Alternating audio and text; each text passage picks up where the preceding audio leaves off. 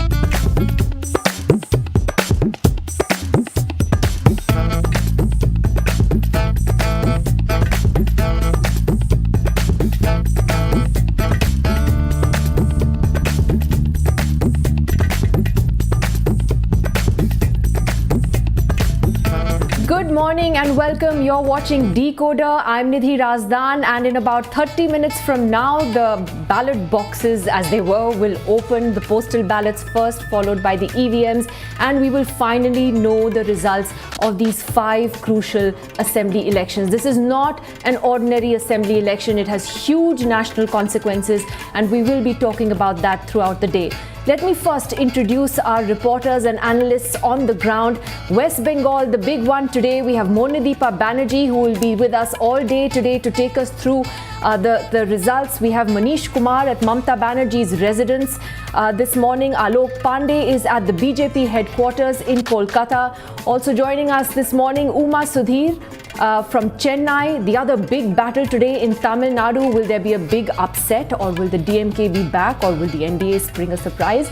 And I'm also happy to introduce Nidhi Kulpati and Sanket Upadhyay, who will be with us through the day, as I said, taking us through the analysis of these results. Let me now introduce our panelists here in the studio. It's great to have Shikha Trivedy, journalist who has been traveling with the DeKoder team, particularly to Tamil Nadu and West Bengal. She's really praising you. Great to have you. She's an ex-colleague, so why not? We all are, actually. Yeah, this is like we all are. This is like a nice reunion. Yamini Iyer, columnist. She's been on our show many times. Yeah, Yamini's great. IP Bajpai is here with us this morning and taking us through all the data, along with Dorab Sopariwala, and of course, Prannoy Roy. Talk. Been working too hard. Yeah, you have actually. Yeah. Doesn't suit Sardar. Doesn't suit you. I'm a Sardar, no? No, it's been great fun actually. It's a very, very interesting election. There's a lot of focus on Bengal, of course, but I think the one person who's worked harder than I have has been Uma. Running around Kerala, Tamil Nadu, I mean, amazing. Uma, have you got the energy to sit through the entire day, stand through the entire day today? After the hectic time you've had over the last month and a half. Absolutely. In the heat. There is so much of anticipation and expectation about Absolutely. So much of anticipation and expectation that you can almost cut it with a knife. That's the kind of thing. Everyone's almost like sitting on edge and watching platforms like ours for the credible developments through the day, because this one is a thriller, absolute thriller. And that's why, May 1 was a holiday. Then you had a weekend. It's like an extended holiday because everyone is just going to sit through and watch this one, what is going to happen through the day. So tell us who's winning. Okay, later. Manish, you always know who's winning, yeah? Even to the states that you haven't been, but you've been through all of Assam and Bengal. So who's winning in Bihar? Your obsession. Bihar already decided, but of course Bihar में जिसको mandate मिला, he had to step down. But today all the focus will be on Bengal as well as Assam. So Dr. Roy, we are right outside Mamata Banerjee's residence here at the Kali Ghat. My camera person Sudhanshu will show you. Perhaps I think this is the only state where the Chief Minister doesn't have a designated house. Neither Mr. Buddhadev Bhattacharya, who was predecessor of Mamata Banerjee, or Mamata Banerjee in the last 15 years, she still stays in this lane, and it's like a moving traffic. So today, earlier, journalists used to be allowed inside, but today, as the results will come, so one is hoping that, after that, based on the results and the trends. But it was a action-packed night last night, because Mamata Banerjee kept on tweeting even before the counting is going to start now. There is lot of drama going outside most of the counting centers, because TMC is alleging that they are not being allowed with pen and paper, unlike the BJP volunteers whom they are alleging that election commission is much more biased towards them. But as far as Assam is concerned, of course, Assam, you must have seen that that's the only state where all the exit poll have given a clear-cut mandate to BJP. Dr. Roy. Right. Alok, you're at the BJP headquarters in Kolkata this morning, and the BJP's really made Bengal such a huge prestige battle. The Home Minister sitting there for weeks while this campaign was on. Well, you're right, but I'd like to start by saying to Prannoy da ki ami tumarche pranam koilam, ami puro Bengali ho gela ami dekhe. 2 mahina am only মাছ ভাত খায় यहाँ पे. So I want to just say that before I move on. বাঙালিতে কথা বলবেন, আপনার হিন্দি হিন্দি নেই এখানে.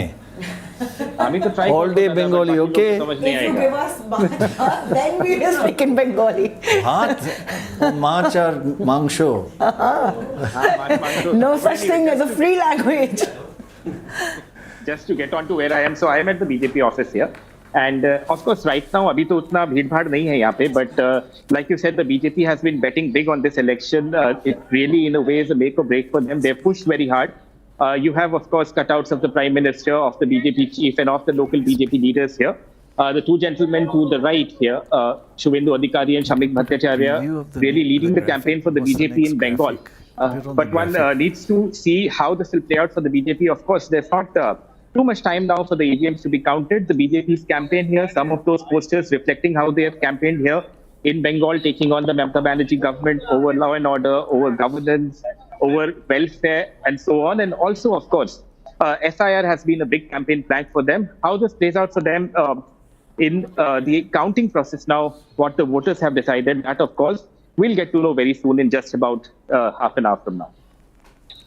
All right, Alok, thanks very much. Monideepa Banerjee joining us as well from Kolkata today. Monideepa, this is, as I said in the beginning, not an ordinary assembly election where nothing is anymore, but this one in particular, it's not just about the BJP versus Mamata Banerjee, it's very much about Mamata versus the entire centre, the establishment, the election commission, the BJP, everything.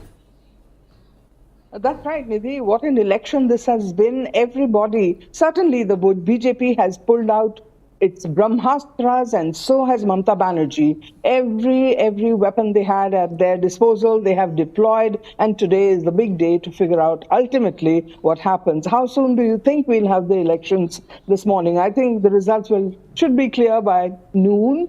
But let's start with what you asked for, Nidhi. I think this election is going to go, the impact of this election is going to go, and the importance of this election lies exactly here.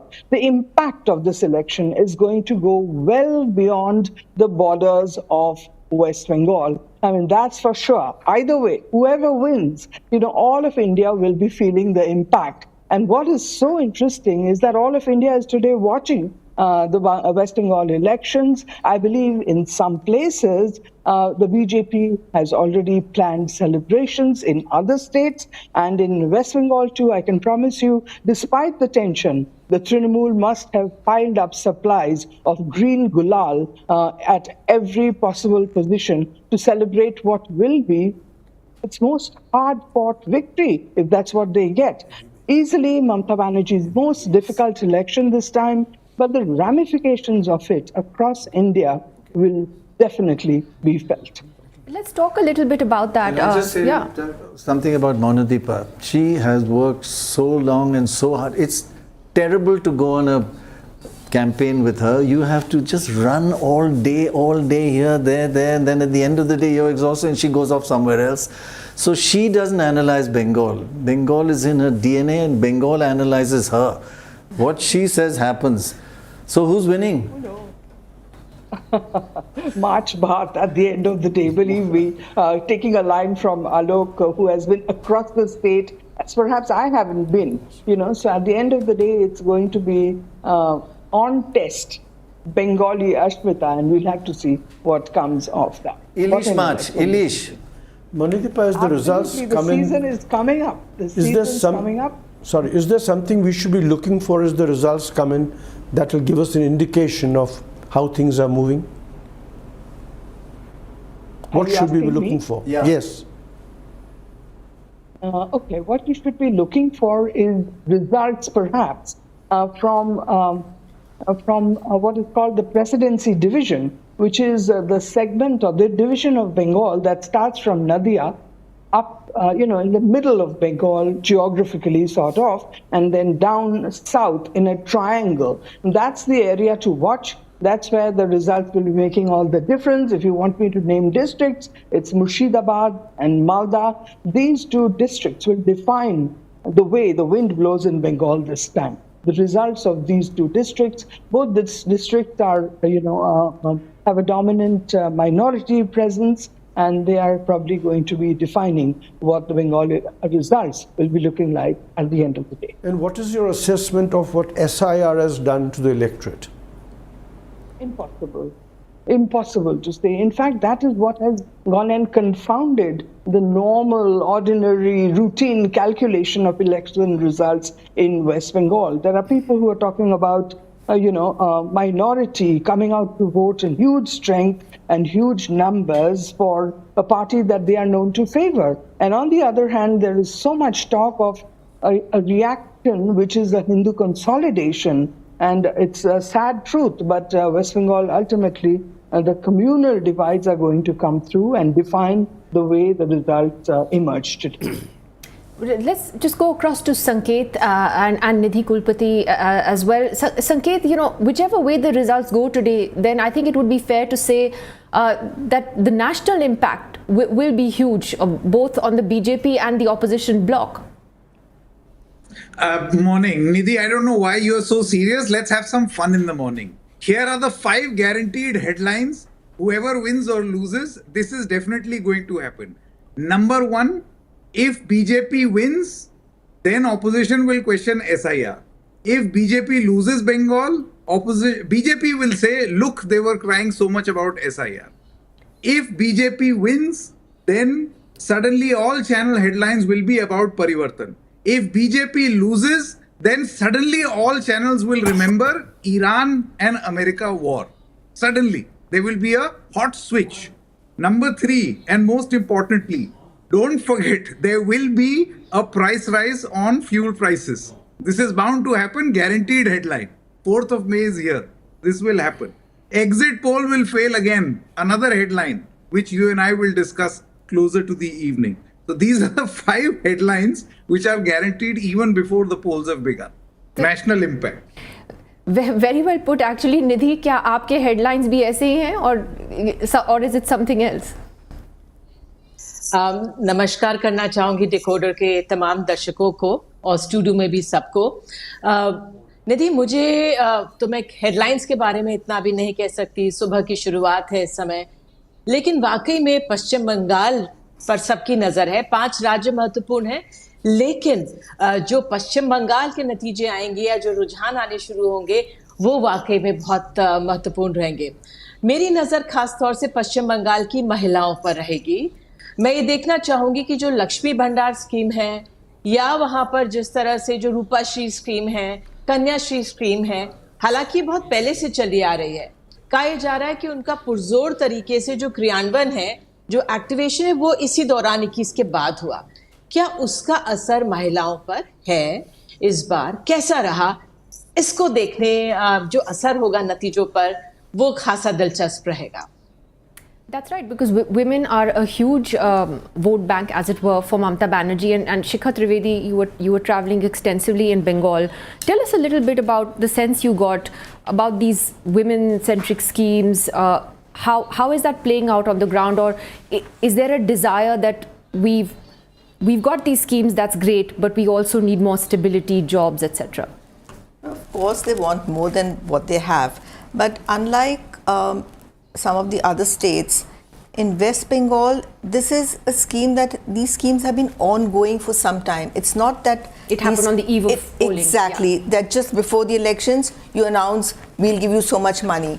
So this is something that the women have been getting, and they are, and that is one of the reasons, you know, a lot of people and a lot of women told us that, you know, Mamata Didi is doing this for us. We don't know what the next government is going to do. What we have in our pocket is what we're looking at. But the other thing I really want to say, and having traveled in almost all the states that are going to the polls, is that in these elections I found that emotions are playing a very, very strong role. You know, I mean, West Bengal and Assam have seen very intense emotional mobilization around identity, around migration, and even in a state like Tamil Nadu, where there is this organic emotional connect amongst young voters and women for Vijay. So at some level, yes, there's the data and the figures, but I found that these elections were really, really emotionally polarized. I mean, even in Kerala, you know, the Sopariwala issue, for instance. So there is a lot of emotions involved this time around, I felt. Yamini, also the fact that, I mean, of course, the emotional factor, as Shikha so put so well, but also that these elections are very much about states versus the center, about federalism, about which is certainly something that both Mamata Banerjee and Stalin of the DMK have represented and talked about. So again, huge consequences whichever way this goes. Oh, absolutely. I think this is huge consequences for the states themselves as well as for the national electoral party competition. I think the issue on the states is really crucial because some of the early data I'm seeing on Bengal with some colleague, an academic group, and I work with them often, called the Data Action Lab. The women issue is in Bengal is seeing a really important shift in that the cash transfer schemes and broadly Mamata's kind of popularity and embeddedness with the female voter base is deep. But we are beginning to see some fissures in urban parts of Bengal. So the extent to which polarization, both the legitimate forms of polarization and the illegitimate forms of polarization, I think we should put that on the table, that the BJP has been engaged in, is beginning to cause new layers and new fault lines even within the female vote base. So that's one extra layer to the Bengal story than what others have said, all of which I completely agree with. Tamil Nadu is really important because for the first time the Dravida duopoly is about to be broken, regardless of whether the DMK forms the election or not. Vijay is clearly, and I think we'll see that unfold over the rest of the day, a new force. What's important about this is that in fact the DMK has gone into the election on the back of a phenomenal economic performance. This is the fastest growing state in India. This is the manufacturing kind of poster child for India at the moment. It is in more ways than one. It's an illustration of what the future economic growth story of India could look like. And yet, despite that, along with all the welfare, so the social justice Dravidia story has been welfare plus growth. There's a yearning for change, and that yearning for change, particularly amongst the younger generation, is beginning to assert itself in the electoral field. So huge changes in the states. But also at the national level, as you rightly say, this is about the BJP in both these states, where it doesn't have deep cadres, using every bit of its central machinery to make it a central machinery versus state story. The push to delimitation in the middle of the election without any explanation, or logical explanation rather, for why this had to be done in the hurry, making it a deep issue of federalism. And so therefore, its implications, whatever the outcome has, of what the future of the federal debate in India is going to look like, and what the dynamic between regional parties and the BJP is going to be, is crucial, and it's central. So new fault lines, both economic amongst the female voter base, as well as huge federal fault lines, regardless of what the outcome is. This is not an election, to Sanket kind of made us laugh a little bit with his headlines, but there is a tone of seriousness in this. Regardless of the outcome in West Bengal, the damage that this has done to Indian democracy, that's really something that we have to talk about seriously. I think that's a great point. I'd like to take that to Geeta Bhatt. Welcome to the show once again. Great to have you this morning.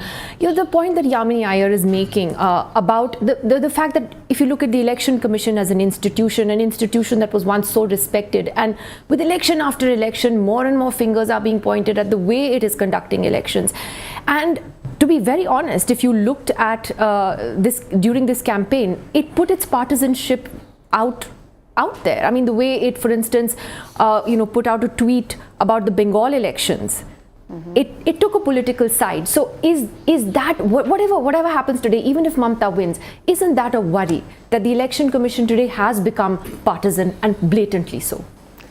Well, I personally feel is that, of course, what everybody's been talking about, all eyes on Bengal today. But if you look at the way Election Commission in totality, if you look at it, there are so many changes that have come into positive changes, where, for example, getting yourself registered as a voter. Earlier it used to be only from election to election exercise. Now it is something that, in general, if you look at it, you can register yourself as a voter at any time. There are many positive things changes which have come, and I personally feel this also needs to look at the kind of challenges that the Election Commission has faced in West Bengal. That also needs to be, we need to look at it from that angle also. What happened in Malda, we all have seen it, 15 judicial officers, the way they were, kept in captivity by the goons of which political party we all know, and how things happened over there. There was, imagine the Supreme Court has reprimanded the government over there. Chief Secretary was reprimanded because he was not picking up the calls of the Calcutta High Court Chief Justice. So these are that on the EC's conduct. This is the kind of, it is such a challenge for democracy, for survival of democracy in West Bengal. That is something that has been I think there are far greater the questions on the Election Commission's role, which we will get into. But Doc, let's look at some of the data. Going through, when we traveled, it was such a big issue. People, one member of their family there was anger. I don't know which side they're going to blame and how it will turn out in the vote. But I would say in 40 years that I've done elections, I've never seen a worse policy by an election commission. Okay, you want to clean up the rolls, fine. Take your time. Don't do it in 3 months, 5 months. haphazard, don't explain things. That anger on the ground, forget me, anger on the ground is just perceptible. Anyway, since there are only a few minutes left before the first leads start coming in, there'll be actually postal ballots. I had said forget about exit polls, but let's have one last look at exit polls. Exit polls, before it's too late. Just give them some oxygen before they die. Bottom line, on average, they're actually, if you take a poll of polls, it's 144 seats versus 144 seats. You know, it just couldn't be closer than that. But we've looked at polls over the years, and how accurate are West Bengal polls? How often do they get the right number? Well, they actually get the right winner, but they get the wrong number of seats. The winning party accuracy is 91%. They get that right. But, you know, they say plus or minus 3% is our error rate. They never get that right. 87% of the time, they just don't get the number of seats right. So this time, 144 don't even have a winner. In fact, 3 of them are saying one winner, another saying the other. We'll come to how it affects men and women, especially in the light of the Bengal elections. But don't take them too seriously now. You were taking it very seriously. Very seriously. We can take them seriously for 5 more minutes, basically. Okay, let's just take a look at this. One of the factors of SIR is interesting on the impact on men and women. Let's go back to the earlier graph, please. Earlier graphic. Yeah. We have found that women are voting much more for the TMC. Some of you just mentioned the reasons why. They have a 10% lead amongst women and a 4% lead amongst men. So women are strongly with Mamta. We'll see this time, this is the last election. Now here is the impact of SIR on women and men voters is actually quite amazing. SIR has switched West Bengal from being more women than men voters to now, because of SIR, there are more men than women voters. If you look at the million of women voters, 38.7 before SIR, there were 38.7 million women voters and 38.4 men voters. After SIR deleted more women than men. SIR deleted 5.7 million women and 3.4 million men. So 63% of their deletions were women. And therefore the result after SIR deletions, the electorate is now 33.1 million women and 35 million men. So suddenly, from Bengal having more women than men, now there are more men than women after SIR. That's going to affect Mamta, obviously, because we saw her lead amongst women. Now, despite the higher turnout, women had a higher turnout. 93% of women turned out and 91.7% of men. But because of the smaller electorate size which we just saw, actual number of voters for the first time in many years, more men than women have voted, even though their turnout was lower, because SIR deleted so many women. So it has had Nidhi, a bit of a partial impact. I almost say anti-women impact, because it deleted 60% of their deletions of women and only 40% men. Is there any accurate data that reflects which, how many more Muslims were deleted from the electoral rolls? I mean, is there any accurate data? Unfortunately, not enough data, because the Election Commission gives men, women, but not by religion. So a lot of work has been done, especially by Alt News, quite a lot of good research. And it seems as though seats which are high Muslim percentage in the population, in the electorate, they have a higher number of deletions. So you can assess the fact, but there's no direct data. But there's been some good research on it. Dorab, what was your sense, I mean, coming away from Bengal and seeing how this SIR has impacted? My sense on the SIR is that general elections took place in 2024. I think every country needs an SIR. Only citizens should vote, non-citizens should not. But you cannot have it's so delayed. And more important is this, let's assume that I am a Muslim.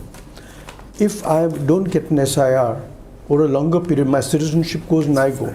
If I'm a non-Muslim, Hindu, Parsi, Sikh, Jain, I can under the Act apply to become an Indian citizen. So the risk to a Muslim voter is much greater in the SIR deletion than it is to a non-Muslim voter. But I think they should take that time and they should, I mean, you've got a census coming. Why didn't you do a next year? Why we waited 20 years? We could have waited one more year and done a completely comprehensive SIR. Because I think SIR is only a fair thing to do. But do it at a time when we don't disenfranchise people. Right. That is not the objective of the SIR. Yeah, we just found no explanations, no reasons, just arbitrary, and people are really upset about it. And actually, one of the strange things, a lot of people voted this time just to make sure they registered that they voted, not for one side or the other, just to say, I'm here. Sir, Baj has a point, yeah. There's an interesting thing here that after the Bihar election where you did an SIR, you know all the problems that came with it. Why did you wait till November to decide to do the SIR here? I mean, there was no reason. You had the whole year to do it. For instance, right now we're doing it in Delhi. We don't have an election coming up. So obviously when they feel like it, it can be done early on. When they don't feel like it, it's thrust down at the last minute. I find that very strange. I just want to add a couple of things to this. There's no logical explanation for even why. We are all interpreting the necessity of why, but the Election Commission hasn't clearly told us why. There is no logical explanation for the process. But there are two really scandalous things about it. One is the way in which documents of government have been weaponized by the government itself. Documents to prove my identity have been given to me by the state. The state is now saying, I'm going to verify this. You have given it to me. Now you are going to verify it and put me through a whole set of chases. As one woman in Bengal told me, "Aadmi to proof karte karte mari jayega." This is she was a Bihari Bengali, so I could understand what she was saying clearly. Bihar is part of Bihar is part of Bengal. What you say? Now increasingly it will all merge, right? But the second big issue is what Dorab and Prannoy, you both mentioned about the fragility of citizenship. This is disenfranchisement, but it is also making a certain section of our population, of our citizenry, extremely vulnerable. That is just really scandalous. Ultimately, a lot of Hindus that we met who have been disenfranchised, a large number of them women, it is not existential in the same way as it is existential for the Muslim. I can tell you something. This happens. I met a young Muslim girl and she was just chatting, and then finally I just said, who are you thinking of voting for and all, which I hesitate to answer, but she said, this is in Tamil Nadu, and she said, I was thinking of voting for Vijay, and he's, by the way, very popular among the young, but I don't think I will because everybody's saying he's going to tie up with the BJP. And she says, I'm a Muslim. I want to live in India. This is my country. But they want me out of here. And that's the feeling that they are getting, that the BJP wants Muslims out and not part of the citizen. Maybe right or wrong, but that's the aura. Yeah, and she was not some poor, illiterate Muslim girl. She was an educated girl, a professional with a good job, and you know, and very emotional about wanting to be in India and live in India. And it's given more space to the Bahari argument, you know, that outsiders are coming in and kind of legitimizing the polarization that we're seeing. So just to flag that counting has officially started. So we can register that. Postal votes last this time, I think so. No, postal vote. We're going to have that conversation again where I'll keep asking you, Baj, when do the EVMs actually open? How many rounds? No, one other question. Why was Assam left out of SIR? You know, you said all other states. Now suddenly one state where one party seems to be in power for a long time, that state is dropped. They have a lot of people who ostensibly have come from across the border. There's nothing been done there. So just had a question though, that we know that the polling percentage was, the turnout was higher this time, but also because of the deletions, that was a factor, but it was still quite high. And the eternal question is then, who does that benefit? Well, we actually have done some data, and thank you for asking. Let's have a look at the analysis of who benefits from high turnout and who benefits from low turnout. It goes something like this. The BJP does better in low turnout seats. Just look at these numbers. The BJP margin of victory in high turnout seats is 7.4, but in low turnout seats, much higher, almost 14, 13.6, because low turnout seats tend to benefit cadre-based party. Now, will this affect Bengal? Not really, because both are cadre-based parties. But generally, when it's fighting against non-cadre-based parties like the Congress or many others, we got first leads from Assam. Nidhi, over to you. I think it's the BJP holding on to a seat. Just one lead has come in. Yeah, there it is. On. Yeah, correct. Yeah. So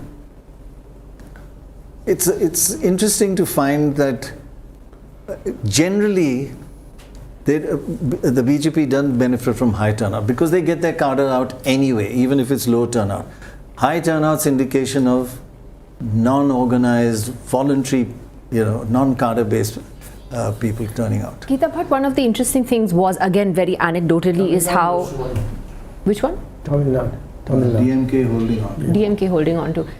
That the SIR may have actually prompted or encouraged people to go out and say that we have to vote. Bengalis from all over the country went back home and ensured that they took part in these elections. How do you see that development? Well, Nidhi, yes, of course, in Delhi also, in many parts, especially women from Bengal who have been working as house helps, they have been telling that they have gone back, and some of them that they got their air tickets to go back to vote over there. Just 1 second. Yeah. We got a bellwether constituency that's and this Vijay is actually winning in a bellwether, but it's a little different this time. But bellwethers are those seats which votes the same winner as the overall winner of the states for many elections in a row. Now Vijay is leading in the first bellwether, but it's unusual because he's such a personality and this is his seat. Sorry, carry on, sorry. So yes, that we have seen here in Delhi and across the country. So there was this, no doubt, an impression that because of the SIR happening, they may lose their ration cards, they may lose their property, they may lose their land. This kind of impression has carried across the country wherever Bengalis have been working, and they have gone back to vote. But at the same time, it is very interesting while we are talking about that, SIR. The first leads from West Bengal are also here. Seat. Stalin, Chief Minister. The victory margin was 40%. He's doing fine there. But I was just saying, West Bengal, we also have the first leads. I think it's, yeah. Oh, TMC leading in West Bengal with a very small margin. The winner last time was BJP, so this is the first indicator. Of course, again, just postal ballots probably, but this means the BJP would need at least a 1% swing against it from its already low percentage last time. West Bengal is a seat called Mathabanga, so I said I certainly don't want to go to that constituency. Yeah, sorry, Geeta Bhatt, we've interrupted you twice, yes. Yeah. Sorry. But that'll keep happening. I understand that. So, what is interesting to see here is that, yes, the government is asking, documents which itself, that just like you mentioned. But at the same time, we know that how in not just in West Bengal, but maybe in some other parts also, there has been lot of forging of the documents that has been happening. And imagine in Bangladesh Assembly, this is being the Parliament is discussing, where the parliamentarians are asking that if as per the projections of the exit polls, if BJP is going to come in power, large number of Bangladeshis are going to return back, and that is going to be a big problem for us. This is what is being discussed in in the Parliament in Bangladesh. So very much there is a huge issue in that in that state, where there has been infiltration, where lot of people who are not residents of this country, their citizenship has been legitimized, and this is a question which has propped up again and again. Those who are genuine citizens of our country are being marginalized, and I think those are important questions. Okay, definitely there would be some cases in which this has come up, that they have not been correctly undergone the... Yeah, so in Bengal we have 15 leads coming in. They're all coming in except, 13 of them are from the north, and TMC is picking up 2, even though it's 9-6 in favor of BJP at the moment. So it's interesting if the BJP is leading. This is the northern region, which is the BJP stronghold. Yeah. It's a BJP stronghold. Just talk about Tamil Nadu also for a moment, Shikha. What was your sense about the Vijay factor? So much excitement about him. Clearly, again, as we said, whichever way things go today, he's shaken up Tamil Nadu politics, and he's probably there to stay. Yeah, to be Vijay is somebody who has ostensibly no caste, no religion. When his father claims that when he admitted Vijay to school, he did not put down any caste or religion. He said he was at the million. So here is a man with no caste, no religion, no agenda, no clear-cut policy, and yet he's taken on 2 Dravidian giants.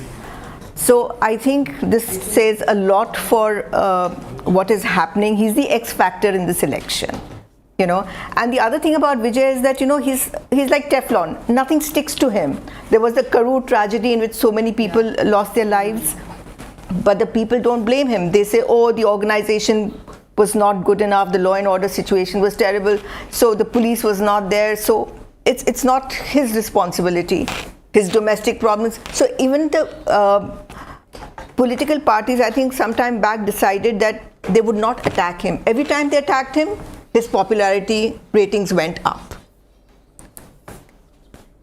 Perhaps this is what Tamil Nadu is now looking at.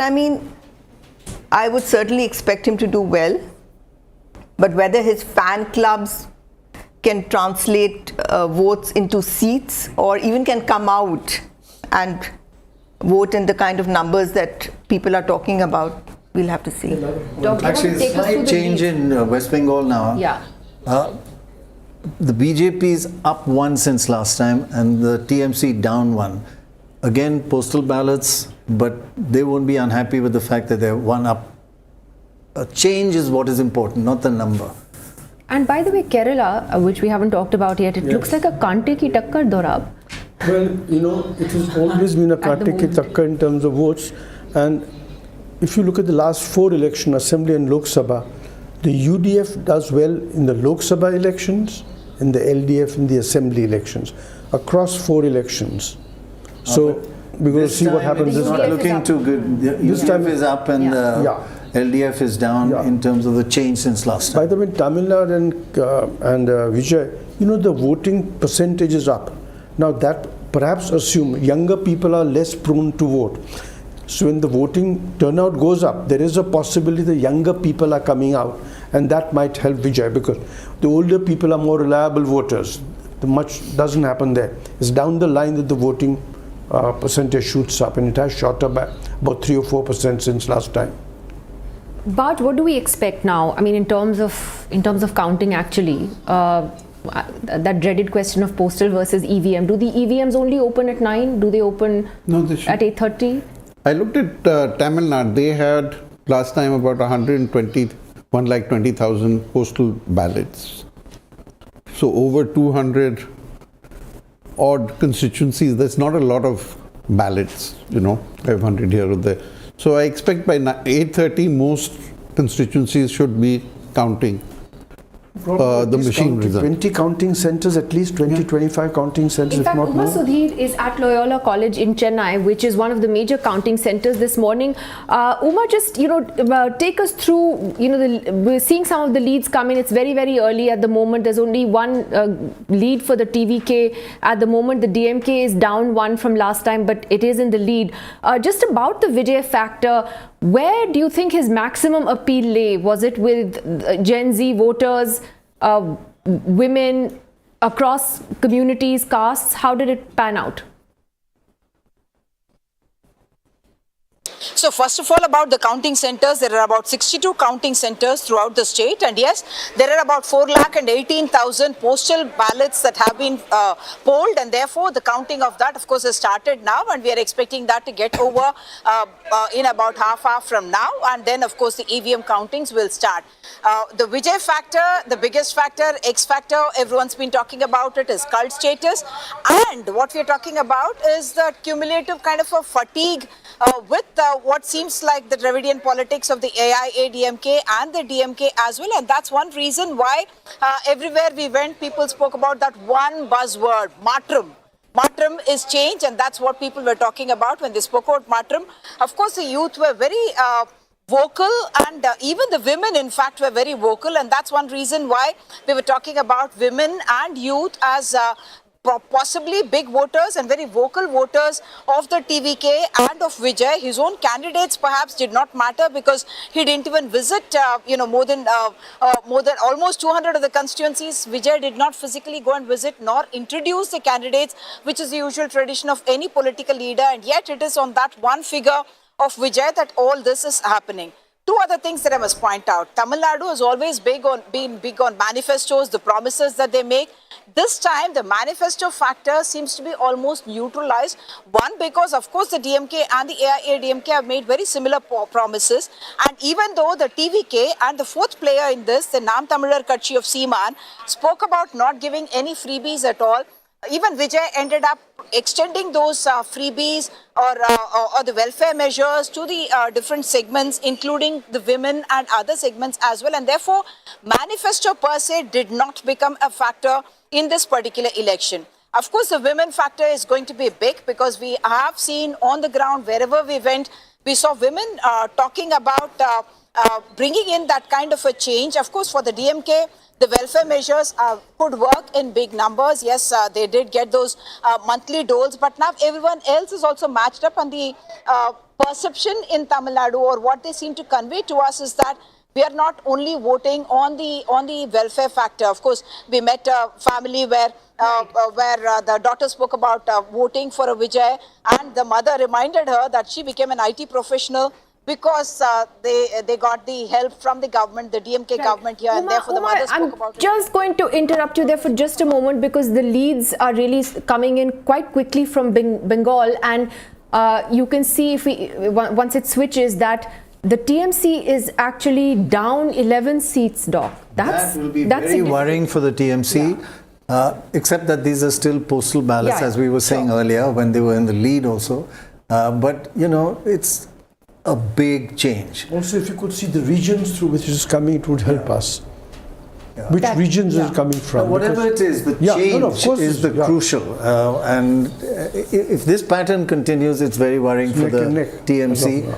But again, postal ballots is very, very and in Tamil Nadu, we're seeing both the DMK and the AIADMK down a seat, TVK leading in two. In fact, the ex-Chief Minister Edapadi Palaniswamy is leading.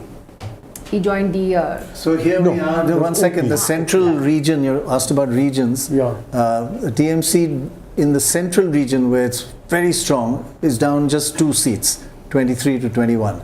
And the BJP, same as last time, the Congress has gained 2 seats. Again, postal barrels, so all this will change. Let's look at the eastern region, which is a strong BJP region, BJP is holding on, the TMC is not gaining anything. If we look at the next region, That's the Calcutta. which is Kolkata. This is very strong TMC area. Oh, that's great. And they are down That's where they're 6. down. That is the big worry for them. Yeah. And the left is up 1 at the moment. Just look at the change figures. They are the crucial, not the levels right now. This northern region is totally a stronghold for the BJP, and they're getting even stronger there. They're gaining 3 seats and the TMC down 3. Even in that strong area where the BJP did very well last time, they did even better. In the south central region, again a strong area for the BJP. They've gained even more, up 2. So there's a kind of pattern. Yeah. And it may be just postal ballots, but it'll be worrying for the TMC at the moment, definitely. If we look at the southwest, this is the TMC strong area, high scheduled tribe area, and the TMC holding on to everything so far. But only 2 seats and again postal ballots. In fact, across the board, key is the Kolkata, where the TMC has traditionally been very strong, and they're losing seats there. That's a big worry for them. Last time they won all seats there. Yeah. What do you think would, I mean, if this holds in Kolkata itself, what do you think would explain that shift then towards the BJP, if this holds? I think there was a certain amount of disillusionment amongst the urban voters.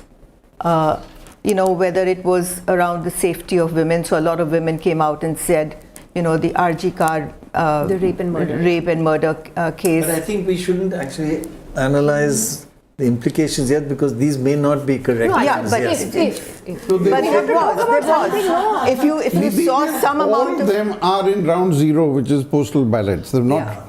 None of We should go state to state and just do a review of what's happening in each state and keep seeing the updates, and then after 1 or 2 rounds, then everyone's theory will hold up. Then you just switch. When that switches, you switch. We have to talk about something, so you just keep saying. That's a point. That's a fact. But one of the interesting things I think we all found in both Tamil Nadu and Bengal, 2 states which central government figures show are the safest for women. Women's safety was a big issue with all the women voters. Safety is terrible, safety. In these 2 states, they're the best 2. I think it was also constructed narrative by the political parties, because, women said they felt unsafe, but except for 2 or 3 incidents, they couldn't really connect that feeling of being unsafe with themselves. And I felt that it was more episodic rather than the lived experience of women. So a case has happened in Calcutta or in Chennai, but a woman in a rural part of the state cannot connect to it. Right. I'd like to welcome Mr. N. Ram, the director of the Hindu Publishing Group, who's joining us this morning. Mr. Ram, thank you very much for being with us. The leads are very, very early. We're still in the postal ballot stage. Let me ask you about Tamil Nadu first. Your sense of the numbers at the moment?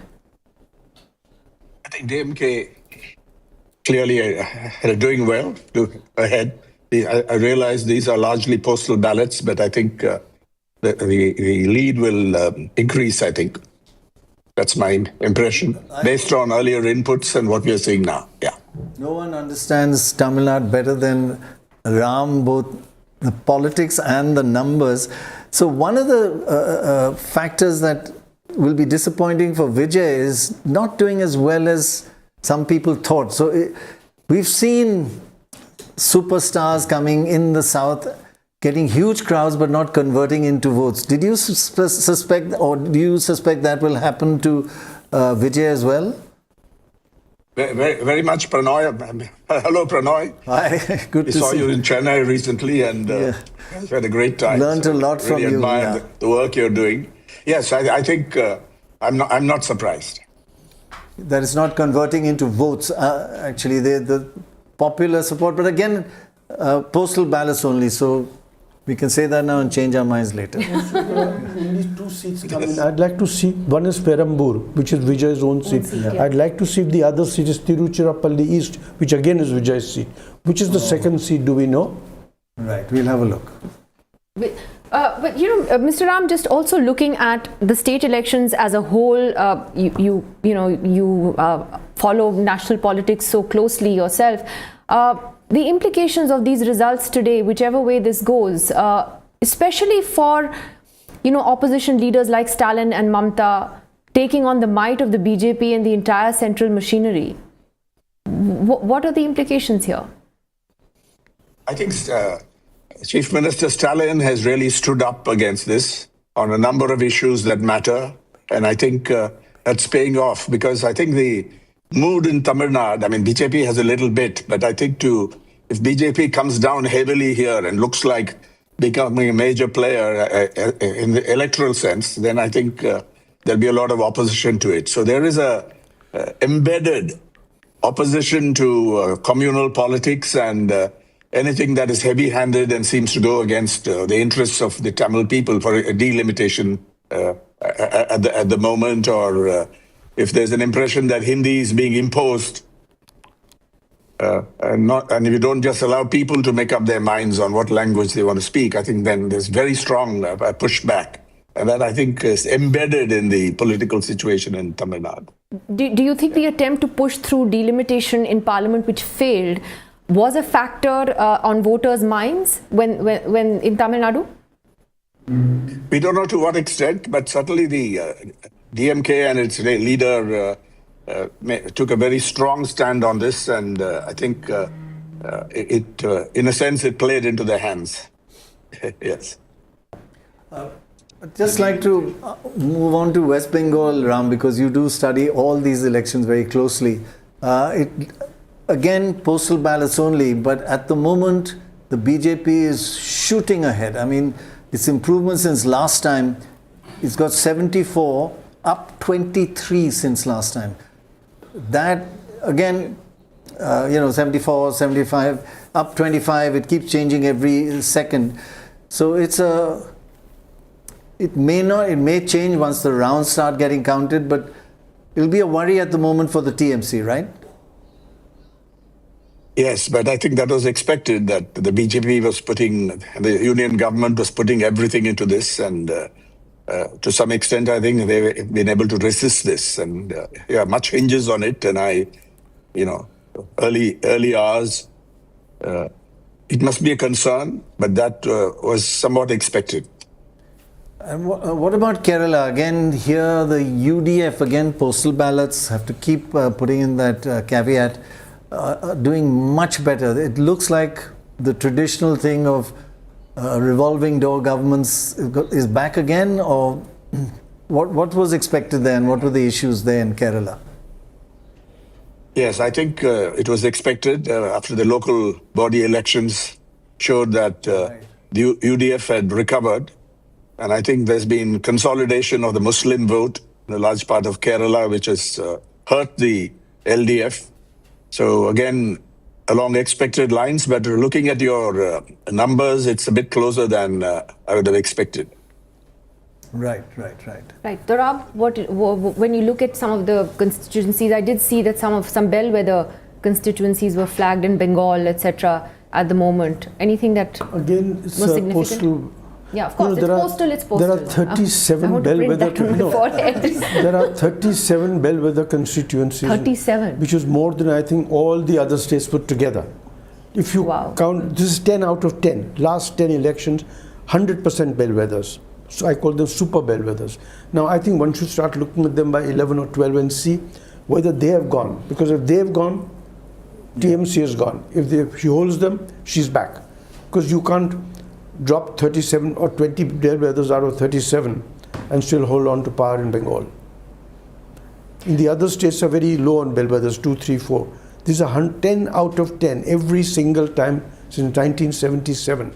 It has voted for the winning party, 37 seats. And I think Assam is pretty much going the way most exit posters predicted. The BJP at the moment in the postal ballot is clearly... There's no change. So. Yeah, there's no change. It's not that it's doing particularly better or worse. But I thought the Bengal election this time, did you get a chance to actually talk to Mamta Banerjee? One got a sense that she wasn't very ready to meet By the anyone. way, that was their policy last time as well. We went to many rallies, we saw their speeches, etc., but they never gave interviews last time But or even this just time. to meet, to talk. No, she just says, I'll talk to you later. Okay. So, One yes. thing on Kerala, CPM since the beginning of the century has not actually dropped below 60 seats. So, and the last time the Congress won, they got 72 and the left got 68. So it's quite possible this may be as close as it's looking just now. Interestingly, the Congress has a gain of 4 seats at the moment. In Bengal, it had 0 last time. Prannoy Vijay, very interestingly, has changed his ex-profile, bio. Earlier it was Chief Minister of Kerala, now it is just, Politburo member of CPIM. He's already changed it. Well, that's the bellwether. Yeah, social media handles do tell you a lot. They tell you the headlines before they actually make the headlines. Monideepa Banerjee joining us from Kolkata this morning. Monideepa, take us through your sense of the numbers in Bengal at the moment. Again, postal ballots, but a big lead for the BJP. It's so fascinating. I mean, normally what would you do with postal ballots? They come and they go in the morning, they are out of the way, and you forget about postal ballots. But I believe the number of postal ballots in West Bengal this time is about 10 lakh, which is again a drop in the ocean, really. Yet there's politics over that as well. Even, the BJP TMC battle has apparently even infiltrated over there because who casts the postal ballot? Armed forces for one, and on the other hand you have people, hundreds of thousands of people involved in the election process itself. All the people who are conducting the elections, who are from this state and who are away from their home seats, or even if they are in their home seats, they're not going to be able to go and vote, say your BLOs or your ROs, returning officer or whatever. They are the ones who, and of course, the hundreds of policemen, not just state government employees, but say all the people who are driving the many vehicles of, say, the central forces or even state forces or whatever. These are the people who cast their vote. Apparently, according to one count, it's about 10 lakh, and even there is a huge tension between the TMC and the BJP. Will all the people, like 10 lakh postal ballot voters, will they get to vote? Have they all voted? These are questions that have entered this round of elections. Again, a first, believe me. We didn't bother about postal elections, did we? But yeah, indeed, to start the morning with a drop, in TMC's numbers over there, the change that Dr. Roy was talking about, that can't be very encouraging. And the only good news seems to be for the Congress, which is apparently leading in 2 seats, which must be very, very heartening for the Congress. 4, which is very heartening for a party which had come down to 0. In fact, people will be watching the Congress and the left results very closely. There are many betting on Congress making a break this time into the state assembly, but a big question mark still over the left. Who gets more between the Congress and the left is, of course, the major debate that's going on people who are looking beyond the binary of the Trinamool and the BJP. There's just one more party that I think we should mention at this point. Last time round in 2021, a party called the Indian Secular Front, the ISF, that party was the only opposition party, a non-BJP opposition party in the West Bengal Assembly. There's a gentleman called Naushad Siddiqui, who is the lone ISF MLA. Now this party, very important, is sort of really spread its wings, and the challenge before them is to see whether they can up their tally from 1 to a little more. Right. That will make a huge difference because Monideepa, in fact, as we speak to you, the numbers keep changing, but the TMC is still down, but it's now taken a lead over the BJP in these postal ballots, 100 to a 97. I mean, it literally is can't take it occur in this case. These are what ballots? Postal. Postal. Oh, yeah. I'd like to welcome J.B. Mathur, Rajya Sabha MP of the Congress. from Kerala, Jebi Mathur is joining us. Thank you very much for being with us this morning. And I guess you have good reason to smile because the Congress seems to be doing quite well in Kerala at the moment. Yes, early trends are very positive.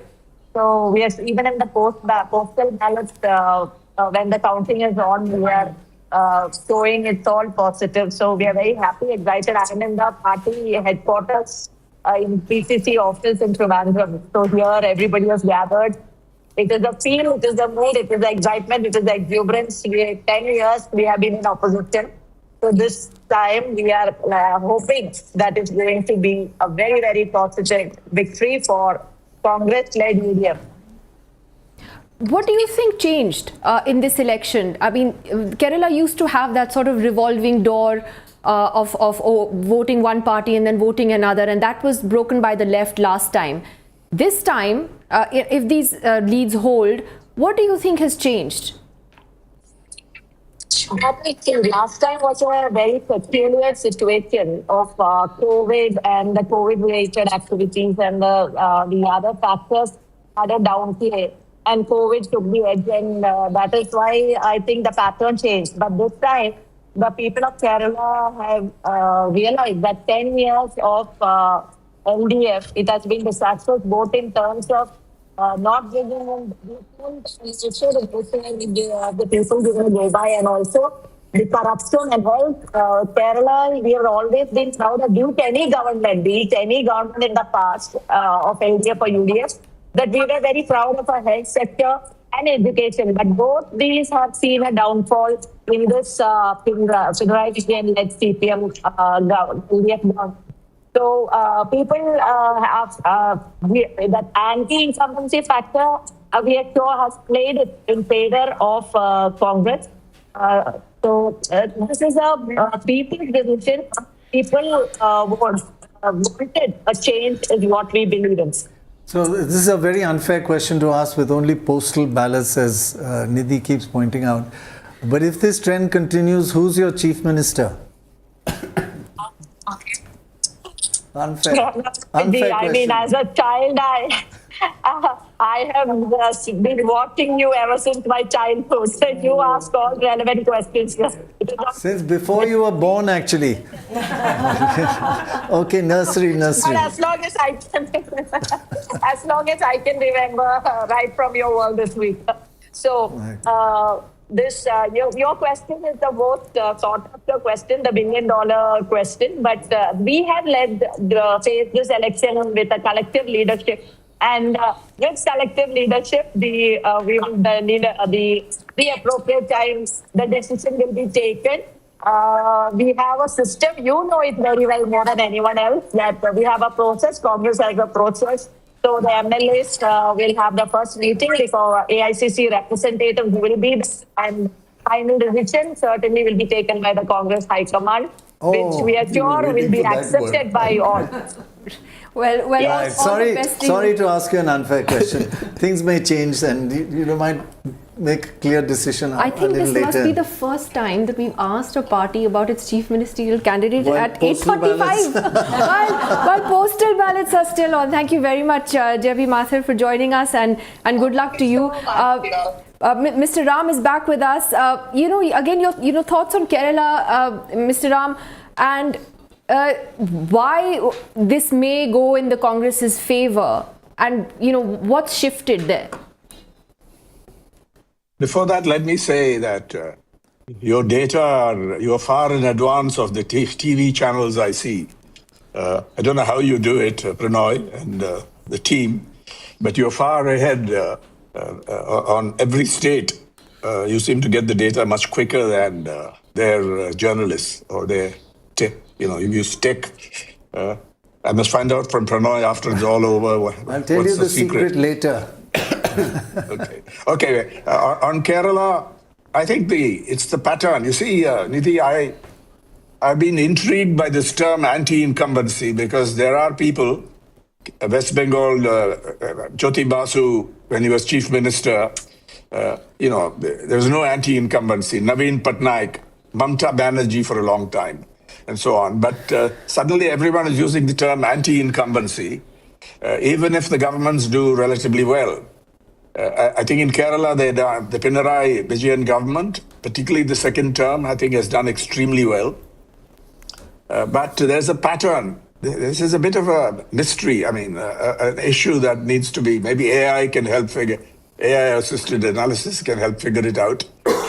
Why do some states have this pattern that it alternates? Tamil Nadu used to be one. I think it looks like it's being, that pattern is being broken right now with DMK, and that was expected. Kerala last time, I think, defied the pattern, and the government came back to power. So this is an interesting question.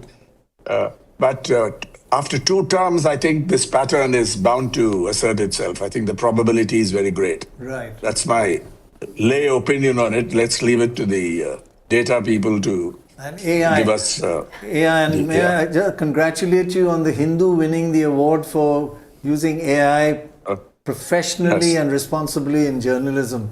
It is the future, but it has to have a lot of safeguards, and I think you've been very careful to do that.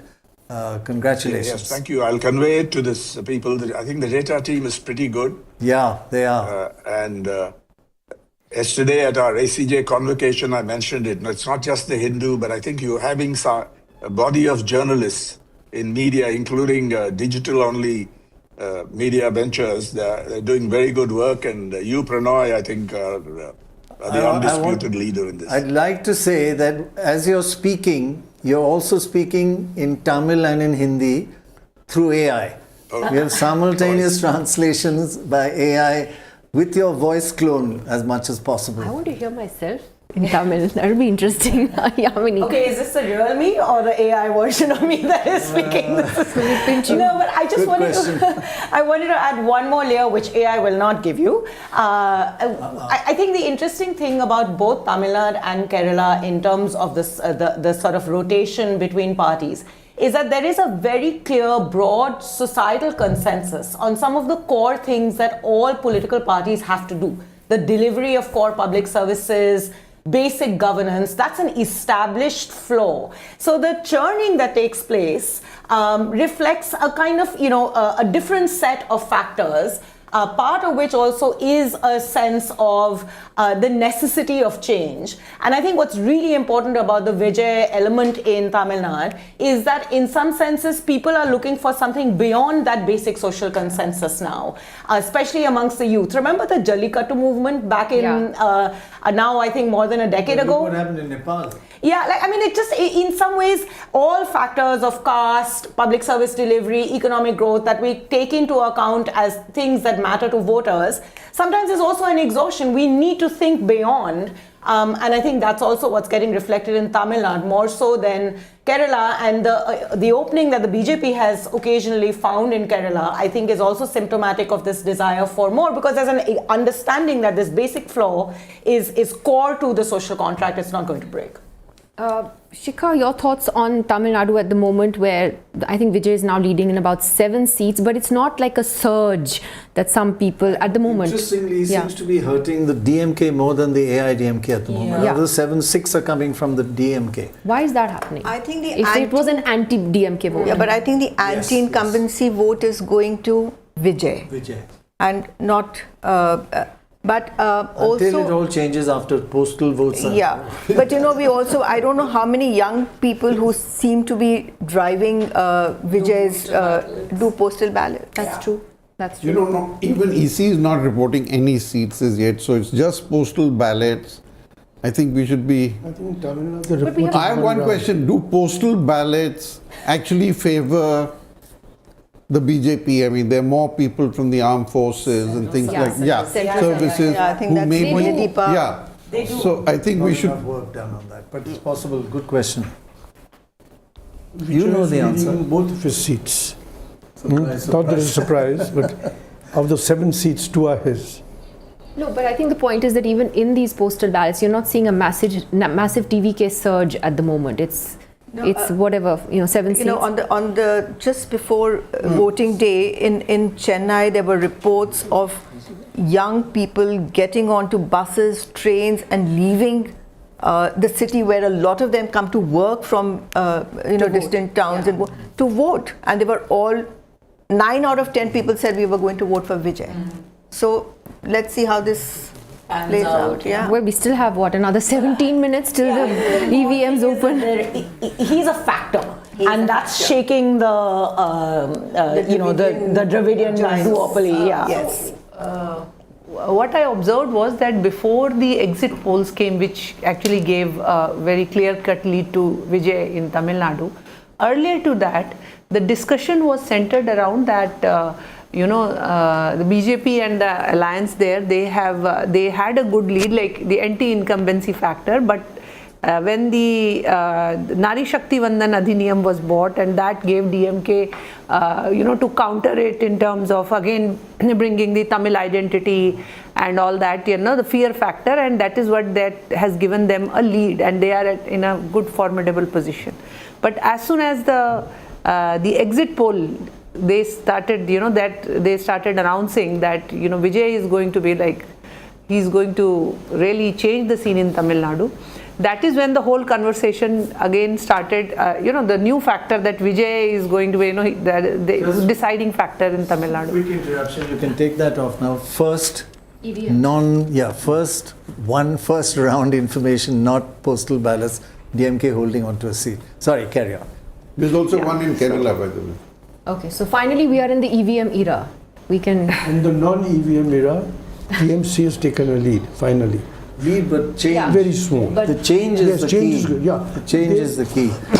But it did have a huge margin of victory, so it can lose a lot of seats. 147 not to win, and they're 215. Yeah. So they can afford to lose about a third of the seats. Yeah, but now they're down to 165 if you go by that logic. So it's getting 165, and then there's something called the Lotus operation. What is that? Everybody goes into hotels. And Sorry, let's see.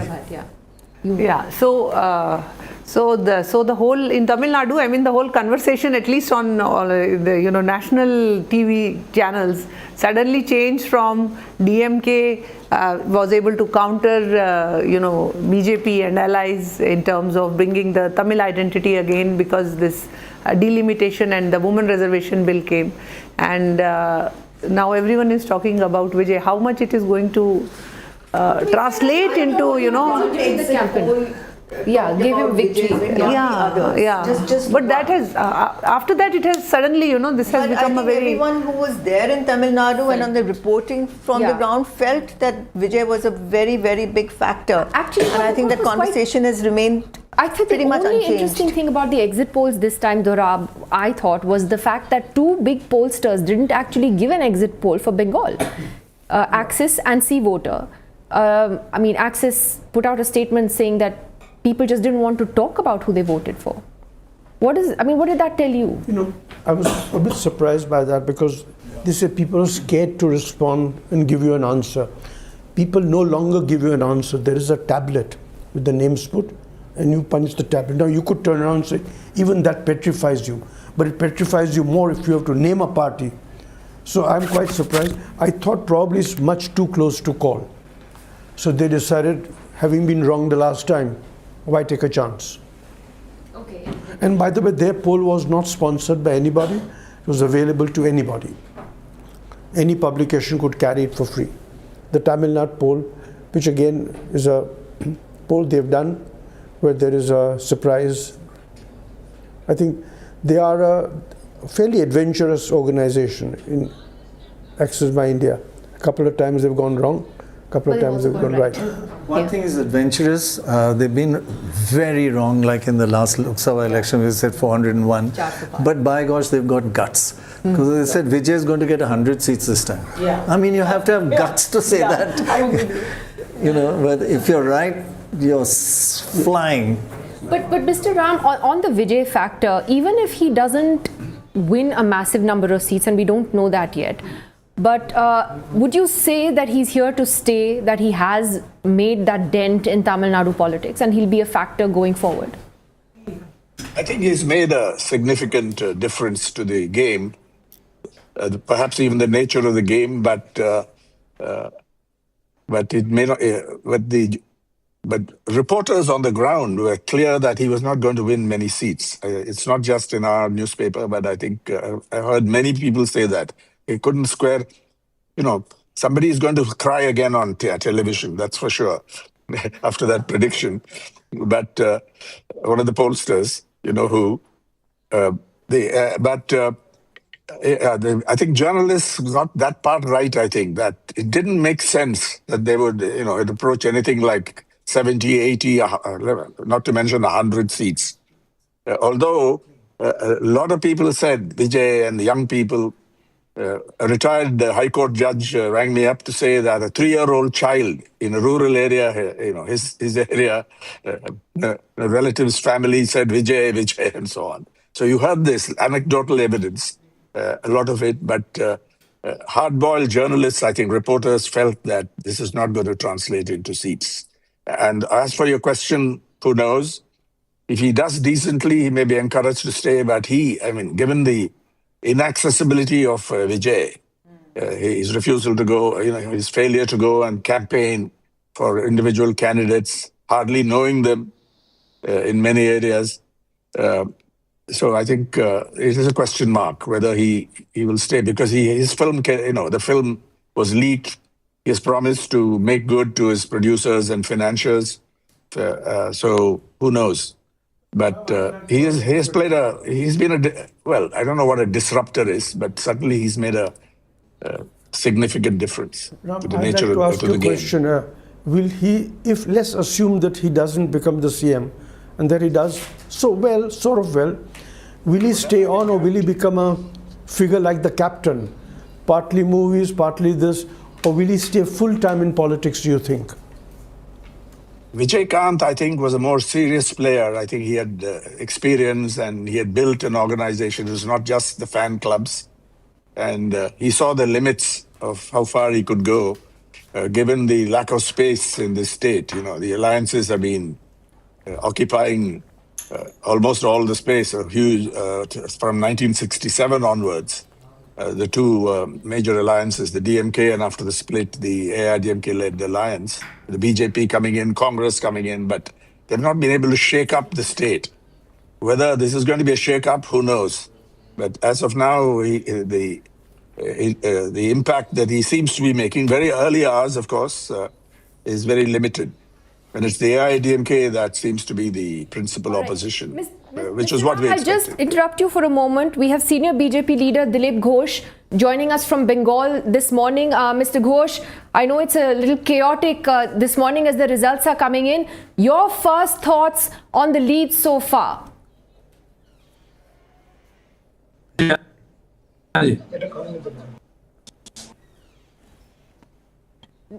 Mr. Ghosh, can you hear me?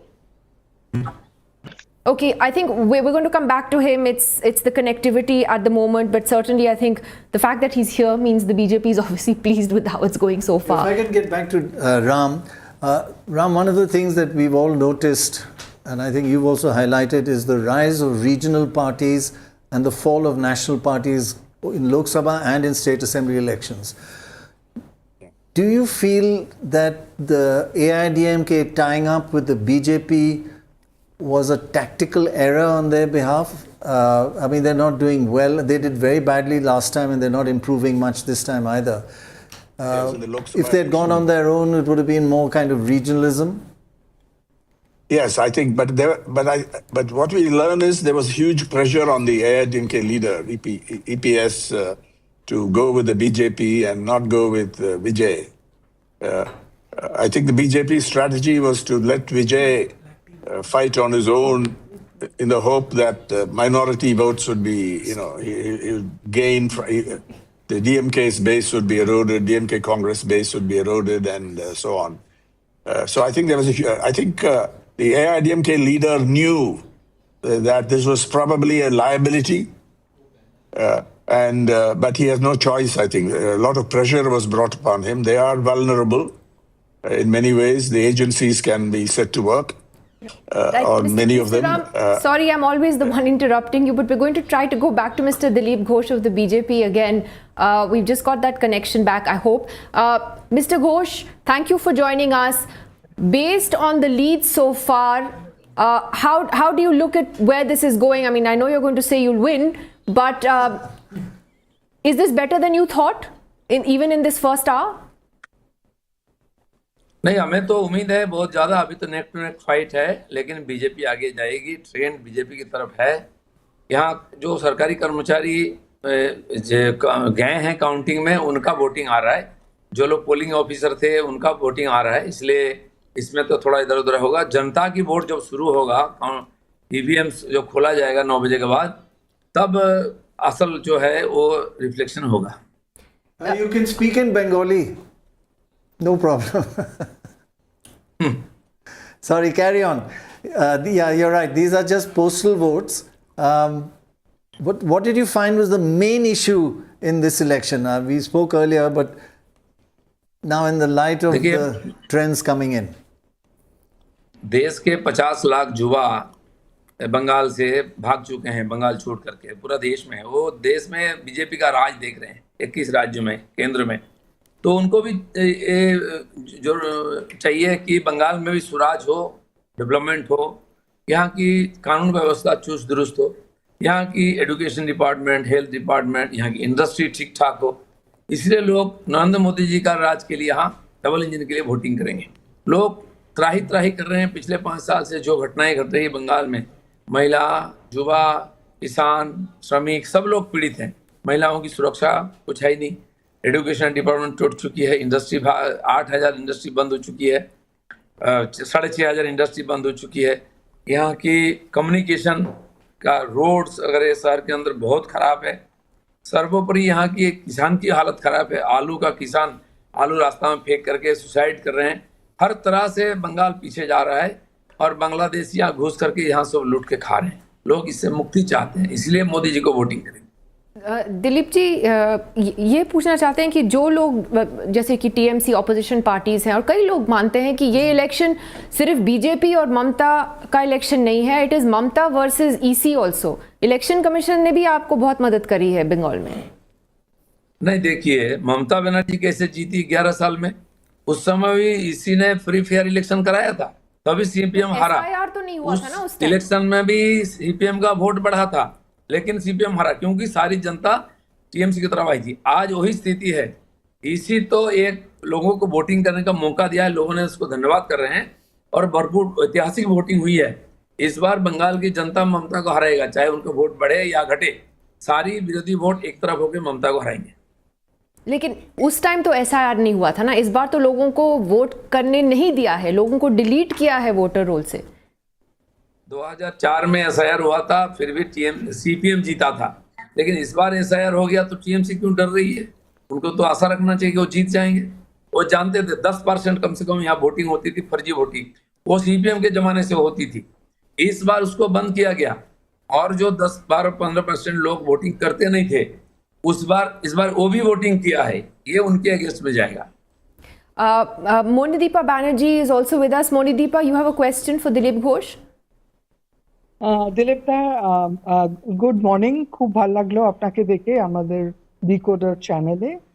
एक ही I have one question for you. एक ही प्रश्न है और थोड़ा light when में है, और वो है कि इस बार अगर बीजेपी निकल गई पश्चिम बंगाल में, आगे चली गई तृणमूल से, तो ये इलेक्शन आपने लड़ा है without an chief minister's face. Who are you betting on? आपको क्या लगता है इस बारे में बीजेपी क्या करेगी, क्या स्ट्रैटेजी रहेगी? बीजेपी की परंपरा रही है, हम पहले घोषणा नहीं करते हैं चीफ मिनिस्टर। अभी देश में 21 राज्य में हैं हम लोग के डिप्टी चीफ मिनिस्टर हमारे हैं, और जब तक घोषणा नहीं होता उनको कोई नहीं जानता था। और ऐसे कार्यकर्ता हमारे पास दर्जनों हैं जो सुशासन दे सकते हैं, क्योंकि पार्टी का एक सिस्टम है सुशासन और शासन चलाने के लिए। तो इसलिए किसी कार्यकर्ता को भी हम सामने खड़ा कर देंगे, वो सरकार चलाएंगे, बाकी सब हम सब उनको मदद करेंगे। जी, लेकिन दिलीप जी, आप क्या कह रहे हैं कि आप भी हाई कमांड पे छोड़ देंगे फिर अगर बीजेपी जीत गई?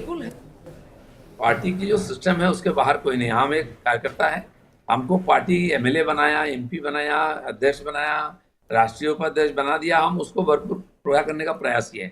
अभी मेरे ऊपर कोई जिम्मेदारी नहीं, पार्टी हमको टिकट दिया विधायक चुनकर आने के लिए, उसके लिए हम लड़ रहे हैं और वो करेंगे। Monideepa, you have another question? Yeah, go ahead. और दिलीप, आपको कैसा लग रहा है वापस खड़गपुर आके?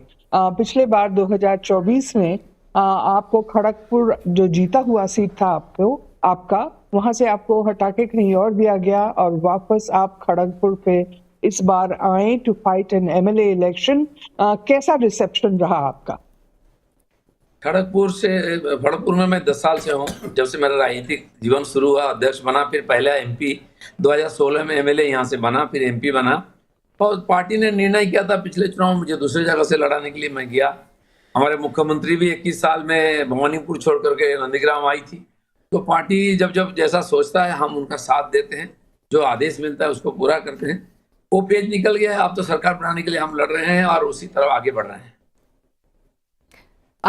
Last question for Deep, if I मे।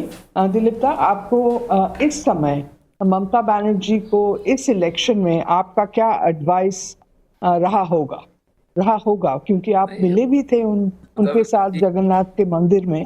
क्या एडवाइस देना चाहेंगे आप मुख्यमंत्री को इस समय जब काउंटिंग में लग रहा है बीजेपी थोड़ा आगे ही है? ममता जी बहुत पुराने सीनियर पॉलिटिशियन हैं, हम तो अभी आए हैं और वो किसी का एडवाइस लेते भी नहीं है। इसलिए एडवाइस लेने का जो समय था 15 सालों निकल गया है। आप बोलने के कोई फायदा नहीं, हाथ से बाजी निकल गई है। अब बीजेपी सरकार बनाएगी और पार्टी को अगर सुझाव देना है तो हम उस समय देंगे जब हमारी सरकार में आएगा। In fact, while we're talking to you, Dilip ji, अभी ये फर्स्ट लीड जो आया है ममता बनर्जी की कंस्टिट्यूएंसी है, she is trailing at the moment from Bhawanipur at the moment, but ये तो अभी इनिशियल नंबर्स है, ईवीएम्स खुलने वाले हैं वहाँ बंगाल में, तो अभी देखते हैं। पोस्टल, दिस इज पोस्टल, ये बदल। Noticing that she defeated him last time. He defeated her last time in Nandigram. So he's standing in Nandigram and now he's saying, I'm coming to take you on in Bhawanipur. So he's throwing a challenge actually. This time, and thank you Dilip ji, thank you so much for joining us. हम आपसे बाद में ज़रूर बात करेंगे once the leads are clearer. But Monideepa, one of the interesting things about Mamta's own election this time is that last time too from Bhawanipur, her margin of victory was less than it was from the previous time. I mean, it was a closer election. So even her own election this time was a little bit tougher, wasn't it? Well, it's very interesting. 2021, the Trinamool Congress won from the seat with a huge margin of 28,000. Somebody else fought from this particular seat, Nidhi Kulpati of the TMC, and he won by a margin of 28,000. Then came the by-election. Mamta Banerjee had to return to the assembly via a by-election because she had lost at Nandigram. So when she contested this particular by-election, she won with a huge margin of 58,000 votes.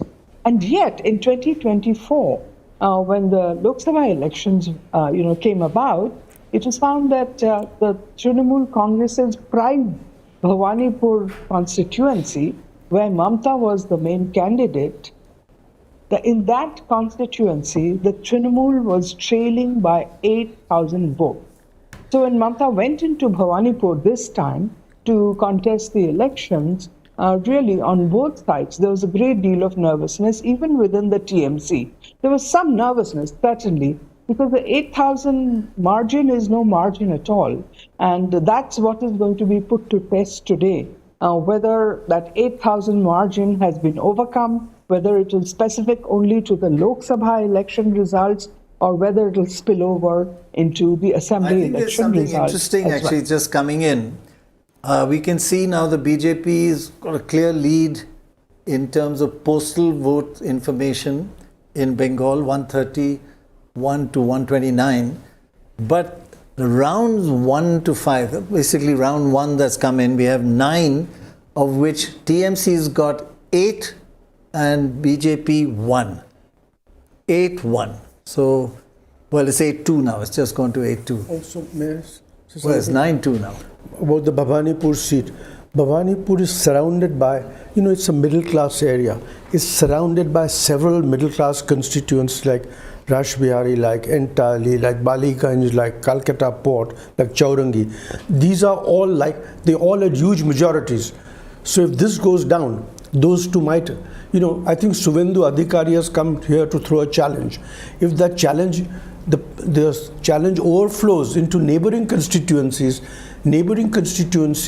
which had 20-30% majorities might also be under some threat from the BJP. Of course, it's early days, but he's made his mark. But the EVMs across states now have so Tamil Nadu, because I just saw that Vijay is now gone up to 15. Wow. Yeah. I think Kerala probably has the most counting that's come from EVMs. And the interesting thing is that the UDF is doing well in South and Central. They're gaining seats there, seats that have 7 to 9% margins last time for the left front are now moving this way. Right. Let me just welcome Yogendra Yadav to the panel this morning. Yogendra Yadav, great to have you on the show once again. Your first thoughts, with the leads, particularly from Bengal, as Prannoy was just pointing out, the EVMs have just opened there in postal ballots. We can see it's been quite close, so the TMC is significantly down, but they seem to be doing better in the first round, right, of EVM counting. Right. I just want to say about Yogendra, the finest cephalogist India's had, and he's giving it up. Yogendra, I'm sorry, I'm going to have to threaten you to get back to cephology. Or else. Thank you, Nidhi. Thank you, Dr. Roy. If it's election day, you have to hear Dr. Roy first thing in the morning, and then you believe, all right, elections are truly happening. And thank you, grateful and privileged to be here. But for one thing, I should really thank your team, because you are the only one who are separating. Mr. Ram said that you are fastest. But for me, more important than faster is that you are the only one who are separating postal ballots from the real count, and which is really what matters. So to my mind, what we have witnessed, but it's very, very early thing, but we have seen a divergence in West Bengal between the postal ballot count, which, as I think Monideepa had pointed out earlier, are more from government employees, from security forces. So to assume that that would be representative of the state would be a very strange assumption. So now there seems to be some divergence. My own sense is, I know this is the wrong time to, not just wrong, it's a serious time to make a forecast, but I actually do think that finally we would see TMC forging ahead if we go by the reports from the ground and genuine post-poll trends that people have noticed. You're saying there were reports from the ground and genuine post-poll trends. Where is the question mark for you? Is it the SIR and how that played out on the ground? Thanks for mentioning that, Nidhi, because I think we cannot discuss this election as if it's one more normal election. Things other than people's preferences, things other than campaign, things other than issues and routine stuff are playing a very critical role. In Bengal, we cannot discuss this election without noticing that at least more than 4% votes were thrown out in a way which appeared to be targeted, appeared to be partisan, in a sense which is completely unfair. And I'm not speaking of all the 90 lakh people who were denied, but because among the first round of 58 lakh voters that were excluded, I did not get a sense that was targeted. Sorry but 27 lakhs votes were targeted. Just a quick interruption, something you may just have a look at your screen. The potential swing against the LDF is -5 in Kerala, which is a lot. And by the way, in Bengal, we are seeing a likely swing, again, just on a few first round votes of -1% against Mamta. Go ahead. These are just things that I know that you will analyze much better than anybody else. -5 and -1. And last time she had a 10% lead. So -1 is, here it is, -1. Information that you can get only from Dr. Roy's team. No. That's critical. That's absolutely critical to my mind. So the question is whether Mamta Banerjee can take the SIR hit. SIR has hit her. My sense is that it's something around 1.5% to 2% is the net hit that TMC has had because of targeted deletions, thanks to the SIR.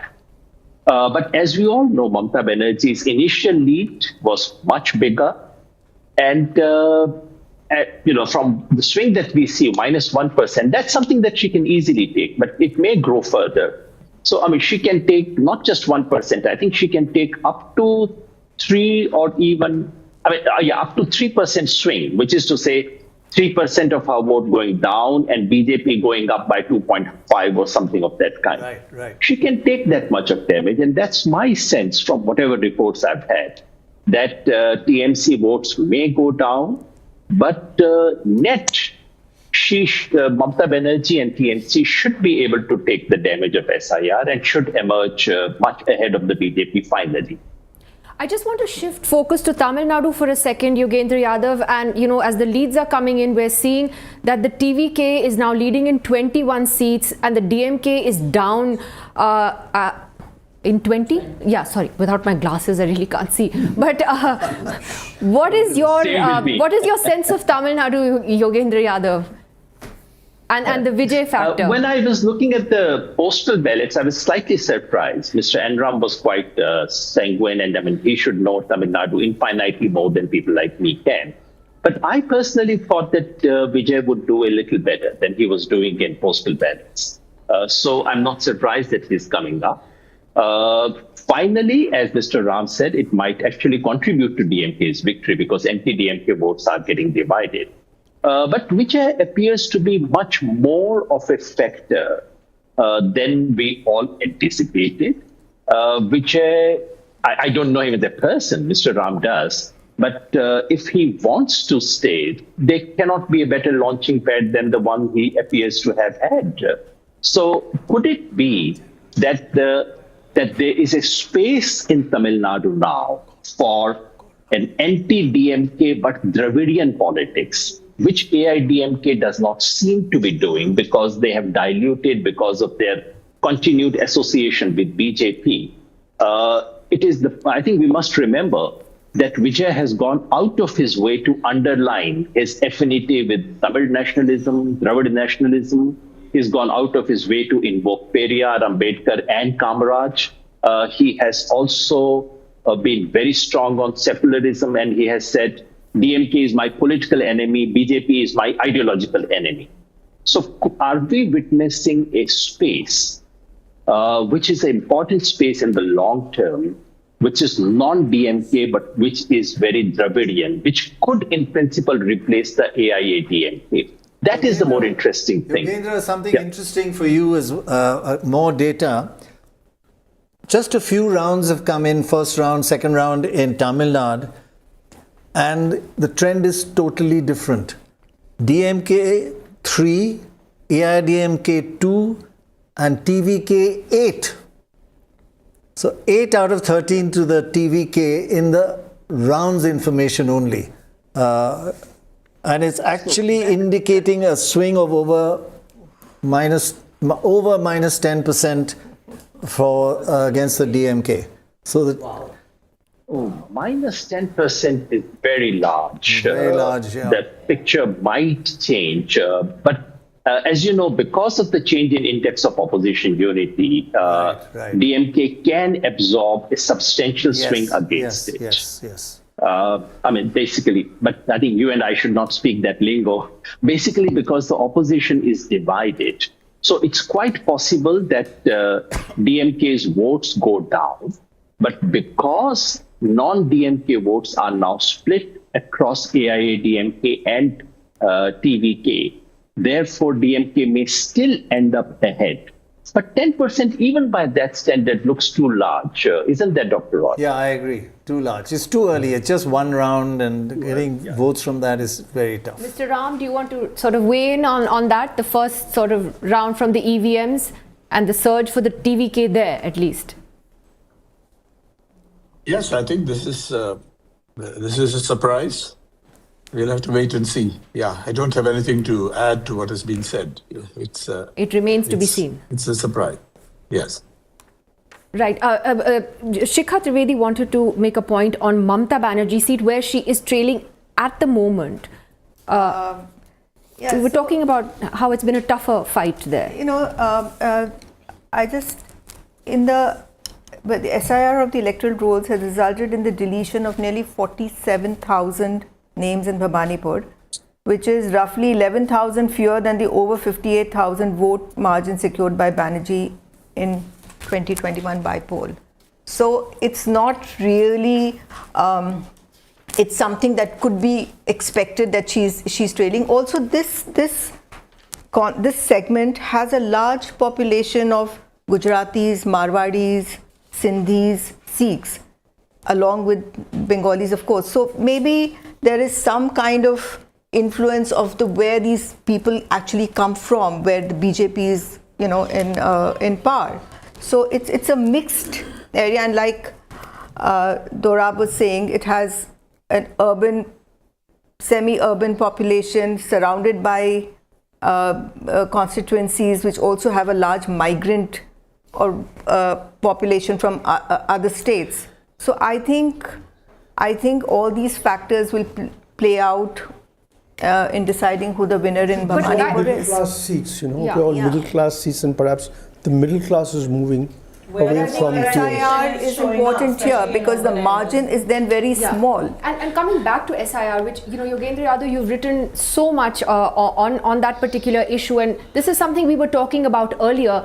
Irrespective of how this election goes, I think the issue of the election commission itself as a neutral body, that's now, I think, demolished. I don't think anyone has any illusions about that, and that has bigger implications for people's faith in our democracy. Nidhi, and for many people, it looks like TMC versus the Election Commission of India. This is what the battle looks like. Now, look at the extraordinary things that Election Commission has done in West Bengal. Although, as I have pointed out, there was nothing extraordinary about West Bengal's voters list. West Bengal's voters list were almost perfectly matching with the estimates of adult population. So no initial assumption about the list being inflated. The deletions that took place in the first round were absolutely normal. Like any other state, haphazard, arbitrary, but not targeted. Why is it that Election Commission took such extraordinary measures in West Bengal, appointing 8,000 micro-observers, 0 in the rest of the country, 30 special and role observers, only 4 in Uttar Pradesh for context, special adjudication mechanism, a special appeal in the Supreme Court against its own officials, the number of transfers, the number of security forces. So it looks as if the Election Commission has a vested interest in the whole thing, which is very sad. Do stay with us, Yogendra Yadav. I just want to go across to Patricia Mukim, senior journalist joining us this morning from Shillong. Patricia Mukim, lovely to have you with us on DeKoder today. I'm just taking a look at the numbers in Assam, which we've kind of ignored because it was a given, and it seems to be going the BJP's way very much as expected. And I think, in fact, that the Congress is down. It's not even made any gains, which it's in itself is a story. Mm-hmm. Yeah, I think Assam is the only state that we were sure of that the BJP was returning, because of all the, you know,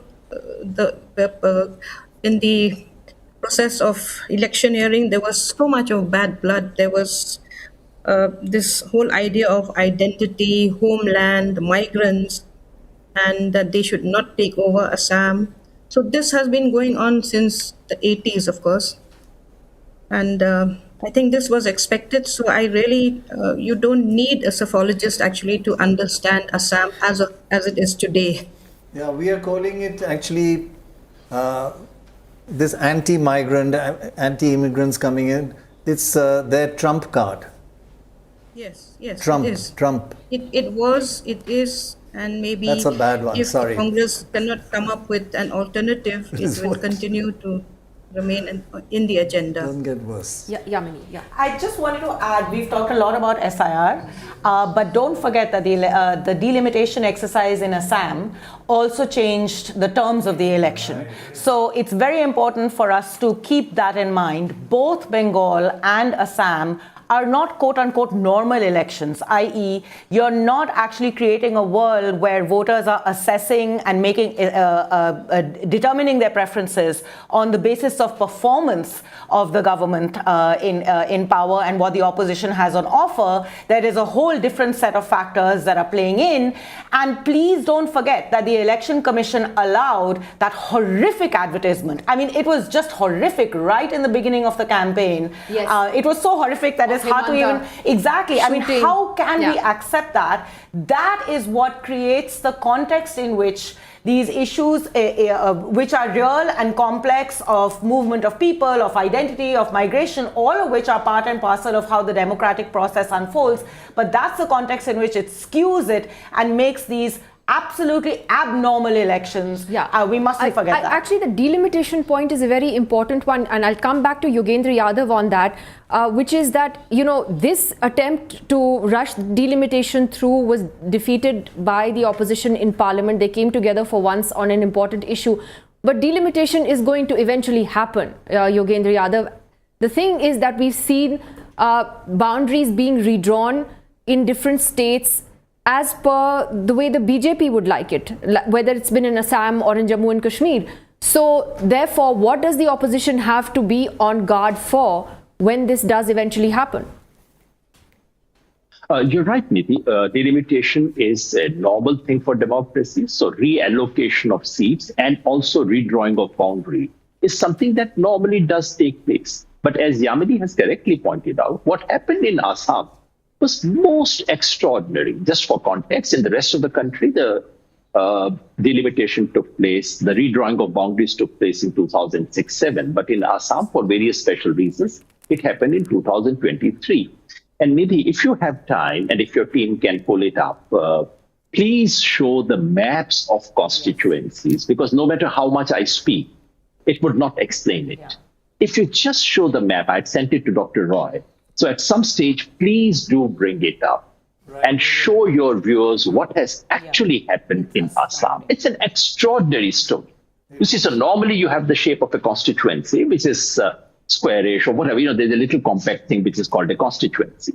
In Assam, they have carved constituencies as if someone is sitting with a booth-wise voter table and saying, okay, what if we add this booth? So within one panchayat, within one group of villages, which is called panchayat, one single panchayat has been allocated to 3 different constituencies. You have a constituency, and then you have a little island outside that constituency attached to it. These are extraordinary things. So basically, the entire map of electoral constituencies has been rigged in order to ensure that BJP wins more seats than the other. Now, that may not be the only factor. It is possible. I do expect the BJP to win in Assam. And it may not be correct to say that it's only because of delimitation. But of course, delimitation has given BJP a head start of about 15 seats or so. And if that were to be repeated, to my mind, the real fear of the opposition was this, that if Assam is to be replicated in the rest of the country, then it's the end of electoral democracy that we have seen. And unfortunately, this delimitation was done by the Election Commission of India.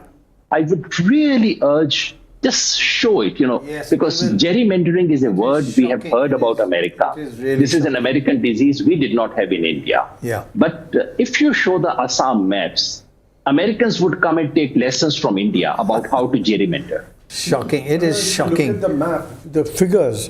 They tell you what the results are. AIDUF from 10 has come to 0. The result of redrawing constituencies. 10 to 0. I mean, Badruddin Ahmed, who's the head, who's been winning, or his people have been winning for quite some time. In the leads, actual leads, there's no real change, Yeah, it's the same. No, so it isn't the sweep that you're getting in Kerala. In the postal ballots. At the moment, it's not that Congress is doing worse than they did last time. Right. Yogendra, again some interesting information from Tamil Nadu. If we look at rounds 1 to 5 only, not postal, we've got 21 seats information. Here it is, 11 to TVK and 5 each to DMK and AIDMK. And it's suggesting, as we said earlier, kind of minus 10% swing against DMK. So TVK in rounds, and this can also change. First round to 15th round is always a huge difference. But 11-5-5, that's phenomenal, isn't it? And it's hitting That only is the indeed DMK. phenomenal. So we really need to keep an eye on Tamil Nadu because while the numbers change, swing percentages, as you have taught the rest of the country, swing percentages are far more robust figures, and they do not switch so very easily. I'm not saying the 10% would stay, but yes, this 10% figure must worry the DMK enormously right now. So Axis, with his courage, may have got it right. I mean, well, too early, but... and he's doing very when well I in spoke to Central other and pollsters who have done post-poll and other things, right, everyone who has done a real poll on the ground, right, either just before election or after election, everyone was reporting a very large percentage for Vijay, much higher than AIADMK, below DMK, but higher than AIADMK. So what we need to really see is, so in that sense, there is no surprise. The real question is whether he might end up only damaging the non-DMK votes, where he gets substantial seats, maybe more than the AIDMK, but helps the DMK in the last instance. Or does he actually manage to surge past the DMK, which is what the trends are suggesting right now? Let's talk to Uma, Sudhir, about that. I can tell you something. In all our travels, she's the one person who got this trend of Vijay. She really kept on saying there's something happening here. And it's not just, you see, we talked to people, all the youngsters, and they were all Vijay. And we said, what about DMK? They said only mummies and daddies vote for DMK.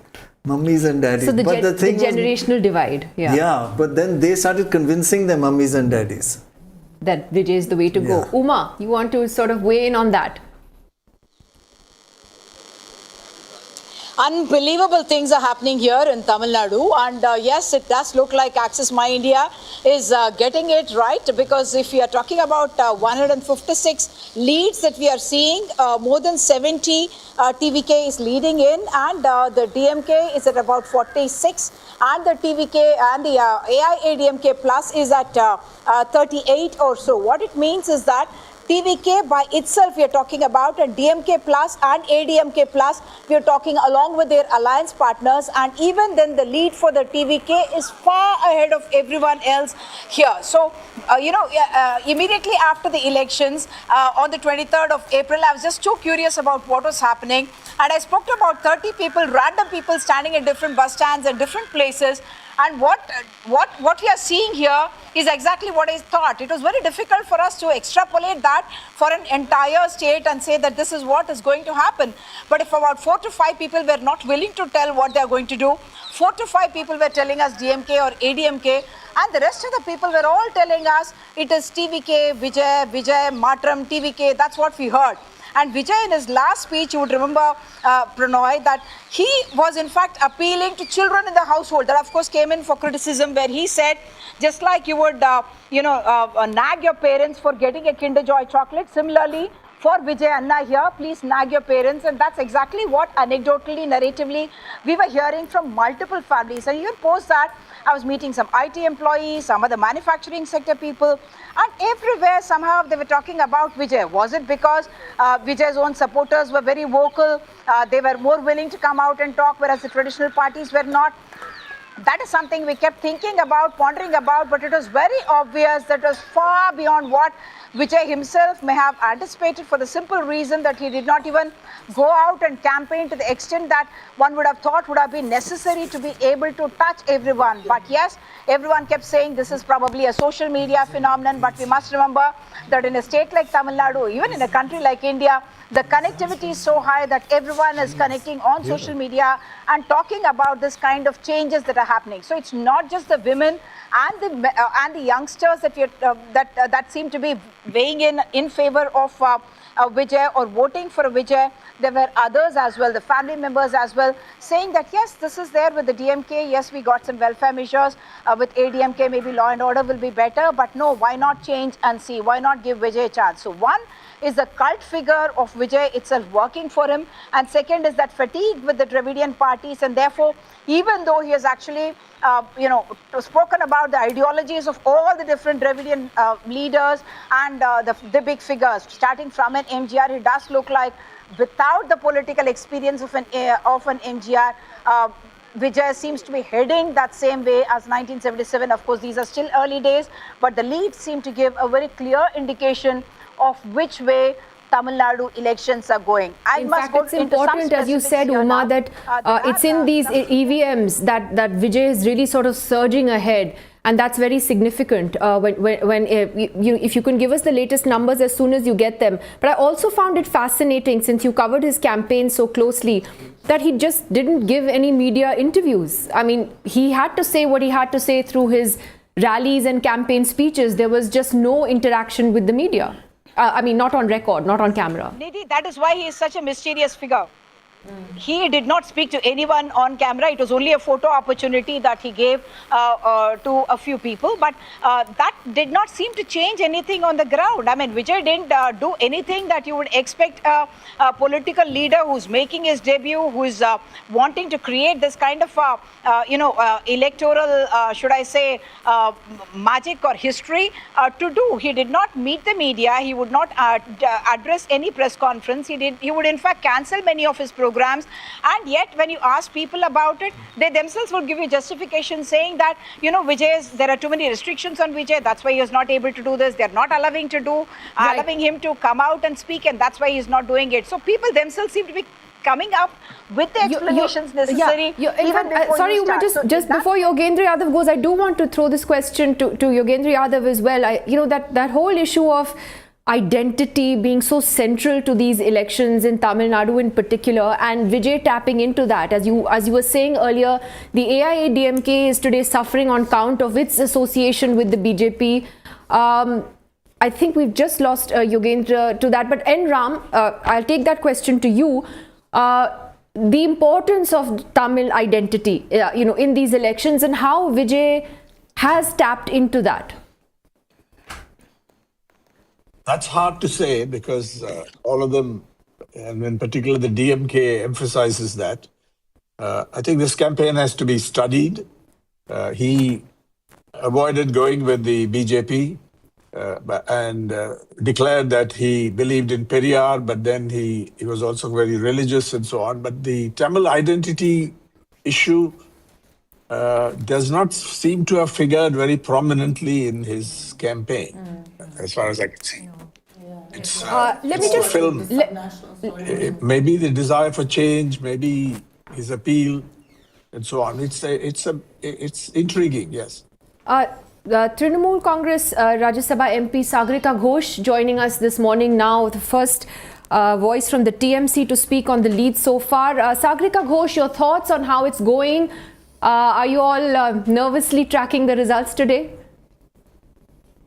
Nidhi, we are waiting patiently. We've fought a very hard, a very grueling campaign. As you know, this was all the king's horses and all the king's men from the Modi regime directed against Bengal, directed against the TMC, and directed against Mamata Banerjee. In spite of that, we fought very hard. All of us have been on the ground, and we've strained every nerve to reach the people and to stand up for democracy. And I think this election is much more than just an election. It's a fight for constitutional democracy. It's a fight for electoral democracy. It's a fight for constitutional federalism. And it's been, Election Commission, Enforcement Directorate, NIA, all the agencies against us. But we have fought valiantly, and I think they have all, fought against the one woman who has dedicated her life to the people of her state. And she will triumph. She will win because she has something that the Modi government and the Modi regime, as I said, all the king's horses and all the king's men don't have, which is that she has the people. Right. So, I'm just looking at the different rounds that have been counted in the EVMs, Sagrika Ghosh, and at the moment, the TMC is ahead, 27 to the BJP's 12, but it's down 8 from last time. No, that was 20. Oh, sorry, that's the change. 19 yeah. and 19. So the EV, so it's much closer than I think you would have liked. Was this expected? Let's wait, Nidhi. Let's just wait, because we don't know what the games are. We don't know where the rounds are coming from. We don't know what kind of numbers are being put out. Let's wait till we have solid trends. I think post 10 a.m. we should be able to see solid trends. So I would say let's wait. Let's not jump the gun. And let's take a considered view when we have solid results to go on. My reports are that in 80% of the counting centers in Bengal, counting hasn't even started. So I don't know what kind of numbers are coming out. But as I said, let's wait. Let's see. Sagrika, if you have a screen near you, I don't know if you can see, but I think what we've calculated is a 5% swing against the TMC if this trend continues. If this trend continues, let's wait and see if the trend continues. Let's wait and see how the results pan out. What we have seen in this election has been the play of narrative, has been the play of a media sort of language, has been a kind of narrative battle against Bengal. So, I would just wait. I think Monideepa Banerjee Sagrika, has a question. Monideepa here. And I just wanted to ask, you speak about narratives. Do you, I remember 2019, the elections when Prashant Kishore first came in, and we had the slogan, Bangla, Didi ke bolo. That was the big question. 2021, it became Bangla Nijer Meke Chai. This time round, we haven't had such a slogan that sort of reflects the Mamta magic in Bengal, as it were. Je lorche shobar dake, she jitabe Bangla make. That's our slogan. Je lorche shobar dake, she jitabe Bangla make. You haven't heard our campaign song? Oh well, it's one of. Let's say that I haven't heard of it. So perhaps it has not trickled down far enough, like Bangla Nijer Make It Chai. But nevertheless, do you think you all have been able to fight the battle of narratives with the BJP even before your first vote was cast? I think we have been able to fight the battle of narratives. The manner in which we have fought the SIR exclusions, the manner in which our leader went to the Supreme Court, the manner in which we have gone among the people, the manner in which we have continuously been raising the issues before the Election Commission. We have written several letters to the Election Commission. We have moved the courts. We have moved impeachment motion. We have moved an impeachment motion, as you know, against Chief Election Commissioner Gyanesh Kumar. That was, yes, rejected, but we have moved another one, as you know.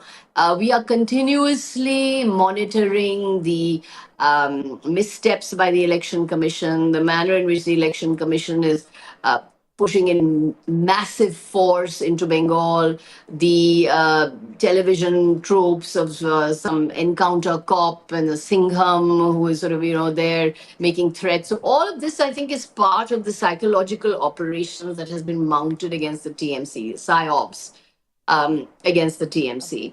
And I think we have been fighting them well, because you see, ours is not just about narrative. It's about 15 years of solid delivery. Now, whether we like it or not, the Mamta Banerjee model of empowerment endures. It exists. If you compare it to the Ladki Behan scheme, where 90 lakh beneficiary women were taken out of that scheme, In Bihar, they promised 10,000 rupees to women. They withdrew that 10,000 rupees.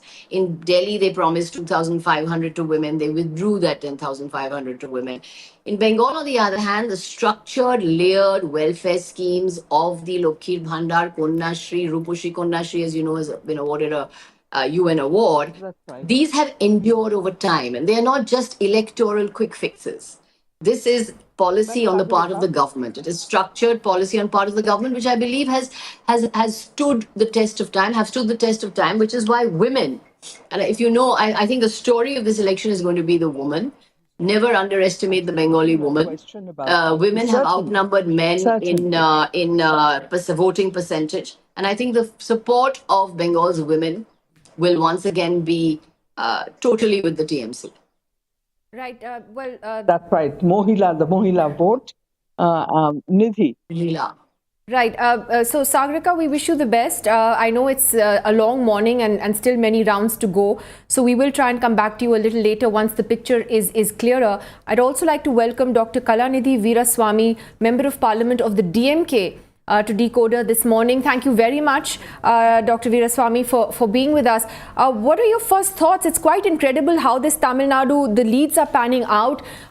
Suddenly, the TVK Vijay has taken quite a surge ahead. It's leading in 72. He's now closing in on the AIADMK. Are you worried? We always knew that a popular actor who comes into the electoral field, though he does not have much experience in any administrative capacity or whatever, he is going to be garnering votes from the younger his fan base. And these are early trends, and by the end of ADMK will have a lot more changes happening. So we just have to wait and watch how it pans out in another couple of hours. But if this does continue, what do you think the message is from voters? How did this sort of play out on the ground? As you said, he has no experience. He's a very popular actor, but surely his popularity is more than that in an election. The thing is, even during his campaign, the way he has campaigned is, he has because most of his voters do not have votes. Most of his fans do not have votes. They are just who are less than 15 or whatever. And he has been instructing them, saying that create a ruckus at home, pester your parents to vote for TK. This is how he has been campaigning. So we have to wait and watch whether the parents and all those people are going to be following, or it's only the youngsters who are going to be following him. So we'll have to wait for another 2 hours. And anywhere, wherever elections happen, popularity of a person, especially coming from the cine field, has shown some impact. But I don't think that in Tamil Nadu that it will be enough for changing the government. So we can see how it pans out. And ADMK, right now the lead position shows that ADMK and TVK are at the same level at 72. Another couple of hours, I'm sure that the trend might change. Well, we'll wait and see, if that actually happens. But again, I come to this one final question before we let you go, which is that, when you look back at the campaign, wouldn't you say that Vijay, whether he emerges as the principal opposition, whatever it is, it's quite a spectacular debut in politics. Doesn't this change politics forever in Tamil Nadu? No, people probably are, a few of them are voting for a change. But what I see is that a person with no experience who comes and who is trying to form the government, I think it would be a good position for him if he gets a few MLAs. I think he should keep working for another 10 years before he and understand how the systems work, and to ensure that he understands the administrative problems that he could face and everything. With experience, maybe after 5 or 10 years, maybe he should be able to do something. But I don't know, because even during this campaign, half the time you find that he is never campaigning. He's not gone to throughout Tamil Nadu. He's been going to very few places. And his speeches also have kind of a rhetoric, DMK as an evil party and all those things. But he does not say anything about what he holds in for the future of Tamil Nadu, what he is going to be doing. And I think we'll have to wait and see how his performance is going to be in this election.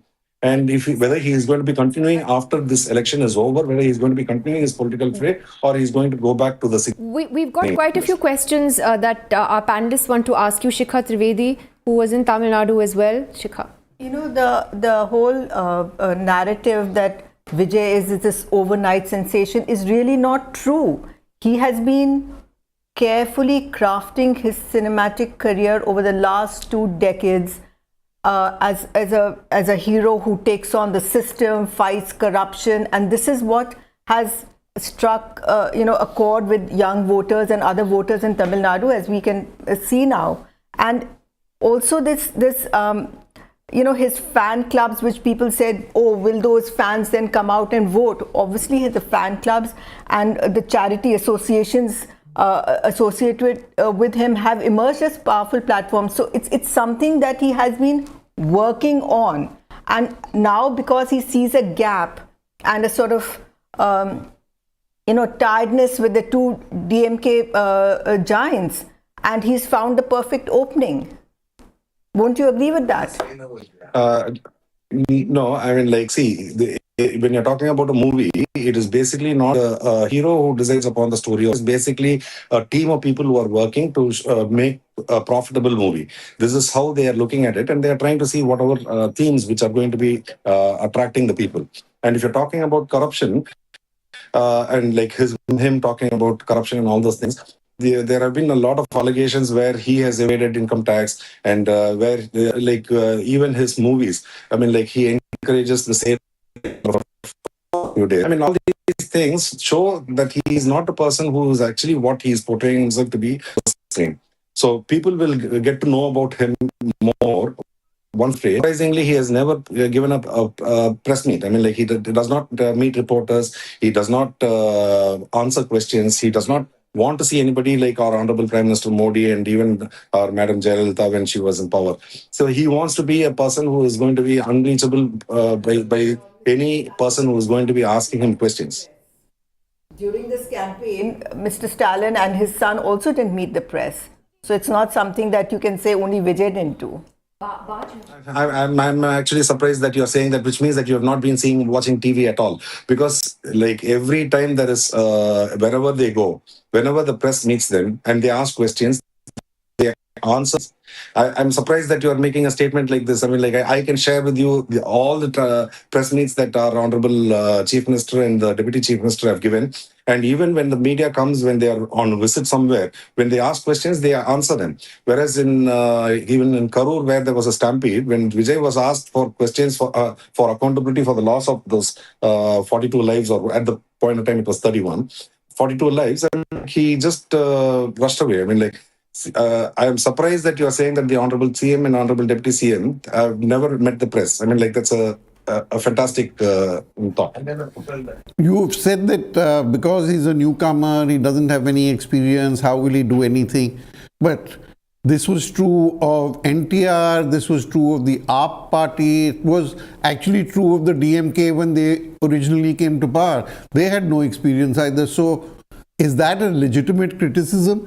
And my second question to you is, you seem to be doing very badly in the Chennai belt, which is where the DMK was supposed to be very strong. Your comment about DMK also came to power as a party is something which I would not accept, because if you see the history of DMK, the DMK had to be from 1957. It is not that in 1957, as soon as we entered into the political arena, that we came to power. In 1957, we won 15 MLA seats. In 1962, we won seats, and in 1967, after 10 years of political exposure and our interaction with the people and our great leader, Ranna, in 1967, we formed an alliance, and we had a thumping majority where we were the single largest party at that point of time. So to compare DMK in the same level is probably unfair.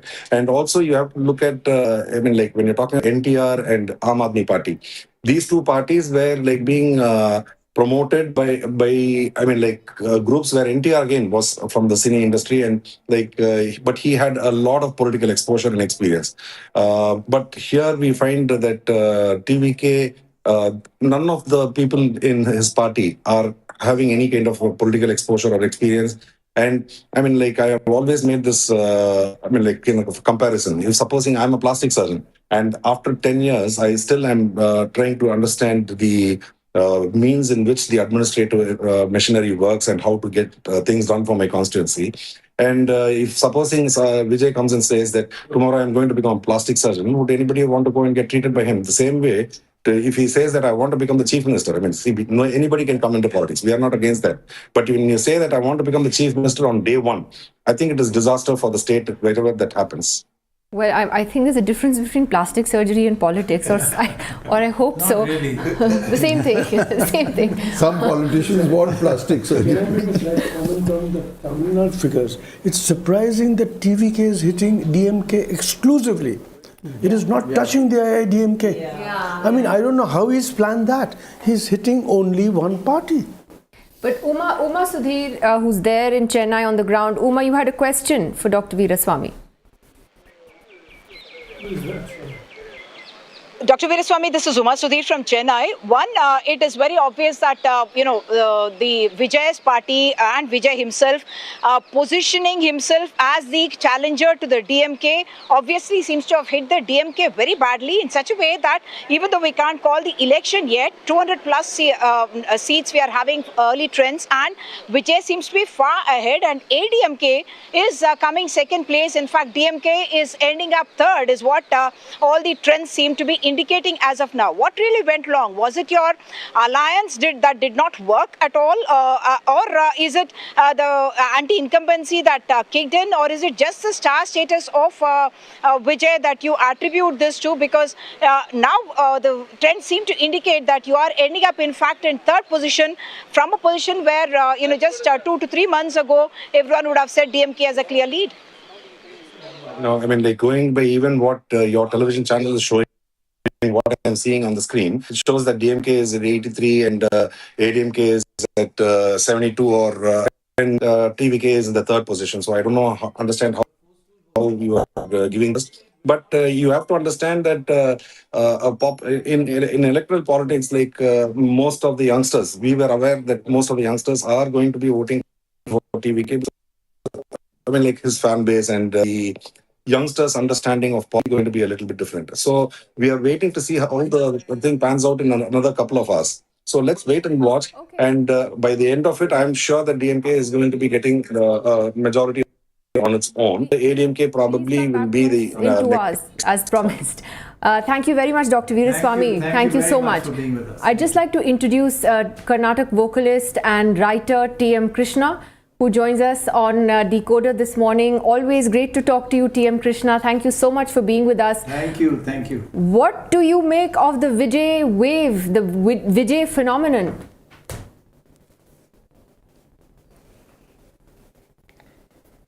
And I think every anchor's nightmare is when it freezes. So we will try and come back to T.M. Krishna in a moment. Yes, yeah. And both of you. Yeah. Just want to make a quick remark actually while we wait, which is that Vijay clearly, by all indications, appealed to a younger generation. The DMK also had a very important generational transition on the eve of the election, in that Stalin anointed his son, who, by the way, is also a film actor, not nearly as popular. And I think that that's a very important thing to factor into how we understand this election and its results, that there is a sense of dissatisfaction amongst younger voters over the generational change, the way it was done, the potential suggestion that perhaps this is overly dynastic, in contrast to this new non-dynastic actor that has come into the fray. And that is something that should be in the calculations of why the elections are looking the way there is. Udaynidhi was not brought in to appeal to the younger generation in the same way. It tells us something about what's going on internally within the DMK as well. The earliest film he produced, Udaynidhi, the actor was Vijay. There you go. That was a little nugget. The launching pad. Yeah. Bad blood between them since then over some payment issue. Yeah. But I really think, like, you know, the nature of the generational shift and the fact that that generational shift has actually almost been rejected by the younger generation, if these numbers hold true, should give some, more depth to our analysis of what's happening within party structures that is also shaping the exhaustion of voters. I think that's an important point, Geeta Bhatt. So, what is interesting to watch is that Vijay, like, he's not the first superstar to come, into politics. Kamal Hassan has been there before, Rajinikanth has been. That's exactly. So what is it, what is it that, that X factor he holds that, he's so popular? Maybe he has, worked, as ma'am just mentioned, over the years. And also, is this, over the kind of a referendum on the Dravidian politics, which has been at the center stage in Tamil Nadu? Is that also going to change now? Let me just take that to TM Krishna. And also the developmental politics, which time and again we have been saying Tamil Nadu has been doing so well under DMK. So that also has come under question with if these results. Well, actually, the numbers back that up. But let me just go to TM Krishna. Great to have you with us this morning, TM Krishna. I wanted to know from you what your thoughts are on Vijay and why he's doing so phenomenally well. First of all, let me thank Dr. Roy and all of you for making election discussions sane and the tonality as it is now. Thank you very much. Thank you very much for being with us. Thank you very much. The fact is, all of us underestimated Vijay, except for some journalists who kept calling it out. We did underestimate Vijay. I think Yamini kind of hinted at what the possibilities are. The fact of the matter is, elections are about selling imaginations, and I think that's what I think parties try to do. And Tamil Nadu, with its social indicators, with education, with all basic parameters being far, far above every other state, most parties were not able to find the new imagination to sell. That's what I think even Kamal Hassan struggled with. And Rajinikanth, I think, was left the fray early. Should have come in much before. But what has Vijay done? Has he really given new imagination? I think that's an interesting question to ask. I don't think he has. What he actually has done is he has opened up this whole sphere of iconic worship back into Tamil Nadu politics. And because he doesn't say much about development or doesn't say much which is tactile and real and on the ground, it is just an image hope that he has tapped into. And it is fascinating that this has really hit the spot, so to speak, with many voters younger. I don't think it's just younger. I'd like to know the numbers at the end of these rounds to see how the other people voted. But it is interesting that he has told an imagination without saying anything, which means developmental politics have reached a point where you can't keep saying that again and again. And he was able to just provide an imagery. And what that imagery is, we don't know as yet. Just want to... in Tamil Nadu, it looks like it could turn out to be completely hung. That nobody will even get 100. It'll all be divided 3 ways. What do you see happening then? Who will tie up with whom? Yeah, I mean, the gossip around here is that ADMK will tie up with Vijay. But what we also need to see is how much the BJP picks up or doesn't pick up in the ADMK alliance. Right. For Vijay to be comfortable doing that. That's important. So then the question is, will the ADMK dump the BJP for now? That will also be interesting. Somehow Vijay pairing up with DMK may not happen simply because you also have personality politics there. You have Stalin, you have Udayanithi, and you have this Vijay. And I'm not sure that will go very well in terms of the individuals. But we'll have to wait and watch. Anything can happen. You'll also have to watch what the Congress is going to do. Let's not forget that. Right, right. In fact, do you feel, sorry, one last thing. Do you feel one of the conditions of him tying up is that he will have to be chief minister? And who will agree to that? About it. People have voted for Vijay, that enigmatic star. And I want to add one thing. What he has represented in cinema, the personality. that has carried forward in the imagery in the people's minds, because many journalists asked him what he will do, and they really didn't give you a concrete answer. They just said Vijay would do.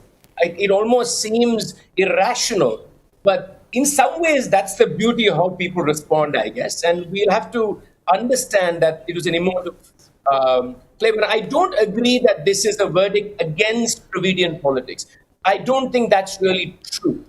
It is something else that is happening. Uma Sudhir has a question for you, TM Krishna. Uma, go ahead.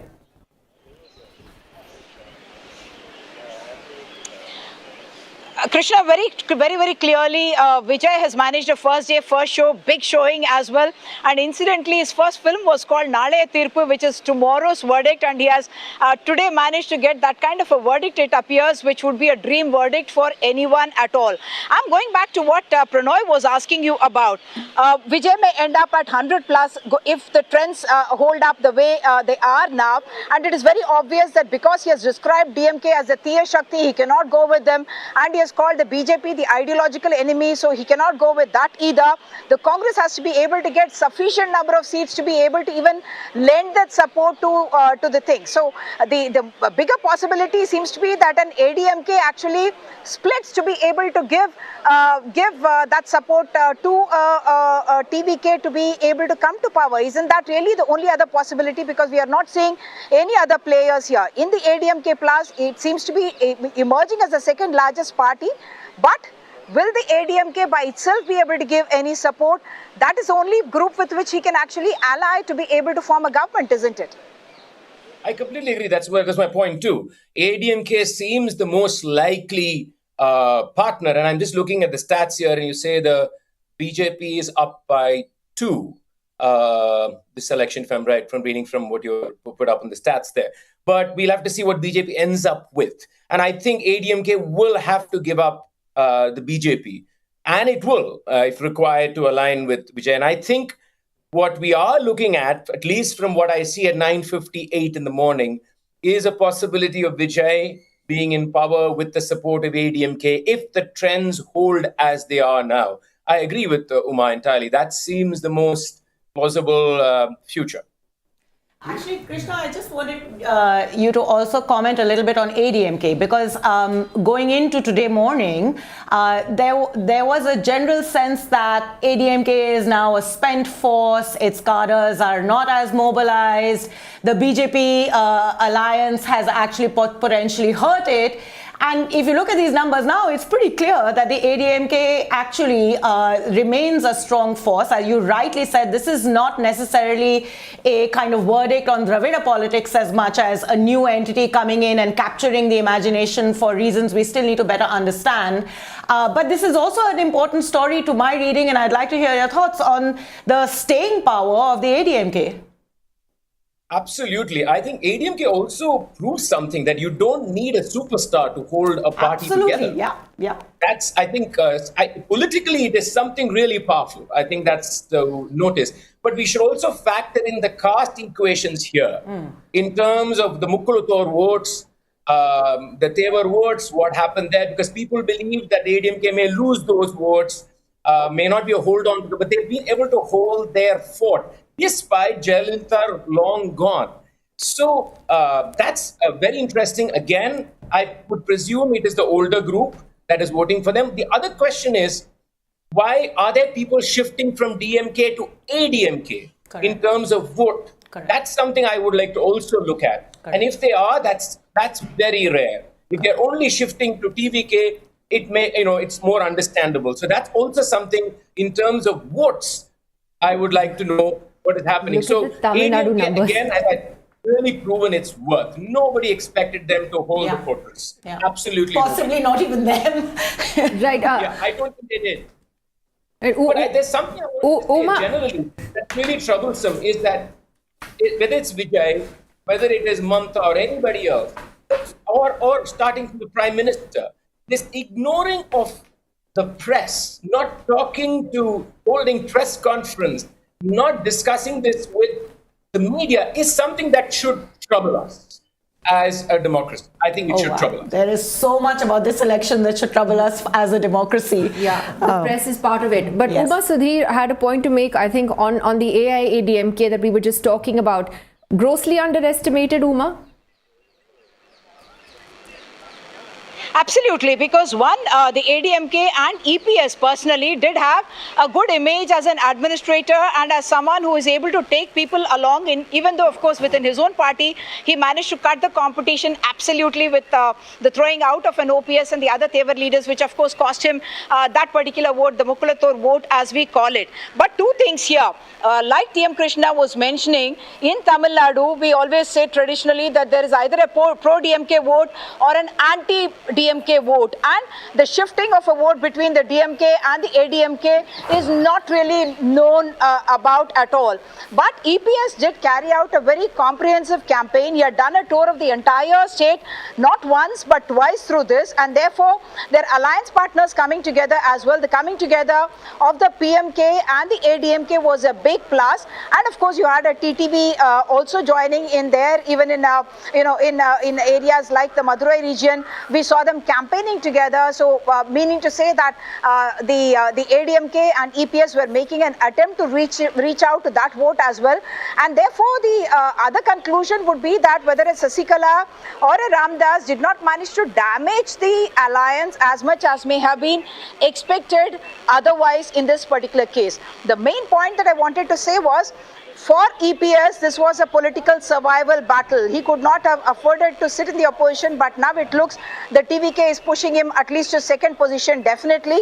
So will the ADMK itself split if there is no outside support that the ADMK is willing to give to the TVK? That is something that we'll have to wait and watch. There will be people from different parties who may want to join hands with the TVK, and if they are only even a handful of Congress MLAs who managed to win. Remember, they are contesting in 28 seats, and if they manage to win, that number also could move towards the TVK. Right. Thanks so much for that, Uma. Thank you so much to you as well, TM Krishna. We'll come back to Tamil Nadu in just a moment. Just wanted a moment to also look at Bengal, because at the moment, it looks like both Mamata Banerjee and MK Stalin are in big trouble.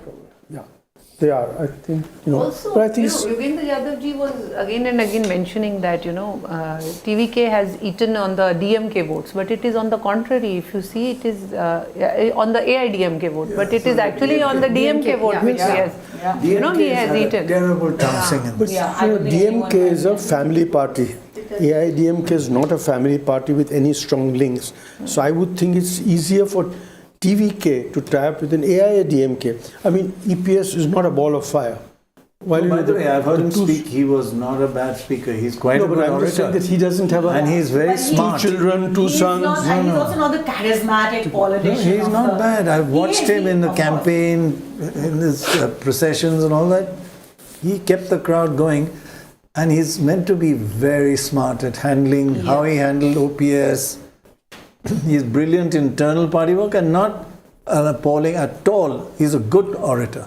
Not a great charismatic, as you say. Vijay would want to be number 1, the odds are. After all, it's a film called Greatest of All Time. After shooting a movie like that, he cannot afford to be anything but first. It's worth just remembering that before the elections and the formal tie-up, the Congress, or at least some segments of the Congress in Tamil Nadu, were making some moves to shift towards Vijay. Yes. So depending on what the Congress is able to achieve, which is itself a question mark because it's not strong in Tamil Nadu, they will... tied up with the wrong teams they are doing. But in terms of its impact on national politics, if this holds and there is a shift, I think we're going to see some earthquakes. I think you will see a lot of friction in the India bloc. Yes, definitely that friction is already there, and that will probably deepen. But Baj, look at the Congress. I also do want to know, what is the situation in Bengal? Like, how many rounds are we looking at? Bengal, I think we should look at Kerala. UDF won 90% of the counting is now first or second round, which is much higher than all the other states, and they have 82 seats at the moment, which is an absolute 89 majority. Yeah. No, that's not. I'm taking non-postal only. I'm not taking with postal. So, just on non-postal, they have. So that's good 83. news for the Congress. So at least. UDF seems to be home. And they've got to 30 in Assam. they've hit where they were. No change I saw in. But how many rounds counted in Bengal now? I mean, are Bengal all... is not that much. It's very few. Much Is it less. slow? Bengalis do things slowly. For the Congress in Tamil Nadu, 5 seats. 5 seats. Out of 28 They're not that they going to be could. a strong bargaining force. No, no, because they go. I mean, they gain on the back of whichever party Yeah. they ally with. And DMK has done But it. it's what they choose to do, with the India alliance, where I think we will see I think in shifts. hindsight they must be kicking themselves that Yeah. they did not go ahead with the tie-up with and Vijay had said publicly that the Congress voters are going to vote for me this time. Right. I'd But also like Dr. to... Roy, you had said in countdown, I never said anything, never. 5.7 swing would be Yeah. enough to topple Mamta. Yeah. So we are at 5, which is Yeah. so 5 with just few votes in. So that's going to change. Right. That's very, very. It's a Just huge want to surge. introduce Mr. Pramod Swami, spokesperson of the Assam BJP, joining us this morning. And there, Mr. Swami, congratulations. It looks like a fairly expected and decisive victory for your party in Assam, but a campaign that was very, very divisive, very communal, and very clearly targeted against Muslims by the BJP. देखिए, अभी तो जनादेश आपको थोड़ी देर में पूरा स्पष्ट हो जाएगा। अगर कॉम्युनल कैंपेनिंग अगर कोई पार्टी करती है तो फिर उसको जनादेश जनता कैसे देती है। आज भारतवर्ष में 17 स्टेटों में करीब हमारी सरकारें हैं, केंद्र में हमारी सरकार है, तो इसका मतलब ये हो गया कि पूरे देश की जनता ही क्या कॉम्युनल हो चुकी है। तो ये एक बहुत बड़ी बहस जो है वो शुरू से चलती आ रही है कि भारतीय जनता पार्टी के ऊपर ये आरोप लगते आ रहे हैं कि ये सांप्रदायिक दल है, लेकिन जो लोग हमारे ऊपर सांप्रदायिकता का आरोप लगाते हैं वो खुद तुष्टीकरण की नीति के तहत राजनीति करते हैं। शाहबानो केस में हमने देखा राजीव जी ने सुप्रीम कोर्ट के निर्णय को बदल दिया, लेकिन उस पर कोई सवाल नहीं उठते हैं। एक देश के एक प्रधानमंत्री थे जिन्होंने कहा भारत के संसाधनों पर पहला हक मुसलमानों का है, उस पर कोई बात नहीं उठती है। लेकिन हम जब भारत की सभ्यता संस्कृति की बात करते हैं, भारत की 5000 वर्ष पुरानी सभ्यता संस्कृति की बात करते हैं, एकम सत्य विप्रा बहुधा वदंती की बात करते हैं, अपो दीपा भव की बात करते हैं, सबका साथ सबका विकास की बात करते हैं, तो हमें सांप्रदायिक कहा जाता है। तो ये एक बहस है जो देश में चल रही है और इसका निर्णय न आप कर सकती है न मैं कर सकता हूं। इसका निर्णय जो है वो देश की जनता कर रही है और नतीजे इस बात का उत्तर स्वयं दे रहे हैं। मेरे को इसके देने की कोई आवश्यकता नहीं। जब सांप्रदायिकता की बात करते हैं वो तो आपके कैंपेन में साफ दिख रहा था। आप कह रहे हैं कि आप भारत की संस्कृति के बारे में बात कर रहे थे। क्या भारत की संस्कृति आपको ये सिखाती है कि आप मुसलमानों के बारे में उनको ताने दें, बुलडोजर मुसलमानों के खिलाफ भेजें, आप एक एडवर्टिजमेंट निकालें जिसमें हेमंता शर्मा दिखा रहे हैं कि वो गोली मार रहे हैं, वो भी मुस्लिम्स को, वो एड आप लोगों ने हटा दिया बिकॉज इतना आउटरीच हुआ उसके बारे में। तो ये सांप्रदायिकता तो है ना? नहीं, देखिए ऐसा है कि कुछ चीजें हमें समझने की आवश्यकता है। हालांकि वो जो आप जिसका वीडियो का जिक्र कर रही है वो डॉक्टर हेमंत बिश्व शर्मा जी के पोस्ट से या ट्विटर से वो पोस्ट नहीं किया गया था। असम बीजेपी के हैंडल से पोस्ट किया गया था। नहीं, हाँ, मैं इसको स्पष्ट कर रहा हूँ। वो हटा दिया गया और उसके बारे में मैं यही इतना ही कहना चाहूंगा कि उसको कुछ समझने में भी कुछ भूल हुई है। हेमंत बिश्व शर्मा, देखिए हम लोग कई बार सांकेतिक भाषा में भी कहते हैं। सांकेतिक भाषा का मतलब ये हुआ कि वो मुसलमानों के नहीं था। वो जो Okay, I'm so sorry. I'm so sorry. We've just lost that line, Pramod ji. We'll try and come back to you in just a moment. We'll come back to you as soon as we can fix that audio issue. But I also want to play out for you an interview that my colleague Alok Pandey has done in Kolkata with the BJP Suvendu Adhikari, a senior leader, possibly a chief ministerial face for the BJP if they do win Bengal. Let's listen in. क्या message देना चाहेंगे अभी की धैर्य रखना चाहिए? ये कुछ नहीं है, ये सब इनिशियल ट्रेंड है। हाँ, बहुत आगे जाना है। हाँ, पूरा इतना सब cool and calm. In Nandigram, you're leading by 3,000 votes in the first round. Yes, yes. 3,500 vote ये मेरा आंकड़ा है ना, वहाँ 5 मुसलमान बूथ था जी, आउट ऑफ 14 जो काउंट हुआ। मुसलमान बूथ में भी टीएमसी को हालत खराब कर दिया नंदीग्राम। शुभेंदु अधिकारी मुसलमान बूथ में भी खराब कर दिया। ये मेरा थोड़ा सिग्नल था। ज्यादा दिन तक लोग को इस गुमराह करने नहीं हो सकता। প্রথম দিকে যা ট্রেন্ড তাতে করে মধ্য কলকাতার বেশ কিছু তৃণমূল অফিস সেগুলো ফাঁকা হচ্ছে ধীরে ধীরে। না না, I am not passing any comment. কেন বহুদলীয় গণতন্ত্রে কেন থাকবে না party office? No no, it's not good. ওরা যে কালচার করেছে, দেখুন কুকুর মানুষের পায়ে কামড়ায়, মানুষ কখনো কুকুরের পায়ে কামড়ায়। ভারতীয় জনতা পার্টি এসবে বিশ্বাস করে না। বিরোধী পক্ষের যারা আছে তারাও করুন, একসঙ্গে কোনোভাবে হিংসা, কোনো উত্তেজনার মধ্যে যাবেন না, কোনো কিছু করবেন না। আমাদের স্টেট প্রেসিডেন্টও কাল বলেছে, আমিও আজকে বলছি, এগুলোর মধ্যে যাবেন না। বাংলার শান্তি চাই, তবে initial trade All right, let's go across to Shubhankar Bhattacharya, TMC spokesperson, joining us this morning on DeKoder. Shubhankar Bhattacharya, thank you for being with us. It's not looking good for the TMC at the moment, is it? Well, first of all, I'm very excited to be over here because today I'm getting to meet virtually as of now with Mr. Prannoy Roy, a person I actually grew up watching on television. And Prannoy sir, you still look as great as I used to watch on The World This Week. It's so a lot of memories from the childhood. It's all makeup and lighting. Nothing. So, but anyways, so coming back to the Bengal election. So yes, of course, the BJP and ECI-LI is doing quite well as I think the BJP has expected. So right at the moment, it is too early to actually declare the victory.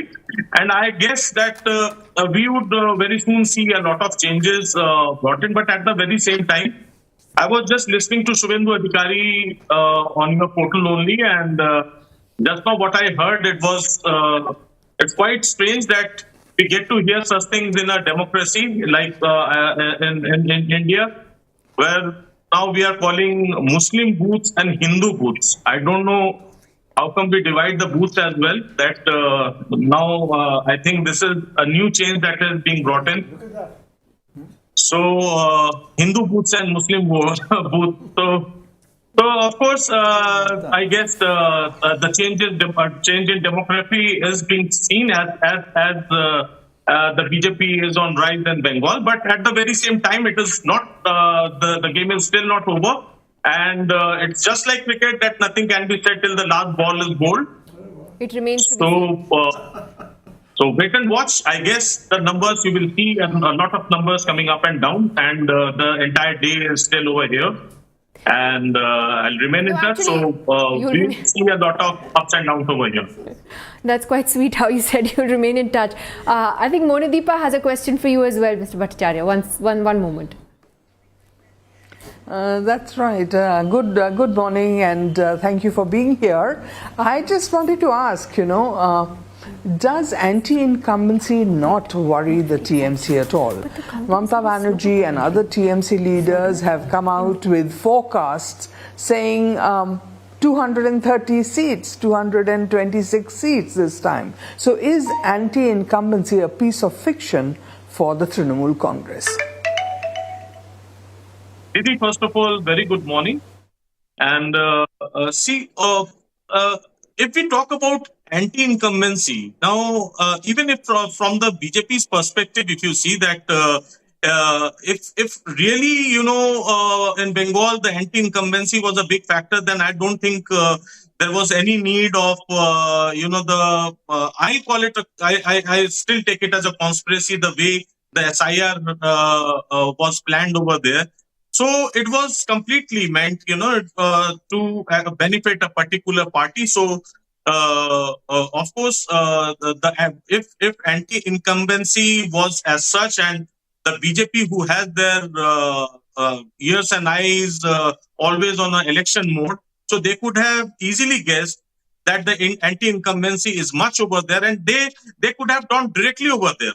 This entire the way the ECI has functioned over there, the way they have brought in the maximum number of forces down on the ground and try to impact, try to influence the election as much as possible. So these things, these gimmicks only come up when you have real doubts about the anti-incumbency factor. And as far as the facts are, I don't see that the results are very much different from what it was being seen on the ground. Because urban areas, I believe, Another quick question, if I may. Please, ma'am. Okay, the other question is, this time round, another new thing that we saw was the militarized vote. I mean, we had soldiers out, we had Jawans out everywhere, and vehicles, armored vehicles and all that stuff, which was something unprecedented again in West Bengal. But are you in a way happy that because of the presence of this huge force across West Bengal in both phases of elections, we have had no violence, no loss of lives? Are you at least glad about that? Well, whenever it comes to, trying to put Bengal and violence together in one sentence, I find it very demeaning for any actually state, because that is how the entire, the media industry has worked like. They have not actually attacked TMC, they have attacked the entire Bengal together. Yes, Bengal, there has been, Bengal has been very politically active. We have seen this at the time of left as well. Even, if there is a pit hole on the street and one of the buses, gets stranded, so the people don't easily leave. They try to create a protest over there till the time, the government takes heed of it that this is so. Bengal has seen a lot of agitation. There has been, the people are very vocal over there. Mr. Bhattacharya, if you just give us a moment, we also have the BJP's national spokesperson Shehzad Poonawala joining us this morning, and since both of you are here, it'd be super to have a conversation with both of you. Shehzad Poonawala, reasons to smile at the moment. I mean, the BJP could actually pull off quite a historic win in West Bengal if these numbers hold. What's the mood there? First of all, absolutely, although we still will wait for a couple of more hours for these results to finalize. But what is clear is that at the end of today, there is going to be a TMC Mukt Bengal, a DMK Mukt Tamil Nadu, a Left Mukt Bharat, and an Indie Alliance Mukt India. That is what is going to happen, and a BJP Yukt Bengal. In Bengal, I'm seeing your numbers, we're at 146 as per your number, which means we've crossed the halfway mark. But I've seen the other numbers and other trends that I'm getting. We are well past 165. In fact, it is a solid drubbing for the TMC in Bengal. Then coming to in the next state of Assam, it's a complete rout of the Congress party. The Congress party at the end of it may not be able to retain even 25, 26 seats. And this is the third time that we are forming a government in Assam. In Tamil Nadu, our alliance is at the number 2 position currently. Vijay is leading the pack there. And the only saving grace for the Congress seems to be in Kerala, where after 10 years, the UDF is seemingly ahead of the LDF. So all in all, I think that these results are very encouraging for the Bharatiya Janata Party. I just have one bone to pick with the last comment that was made, that it was a very militarized vote. I mean, we've all seen the elections in Bengal for the last 40, 50 years. Never has there been a more peaceful election than this particular election. And therefore, I think that the entire people of Bengal and the Shubhankar Bhattacharya of the TMC says that if you're winning, it's because you've had the might of the election commission, the state machinery, the central machinery. It was basically Mamta versus everybody, including the election commission. These arguments have become so stale and boring that when they win more seats in 24 elections, that time the election commission is fine. When they win the election in 2021, the election commission is fine. When Congress will win the Kerala election, that time the election commission will be fine. But they will now complain about the election commission when they lose to the BJP. So I think that nobody takes this argument seriously. This is just an excuse or an alibi which we've seen ever since the exit polls came. They've been making various alibis, including doing drama at the strong room. So this is just yet another alibi that they're creating in order to avoid is this an questioning of excuse? themselves. You didn't? I mean, let's face it. It's not the BJP winning Kerala, for example, or Keralam as it's now called. I'm getting used to that still. But are you saying that the election commission is only biased in Bengal? I think, let me not answer that. Let me ask, I think people should ask themselves. Think about it. When did you see this kind of election earlier? When did you see actually 27 lakh voters, the legitimate voters, their fate hanging in balance? Even when the elections are over, they were unheard of. So now the thing is that if this is the kind of democracy that is being expected to deliver, or this is the kind of new change that we are going to accept, that now election, the voters are not necessary. They can be told that, oh, okay, you can vote in the next election. This time you might not be having right. You can enjoy it later on. So we never heard it before. And if you think that, and I'm literally telling you, this is going to become a precedent, because this is the new norm and this is going to follow again and again.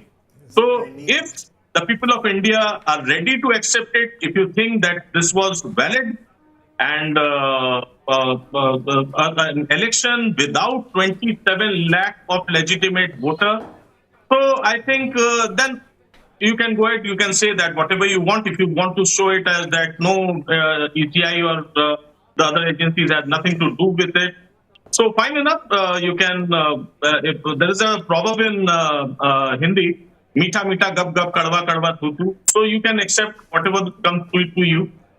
Well, Shehzad Poonawalla, if you all do go on to win Bengal, which looks very likely at the moment, who's going to be the chief minister from the BJP? And please don't say the high command will decide. No, of course I won't say that the high command will decide, because in our party we have an institutional structure. The MLAs will come together, they will elect a leader, and that leader will be the Chief Minister of West Bengal, it will be a Bengali. But having said that, let me make a more larger point. Look, the BJP is an institutional party, and therefore decisions in the BJP, unlike decisions in TMC or unlike decisions in Aam Aadmi Party or Samajwadi Party, are not taken in the kitchen, they are taken in a parliamentary forum.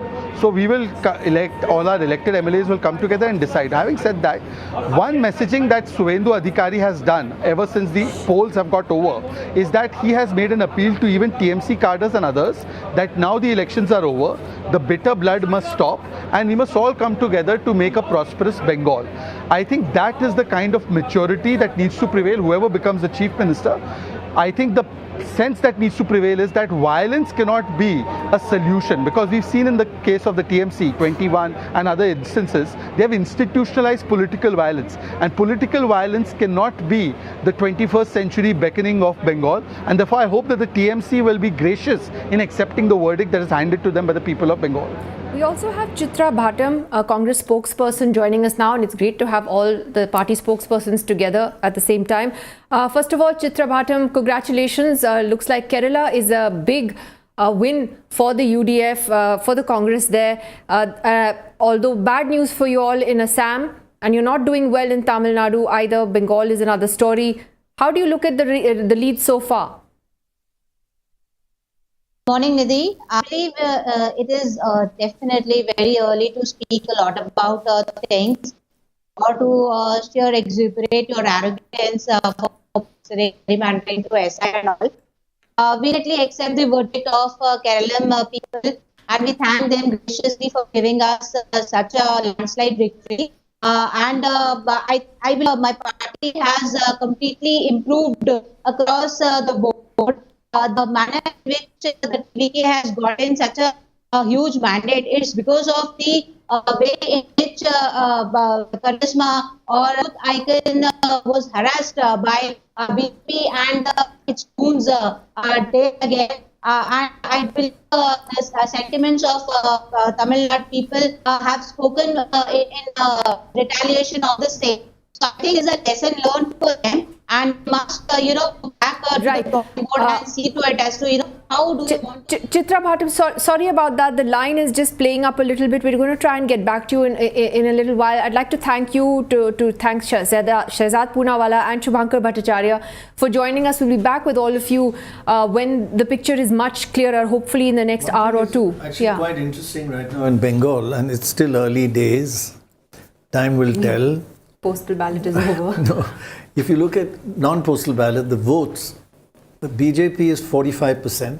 That's up 7%, of which it's got 2.5% only from the TMC, 2.5% from the Congress, and 2% from the left. So the TMC is just down 2.5 right now. So they're actually 44 to 43. But the Congress has really got smashed, and so is the left. They were 48. Yeah. So they're down to 45 now. Yeah. Yeah. It's. So we still have, is counting Baj, is it slower in Bengal? Is it going as expected? Is it slower? Bengal is a large state. Yeah, it'll probably take longer. Even Tamil Nadu is quite slow compared to Kerala. I mean, they've done 176 seats. We have round one information. So that's also going to take. That's a long way to go. That's going to take another hour, I think, for you to get everything in. The number of seats are also less. Yes. Correct. Kerala.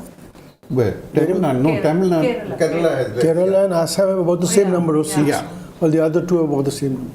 Yeah. No, Bengal is the most. But Bengal is, much slower than the others.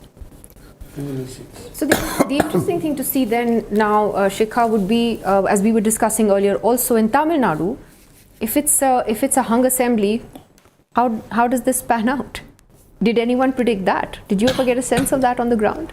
No, we did not get a sense of Nobody that. said hung. Nobody said hung. I mean, Uma definitely, and so did Shikha say, Vijay is doing well, but not to the extent that it would be one third. Look at that, 33%, 31%, 30%.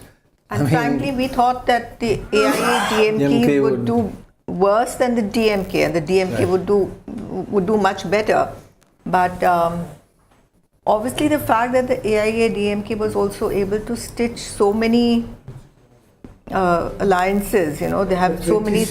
Yeah, so I think the vote, although the other.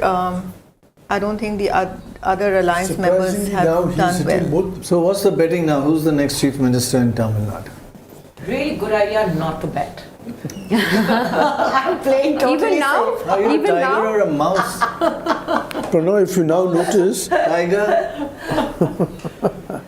Difficult to say, but it seems that if the probability of TVK and AIDMK coming out together, then the popularity of even the other, they would like to, AIDMK would also like to ride on the popularity of Mr. Vijay at this particular time. Do you agree with what PM Krishna said, that would be at the cost of leaving the BJP, snapping that alliance? I personally do not think so, because I don't know, once the final results come, but one also needs to also look at this, because BJP is at present doing well. They are +2 in Tamil Nadu, and whatever you have to see how they have in Madurai.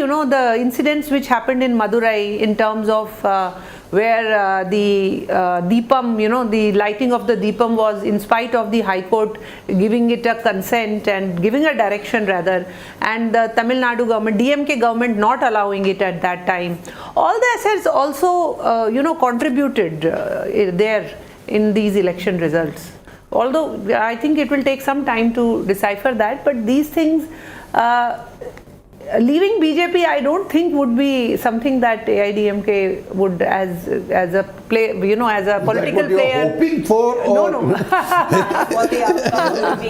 But I think I don't think they'll be leaving them. I don't think there are so many layers to this story, right? Including the fact that It's amazing. But would the BJP tie up with Vijay when they charged him with, sent him to the CBI, got questioned. Oh, come on. Oh, sorry. Everybody that they raided. No, but I think that's a positive. No, it's the other way around. Everyone who got raided tied up with them. They accepted them. The fact that They accepted them. DMK has not lost Look out at by that. virtue of its partnership with BJP is also Is interesting, yeah. You know, also on the ground. Just look at that. He's crossed 100 He's seats. gone to 101. So maybe they, More than 100. Take my hat off to Pradeep Gupta. Yes, definitely. You know, on the ground. I also really there's a lot say, of- man. Now you know By the way, what is the breakup of Yeah, he'll be on his own. It'll be Vijay. Vijay ki Vijay. What a story. But you know, we met a young DMK leader who very sort of, he told us, he says, the party has lost all connection with the youth. Mr. Stalin is surrounded by very old men who advise him. Please don't bring age into this conversation. But yeah, look at my grey hair. And his son. You're saying he's surrounded by very experienced people. So this DMK, all through. but the DMK leader, I mean, he's a young DMK leader. He said we have no connection with the youth. Yeah. And that, I think that's what we are seeing here. by the way, if we could get Uma Sudhir back, when we do, she sent an interesting data point. Not only is the Chief Minister and the Deputy Chief Minister trailing, that's Stalin and his son, but the DMK is trailing in all 16 seats in Chennai. Wow. That's what was turnaround. That's big. In Chennai, Yeah, But that's I told you that would happen. yeah, of course. Yesterday. But let me also welcome our. Said also predicted that. Chennai was access. But that's big. I mean, All six will go to. He is, I mean, It's that quite was something. the most gutsy prediction, and hats off to him. Look at the number We're- of seats, 103. It's now. gone up to 103. He might be able to form a government without He anyone. will, yeah. That's the. We also 2 minutes have- ago you wanted me to bet. Now I'm betting. Suddenly, she's come alive. We have Tom Vadakan, BJP spokesperson, joining us this morning. It's still morning. It feels like we've been on for hours. Tom Vadakan, thank you very much for being with us. Big victory, it looks like, for the Congress-led UDF in Kerala. Can you give us an update, if you have anything, on how your party is doing in Kerala, where it had hoped to expand its footprint, but how are you doing there? 2-6. Well, as of now, we have reports of certain leads and increase in vote share that has been happening. But I think it is much more to be desired, that we need to work, we need to go back to the board and examine where we went wrong. But yes, the satisfaction that we have today is that vote share is increased, and we are there trying to do more better. And I do hope and pray that things will improve within about an hour's time. We'll see more things happening in Kerala. And let us wait for the final results. I mean, in your experience, what do you think has, I mean, the BJP has not really been a big player in Kerala. Did you really expect to do better? Well, we have found that there are developments in Kerala that is happening that is in favorable of the NDA government, and we did hope that we will do better. But yes, in electoral politics, there are times that strategies don't work. All issues have to be examined, especially candidate selection and a variety of other issues have to be examined, and we will, when we get back to the board, examine everything. There's one bit of worrying trend for you, but it's again very early. It's just early rounds. But your vote percentage has gone down by 6% as of now. You're now down to around 13 or less in the seats that we have some information on. That will be a big worry.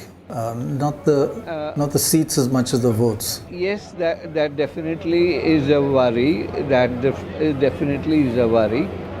We would like to examine it further, because if there is some strategic mistake that has been committed, that needs to be course-corrected, and we will re-examine our strategy in Kerala once again.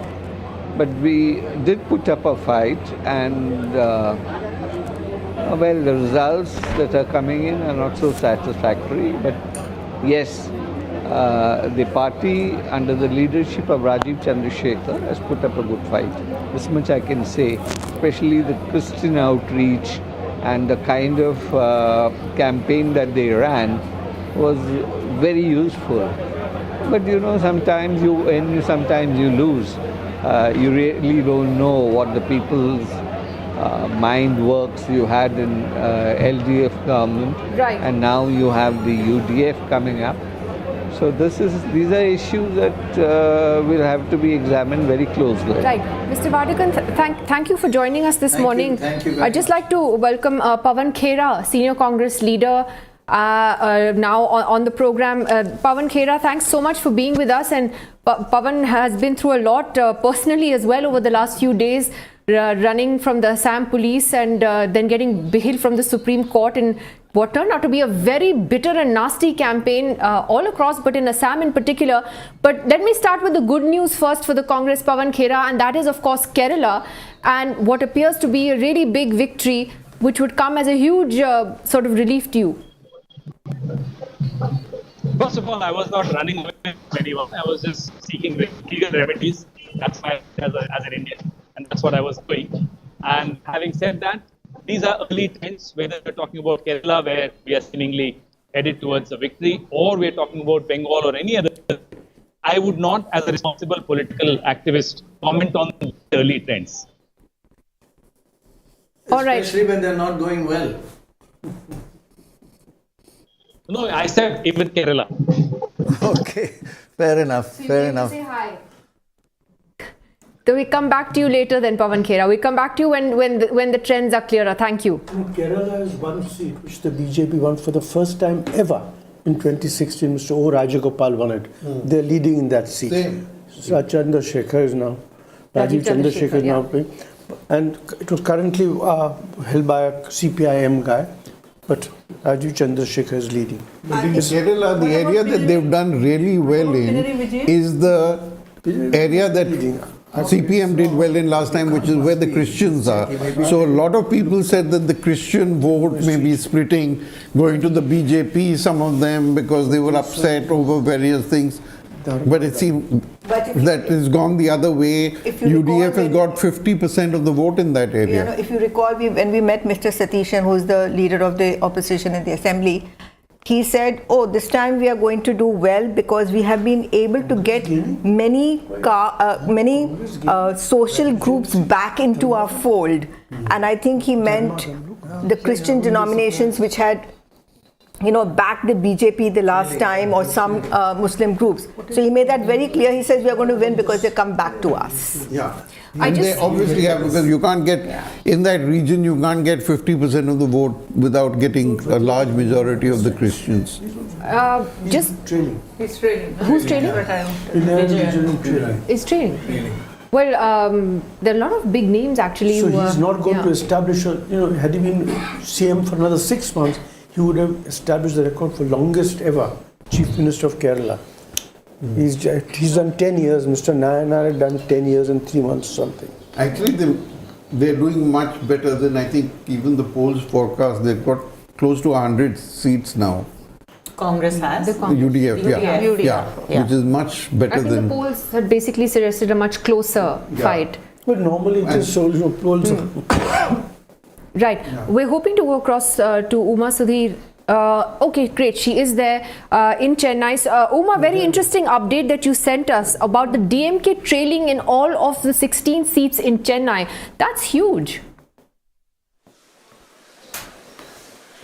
It's a huge setback that DMK seems to be looking at, because Chennai region was supposed to be the DMK stronghold. This is where all their many of their strongmen were contesting, including Chief Minister Mr. M.K. Stalin. In fact, we had during the campaign trail met with Mr. V.S. Babu, who was the incumbent, who had been was the incumbent there, and he was campaigning along with, in fact, Vijay look-alike in that particular constituency. And he is in fact ahead of the Chief Minister by some 2,000 votes, and this is something that the DMK will now look at with quite a bit of shock. The other important candidate is, of course, the Deputy Chief Minister Udayanithi Stalin Chepok.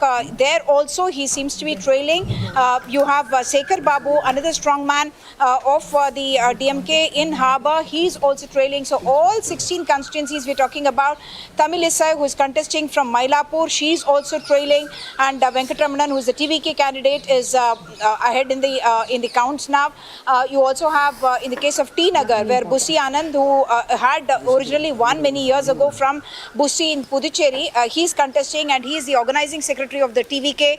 He is also in the lead. So if you were in the Chennai region and you felt that everywhere you are hearing about a TVK, that seems to be reflecting today in these elections. Yes, if we were earlier talking about a youth and a woman vote, this is much more than the youth and a woman vote, which seems to be playing out as of now in these regions. So even a minister like Nehru in the Trichy West constituency, Trichy East is where Vijay is the second seat where Vijay is contesting. Even that minister is trailing. In fact, many of the ministers seem to be trailing. Of course, the margins are expected to be close, so it is possible that some of them make a comeback. But what is becoming clear is that with the trends available for 233 out of the 234 constituencies in Tamil Nadu, it does appear that the TVK is leading in about 100-102. The DMK is at only at about 60 or so that they are leading. So very, very clearly, the TVK may not be able to make it to the halfway mark, and therefore we are looking at a hung assembly. Yes, it will emerge, it appears, as the single largest party, not just in terms of vote share, but in the number of seats as well. But they are certainly going to need the help of several other parties, and what we could be looking at is parties like the PMK and others which the TVK had initially invited or kind of shown an inclination to join hands with. All those parties they may look at to get those numbers to be able to get to the halfway mark. Very clearly, Vijay will not be able to go with an NDA or a BJP for the clear reason that while he called the DMK as the evil force, he had called the BJP as an ideological enemy, and therefore that is not something that he will want to do. He is someone who is here as a politician, at least in the long run, having made his debut, such a blockbuster debut that he has made here, and therefore he will need to look at. Yes, please. Geeta had asked earlier, there have been so many actors that have entered politics, got huge crowds. We watch them go by with their crowds and their adulation, and then they don't get very many votes or many seats. But some have done it. What makes the difference between an actor getting crowds and not votes, but crowds and votes, like Vijay has done? What's the difference? Or you want to think about it? So three different scenarios that we must point out. Whether it's an MGR, he of course had political experience before he became chief minister or leader of the ADMK that managed to sweep the 1977 elections. Then you had an NTR who, yes, of course, was making a political debut, but the situation there was about Telugu pride and the way the chief minister, then the Congress, there was anger against the Congress, and therefore that is a very different scenario. And he also went out in the public, and even though there was no social media, he did a huge outreach in terms of the kind of Radhams that, the entire platform of the Radhams which the BJP later adopted was something that NTR had pioneered. The third example I would take from here itself of Vijay Kant, who tried to emerge as the third party and did manage to create, a substantial vote share, but of course was not able to make it as a separate force. But for 3 to 4 years at least, he was standing there as a separate force, and it was the DMK and the ADMK Sanket, that we're trying to reach out to him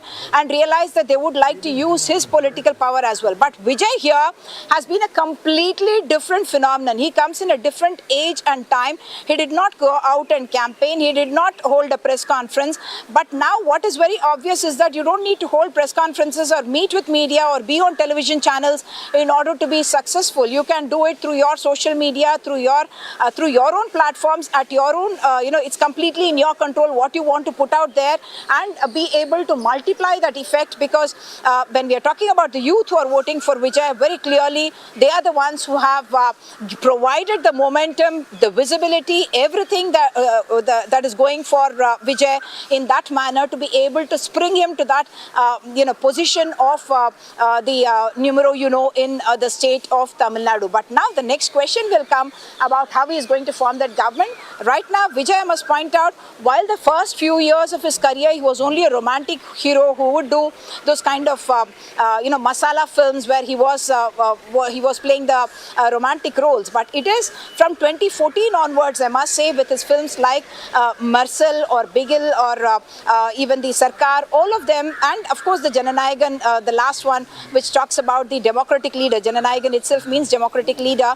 All of that was geared, in a sense, using, should I say, a very similar template to what an MGR used. Of course, MGR all through his career was a man who would always stand by the masses, the poor, always in the place of justice, and the female lead will never chase him. It is the female lead who would chase him. He would never chase the heroine. So in that sense, that is a kind of an image. And Vijay had positioned himself as that person who takes on corruption, who is willing to question the central government, the state government, and that's exactly where he stood, confident, not reaching out for alliances, doing it all by himself. And he's a phenomenon that is still waiting to be studied about why he's become such a huge success, unseating the big Dravidian giants. Umar, lots to unpack there, as you said, in Tamil Nadu. About Kerala, which was very interesting. There are 4 communist brethren who defected because they didn't get a ticket, which is unknown amongst the communists. 3 of them are leading. Oh, really? What about Aisha? What about Aisha? Aisha? Aisha Poti? Where is she or she standing from? Is she a rebel? Yes, yes. Well, the one rebel is trailing from Ambala Putsa, but my favorite rebel, which I Talirampa. No, there was a story. There was Mr. Ganeshan, who was secretary, and another Mr. Ganeshan. I forget the name. MV and TK. So TK says to MV, "You've been hanging around for long," though he hadn't been actually. "Can I have a go?" So he doesn't want to give. So then they decide to convert the seat into a women's seat. And who do you think gets the seat? I'm asking for votes. Mr. MB's wife. So, Mr. MB, though I'm told that a very highly qualified person. She's very capable, but more capable than he is, perhaps. But the question is, she got the seat only because they converted. I'm not saying she's not more qualified than he is, but I'm saying she got the seat only to do that guy out of a seat. So he then became a rebel. In Communist Party, CPM, rebels were unheard of. And 4 rebels this time. They must have read the What about Shailaja, KK Shailaja? Which is where she's standing for. She's standing against While you do that, I'm going to go across to Alok Pandey, who is there at the BJP office in Kolkata, where Alok, what is going on there now? Because it's increasingly looking like the BJP is winning Bengal. Well, most certainly. So the big leaders, they're still circumspect. A lot of them have come here. Shubhendu Adhikari hasn't, but Shamik Bhattacharya, the state BJP chief, some leaders from Bihar who've been part of the Bengal campaign, they've all come here, and all of them are inside right now. And right now, of course, they are not coming out to speak, but a lot of the Karyakartas are. And some of them now have started gathering. Some of them, as you can see on your frame, have a photo of the Prime Minister, Mr. Modi. One of the gentlemen even has a lotus flower. So I think the Karyakartas now are beginning to converge, and they are beginning to celebrate what they say will be a victory in Bengal. The leaders, the top leaders, still saying that they will wait for a while before they actually go ahead and declare this to be a victory. The trends do seem to indicate, of course, that is what is going to be the case. At the moment, I have this gentleman who has the Prime Minister's photo with me. आपका नाम क्या है? अपना नाम? गौरांग विश्वास। ये जो आप लोग लीड में हैं अभी, इसका सबसे बड़ा कारण क्या है आपके साथ? हम लोग तो 200 पार करेंगे। हम लोग जीत रहे हैं, हम लोग सरकार बना रहे हैं एक खुशी हम लोग बना रहे हैं। क्यों ये इतना अच्छा रिजल्ट आपके पक्ष में क्यों आया है, क्या कारण रहा आपके साथ? रीजन देखिए, भाजपा सरकार कोई हिंसा बर्दाश्त नहीं करता है और साधारण आम आदमी का पास में रहते हैं, सबका काम करते हैं, इसीलिए भाजपा सरकार बीजेपी में आ रहा है, भाजपा का सरकार इसीलिए जीत रहा है। क्या है, टीएमसी हिंसा, शुद्ध हिंसा करते हैं, पोती हिंसा राजनीति करते हैं टीएमसी। हम लोग पोती हिंसा राजनीति नहीं करते हैं। मोदी जी का सरकार सबको लेके ही चलता है। Thank you. So there you have it. A few Karyakartas now out. They are of course now saying that it is the BJP that's going to come to power. Like I said, the leaders still inside. They'll perhaps come out a little later once they are more sure that that trend of the BJP leading is going to hold. Okay, so you're saying sort of a cautiously celebratory atmosphere at the BJP office. That by itself is interesting, which shows you that it's a long way, as far as Bengal counting is concerned. But the trends seem to be, becoming clearer and clearer. And Manish Kumar is at Chief Minister Mamata Banerjee's residence, where Manish. Humayun Kabir trailing. He wanted to build a Babri Masjid in Bengal. No, now he's leaving. That changed in 10 seconds. Now give us the analysis. Oh, it's another constituency. Acha, the other one, sorry. Two seats. Yeah. So Manish, what's happening where you are? Nothing I can see. So, निधि, ये ममता बनर्जी के घर के जाने का रास्ता है जहाँ पर हम सुबह से हैं। फिलहाल यहाँ पर मीडिया वालों के अलावा कोई नहीं है। ऐसे भी हमने देखा है कि पहले के चुनाव में भी 1 बजे के बाद यहाँ पर समर्थकों का आना शुरू होता था, लेकिन आज थोड़ी सी यहाँ पर मायूसी देखी जा रही है, क्योंकि अभी तक के जितने वो चाहे नेशनल चैनल हों या रीजनल चैनल हों, सबके ट्रेंड में जो है वो टीएमसी पिछड़ती नज़र आ रही है। और कहीं ना कहीं लोगों को लग रहा है, भले ही टीएमसी के नेता दावा कर रहे हैं कि it's early trends, 2 he 3 round की काउंटिंग हुई है, अभी 15 से 17 राउंड की काउंटिंग बाकी है, but it looks like it that TMC is going to lose Bengal as per the trends as of now. लेकिन जैसा कि आप जानते हैं कि चुनाव में जब तक, खासकर बंगाल हो या बिहार के चुनाव में, जब तक 15 राउंड की गिनती नहीं हो जाती है या डिसाइसिव लीड नहीं हो जाता है, तब तक में कोई जीत का दावा नहीं करता, कोई हार का दावा नहीं करता। लेकिन हाँ, टीएमसी में काफ़ी ज़्यादा आप कह सकते हैं मायूसी है। एक तरह से लग रहा है कि सत्ता उनके हाथ से निकलती चली जा रही है, और एसआईआर का दबी जुबान से सब मान रहे हैं कि एसआईआर की मार से यानी कि एसआईआर का इम्पैक्ट ऐसा रहा जिसके कारण बंगाल में उनकी सत्ता आज की तारीख में अभी के ट्रेंड्स के अनुसार जाती दिख रही है। निधि, मनीष, ये बताइए कि अभी जो ट्रेंड्स आ रहे हैं, ममता बनर्जी खुद ट्रेल कर रही हैं भवानीपुर सीट से। देखिए, भवानीपुर सीट में वो ऊपर नीचे चलता रहता है। जब बाई इलेक्शन भी हुआ था तो कुछ राउंड में वो पीछे चली थी, लेकिन वो आखिरकार जो उनके डोमिनेंस का इलाका है वहाँ पर वो एक बार जब काउंटिंग शुरू होती है, और जैसा कि मैंने कहा कि अभी वहाँ पर 3 ही राउंड की काउंटिंग हुई है और 17 राउंड की काउंटिंग अभी होनी बाकी है। लेकिन जैसा अभी तक का रुझान है, वैसा भवानीपुर में भी कुछ अगर बड़ा अपसेट हो जाए, जैसा कि पिछली बार नंदीग्राम में हुआ था, तो कोई आश्चर्य की बात नहीं होगी, क्योंकि अभी तक के ट्रेंड से निधि 2 बातें स्पष्ट हैं। एक, एसआईआर का इम्पैक्ट टीएमसी के कैंडिडेट्स पे काफ़ी ज़्यादा दिख रहा है, और जो बीजेपी के कैंडिडेट्स को सबसे ज़्यादा लाभ होता दिख रहा है वो है एक काउंटर पोलराइजेशन, यानी कि काउंटर हिंदू वोटर्स का जो कंसोलिडेशन है वो across the belt her constituency में दिख रहा है, जिसके कारण शुरू से उन्होंने बढ़त बनाई हुई है। निधि, All right, Manish caught me having a biscuit, but we have 37 bellwethers in Bengal, which have always been won by the winning party. 14 of them, the BJP is leading. And in the others? The TMC is leading. That's 23. 21, 23, 47, 14 out of 37 BJP is leading. And the others... You got other, not information on the other? No, 23? No, they're all given here. They're all, we have information on all.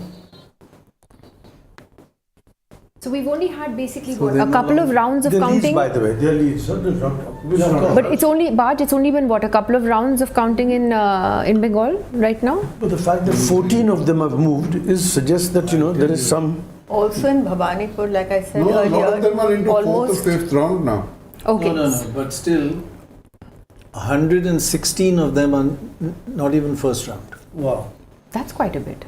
So Manish was talking about SIR and how that has deletions have impacted the TMC vote. In Bhabanipur itself, like I mentioned earlier, nearly 45,000 people names have been deleted from the list. So I'm sure that will, Bhavanipur is predominantly a Hindu locality, so there's unlikely to be much Muslim deviations there have been in Jorashanko constituency in North Calcutta 18,000 Muslims, but almost 50,000 Hindu names were deleted from the No, electoral that's what I'm saying, that it is that area of Bhavanipur is essentially a Hindu area. I mean, there will be some Muslim, but it's essentially Hindu area. But not just saying they're choosing areas and addresses. TMC supporters also. I mean, but there's no evidence of But that. as you said, 116 constituencies, EVM counting hasn't even started. Postal votes. But even then, when you look at the gap between the BJP and the TMC, it's just growing. No, isn't and it? one more thing, which is Shekhar Gupta said 15 years ago, you get a bump. And then you... For the leader, generally gets bigger and bigger and bigger as more and more rounds get counted. No, the interesting thing is that seats where TMC had a majority of 19% in the fifth round is a BJP gain. Now that's huge. That is huge. And are those large? Do we have a sense of urban and rural yet? Not really. They're doing pretty badly in Calcutta. That was the big one. that is the big one. So, but that kind of the consolidation towards the BJP was showing up a lot more in urban areas. That's where the Mamta vote, the TMC vote was being pulled through. So we're seeing that hold out. Also, a lot of people not coming out and telling who they are voting. That also, in a way, has been an indicator that there will be a change. There is a shift in terms of the voting pattern, which party they are going to vote, and that also is it is so particular in the whole country, only it is in this state. So much of fear for the present political dispensation in power that the people, they can't even come out and voice their opinion, voice their dissent. Why is it so in West Bengal? I mean, is it only West Bengal? It's only in West Bengal, yes. You see, everywhere else they may be having. Bengalis are intellectuals. They have to think. You are misreading. By the way, TVK is heading for a majority on his own. If you watch the next one, 103 he's got. 107. 107. And the ADMK is at 79. With And DMK DMK at 47. I mean, really, to me, along with the TVK story, the ADMK story is a real story of this election. No one.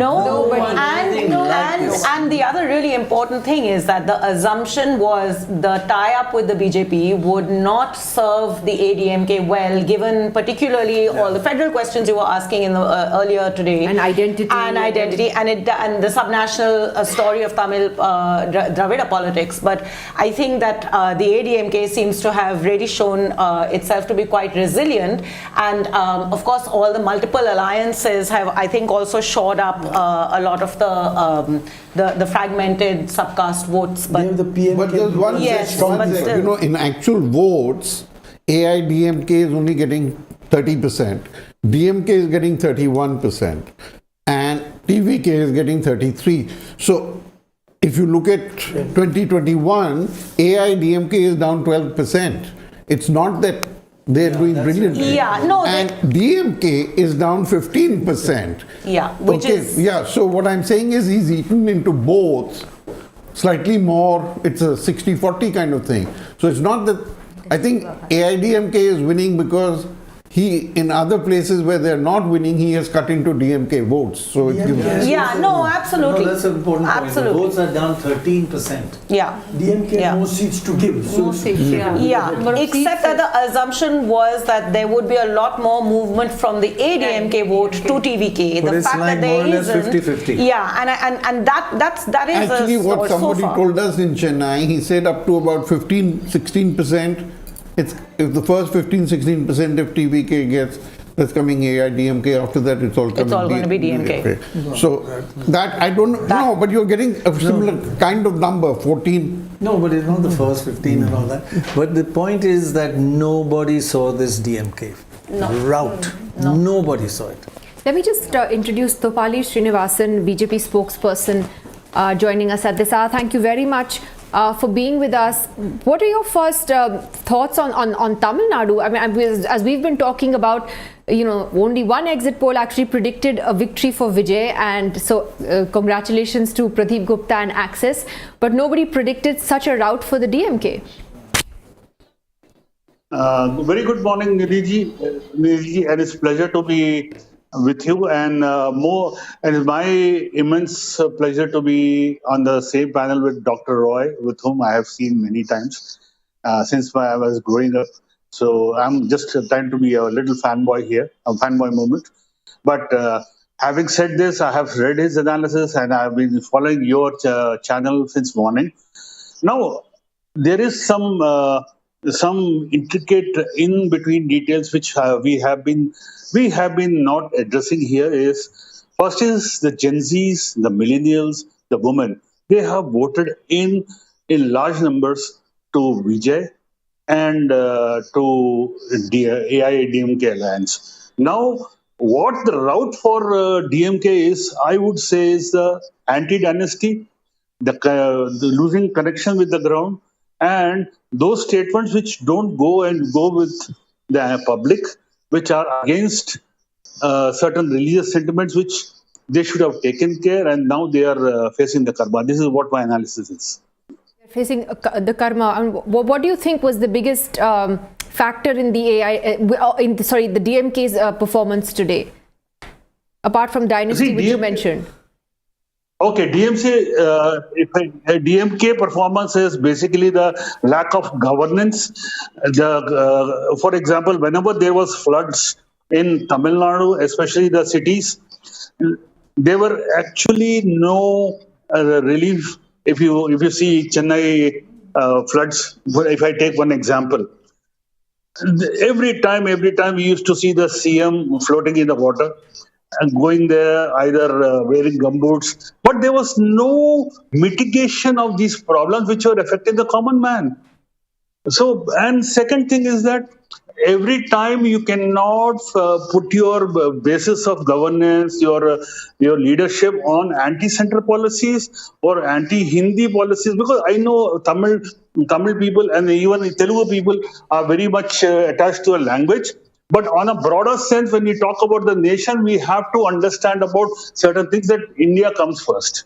But, even Vijay's campaign, he made it a point to distance himself from the BJP and the BJP's ideology. So how do you see his phenomenal rise then in Tamil Nadu, and how that could change the landscape there? It's not that he was aligned to the BJP in any way. You see, Vijay has his own fan base, and the basic why I said is Gen Zs and millennials, they are hardcore diehard fans of Vijay, and they have seen many of his movies where he has questioned the center, the state, and everywhere. That's where his popularity comes from. And this is the first show, as I was listening to Oma Garu. So this is where he has gained a bumper majority here, and that's where he is heading to some sort of a simple majority, if I may put so. In case he doesn't get a simple majority, do you see allies of the DMK and AIDMK leaving the party and joining him to form a government? See, we are very nicely and very tightly stitched with our AIDMK alliance partner, and we are very much in sync with whatever we do. So if alliance comes from an NDA and TVK, that is something to decide later. We will cross the bridge when it comes. But right now, it's some mere speculation. Right. Well, interesting times ahead. Just wanted a quick thought from you on just the overall picture at the moment nationally and how it will impact national politics here on. The BJP has done really, really well in Assam as expected. Looks like it could win Bengal as well. This is a big day for the BJP. Yes, indeed, it's a big day for BJP. If I start with Assam, it's a mama all the way. And he has been the forefront of the entire campaign. Second thing, in West Bengal, we really worked hard on the ground, connecting with people. And Mamta Di, with all credits to her previous governance, but she has missed many finer points in connecting to the people. And plus the way the threats to the common people were there and the violence. That is where the crux of the entire situation of anti-votes, anti-Mamta votes, anti-TMC votes, and as I was rightly saying, Gen Zs, millennials, and women, they have voted heavily against Mamta Di. All right. Well, Mr. Srinivasan, thank you so much for joining us. Looks like, as I said, a great day for the BJP so far. Thank you very much for being with us. And maybe time to take a look at the Bengal numbers again, where we've been talking about how that gap between the BJP and the TMC has been growing, although there are still, I think, more than 100 seats where EVM counting is yet to begin. So it's a really, really slow process as far as Bengal is concerned.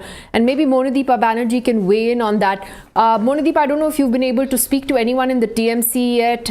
Are they still saying wait and see, or is there a private sort of feeling that this is over? Yes, indeed. It is still a wait-and-see policy for the Trinamool Congress. In fact, they are so certain of victory. They are saying we are not projecting numbers, but we are sure that it is the TMC which will form the government. It's still early days, they say, early in the day, and these are only leads, trends, so hang in there. And there are many, many districts that are yet to report. Perhaps there is something interesting about the kind of results we are getting in, the locations where we are getting in from. I am yet to see something from Malda, Birbhum, Bankura, which are, strongholds of the Trinamool Congress, and of course, ultimately North 24 Parganas and South 24 Parganas. So these are very crucial districts where results could be different from the current trend right now. So Trinamool hasn't given up hope just yet, but certainly a little concerned, more than a little concerned actually, about the way things are panned out so far, especially Bhawanipur, where Mamta Banerjee is apparently trailing. Another quirky result that's coming in is from Murshidabad. And this district is something and the Trinamool is watching very closely. Last time round, out of 22 seats in Murshidabad, the Trinamool Congress had won 20. Adhir Ranjan Chaudhary, who is contesting from the Behrampur seat, is apparently trailing. And I believe the Trinamool is hoping that this particular district could go the Trinamool Congress way and change things around. 22 seats is a lot. Well, Mamta Banerjee happens to be leading again, and I think as Alok Pandey was also pointing out earlier in Bhawanipur, and now she's trailing again. She was leading exactly 20 seconds ago. So that shows you just, how much that volatile that seat is. Shikha. Moni, I just wanted to ask you, since 2013 to 2023, after the TMC was formed in 2008, they have won all the panchayat elections, all the local body elections they have swept. So this made their organizational structure on the ground very, very strong. Do you think that this result that we are seeing, or the leads that we are seeing, shows that there is some kind of shift? After all, it was the CPM which had the same thing earlier on, and then all those people shifted to the TMC. So are we seeing something similar, you think, on the ground?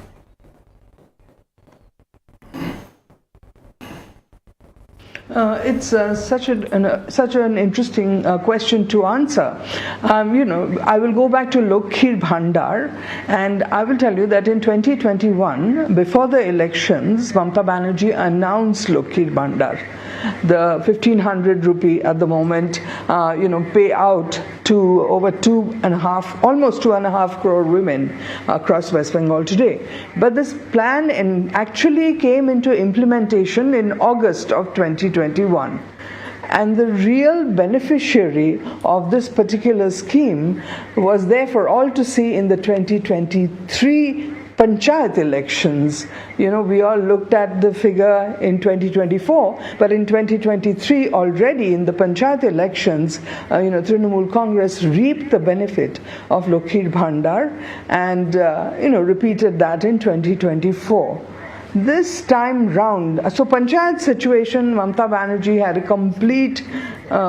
complete control, and now, however, the trends and leads coming in, they are a bit disconcerting. Has the Lakshmi Bhandar magic, is it beginning to wear off? The promise by the BJP of more money, double the money of Lokhir Bhandar, is that doing its trick? But undoubtedly on the ground, 2023, up till 2023, Mamata Banerjee has had a stranglehold on the panchayats. This vote could be the beginning of a change. Only another trend that I was keen to hear your thoughts on, which we picked up while traveling, but it's also showing up in some survey data that I've been involved in, that the real shift is coming more in urban areas, including amongst women voters in urban areas who are shifting towards the BJP. And I just wanted your views on whether you think this trend holds up, and if so, what do you think? I mean, my sense is that the BJP's mobilizational capability is much stronger in urban parts than in rural parts in Bihar, in West Bengal, but was curious to get your thoughts on this. That's true. There has always been talk of how the BJP normally, establishes a presence in a state, first in the rural areas and then in the urban areas. But in West Bengal, it has been quite the other way around, it would seem, that it is in the urban areas that the BJP first, set down a few roots and then moved into the rest of the state, the hinterland. But it is true, if you look at voting trends in 2024, the parliamentary elections, that in the urban areas, the BJP had made considerable inroads, including particularly Bhawanipur and even the neighboring constituency of Rashbihari, where at the moment I understand, last I checked, Shapat Das Gupta was actually leading, and Rashbihari is a firmly Trinamool Congress seat for many, many years. So the equation is simple, really. It is in the urban areas that young people, the urban educated, they are talking about the absence of jobs. They're talking about problems in the education system. They are perhaps the most vocal in the area of healthcare. So these factors have propelled perhaps a larger percentage of urban population towards the BJP than in the rural areas. So joining us now, Gopal Krishna Agarwal, national spokesperson of the BJP. Thank you very much, Mr. Agarwal, for being with us. Just wanted your first reactions then to Bengal in particular. There is still quite a lot of seats, more than 100 or so, where the EVM counting hasn't even started. But overall, it's looking pretty good for the BJP so far. Do you expect this to hold, or would you rather wait for a couple of hours before declaring victory? No, I think it is on the expected line that the leads are coming to favor BJP. We had been working there for a long time, and the ground reports are very positive for BJP. Particularly, I think this was a very important election, West Bengal this time, And it is not only a political battle that we were fighting there, it was about the nationalism, civilizational issues regarding appeasement politics. Many of the important concerns that BJP had always been standing for were at test at West Bengal, and I think this is the time where our narratives, our concerns are properly taken care by the people of the Bengal. There are issues about the development, issues about the industrial people not properly being given place, the way economy was faring, then the infiltrators issues, Muslim appeasement, all these issues were at test in West Bengal. I think the people got the right message that this is the time when... Do you think that the voter deletions because of the SIR exercise undertaken by the Election Commission helped the BJP? I think it has only helped the percentage of votes that has been cast. But the fear that was being promoted by TMC all the time, we saw this violence by TMC leaders and Karyakartas on BJP Karyakartas and leaders in last time. The Election Commission has been successful, and central forces have been successful in quashing that fear from the mind of the people. They have been able to vote freely without any fear from TMC. That is an important step towards the positive feedback that we are seeing today. It is not only SIR. SIR is only the process where percentage of votes have increased, but other measures have surely been in positive side for BJP. All right, Mr. Agarwal, thank you so much for joining us this morning. I thought an interesting takeaway, Yamini Iyer, from whatever we're seeing from Tamil Nadu and Bengal at the moment is that a lot of the change is coming from urban constituencies, like the sort of big shifts that we're seeing, the earthquakes are coming from urban areas. Urban areas and we'll have to see the breakdown, but it seems urban areas and younger voters are really expressing a big change. Yeah, I mean, I think, but I suspect the reasons are different in both states and they need to be treated separately. As Monideepa also pointed out, the BJP's entry into West Bengal is quite unique in that it is urban first and rural second. And at least what I captured in some of my travels is that the Hindu consolidation and this whole kind of insider-outsider using the SIR to consolidate and polarize the voter base was much more visible in urban areas. There also, I think, particularly around all of these schemes, there's been a normalization of the schemes to some extent. They have now become part and parcel of what is the policy options, and all parties are offering them. Voters are looking for something different. That different is not being afforded. There is no doubt, even though this is not really an election about Mamta's governance, given everything else that has unfolded, there's no question that the TMC cadres, many of whom have also merged a little bit with the IPAC, have adopted fairly non-democratic ways of doing things, and there is an exhaustion which is also feeding in. The space was opened. I think the Tamil Nadu story is really one of wanting to look for something different. I think young Tamilians have been in different ways expressing this desire for change, and Vijay just sort of emerged, and that's where they are sort of pinning their hopes. Yeah, actually, going through all the results so far, and things could change. Perhaps the most surprising is the BJP likely to cross 200 in Bengal. With the bump, Shekhar Gupta's famous bump, it's 171 now, and is going up and there's so many rounds still to be counted. They're really very, very slow counting in Bengal. And interestingly, if you compare this election with the Lok Sabha election recently, that's the more recent one, the BJP is up 7% and has got 2% from TMC, 2% from Congress, 2% from the left, and 1% from others. It's just taken everybody along and collected 7%. It's a huge, huge victory for the BJP. Tamil Nadu, again, is an utter surprise. I've not seen such a surprise. Mainly the DMK collapsing. A lot of people felt Vijay was doing very well, very popular. I think Uma was one of them. Shikha was another. Because they're not mummies and daddies. They're the Gen Zs. They're the Gen Zs. You can see my hair. No, but they did notice something different.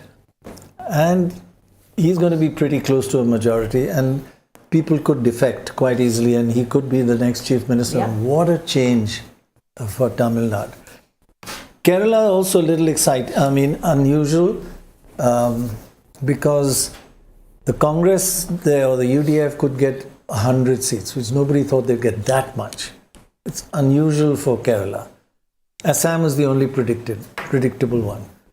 So Bengal surprised, Tamil Nadu surprised, Kerala surprised. But you knew all this. The last half an hour, TV hasn't moved up. Is it not counting? What are they doing? I think they've got all the... Let me just check. I think counting is just more and more rounds. Are they having supper? More and more rounds. Yeah, I think it's a great surprise. Yeah. 234 are being counted, but they've just moved up to 108 from 107. So but it's going to be like that.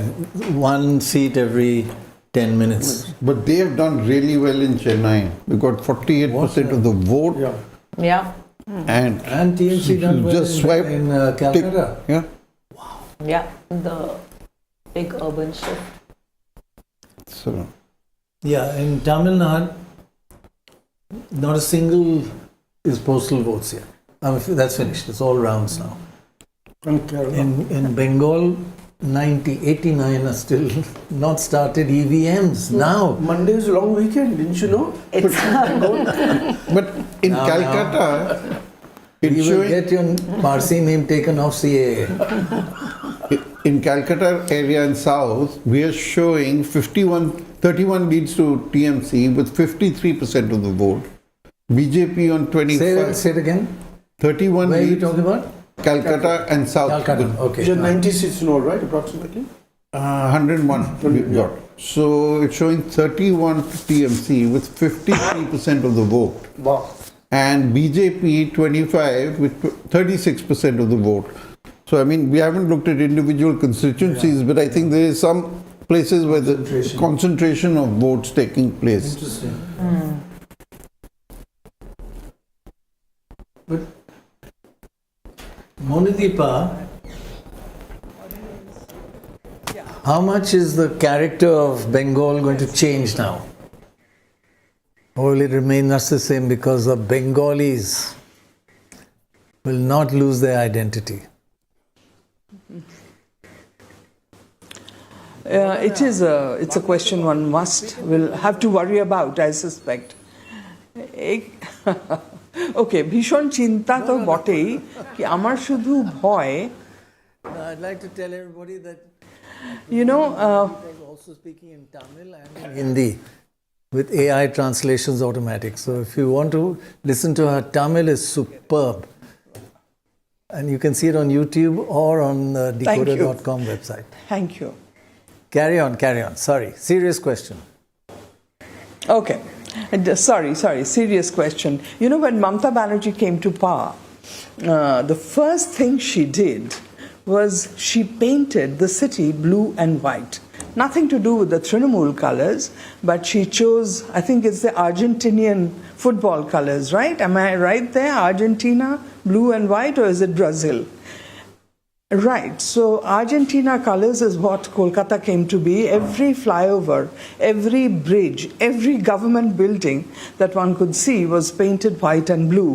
And I recall that there was even a tax incentive to ordinary folks, they would be getting a property tax discount if they painted their house in the same color. Now I think the first thing the BJP will possibly do is come to power and then, who knows, paint it in some other color, maybe completely saffron and white or saffron and something else. I think at this moment, this is my big worry, that is the whole city going to look different, and of course the rest of the state. Yes, please. Yeah. So, if you look at the women's vote share in Bengal, in 2016, I think it was about 10% for BJP, and then in 2021, about 36-37% women vote. And how do you see that women's safety with respect to RG Car and what happened in Sandesh Khali, where very openly TMC goons or leaders, whatever you call them, their names came, and how when the investigation forces, they reached there, and all that drama that unfolded. So how women's safety, how important it has been in this election in West Bengal as a concern? RG Khan's mother's winning. Yeah, she's leading, yes. And it's a good question, Monideepa, because wherever we went, there was this issue of safety. And we look at the central government records, it's one of the safest states in the country for women, along with Tamil Nadu. And even there, women's safety, women's safety. It's a very strange thing. Why is that? Monideepa, I mean, this answer Geeta's question.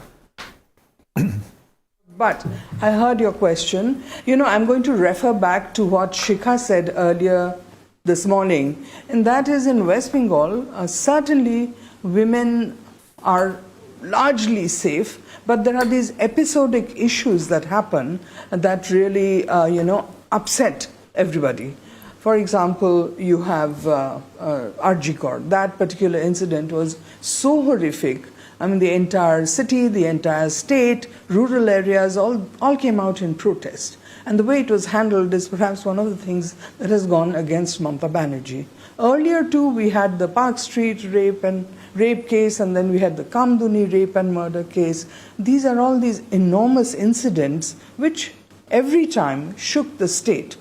But on the street, on the streets of Kolkata, for instance, women still venture out late at night in taxis and so on, and the relative number of incidents is lower. But again, I hear these horror stories, even out in rural areas, where women are at risk. They suffer terrible harassment at the hands of men, and it is a problem across the state. But it is the episodic ones that really make news, and women's safety gets a terrible name. But otherwise, honestly, I have been across West Bengal, every nook and cranny in villages and cities, and there is a relative comfort. Like, for instance, very simply put, if you're in a crowd somewhere, the chances of women being abused in a crowd by a mob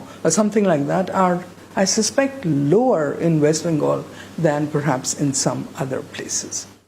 So I think probably that also indicates that it is the state patronage wherever such kind of incidents have happened. It is the state patronage which very directly shows that why is it there is so much of, there is an anger in the society in West Bengal regarding these cases. So that also is a reflection in terms of how the results we are getting in West Bengal.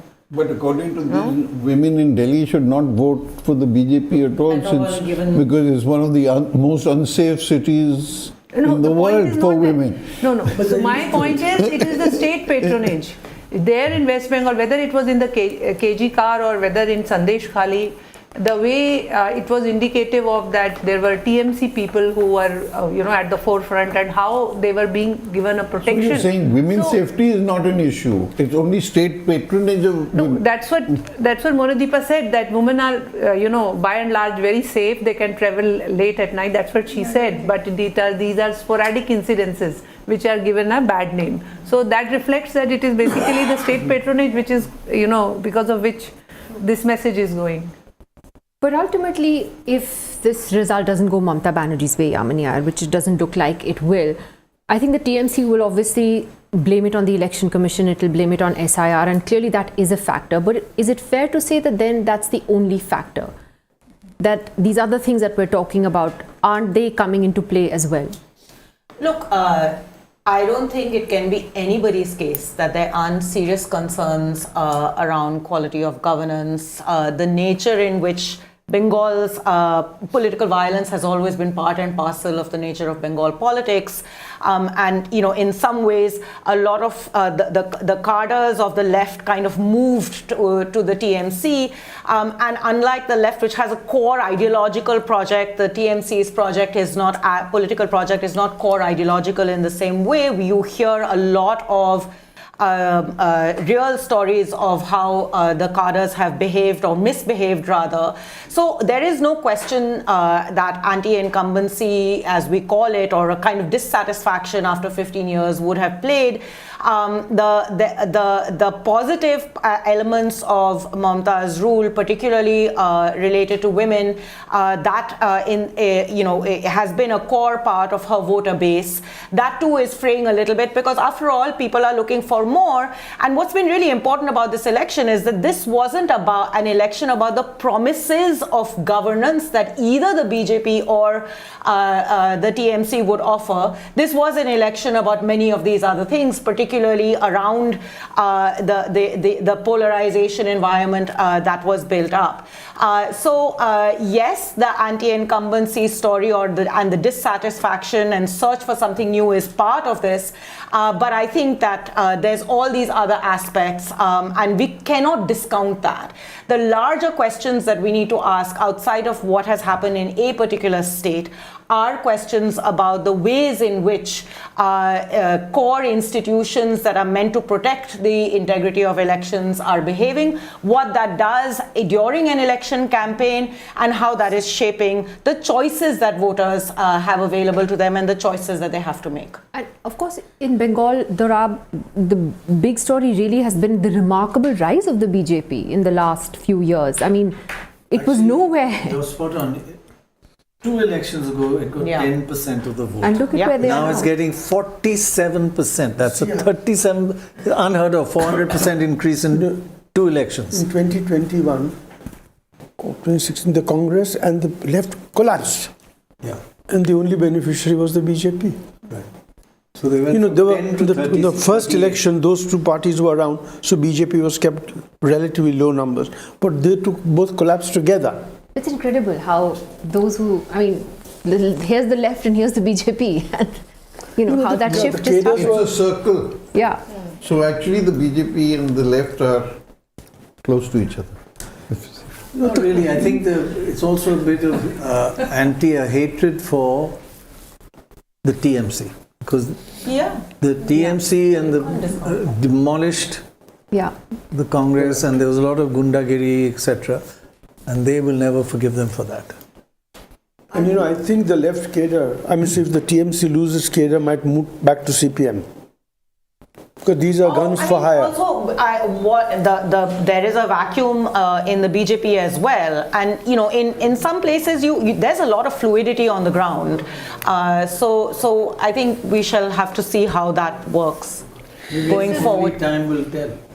Only, I'm afraid, time will tell. But we know from trends in many other places that, core ideological cadres do hold together. But where they aren't core and let's not discount, IPAC has been running a parallel political party for some time now. So how all of this plays out in a vacuum that could potentially be created if all of this holds, and who are kind of political entrepreneurs that move, panchayat elections get shaped a lot by who gains political power at the head of at the state government level. So there is going to be a lot of movement and fluidity going forward. Right? I do believe, and nobody agrees with me, but I think this also marks a turning point. Baji is already laughing. Would you like to talk about these close fights? Turning point for the CPM. Would you like to that they have an opportunity now? Yes, for sure. I mean, there's a vacuum. There's going to be a vacuum. Baj is taking us through these close fights. Also, there's been an observation that whenever there was a change of power in West Bengal, even when left came to power, they came in an alliance with other smaller parties. They were there. Left parties. And left parties, of course. Then 2011, Mamta Banerjee came. She also had Congress alliance with them. Congress was in alliance with TMC at that time. But not in 16 and 21. Yes, when the change took place. Right. When the change took place. Right. So this time, if it happens, then BJP will be doing it alone, differently. No, so all these are very small margins. These were the kind of seats that you expected BJP to pick up. I think more interesting is the fact that seats with very high margins, as I pointed out, say in Calcutta, seats with margins of 19% are showing BJP leading. That's where the huge change. And if you look at the map, it's the whole southern segment of southwestern segment of Bengal that has gone completely saffron at the moment. I mean, they didn't hold this area at all and it's now just become there. And southern Calcutta and the south region there again shows massive gains for the BJP. Again, areas where they were not at all strong in. I'd just like to welcome Dr. Pooja Tripathi, Congress spokesperson now, and K.A. Shaji, senior journalist from Kerala, on the program. Thank you very much to both of you for being with us. Pooja Tripathi, to you first. Firstly, congratulations on Kerala, the bright spot for the Congress today, but disappointing elsewhere. Of course, it's disappointing, Thank you for the Kerala. We were quite hopeful of Kerala, and Kerala is actually showing us the way forward. But very disappointed with Assam results, and the West Bengal is everyone to see this the saffronization of West Bengal that's being portrayed right now. It's a kind of a disappointing but good day for Kerala. I congratulate the people of Kerala. I congratulate the local Kerala unit who have been on the ground, who have been going door to door since the local body elections, the time of local body elections in January. And their hard work has paid off. Their hard work has shown us the results, and we are very proud of the local team, the structure, the organization, everyone there, the leaders from Delhi to Kerala, everybody. They worked as a single team and they got us the results today. When you look at the results so far in Tamil Nadu, there was talk that a section of the Congress party wanted an alliance with Vijay, and then another section prevailed and said, no, let's continue with the DMK. So hindsight, of course, is 2020, but any regrets that you didn't ally with Vijay? I think regrets will always be there when it comes to Assam, when we look after seat analysis, when we'll do the proofreading for West Bengal, everywhere. But I want to say that Tamil Nadu has actually shown us the gentrification of Indian politics for the first time. What has happened in Nepal, what has happened in Bangladesh, the Tamil Nadu, and youth, and especially the youth and first-time voters have voted extensively in favor of Vijay. And this no one saw it coming. The rise of Vijay, this excellent debut of Vijay, nobody saw it coming, and he's out there to form a majority on his own. And I would take the moment to congratulate the whole party and the leader. But yeah, there will always be, when we sit up back after the result days, we'll have seat by seat discussion, by seat analysis. But we stand strongly with our alliance partners. It's not a day to blame each other. It's not a day to, point fingers and take snapshots at each other. We stand strongly with our alliance partners. Maybe we could have done things differently. We'll analyze it and come to the results. Okay, let me also get K.A. Shaji in from Kerala on Kerala's result in particular, where it seems to be a very decisive win for the Congress-led front in Kerala. Did you expect, like so many other people did, that it would be a much closer contest? Yeah, it is a massive victory. The UDF is heading towards a landslide victory. And the LDF candidates are leading in 41 seats, but with slender margins. So it has a huge impact. For India, and in the last several years, the left parties are not holding power in any of the states. So it is a very, very difficult phase for the Indian left and also for the leftists in Kerala. And another interesting fact is that in the last 4 rounds of counting, for the first time in history, the Chief Minister of Kerala, Mr. Prannoy Vijay, was trailing in his constituency, that is in Kannur. Kannur is a solid, strong left citadel for long. It has a long history of the communist struggles. And another thing, very interesting thing is that in 1939, a large number of revolutionaries, they sat together in the same Prannoy village and they formed the Kerala unit of the Communist Party, the divided Communist Party. And now it is almost a full circle. The same village, the same place, which produced serving party state secretary, the two-time chief minister, and the most powerful member of the CPM Politburo, he is trailing in his constituency. And three former leaders of the CPM, one former minister G. Sudhakaran in Ambalappuzha, and two other senior leaders who fought as rebels against the party with the support of the Congress, they are leading with comfortable margins. One in Saliparamba in Kannur, another one in Fayur in Kannur. So this is giving a big lesson to learn for the left across the country. And in Kerala, the left fought this election without any kind of clear political issue, without relating any politics, and just pushing the infrastructural development happened in the last 10 years. And showing some bridges or some roads are telling they are having the standards of New York roads and hoping that would translate into votes. That miserably failed.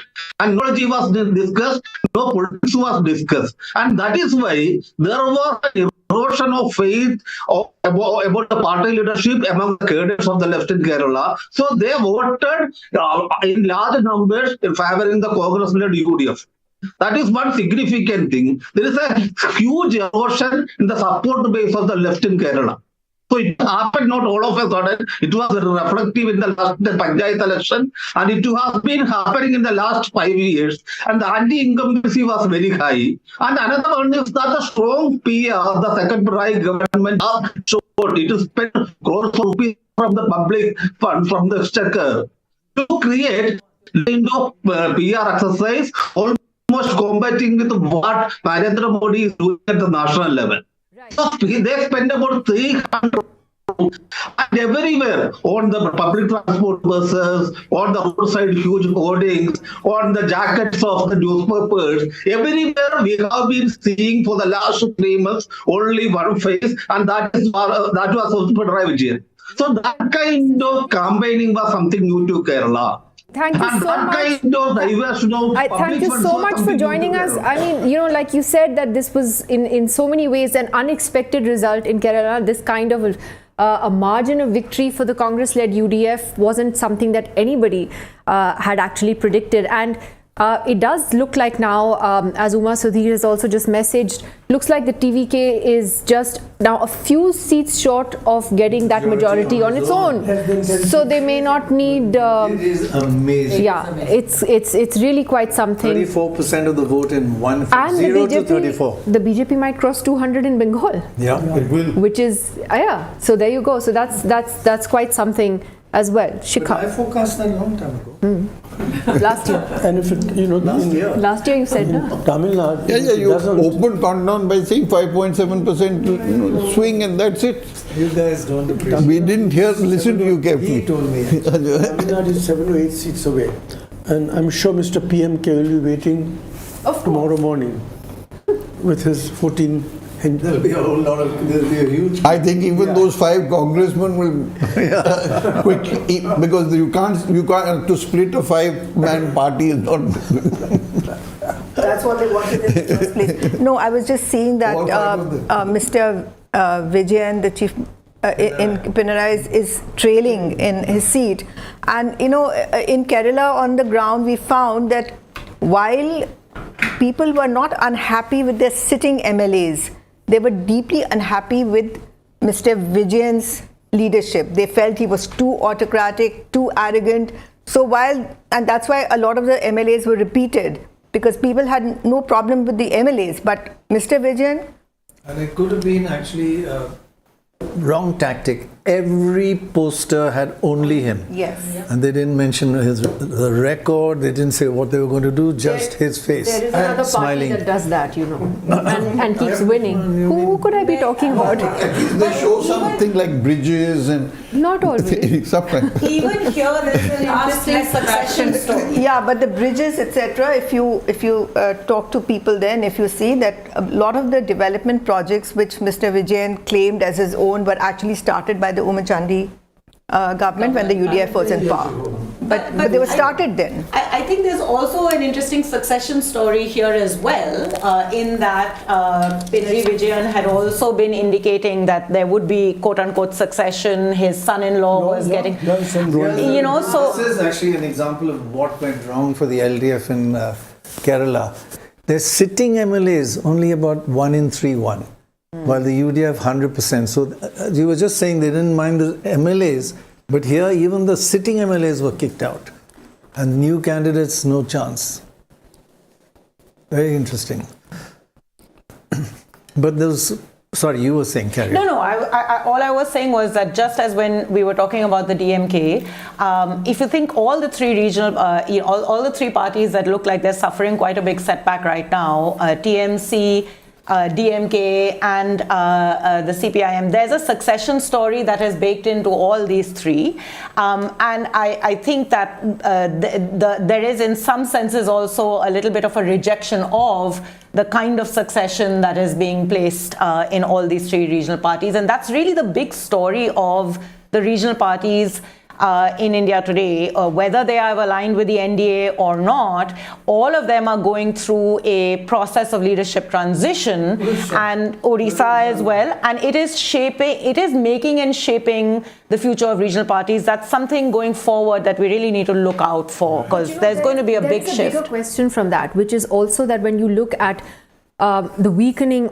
there was a time when these regional forces were really the only opposition to the BJP, right? So when you see them weakened today in Maharashtra, there's talk that the Shinde Shiv Sena is going to be swallowed up by the BJP soon, the way that they did to Nitish Kumar in Bihar. The NCP is fragmented, it's in a mess. We've seen that true of so many other regional forces. So what happens when regional parties that at one time also represented important state level aspirations for their people, when they get weakened like this, and the whole country in a sense is now, you know, heading to that sort of... I think that this is the big shift, right? So from the 1990s onwards, what Yogendra Yadav had kind of called a third party system, regional parties playing a big role. You were voting in national elections for state leaders to represent the country at the national level. This deepening of federalism that has slowly been eroding with the return to single party dominance. And what had, you know, we were still seeing pulls and pressures because at the state level, regional parties were still holding on. And the BJP has used every legitimate and not very legitimate, in fact, blatantly illegitimate tactic that they have had available to them to weaken these parties further. That these parties were vulnerable speaks a lot to the structure of their own party systems, the way political financing and the systems and the party system have come together. But, you know, this is the consequence, and it's coinciding with this. These are very centralized parties where leadership decisions are taken not even so much by a high command, but, you know, almost individually. That's the high command and the family holding. But that's true of the BJP. That's true of the BJP too, absolutely. But they now have the means. Yes, but they 100%, 100%, and it's not like it's immune to dynasty. They have tools that the regional parties today don't have, and they're using these tools, which is what's making the regional parties fairly vulnerable as well. My colleague, friend of mine, Ruchi Sharma, made a very interesting point. He said one major reason why the BJP is doing well is there's only one party in the right. Center, left, hundreds of parties dividing up the vote, but they've got no competition on the right. And that's how they're consolidating their vote. To some extent, I think AAP was that factor when Kejriwal started doing the whole Hindutva card. Also, right way, though. It was. I mean, he did a lot of the public havans and things like that. And They swallowed him up too. Yeah. Who is really standing up for the secular? No, I'm saying that they went after the ark with a vengeance. Between secular and right, I mean, you can be right in many ways.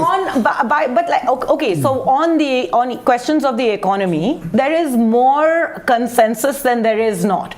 The nature of welfareism, there is what are different political parties offering voters? They're all offering the same thing, and the challenges are also the same. What is the core challenge in India right now? Jobs. Who is offering alternatives? To the extent that there was an economic growth path that was looking different, it was in Tamil Nadu. That is not just the DMK's making. It's been a process that has evolved over time.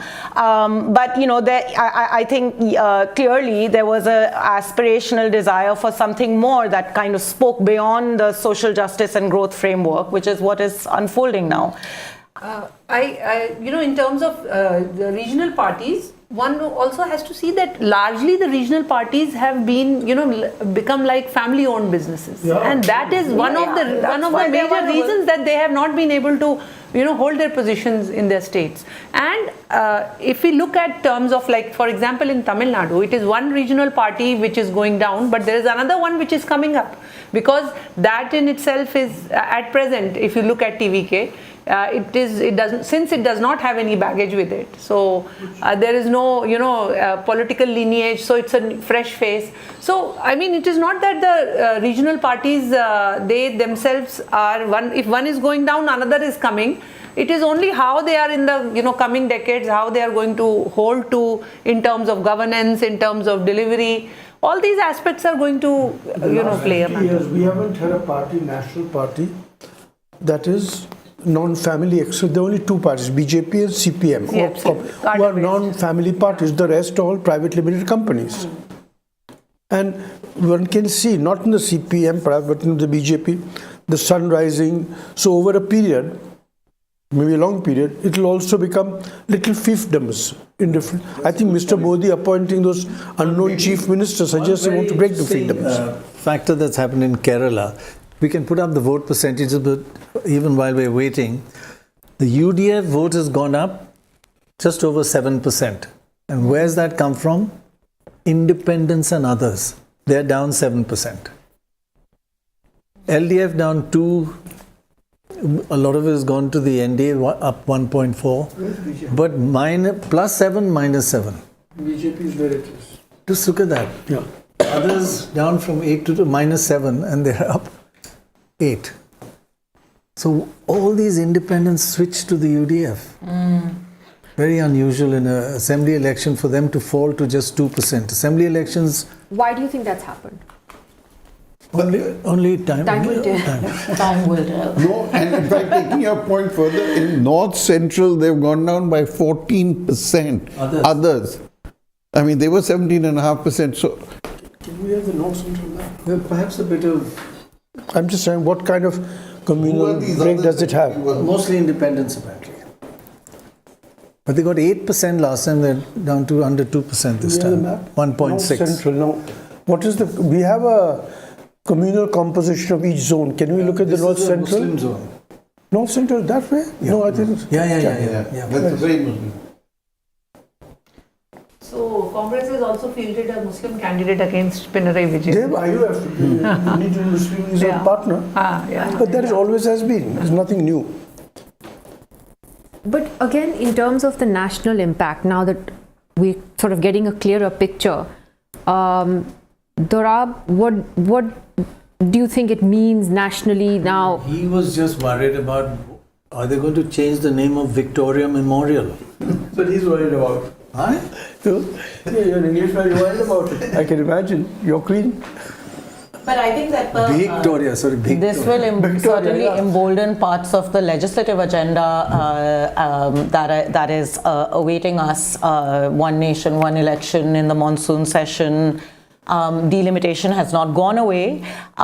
It is going to come back after the census in March 2027. So, I think this will, there will be a lot less, given that the changes are going to be visible in the India alliance, the capacity for the opposition to push back. The Tamil Nadu government has commissioned a report. Yes. With a retired Supreme Court judge, an IAS officer and a university guy, which suggests what federalism, center-state relations should be like. Yes. It's a terrific report, yes. Except that first they published it only in Tamil, 29 pages in English, and then they gave it to a private publisher, as if the Tamil Nadu government doesn't have money to publish the report.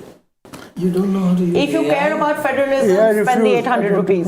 If you care about federalism, spend the 800 rupees. Or just use AI. I want to. AI doesn't work. No, I'm These joking. mummies and daddies. We've tried it here. But 29 very good ideas, and I think those ideas have been debated and need to be debated. Yes. How do you know? There's the question of language, there's the question of financial autonomy, there's the question of governors, there is the question of all, there's so many questions that are, for instance, how should GST voting take place?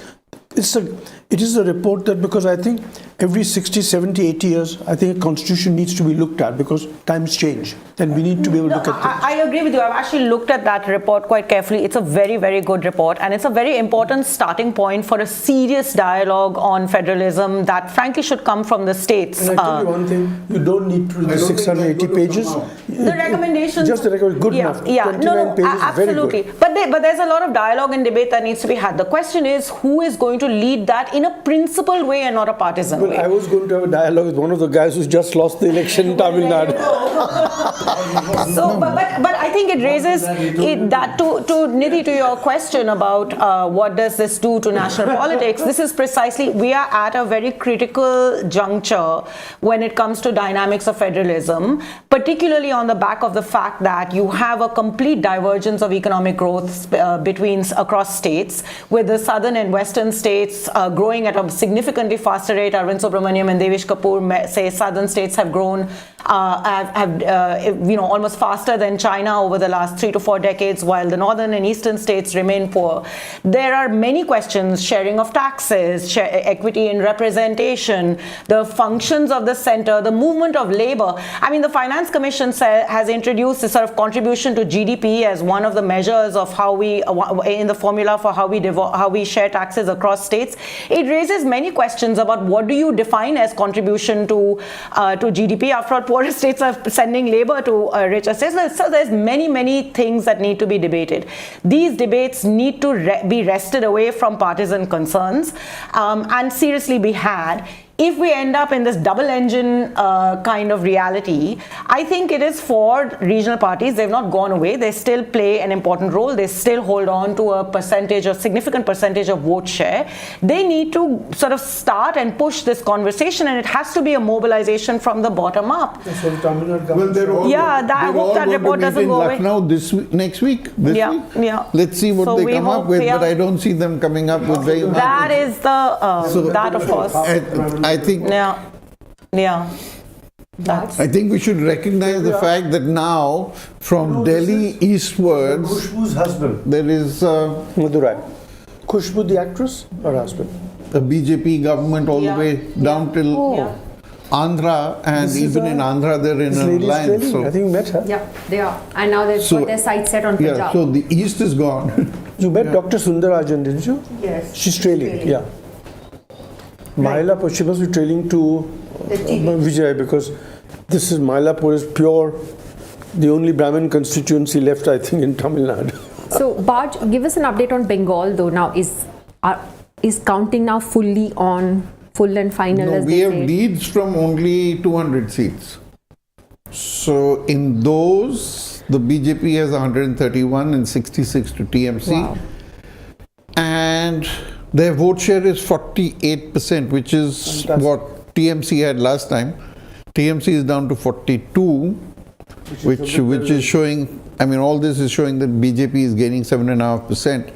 They are also picking up 2.5% from others, which we just pointed out happened in Kerala as well. So it is rather amazing that it's 12 o'clock and 58 constituencies haven't started counting their votes. Why is that? We have no idea. It's lunchtime now. Sunday is counting is tomorrow. But I think that there is the story of the central forces and all the kind of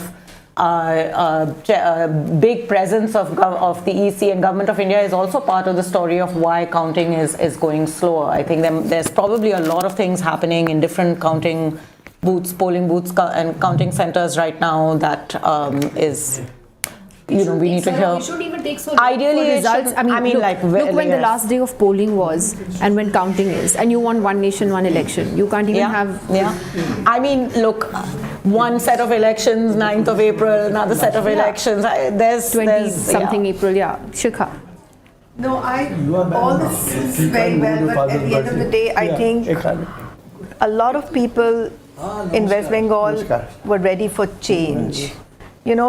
People said that, a lot of young people said that 15 years is too long for any party to be in power.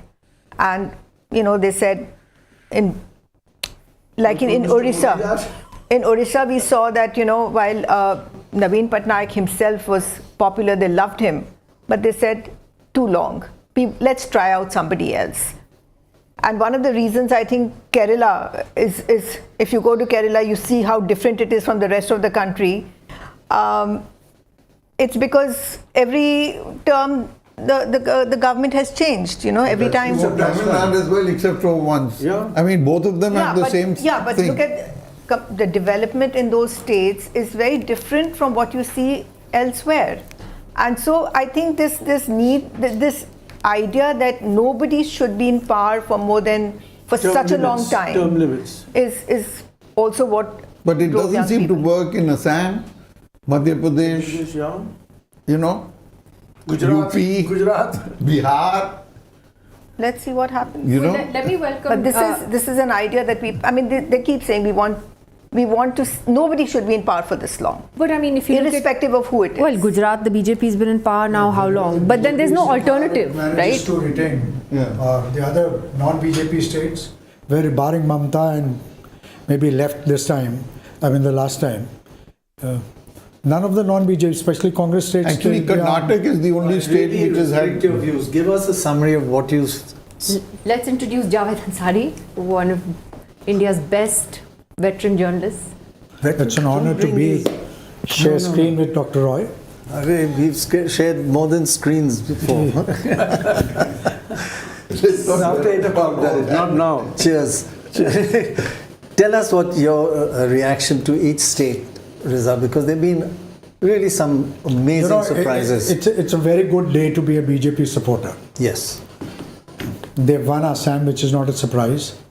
They've taken Bengal, which... not only taken it, they're sweeping it. They're sweeping Bengal. Yeah. They're already 190, they're crossing 200. Yes.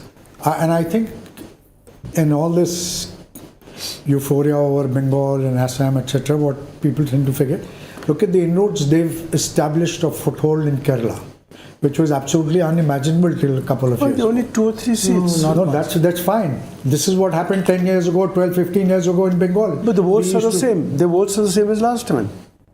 But they'll work. They've established a bridgehead. They will work on it. Yes. They will work on it. They'll expand. Unlike all the other political parties in this country, especially those in the opposition, they don't sit on their They have a long-term view. Yeah, they have a view, and then they will work towards it, and they will use all the means at their disposal. They will push every button they possibly can to achieve that end. Look at Bengal. The way they realized, they cottoned on very early that 5% was the difference between the two sides in the last elections. So, through a combination of factors, through culling, through polarization, through massive mobilization of their own cadre, they've got where they have. And the anti-incumbency of Mamta Banerjee. Assam is a story by itself. Delimitation. There were about 35 seats, if I'm not mistaken, which the minorities could affect. That number is now down to 21 or 22, plus the populist schemes that they launch. So they have a plan and they work for it. Most of us will disagree with it, but they work for it. And then they also know how to operate the levers of power in much better fashion than any other party. Congress was in power for 50 years. Congress can't even... there's no comparison between the way they operate, between the way, they get all the other state agencies to do their bidding. It's amazing. I'm not saying it's... Tamil Nadu is a real shocker, right? Yes, it is. And he's done an NTR. In 82, Yeah, if you yeah. remember, NTR came and he just swept the ground from under the Congress Dorab party's feet. forecast also. We won't. He had about 200 and more seats. And all as independents, there was no party. Can you imagine? Yes. They all fought as independents. And I remember the time when the United Front, when the VP Singh government was being formed, and he had become the vice chair, and they at that Raisina Road, they took up there was a TDP MP whose house they had taken up. They converted it into an office, and it was all set for Mr. N.T. Rama Rao to be sworn. He had already positioned himself as the next Deputy Prime Minister of India. I only had one complaint against NTR. Every time he gave an interview to us, it would be at 4:30 in the morning. And he'd have already been up for 2 hours doing various 4:30, we couldn't ask any sensible questions. We were still staggering. I'd like to also... One point on what you started off with. I think if you look at what has happened in West Bengal, in the so-called Hindu majority seats, where 70% and more votes, the TMC won 125 of them in 2021. They're now leading in 34. The BJP is leading in 163 out of 199. So you can't not believe that there is some major Hindu consolidation. There's a major consolidation. I have friends there, colleagues from Bengal. They said they've never seen this kind of polarization before. Let me just welcome election analyst Sanjay Kumar on the program today. Sanjay Kumar, great to have you back with us. Journalist Shikha Mukherjee also joining us. It's afternoon now, so the day is progressing. Sanjay Kumar, to you first.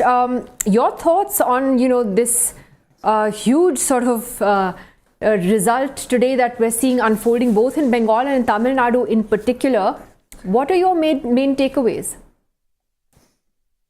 I think if we are talking about, so it is clear that there was a strong anti-incumbency against the TMC, and the other panelists were also talking about the Hindu mobilization.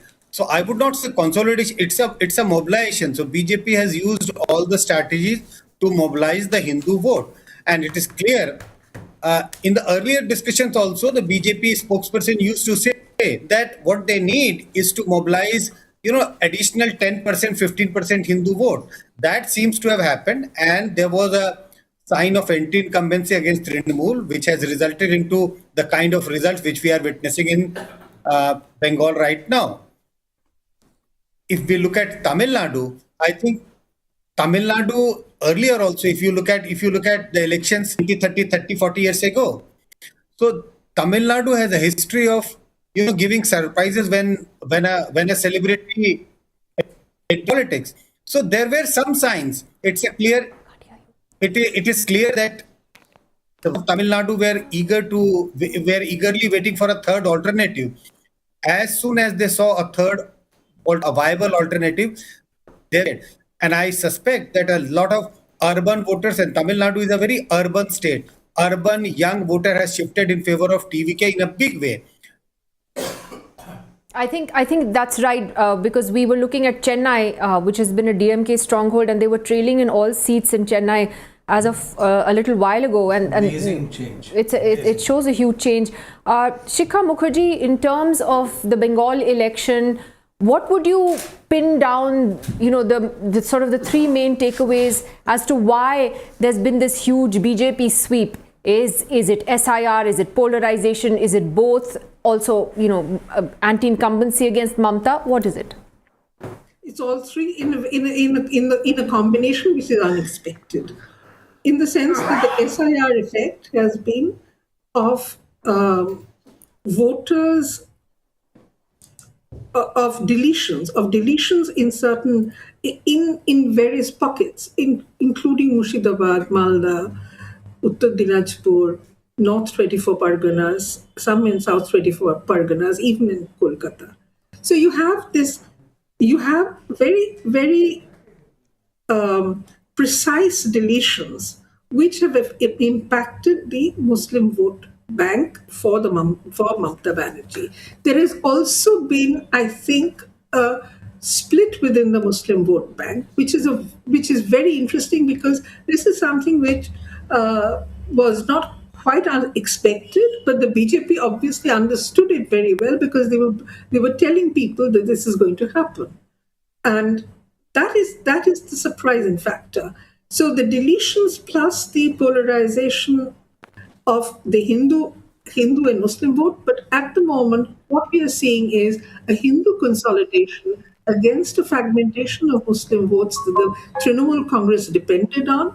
And what is very, very interesting is how there has been a resurgence of the Congress and the left vote. Now, that has also cut into the Trinamool, it has effectively cut into the Trinamool's vote banks. Because, in other words, anti-incumbency is reflected not just in how the BJP is winning at this point, but in the fact that the Congress and the left are likely to pick up more seats. That they were down to 0, so there's no question of more. But that they are going to open their accounts probably in this election. So the votes have shifted away from the Trinamool Congress to the BJP and to the left and to the Congress and to the ISF and perhaps even to Humayun Kabir's Aam Janta Unnayan Party. Now, all of this is very interesting because how has the Muslim vote been split? The Muslim vote has been split, as I hear it, because the Muslims felt that they had not been sufficiently benefiting from the loyalty that they had given to Mamata Banerjee over the last 15 years. They felt that their aspirations, their expectations had been neglected and they had just been used. That is what the BJP has worked on and the BJP has succeeded in delivering. Also, the other political parties have worked on it. So there has been a kind of the anti-incumbency has worked in multiple ways. It's not just how the BJP used the anti-incumbency, but how the other political parties, by also pushing ahead very aggressively in this election and preparing for it for several years before that, have driven home the point that Mamata Banerjee is not the best alternative. And therefore the BJP has picked up a lot of ground. Let me also welcome Praveen Chakravarti, Senior Congress Leader at this hour, also Abhishek Tripathi, BJP spokesperson on the program today. Praveen Chakravarti, to you first. Kerala, congratulations for that big sort of victory that's playing out in Kerala. How do you, though, look at the overall results so far? Just the first couple of takeaways from you, Bengal, Tamil Nadu, all of it.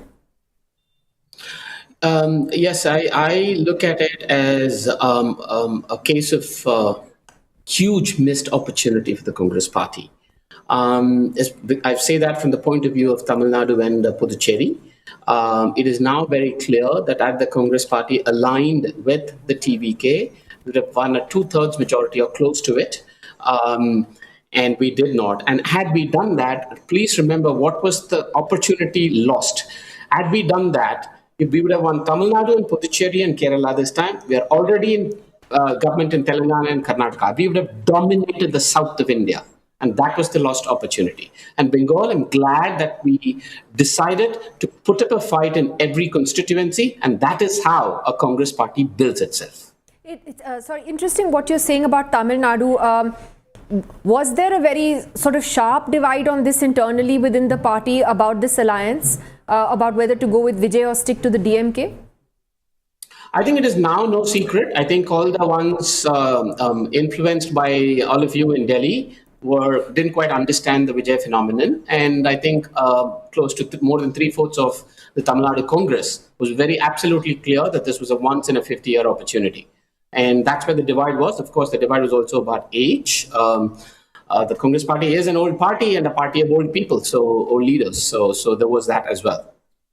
There's a young leader. Sorry, yeah. Mr. Chakrabarti, you were the one who met Vijay before the alliance with the DMK was announced, and you were pushing for this alliance. Did you find Vijay did you at that point sense that Vijay was going to really sort of sweep the election, and did you find him sort of open to the idea of welcoming the Congress, an alliance with the Congress? It's after that he decided to go solo, But at that point when you met him, Did you get this feeling that he might be open to an alliance with you? Yeah, I think there are a lot of things I need to correct here. It was not just me alone. I may have been the person who was out in public doing this, but there was a wide swath of people in the Tamil Nadu Congress that actually wanted this alliance. I was not the only one who met him. There were others in the Congress party, senior leaders from the ICC who also met him. Functionaries, rather, I should not say that, leaders, functionaries. Number two, yes, was there an interest from their side for an alliance? 100% yes. Were there, I mean, I don't know what the other question was, but I mean, I've already answered the question of where there was a divide in the party. But yes, I think the interest certainly was unanimous from their side and perhaps more divided from our side. But when you say that there was a generational divide in the Congress on whether to go for this alliance, would you be willing to tell us who overruled and who didn't want it, who wanted to stay with the DMK, and what was Rahul Gandhi's view on Vijay? No, I don't want to take names and anything, except for what is out there publicly. I think it's very well acknowledged that Mr. Chidambaram was very categorically for continuation with the status quo, and that's an example of an age divide. But others, I think Mr. Rahul Gandhi was certainly quite open to the idea. Javed Ansari, you had a question? Yeah, Mr. Rahul, you said that the Congress party is an old party with aged leaders, but there's a young leader who calls all the shots on the Congress party. I think that is your view. I think that is a mischaracterization of how the Congress party functions. That is a very classic Lutyens Delhi characterization of how the Congress party functions. We've been inside, I've been inside decision-making processes. It is not at all true that there is one or two that call all the shots, to quote use your words. No, I didn't say he calls all the shots, but his voice certainly carries more weight than everybody else. And let me also correct you. I may be from Lutyens Delhi, but I think I've spent more years covering the Congress than you have in the Congress party. So therefore, I also know a thing or two about the Congress party and how it functions. What was Rahul Gandhi's position? If he was so keen, why didn't he put his foot down?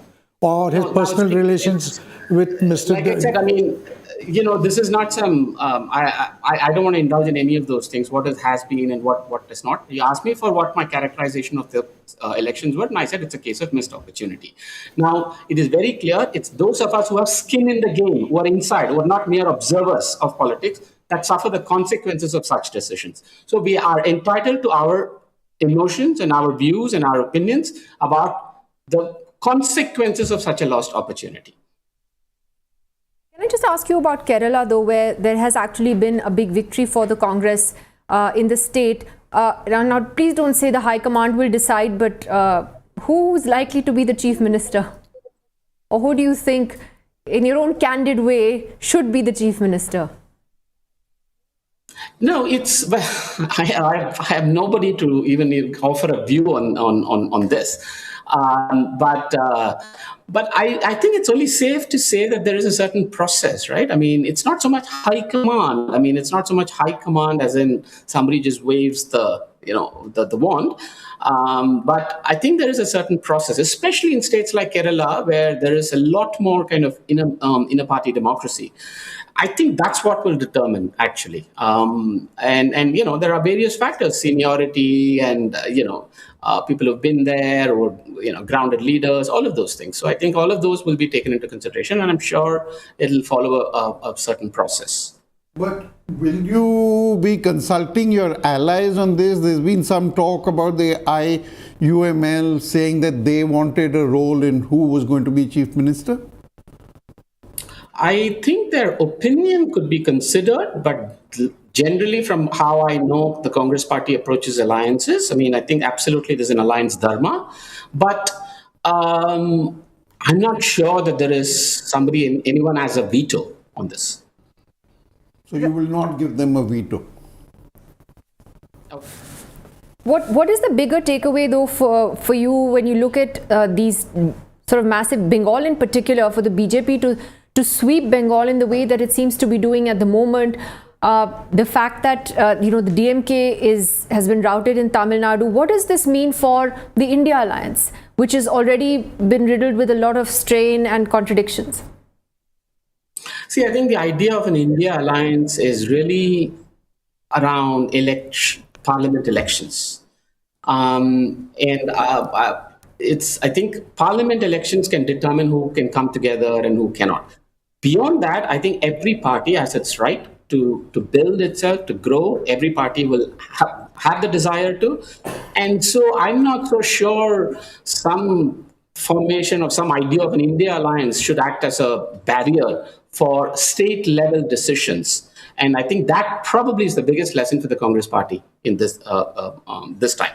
But isn't that also contradictory? I mean, even to voters, if you fight each other at the state level as you've been doing, and then try to forge a national level alliance at the parliament level, I mean, does that work? No, it's not at all. No, it's not at all contradictory. In fact, it's not even unusual. I mean, this has been happening in Bengal with the Trinamool. This has happened in Delhi with the Aam Aadmi Party, and this absolutely happens in Bengal and Kerala with the left. We fight each other at the state level. Before a parliament election, we can decide to come together for other reasons. And there's absolutely no contradiction here. I do not believe the Indian voter can be belittled so much that they will get confused or contradicted. And to be honestly, for a Tamil voter, it really does not matter whether the Congress has some India alliance with the Trinamool or the Aam Aadmi Party or the Samajwadi Party, or for all you know, they don't even know any of these parties. All right, Praveen Chakravarti, thank you very much for joining us with your reactions today and for your rather blunt speak on the divisions in the Congress, particularly in Tamil Nadu. Thank you for joining us. And let me also go across to the BJP's national spokesperson, Abhishek Tripathi, at this hour. Abhishek Tripathi, congratulations. A big day for the BJP, a big victory, it seems, in Bengal. And of course, as expected, in Assam. Why do you think this has happened? This is historic, Nidhi ji. We are very happy with the outcome. Still, many rounds are, yet to happen in terms of counting, but it will only increase. So probably for the first time, not probably, for sure for the first time, BJP will come in power in Bengal with minimum 2/3 majority. I want to say this, and this is all because of the hard work of the Prime Minister, of the Home Minister, of the local cadre, the party workers, because everybody seems to be tired of Mamata Banerjee and her way of ruling the state. People of Bengal were deprived of so much for so many years, in fact, decades. So the change was inevitable. And it's a happy change that we are witnessing in Bengal. Assam, we were sure Bengal was a tough fight. But now that we are seeing the result and the trends that we are seeing right now, it's not tough anymore. Minister, want to tell us? Sorry, can you come again? I was saying, who will be the Chief Minister of Bengal? Chief Minister is, see, we always, this is beyond this thing, but this is something which we'll choose once the final numbers are out and the parliament and the assembly, is getting constituted. That's not important. It will be BJP Chief Minister is more important right now. All right, Abhishek Tripathi, thanks so much. I'd like to just go back to Sanjay Kumar very quickly. Sanjay Kumar, how much of, in your view, was SIR a factor? We were talking about this with Yogendra Yadav earlier, especially in Bengal. Do you think it made the difference between a victory and loss for Mamata Banerjee, or was it a combination of factors? If you look at the extent of victory of the BJP, I don't think the issue which you are talking about that's responsible for Trinamool Congress defeat. I think at the moment it's very difficult to assess what would be the impact of SIR, but I think the kind of victory BJP has been able to register, it's because of a combination of factors, and we should not forget that there was a strong anti-incumbency against Trinamool Congress. Look at the percentage of vote Trinamool Congress is going down by. The initial estimates suggest that they are down by almost 6 to 7%, and BJP is adding 6% votes to itself. So clearly, if anything I get a sign, it is a strong anti-incumbency against Trinamool Congress and a desire for bring about a change in West Bengal.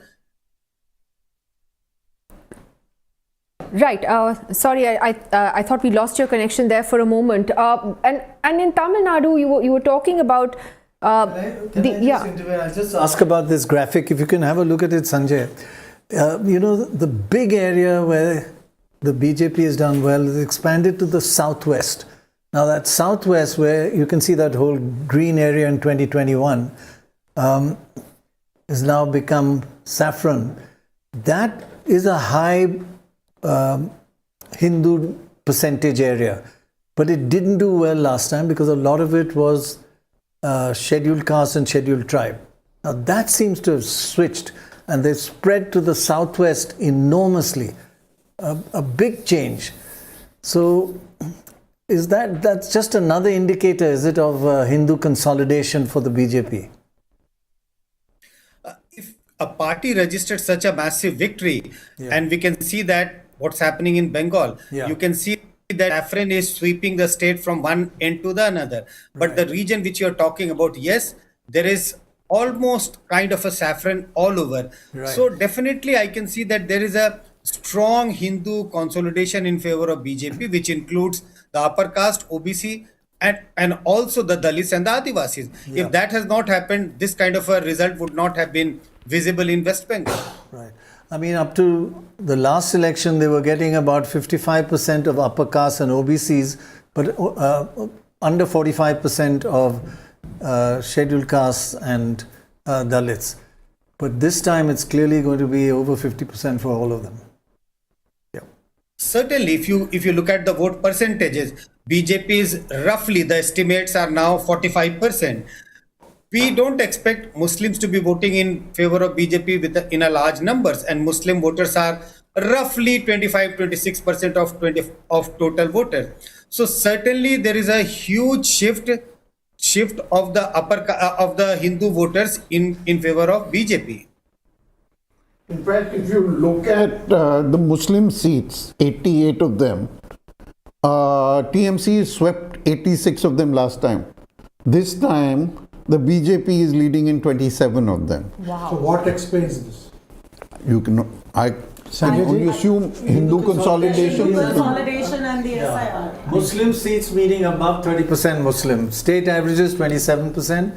So Muslim seats are higher percentage of Muslims, but still large proportion of Hindus there, and they've consolidated obviously. This is what happens in Western UP as well. Wherever there's a large percentage of Muslims, it's the BJP which tends to do well because there are multiple Muslim candidates. Was that the case this time in Bengal as well? I don't think it's multiple. No. They're not. But I do think that the SIR story plays a role there, right? Precisely in its capacity to consolidate the Hindu vote. And even though there are a large number of Hindu names that have also been affected by the SIR, they've been struck off the electoral rolls. The story of outsiders coming in and etc. has all been played into this consolidation of the Hindu identity. That I certainly heard that quite a bit in many of these areas. How much was Humayun Kabir a factor? I can't say. You tell us.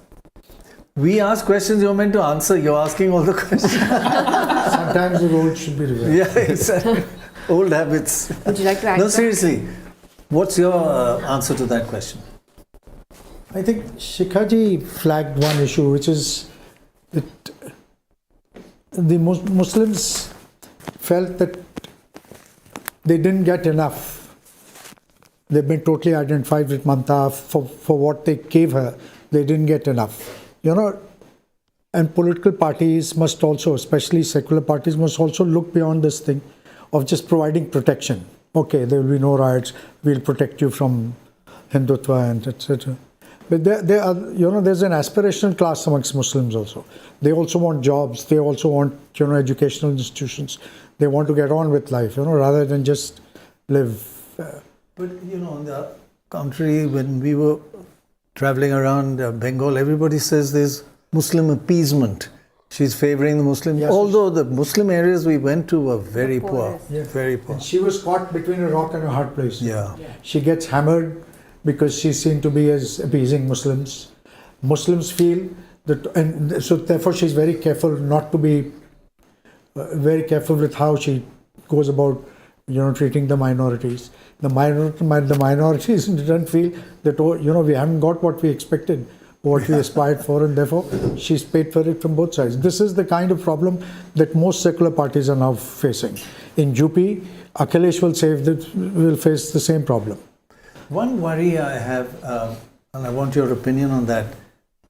Bengal everybody has lived really harmoniously for, there's really no antagonism.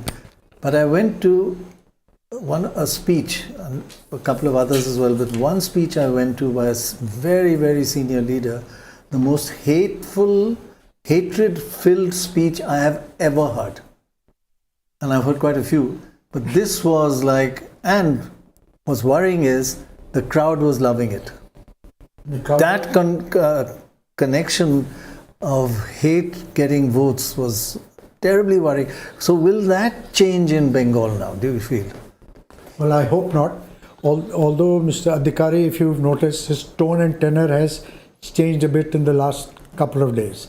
Ever since he sent, even to this morning he was talking, he says, we have to live together, and he did, all that is in the past. We all have to do that after election campaign is over. All that is in the past. And you were saying that you heard the most hateful speech. Just wait till you get to my home state in a couple of months. You will hear them by the dozen every day. And unfortunately, Uttar Pradesh. And mine and Shikhaji's. And you will hear. I've heard quite a few there. You'll have to learn from this person. You should call him sometime. I know who you're talking about. Yes, exactly. Not right. So unbelievable. But it was also very interesting when we were talking to Praveen Chakravarti of the Congress, where he called the decision not to ally with Vijay a missed opportunity, and said there was a generational divide in the Congress to blame for that, and actually named Mr. Chidambaram as someone who was adamant on continuing with the DMK alliance. Shikha, I thought that was quite interesting. I mean, Praveen Chakravarti is a very senior Congress guy. He's been looking at their data and... Yeah, and the other thing he was pushing for at that time was that if they were to win, if the DMK alliance was to win, then the Congress would ask for a cabinet berth, which the DMK or the AIADMK has never given to any alliance partner. So he was trying to sort of take things a little forward, make changes, but unfortunately, like he said, that because of this divide and the generational sort of misunderstanding in the party, deliberate, it would appear, he's right, it was a missed opportunity, and he says that a lot of people went and met, but he was the person leading that whole meeting with and the talks with Vijay, was Praveen Chakravarti. Yeah, but he didn't answer the question on Rahul Gandhi. What is the surprise? The fact that Rahul Gandhi 80% of the decisions, Rahul's voice carries a hell of a lot of weight in the Congress party. But Rahul Gandhi is also on record having said that Stalin is my elder brother and he's the only one that he... But he also didn't campaign with Stalin this time. This was, I think, we had zero joint rallies. I do believe that if Rahul was convinced, he should have put his foot down. He ought to have did he allow that personal equation to come into... Because in other places, I know he hasn't. But in this place, maybe he wasn't as categorical or as forceful or decisive because he said that Rahul Gandhi was all for the alliance. That's what he said. If he was, then all for the DMK alliance or for the for the Vijay alliance. So then, if Rahul was all for he said he was open to it. He was open to the alliance. That was the word. Yes. So that wasn't all for. But yeah, he was. So then, was he advised? Which is part of the problem with the Congress, isn't it? About how they're advised. 22 of the 37 bellwethers have fallen. So far. In West Bengal. They're losing seats with 25% majority. I mean, that's quite a shift. That's quite a shift. Monideepa's there with us. Monideepa, you want to weigh in on that? The fact, as Baj has been pointing out, seats that the Trinamool Congress overwhelmingly won last time are the seats that the BJP is now leading in. These are seats with big margins, Absolutely astonishing performance by the BJP. And what is remarkable is, at the end of the day, it almost feels like the SIR was a diversionary tactic and the focus and shifted the Trinamool's focus from more issues that affected the people.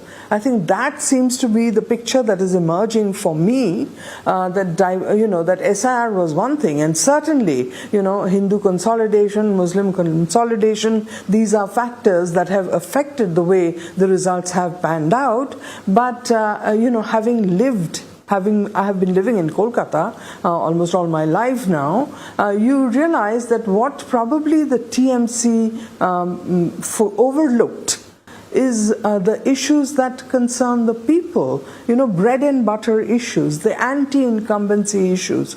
These seem to have been overlooked by the Trinamool Congress, and the focus was on SIR and issues like corruption, breakdown of the education infrastructure, the health infrastructure, and that slogan that the BJP leadership has been using forever now, Tolabaji, cut money. These are the issues that were probably, first in the mind of the voter before SIR, etc. I'm sure something must have, led to this miscalculation on the part of the Trinamool Congress. I remember, however, that early January, or was it February, that Mamata Banerjee suddenly announced a program called Yuva Sathi, which meant 1,500 rupees to all youth who had graduated but didn't have a job. This was a kind of support that the Trinamool Congress government offered to people without jobs but degrees.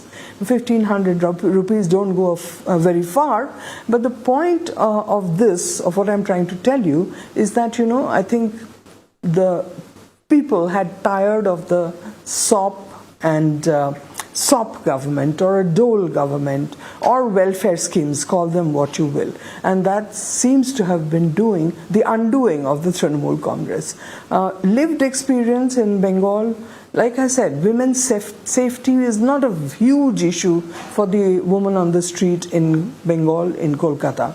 But issues of, health, education, these are probably issues that gained more traction in the mind of the voter this time round, rather than the impact of the SIR, which certainly had an impact, but overtaken by anti-incumbency issues. Looking at this -6, at the beginning we said anything above 5.7 they would lose the election. They've lost above that. That's why they're heading for nearly 200. If you look at the left in the 7 or 8% parties, which is argument, the left of center parties got together. They were over 50%. Yeah. One other interesting thing which I just noticed in Tamil Nadu, if we compare the maps, comparing the maps of Bengal last time and this time, we saw how the BJP is expanded to the southwest. The interesting thing about Tamil Nadu is that Vijay has won right across the state. Look at that. Except the northeast and northwest, you can see a green belt. That's the Vanyar belt. He's not done well in the Vanyar belt. But otherwise, he's just everywhere. The brown is him, and it's not like he's one region of Tamil Nadu. He's in every region except the Vanyar belt. In the Vanyar belt, AIDMK and PMK have got back. Vanyar, yeah. PMK's clout will increase when negotiations happen. Yes. There's the Vanyar. You can see. That's where he hasn't really won, But one of the things that we did try to talk about a little earlier, Javed Ansari, was how everyone underestimated the AIADMK and assumed that its alliance with the BJP would cost them in Tamil Nadu, and that hasn't happened. They've done really well, considering that there were zero expectations. Just as TVK has been a surprise package, so has the AIDMK's performance. And now it remains to be seen what will TMK do. Will they align with AIDMK or with the DMK? But they fought the election against the DMK, so it stands to reason. Actually, we have to look at that a bit more carefully. Yeah. Both AIDMK and DMK votes have gone down 14%, 14.1 and 14.2. They've gone down 14%. So he's taken from both. 28% have come half-half. And I mean, that was a complete nightmare for the DMK. They were hoping it would, DMK to do better, so that the it would be offset and their. As far as BJP is concerned, I do think that whoever ties up with BJP in Tamil Nadu is going to have the Tamil backlash against him, because I think the vote for a nationalistic, pan-national Tamil Nadu is very limited base. The rest is the Dravidian base. Yes. So I think if you tie up, I can't imagine in the long run you getting anything out of it. I think the BJP is not a vote adder. I think it's a longer run. I think Vijay, if he has to, I don't think he will need to get into an alliance with anyone, but he will. Then I think AIA, DMK, as has been discussed earlier, would be a more suitable. One of the constituents, why should he take the whole lot? He only needs about 25 votes. Yeah, so I'm just saying the AIA, DMK and not the NDA. Now the BJP will be a problem for him because he's always spoken out against the BJP ideology. In fact, when he announced his decision to go solo in this election and not tie up with anybody, he made that announcement at an iftar, just to drive home the point. And prove that I am a secular person and this is not the way I'm going to go. But when you were traveling through Tamil Nadu and talking to these young voters and women, etc., what was it about Vijay? Was it just a desire for change? What was it about his message that resonated with them? Just that he was an outsider? I don't think it was any message. I think TM Krishna said earlier on the show that in Tamil Nadu they like this larger than life hero figure. I mean, look at Mahendra Singh Dhoni, for instance. Everywhere else in the rest of the country, he's a great cricketer, he was captain of the Indian team, but the minute he lands in Chennai, he's Thala, he is a superhuman, So, I mean, I think if he could perhaps join Vijay in politics in Tamil Nadu now. So they want this kind of a thing, and I think larger than life, and he sort of was able to grab the imagination. Can you imagine? I think we also have a reaction from Mamta Banerjee. She's spoken somewhere. We're going to try and play that as soon as we can. We're going to try and get that on air as soon as possible. But Manish Kumar is with us from the Chief Minister's residence in Kolkata. Manish, just take us through what she said. What has Mamta said in her first reaction? निधि, पहला मैं आपको बता दूं कि कालीघाट जहां पे उनका घर है, यहां पर अब काफ़ी बीजेपी के समर्थक जो हैं वो जय श्री राम का नारा लगाते हुए यहां से पास कर रहे हैं। हालांकि ममता बनर्जी ने अपने कार्यकर्ताओं से ये अपील की है कि वोटिंग जो है, जो काउंटिंग है वो काफ़ी स्लो चल रहा है, इसलिए आप पेशेंस रखें। अभी भी 60-70% जो है वोटों की गणना होनी बाकी है, काउंटिंग अभी प्रोग्रेस में है।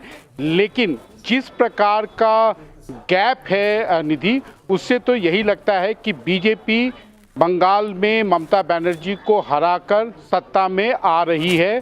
सत्ता में आप कह सकते हैं कि अभी तक के रुझानों से जब तक कि इसमें कोई बड़ा उलटफेर ना हो, जिसकी संभावना अब कम लग रही है। लेकिन जैसा कि मैंने आपको कहा कि यहाँ पर जो लोग भी बैठे हुए हैं, जो लोग आ रहे हैं या जो भी यहाँ पर कोलकाता के पत्रकार हैं, उनका कहना है कि टीएमसी के नेताओं का बार बार यही कहना है कि अन्य राज्यों की तुलना में यहाँ पर काउंटिंग काफ़ी स्लो है। 60% से अधिक वोटों की गणना अभी भी बाकी है।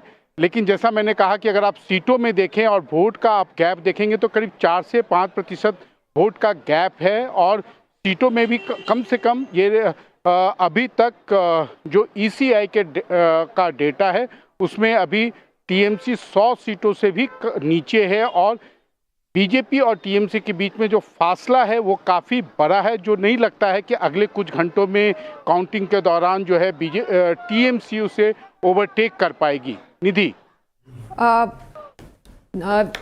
मनीष, आप एक सेकंड हमारे साथ रहिए। मैं अभी ये देख रही हूँ कि टीएमसी कह रही है कि जो इलेक्शन कमीशन है वो लेटेस्ट राउंड्स जो काउंटिंग हुई है उसको अपलोड नहीं कर रहे हैं. दे आर सेइंग कि काउंटिंग बहुत स्लोली चल रही है और जो भी लेटेस्ट राउंड्स काउंट भी हुए हैं उसको अपलोड नहीं कर रहे हैं. तो अभी भी ये टीएमसी का दावा है कि there is this is an unfair playing field, an uneven playing field. Yes Nidhi, जैसा आप बोल रहे हैं कि हर तरह की कॉन्स्पिरेसी थ्योरी चल रही है, क्योंकि हम लोग यहाँ सुबह से डटे हुए हैं और जो भी नेता, उनके कोई भी नेता दिखते हैं या टेलीफोन पे आते हैं, उनका यही कहना है कि देखिए जिस प्रकार से बीजेपी ने ईसी के साथ मिलकर पूरे चुनाव की प्लानिंग की है, तो जो काउंटिंग भी जो हो रहा है वो बीजेपी के स्ट्रॉन्ग होल्ड्स के जो ईवीएम है उनकी गणना पहले हो रही है, जिससे कि एक পরে দেখাবে এবং অনেক জায়গায় 2-3 রাউন্ড কাউন্টিং করার পরে প্রায় 100টা জায়গায় কাউন্টিং বন্ধ করে রেখে দিয়েছে এবং কল্যাণীতে ধরা পড়েছে 7টা মেশিন যেখানে কোনো মিল নেই. এটা টোটাল ফোর্সফুলি সেন্ট্রাল ফোর্সকে দিয়ে চারিদিকে তৃণমূল কংগ্রেসের উপর অত্যাচার করছে, অফিস ভাঙছে, জোর করে দখল করছে. এসআইআর নামে আপনারা দেখেছেন ভোট লুট করেছে যাতে যে সিটগুলো জিততে পারে, কিন্তু এখনো এমন 70টা সিট আছে, 100টা সিট আছে যেগুলো আমরা এগিয়ে আছি সেগুলো বলছে না, টোটালটাই মিথ্যে নিউজ খাওয়াচ্ছে. আগে ডিআইসিও এই খবরগুলো দিত কিন্তু তাকে কালকে চেঞ্জ করে দেওয়া হয়েছে. টোটালটাই ইলেকশন কমিশন নিজের ইচ্ছে মতো খেলছে এবং সাথে কেন্দ্রীয় বাহিনীকে নিয়ে, এবং আমাদের পুলিশরা টোটাল মাথা নত করে কেন্দ্রীয় বাহিনীর আন্ডারে কাজ করছে. সুতরাং আমি সব আমাদের কাউন্টিং এজেন্টদের, আমাদের সমস্ত পার্টির কর্মীদের বলবো অত মন খারাপ করার কারণ নেই. আমি বলেছিলাম সূর্যাস্ত পরে আপনারা জিতবেন. 3 রাউন্ড 4 রাউন্ড কাউন্ট হলেও এটা 14 রাউন্ড থেকে 18 রাউন্ড কাউন্ট হয়, তখন আপনারা জিতবেন. ওয়েট অ্যান্ড সি, ওয়াচ, আমরা সবাই আপনাদের সাথে আছি, আপনারা কেউ ভয় পাবেন না, নিশ্চিন্তে থাকুন, আমরা বাঘের বাচ্চার মতো লড়াই করে যাব. Okay, Mamata Banerjee, I don't know what she said. Someone asked Shikha to translate that for us. I heard Election Commission, I heard SIR, and her body language also shows that, yeah, she's defiant as ever. And Manish, do you know what she said? निधि, मैं translation कर देता हूं कि basically उन्होंने यही कहा है कि अभी 2-3 राउंड की ही गिनती हुई है और इलेक्शन कमीशन जानबूझकर स्लो काउंटिंग कर रहा है और अभी भी 13 से 14 राउंड यानी कहीं कहीं 16 राउंड की भी अभी काउंटिंग बाकी है. इसलिए आप लोग कोई भी जो है पेशेंस लूज ना करें और हमें ये इलेक्शन कमीशन बीजेपी की से ये लड़ाई लड़ना है और हम जीतेंगे. उनका वो अभी भी दोपहर के 1 बजने वाले हैं और कम से कम 5 घंटे से ये काउंटिंग चल रहा है, लेकिन अभी भी वो ऑप्टिमिस्टिक हैं, होपफुल हैं. तो वो एक तरह से आप कह सकते हैं कि जो ममता बनर्जी का नेचर है वो फाइटर हैं और अभी भी भले उनको जो बड़ा नेता होता है, पार्टी का शीर्ष नेता होता है, उसे अंदाज़ा हो जाता है. क्योंकि मैं आपको बता दूं कि 2011 से हम यहाँ पर आ रहे हैं. जब पहली बार ममता बनर्जी को बहुमत मिला था उस समय 1 बजे के अभी मतलब जो अभी 1 बजने वाले हैं, इस समय तक यहाँ पर समर्थकों की भारी भीड़ हो जाती थी. मीडिया वालों के लिए ब्रेकफास्ट के बाद नाश्ता भी आ जाता था. आज सुबह से अभी तक चाय का भी कोई चाय के लिए भी कोई पूछने नहीं आया है. तो ये आपको इस चीज़ से आभास हो जाता है. और जो बीजेपी और टीएमसी के बीच अब गैप है, भले ही 10 राउंड से ज़्यादा का काउंटिंग बाकी हो, लेकिन लगता नहीं है कि जो ट्रेंड्स हैं उसमें टीएमसी जो है बीजेपी को अब ओवरटेक कर पाएगी. भले वो 100 से 120 सीटों पर चली जाए, लेकिन इस बार बहुमत का आंकड़ा बीजेपी अभी तक के रुझान में पार कर चुकी है और वो कहीं ना कहीं कंसोलिडेट करते हुए दिख रही है. निधि. Cool, Manish, let me also have the pleasure of introducing Sanket Upadhyay, who joins us in the studio now. Thank you so much. Pleasure of introducing. क्योंकि अब आप टेक ओवर करेंगे, हम जाके सो जाएंगे. I am. No, we haven't conducted an SIR exercise here. Nobody is taking over anyone. But this is, I would say, pretty much on expected lines. I mean, after I would say why. After SIR, after it being challenged in the Supreme Court and not going Mamta's way, after the ED raid on IPAC, and after every possible trick in the book, as they say, this result has come. So it's not Mamta versus the BJP. This is Mamta versus the rest. All institutions, and that is the result that you see right now. Anyway, it's a result.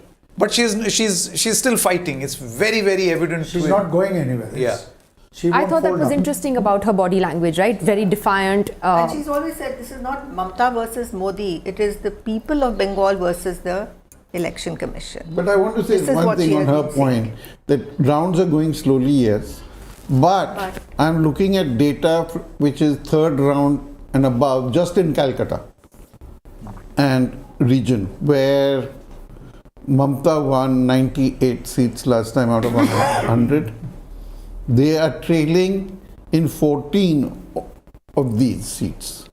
And they're losing seats with majorities of 22% last time. Correct. So TMC had 22% in 2 seats.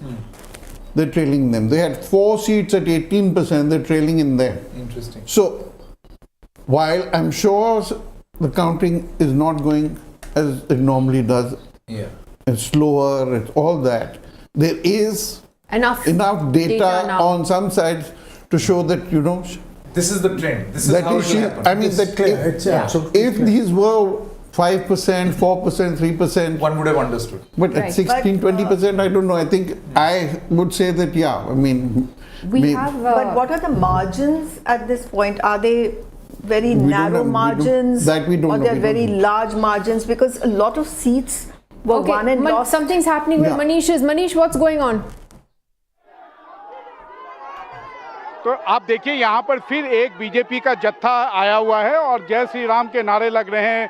पूरे रंग गुलाल अबीर BJP के समर्थक खेल रहे हैं और जानबूझकर, चूंकि ये रास्ता जो है ये कालीघाट का रास्ता है, सबको मालूम है कि ममता बनर्जी का घर है, तो बीजेपी का एक के बाद एक करीब हर 10 से 15 मिनट पर यहाँ पर एक छोटा जुलूस जो है वो आ रहा है। और ये आप कह सकते हैं कि चूंकि उनको मालूम है कि यहाँ पर मीडिया का एक जमावड़ा है, तो यहाँ पर कवरेज भी अच्छे से होता है, सारे मीडिया वाले दौड़ते हैं, उनका बाइट लेते हैं। तो आप कह सकते हैं कि जो बीजेपी का जो ऑप्टिमिज्म है, बीजेपी का जो कॉन्फिडेंस है, वो अभी ऑल टाइम हाई है। क्योंकि अगर आप मुख्यमंत्री के घर के सामने से अगर आप जुलूस निकालें और पुलिस वाले अगर नहीं रोके, क्योंकि पुलिस वाले भी एक तरह के मौसम वैज्ञानिक हैं, सब पुलिस वाले जो हैं यहाँ पर जो सिक्योरिटी में लगे हैं, सब रिजल्ट्स को, ट्रेंड्स को देख रहे हैं और उनको अगर नहीं रोक रहे हैं तो उनको मालूम है कि बीजेपी सरकार में आने वाली है और इसलिए बीजेपी के कार्यकर्ताओं के साथ अभी उलझना उनके लिए कम से कम अच्छा नहीं होगा। बिल्कुल। Alok Pandey is with us, in fact, from the BJP office in Kolkata, and we're also going to go across to Uma Sudhir, who's now at the TVK office in Chennai. But Alok, to you first, there was a kind of a muted celebration at the BJP office a couple of hours ago, but is that now changed? Is there more excitement there now? Well, yes, I think it's been unmuted now, and there are a lot of celebrations that are happening. I'm just going to, in fact, walk to this side and show you all of these people here who are now. What's your name? आपका नाम क्या है? मेरा नाम अनीता कुंडू है। मैं अंतर्राष्ट्रीय खिलाड़ी हूँ। मैंने 3 बार अपने देश विश्व की सबसे ऊंची चोटी माउंट एवरेस्ट पर तिरंगा लहराया है। मैं हरियाणा से आई हूँ। मैं लगभग यहाँ पर 2-2.5 महीने से हूँ और मैंने ग्राउंड की भूमि को पढ़ने का प्रयास किया। क्या फैक्टर रहा अनीता जी जिसके हिसाब से आप बीजेपी इतनी आगे है इसमें? देखिए, बीजेपी इतने आगे होने का सबसे बड़ा फैक्टर है महिलाएं। महिलाओं ने जो नारी शक्ति वाला बिल पास होना था उसमें बहुत ज्यादा वोट डाला है कि महिलाओं को पूरा ताकत मिला चाहिए। दूसरा, बंगाल में मैं गांव में गई। आजादी के बाद बंगाल की वो हालात है कि गाँव में महिलाएं बाहर बैठ के नहाती है कुओं पे कपड़ा लपेट करके। गरीबी, डर, वो जो माहौल था, आज हिंदू वोटर एक हुआ और उन सब ने एकजुटता दिखा करके आज बंगाल को बदलने का काम किया। मैं एक ही बात कहती हूँ, बंगाल वो भूमि है जहाँ रविंद्रनाथ टैगोर, सुभाष चंद्र बोस, स्वामी विवेकानंद जैसे व्यक्ति को यहाँ पैदा हुए। उसके बावजूद भी बंगाल आजाद नहीं था, लेकिन आज बंगाल ने राष्ट्र की वो पार्टी मिली, वो नेतृत्व मिला माननीय मोदी साहब के उसमें, माननीय अमित शाह जी के उसमें, और इतने अच्छे से माननीय बंसल साहब जी ने यहाँ इतना बढ़िया काम किया। तो आज बीजेपी मतलब लोगों ने बदला है। यहाँ खुद इन्हीं लोगों की आत्मा बदलाव चाहती थी और वो बदलाव आज आप देख रहे हैं। Thank you. I'll just go to this side also and just show you some of these shots of these women who have jhalmuri packets. Jhalmuri became a big topic of contention between the BJP and the TMC when this entire story was playing out. But right now you can see all of these people here. I'll just try and speak to one or two of them. आपका नाम क्या है? What's your name? ये झाल मुड़ी के packet लेके आप लोग क्यों सेलिब्रेट कर रहे हैं? मोदी जी आए थे बंगाल में और आम लोगों के साथ प्रचार करने के लिए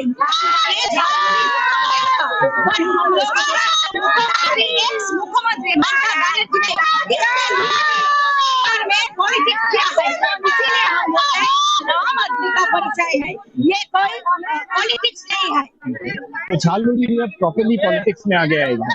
नहीं, वैसा नहीं है। ये झाल मुड़ी जो है, ये झाल मुड़ी जो बनाते हैं वो गरीब लोग हैं, वो खुद झाल मुड़ी के बनाते हैं, उसको लिए भी ममता बनर्जी ने पॉलिटिक्स किया है। ये हम लोग विरोध करता है कि ये आम लोगों का पहचान है। ठीक है, so I just move a little ahead. So this is the situation here at the BJP office in Kolkata. Now the celebrations have well and truly begun, and the BJP perhaps now feels that they have a lead which is solid and it is not going to reverse right now. So that is what the situation is here at the BJP office. All right, Alok Pandey, thank you very much. Try enjoying a little bit of jhalmuri yourself, because I know you're such a foodie, and I remember our reporting assignments from Ranchi to Delhi. Which were mainly in restaurants and dhabas. Let's quickly go to Uma Sudhir as well, because this is one story which usually doesn't make the headlines in the north of the country, but now even in the cow belt of Uttar Pradesh or Chhattisgarh or any other state, it is being spoken about. The grand rise of a cinestar in Tamil Nadu and how this happened, the Gen Z effect. Uma, you're at the TVK headquarters. What's happening? So we are here at Pannayur, which is the Tamiliga Vetri Kalagam's headquarters. Yes, none of the leaders has come in here yet. They want to make sure they are getting the final results. Of course, the trends now available for all 234 constituencies, and what it suggests is that more than 106 or 108 is what they are already getting. So they are hardly short by actually only about 8 or 10 from the halfway mark, and the TVK is also second in about 14 constituencies, which means that those 14 constituencies could also convert, giving the TVK by itself a simple majority. Otherwise, of course, there is the PMK, which has about 5 leads. You have other parties as well. The VCK is there, the DMDK is there. So even if you're able to get 4, 5, 2 from each of those, they should be able to make the halfway mark here. Everyone here, of course, wearing the yellow and red. And yes, you will see prominently this face of Vijay, which is the face in every constituency. Vijay, remember, I told everyone, Vijay, and they will come out. And I have with me a gentleman who is from the US to work for this election. I have a medical doctor as well. I have people from different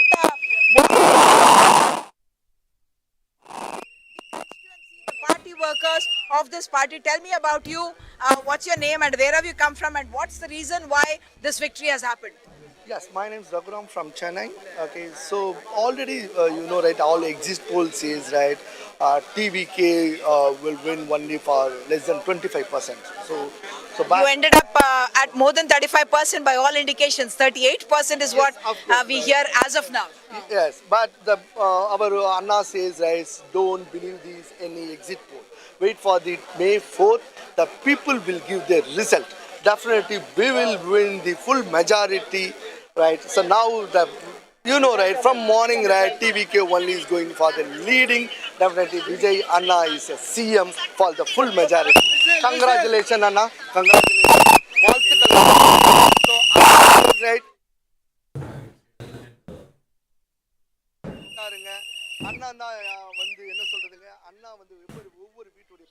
So he's saying it in every constituency there is Anna, and in every house there's an Anna, which is Vijay Anna, and Vijay himself had said there's a Vijay and a Vijay in every home, and that's what they are going to ensure. What we saw in the TVK campaign itself is that something that I have probably not seen in 30 years of my reporting experience, that when the leader goes there, people were giving him gifts, whether it's a teddy bear, there is water, there is fruits, there is juice. People were in fact handing it over to Vijay, and Vijay was accepting them and going along. So that is a kind of an organic relationship that he seemed to have. You are a doctor. Why did you decide to come and support Vijay? Because we need a change from these two parties of DMK and ADMK. We need a change because lot of lack of Tamil Nadu is lot of lack things. So we want to become something good things, no? So we have chosen TVK Vijay Anna. எதனால நீங்க விஜய்க்கு சப்போர்ட்டா வந்திருக்கீங்க, ஆதரவா வந்திருக்கீங்க? பெண்களுக்கு பாதுகாப்பு வரணும். அதனால தான் மெயின் சப்போர்ட். தலைவர் ஒரு வாரம் நினைச்சோம், அதே மாதிரி வந்துட்டாரு. வரவர் நினைச்சோம். This is what we expected and this is what happened. Madam, this 2026 is biggest victory. TVK. Next CM is there. People say only the youngsters are supporting. You are someone who is a little more senior than the other youngsters. Both children is support the TVK. Okay, understand. So the children themselves are saying support TVK. You're saying. உங்களுக்கு என்ன சொல்லணும் இன்னைக்கு? எங்களுக்கு வந்து நாங்க தளபதியை வந்து 30 வருஷமா ஃபாலோ பண்ணிட்டு இருக்கோம், ரசிகரா இருந்து. இன்னைக்கு நாங்க அவர் இன்னைக்கு முதலமைச்சர், அது அளவில்லாத சந்தோஷம். அதனால we have been a fan for 30 years, he says, and now today I am beyond my capacity for happiness because he is now become our Talapati has become our Mudalvar as well. முதல்வர் ஆனது கண்டிப்பா அங்க தமிழ்நாட்டின் போதை இல்லாத கலாச்சாரத்தை உருவாக்குவார் என்று நம்புறோம். கண்டிப்பா செய்வார்.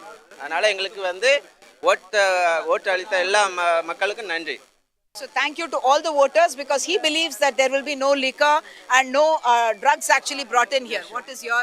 My name Prakash. I am actually working on the ship, okay, as a marine engineer. Whatever the scene, only the thing, our TVK leader only win because of so many processes will be coming. And what are the people's thinking, everyone eyes, we want to win only the TVK only because of our Vijay sir. Vijay sir is not going to be there everywhere. He didn't even go into every constituency. He hardly went to 40 constituencies and yet he is winning today. Yes, surely he's win. Confidently we are saying he's only win. He's only the today rising star and rising sun also. Okay, youngsters like these, நீங்க தான் Vijay phenomenon பெருசாக்கி விட்டீங்களா social mediaல? What is the reason why despite not even campaigning Vijay has become such a big winner? எதனால தோணுது? Ma'am கன்ஃபார்மா தெரியும் ma'am. ஒரு இடத்துல இருந்து இவ்வளோ அமௌண்ட் ஒரு ஃபிலிமுக்கு அந்த ஃபிலிமே வேண்டான்னு சொல்லிட்டு நம்மளுக்காக இறங்கி வந்து செய்கிறாருல, அதுக்கே ஒரு சப்போர்ட். அவர் என்னைக்கு இறங்கி சொன்னால் அன்னைக்கே அவர் சிஎம் ஆகிட்டாரு. What he says is that Vijay could have earned crores, in fact more than 200 crores from every film, and yet he gave all that up and came into politics, and the day he did that, he decided to step into politics, he became a winner. This is something we kept hearing from people whenever we were traveling across, saying that he's not someone who needs the fame, nor the name, nor the money, and yet he decided to come for the people, and that's the reason why, of course, his cult status was something that they built on and said that he is going to be that phase of change that is coming into Tamil Nadu as well. What do you want to say? Any Vijay dialogues that come to your mind now? நான் வரேன் தமிழ்நாட்டுக்கு. இனி நம்ம தான் தமிழ்நாட்டே ஆடுறதான் நம்ம ஏதோ perfect brand எல்லாத்தையும் brand கிளி தான். Okay, so this Navare is a line in fact from his not yet released film Jananayagan, where he says Navare, which means I am coming, and that's precisely what Vijay ended up doing. He said Navare and he is coming now, but he may fall short of majority. இல்லையா அப்படின்னு தோணுது இல்லையா? யார் கூட கூட்டணி சேர்ந்து அவர் இப்போ முதல்வர் அவர்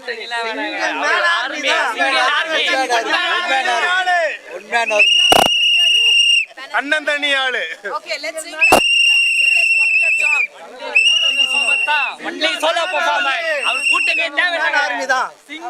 நாங்க கூட்டணி போனா எப்பயோ போயிருப்போம். அதெல்லாம் எங்களுக்கு தேவையே கிடையாது. அடிச்சாலும் பிடிச்சாலும் சிங்கிள் மேன் ஆர்மியா அடிச்சோமா, அடிச்சு தாக்கணுமா, ரெட் அண்ட் பிளாக்க தூக்கி கடாசணும். Okay, so the red and black is gone. What he's referring to is the colors of the Dravidian party, the ruling party, and saying that we have given a red signal to the red and black party, and therefore Vijay is going to be the solo person. What I must point out is that there is this song, the campaign song of Vijay, Nanthanandaliyale. Then yes. So what he says is that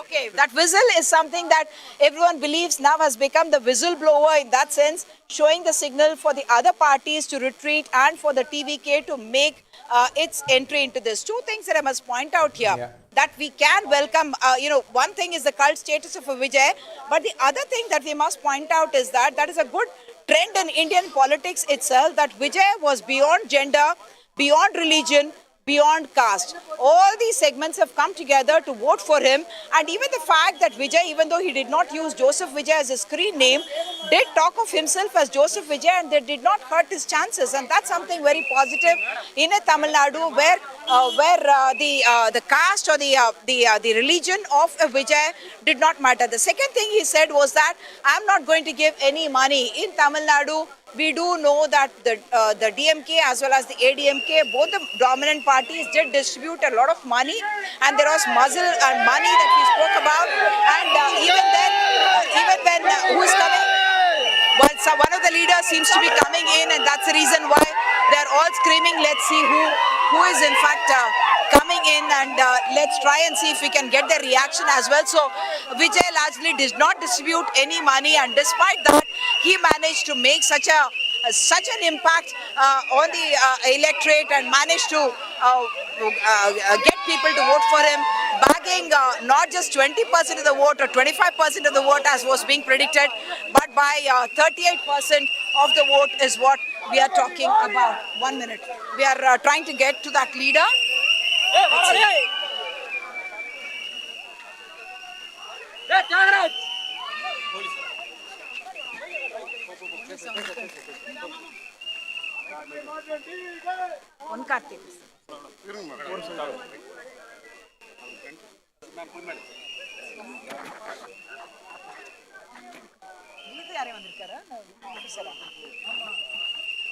Moving close to that TVK leader, of course, this is a party. One thing I really meant to ask Uma is, and maybe this can be a question for some other day beyond the euphoria. You see, winning an election is one thing, and then realpolitik takes over. What TVK will face in Tamil Nadu is lack of political experience. And managing politics, winning an election, and then managing an electoral victory are two totally different things. And that is where most newcomers falter. That is where you see a lot of problems emanating. How exactly is a TVK going to manage this? To say that I am not going to give any doles. I mean, this is quite literally the birthplace of Revidi. From television sets to what all has been distributed in Tamil Nadu. So how can you completely reverse that in a state like Tamil Nadu? Will it be acceptable? Can you do your politics, or you will become more of the same, perhaps more? These are some crucial aspects. I think after you win an election, you don't keep all your promises. I think if you look at Maharashtra, some of the Revidis offered during the last election still haven't reached the people. Correct. But Sanket, he has offered few things. He has? Yes, he has offered. MSP 8 selected fish varieties में उन्होंने MSP की घोषणा की है. 27,000 relief annual fishing जो ban होता है, fishing पे एक बैन होता है, तो उसके लिए 27,000 रुपये महीने का उन्होंने उसकी घोषणा की है. फ्री एजुकेशन लोन्स की घोषणा की है 25 लाख से, और अगर PhD कर रहे हैं तो 12 लाख. उस पर यह कि मदद की बात उन्होंने की है, कोलैटरल उसके हिसाब से. और महिलाओं के लिए भी उन्होंने 1,000 रुपये और 2,500 रुपये की बात की है. साथ ही 6 फ्री सिलेंडर की बात की है. और सबसे खास जो विजय का लग रहा था, और सुबह से मैं आप लोगों को देख रही हूँ, जो जानकारियाँ विजय के बारे में आ रहा है. I feel sorry for you. नहीं, बिल्कुल. It was so interesting, and it was like seeing all veterans on DeKoder, and it was a privilege, and to be here also it's a privilege. But Vijay का बहुत systematic buildup हुआ है. विजय के जो parents हैं वो भी फिल्म इंडस्ट्री में स्क्रिप्ट राइटर्स रहे थे. ऐसा नहीं है कि उनके पेरेंट्स बिल्कुल अनजान थे. पूरी तैयारी के साथ 2000 बहुत अच्छी स्क्रिप्ट लिखी, बहुत अच्छी स्क्रिप्ट लिखी है. और 2009 से बात सर 2009 से काम चल रहा था on a social platform. Like MGR had 20,000 fan clubs. उस समय इनके 85,000 फैन क्लब्स थे, और वो फैन क्लब्स को 2020 में कन्वर्ट कर दिया गया था into political party units and Vijay Makkal Iyakkam कहा गया इसे. So they have taken this lead from MGR ने कैसे पार्टी को बिल्डअप किया. Secondly, Vijay I feel is a youngster, and at a peak of his career he came into politics, unlike the other veterans like Mr. Vijay Kant or Kamala Hassan, all of these people. So, and as Uma was saying about the whistleblower, but basically he was talking about whistle revolution. Whistle is the उनकी party का symbol whistle है. सो I remember Uma का हम देख रहे थे डेकोडर में एक वीडियो था जिसमें वो लड़की विसल ब्लो करती है एंड शी सेज आप लोग गए होगे एंड शी सेज हम तो विसल को देंगे. So basically a whistle revolution where this guy has worked. 2017 में जो नागापट्टनम में जो मछुआरे बैठे थे धरने पर वो उनके साथ थे. एक डॉक्टर अनीता ने सुइसाइड किया था, उस पर वो बैठे थे.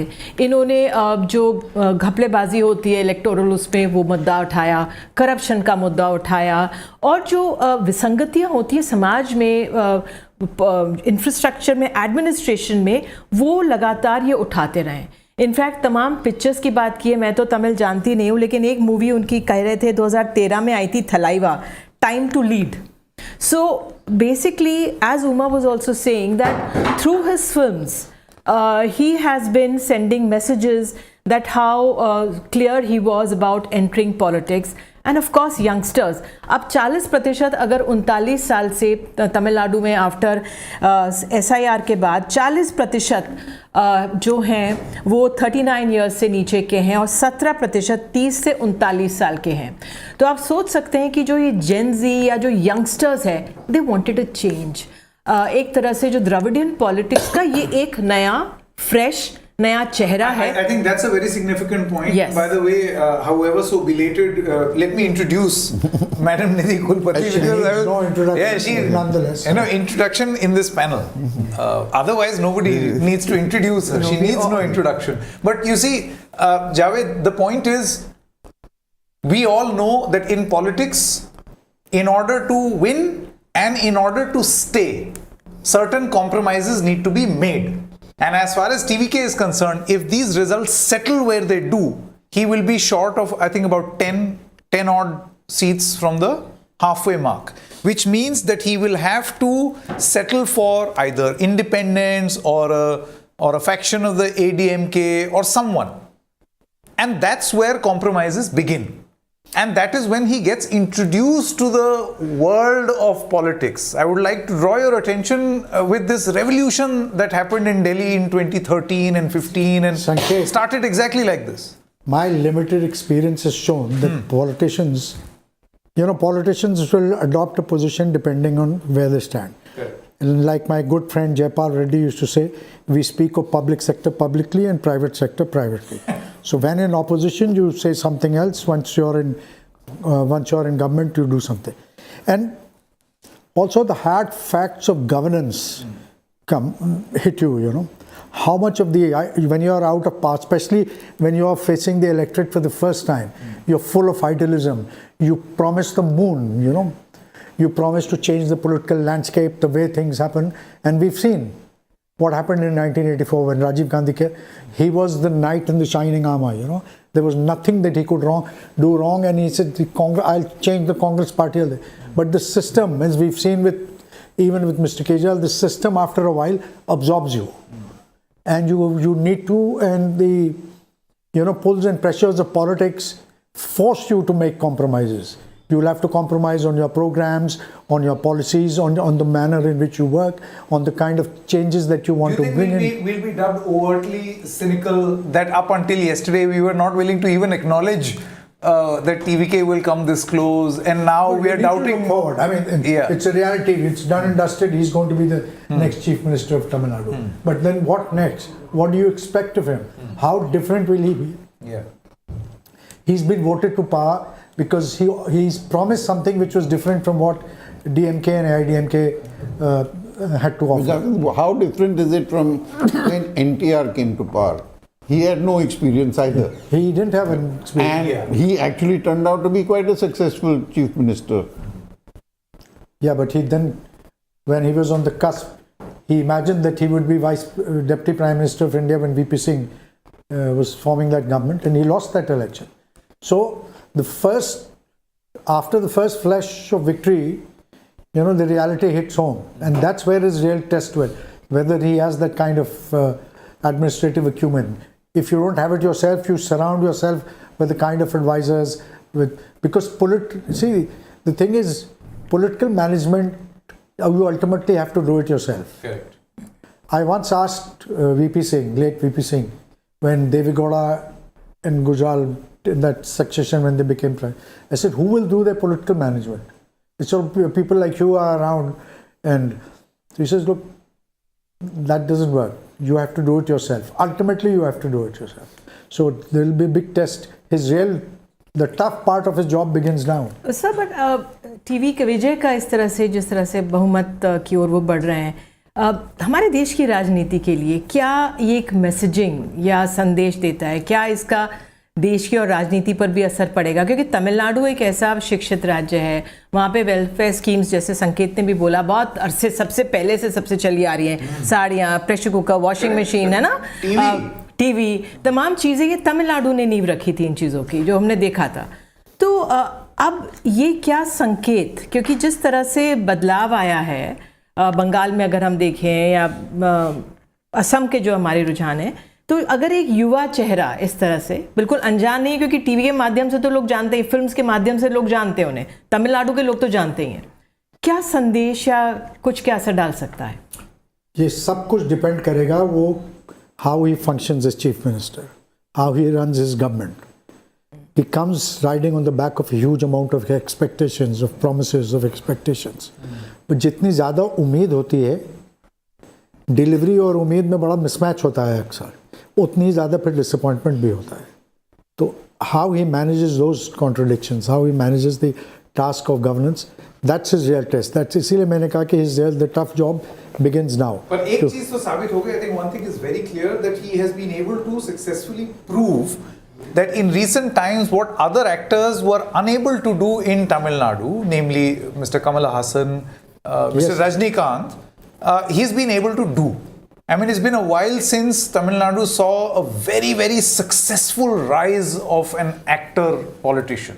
How is he different? मैं जब हम लोग ऑफेयर थे तो मैं ये सवाल पूछा था कि ये कमला हसन और रजनीकांत जी से क्या डिफरेंट है? मतलब उनकी पॉपुलैरिटी, मुझे अंदाज़ा नहीं है, तमिल मैं फिल्म्स देखता नहीं तो मैं नहीं बता सकता, not just in terms of popularity but otherwise also. What is it that, there must be, apart from his popularity as a film star, there must be some add-on. There's something which he has promised. Peak में, अपने जो film career की peak में वो राजनीति में आए, शायद ये एक फैक्टर हो सकता है. But wasn't Kamal Haasan also around his peak? Or was he, I don't recollect that. I think he came in his 60s, when he launched his political party. He was not all that. However, 60 is not old in Indian politics. Yes. Or in Indian film. सही 51 और so. हमें बंगाल चलते हैं, कोलकाता चलते हैं. आलोक पांडे हमारे सहयोगी BJP के दफ्तर में मौजूद हैं. वहाँ पर एक तरह से क्या झालमुड़ी की मैंने देखा था, आलोक ने भेजा था, झालमुड़ी का एक तरह से वहाँ पे जश्न मनाया जा रहा है. जी आलोक, ओवर टू यू. ये तो अभी का जश्न लग रहा है, धीरे धीरे आप इस तरफ दिखाएं. ये यहाँ पे आप देख सकते हैं कुछ युवा लोग हैं, ये लोग अबीर के साथ खेल रहे हैं और अब तो पूरा जश्न शुरू हो ही गया है. इनफैक्ट ये यंग लोग मेरे पास हैं. आपका नाम क्या है? What's your name? Yuvraj ji, आप सेलिब्रेट कर रहे हैं, क्या ऐसा सबसे बड़ा कारण रहा है कि बीजेपी जीती है या जीत रही है आपके हिसाब से? बांग्ला भी बोल सकते हैं আপনি, বাংলাও বলুন, বাংলা বলনা চাই. বিজেপি এইবার যে এটা করলো, এটা সবার কাছে, আমাদের কাছে এক্সপেক্টেড ছিল, ঠিক আছে, আমাদের কাছে এক্সপেক্টেড ছিল জিনিসটা, বাট এতটা যে ভালোভাবে ক্লিয়ার করবে, এতটা যে মানে এবার যেটা দেখা যাচ্ছে যে প্রথমবার থেকে ইয়ে হয়েছে, বাট এইটা এক্সপেক্টেড ছিল না. সবাই এটা জানতো যে এবার করবে বা পরিবর্তন আনবে মানুষ, কারণ আমরাও রাস্তাঘাটে বেরোচ্ছি, রাস্তাঘাটে আমরাও দেখছি, এটাতে জানা ছিল যে পরিবর্তন আসবে, কিন্তু এতটা যে প্রথম থেকে এতটা ক্যাডার করবে ডিএমপি, এতটা পেছনে ফেলবে, এটাও এক্সপেক্টেড ছিল. তো এই জন্য আমরা এটা বলে সেলিব্রেট করছি. आपका नाम क्या है? मेरा नाम प्रदीप घोष. ये बताइए कि क्या कारण है? ये कह रहे हैं कि इतना आप लोगों ने एक्सपेक्ट नहीं किया था, तो आपको क्या लगता है क्या कारण है कि इतनी, बांग्ला बोलूं, इतना कारण क्यों हुआ है? तो पहली बात तो यह चेंज मतलब बहुत जरूरी था यहाँ, ठीक है, कि 2021 में जो पोस्टल बैलेंस हुआ था, बहुत सारे बीजेपी कार्यकर्ता घर से निकाल के टोटल तरीके से उनको मदद किया गया और यहाँ पर ना ही इंडस्ट्री है, कुछ भी नहीं है ना, ठीक है, सिर्फ यहाँ पर एक ही चीज मिलता है, वो है आपको चीप खाना और कुछ नहीं, बस यही सब मिलेगा और कुछ नहीं। बिहार में आइए सब बोलेगा कि सिटी ऑफ जॉय, नथिंग, वो सब कुछ नहीं, सब डेल्यूशन है, सब कुछ नहीं, ना इंडस्ट्री है, ना कोई कुछ है, किसी के पास जॉब नहीं है, मतलब जो मतलब जो हमारे जिनको जॉब चाहिए उनको नहीं मिल रहा है, किसी को घूस देके सबको जॉब मिल रहा है, ये सब मतलब पूरा सिस्टम करप्शन हो गया है, ठीक है, पूरा करप्ट लोगों से भर गया है, ठीक है। बोलिए आप बोलिए। बहुत सारे कार्यकर्ता जो थे वो सब घर से बाहर थे, वो लोग कभी अपने माँ के पास जा ही नहीं पाए, घर पहुंच ही नहीं पाए, तो ये चेंज बहुत ही जरूरी था। ये जो ममता जी को इनको मतलब गद्दी से हटाना है, उनको और मतलब भतीजा जो है दोनों को हटाना है। ठीक है, thank you so much. So there you have it, two young voters and supporters of the BJP telling us that they feel that they needed to be much more in Bengal in terms of jobs and infrastructure. I will say that when I was across Bengal, the issues that resonated amongst the people were of jobs, of employment, of industries. One wondered whether the BJP had done enough to be able to dislodge Mamta on these points, or whether while the public did feel dissatisfied, were they still willing to give Mamta another chance. But that question has perhaps been answered now. And in the words of these two young supporters of the BJP, they feel that it is the BJP that can take them ahead in the next 4 to 5 years. Alok, did you hear Mamta's remarks about how slow the counting is going? And if you look at the data, more than half the seats have not crossed the third round as yet. So why is this counting so slow in West Bengal at this time? It is very difficult to say at the moment why it is so slow, but yes, you are right that on multiple seats it is very slow indeed, but that does not seem to have affected the mood here. Now these people firmly appear to believe that they are ahead irrespective of how many rounds have been counted, but I think perhaps the election commission will clarify in a bit if they have to about why it has been so slow at the moment. You would assume that there are both TMC and BJP counting agents inside those booths. Mamta, of course, have appealed to the TMC counting agents not to leave any of the counting centers and go, because like you said and like she said, there's much more that still remains. But here at the BJP office where I am right now, it does appear that the BJP now firmly believes that they are in the driver's seat and they have begun celebrating there. But are you getting the feeling, are they coming out now and saying they won, or they're saying we're doing very well? I think most of them are coming out and saying that they believe that they have won. In the last 1 or 2 hours, that mood has certainly changed. In fact, I'll get Nenmoy to show you some shots while I talk about this. A lot of the people here do feel that they have won. What's your name? Shyam. What do you feel about this? Do you feel that you won comprehensively, or you feel that we still need to wait for a few more rounds before that happens? I think the gap that is there right now, it will be a miracle to reach that gap for the ruling party at the moment. In election, it's not done till the last ballot is declared, but it's safe to say that BJP carries the day for today. All right. What's your name? Why do you feel the BJP is ahead in the manner that it is in Bengal? BJP আসলে দরকার ছিল, because এখানে মেয়েদের কোনো নিরাপত্তা নেই, রাত 8টার পরে এদের বেরোনো বারণ করে দিয়েছিলেন ম্যাডাম, তো ম্যাডাম যেন সরিয়ে দিয়ে আমরা রাত 8টার পরে যাতে বেরোতে পারি সেই ব্যবস্থা করে দিয়েছি। All right. Thank you. So like these two supporters and workers of the BJP, they feel that it is the BJP that is winning, and they feel that the lead that they have taken now is enough to see them through in this election. जैसे कहा कि miracle ही होगा कि अगर ये बदलें, लेकिन जो गिनती है वो धीमी गति से आगे बढ़ रही है। हमारे साथ विनीता हरिहरन है, पॉलिटिकल एनालिस्ट। विनीता, धन्यवाद जुड़ने के लिए डिकोडर से। नतीजे रुझान आपके सामने ही है, लेकिन पश्चिम बंगाल में जिस तरह से भी चर्चा हो रही थी और हमारे वरिष्ठ सहयोगी बाजपाई सर ने सवाल उठाया कि क्या धीमी गति से काउंटिंग हो रही है पश्चिम बंगाल में, आपका क्या असेसमेंट है? नहीं, काउंटिंग की गति में तो कोई पेस कम नहीं लग रही है। जो भी रिजल्ट्स आए हैं, इट्स ऑलरेडी डिसाइसिव जो रिजल्ट्स आए हुए हैं, तो उसमें कोई शक नहीं है कि काउंटिंग धीमी हो रही है या इसमें कुछ anything else to it beyond that.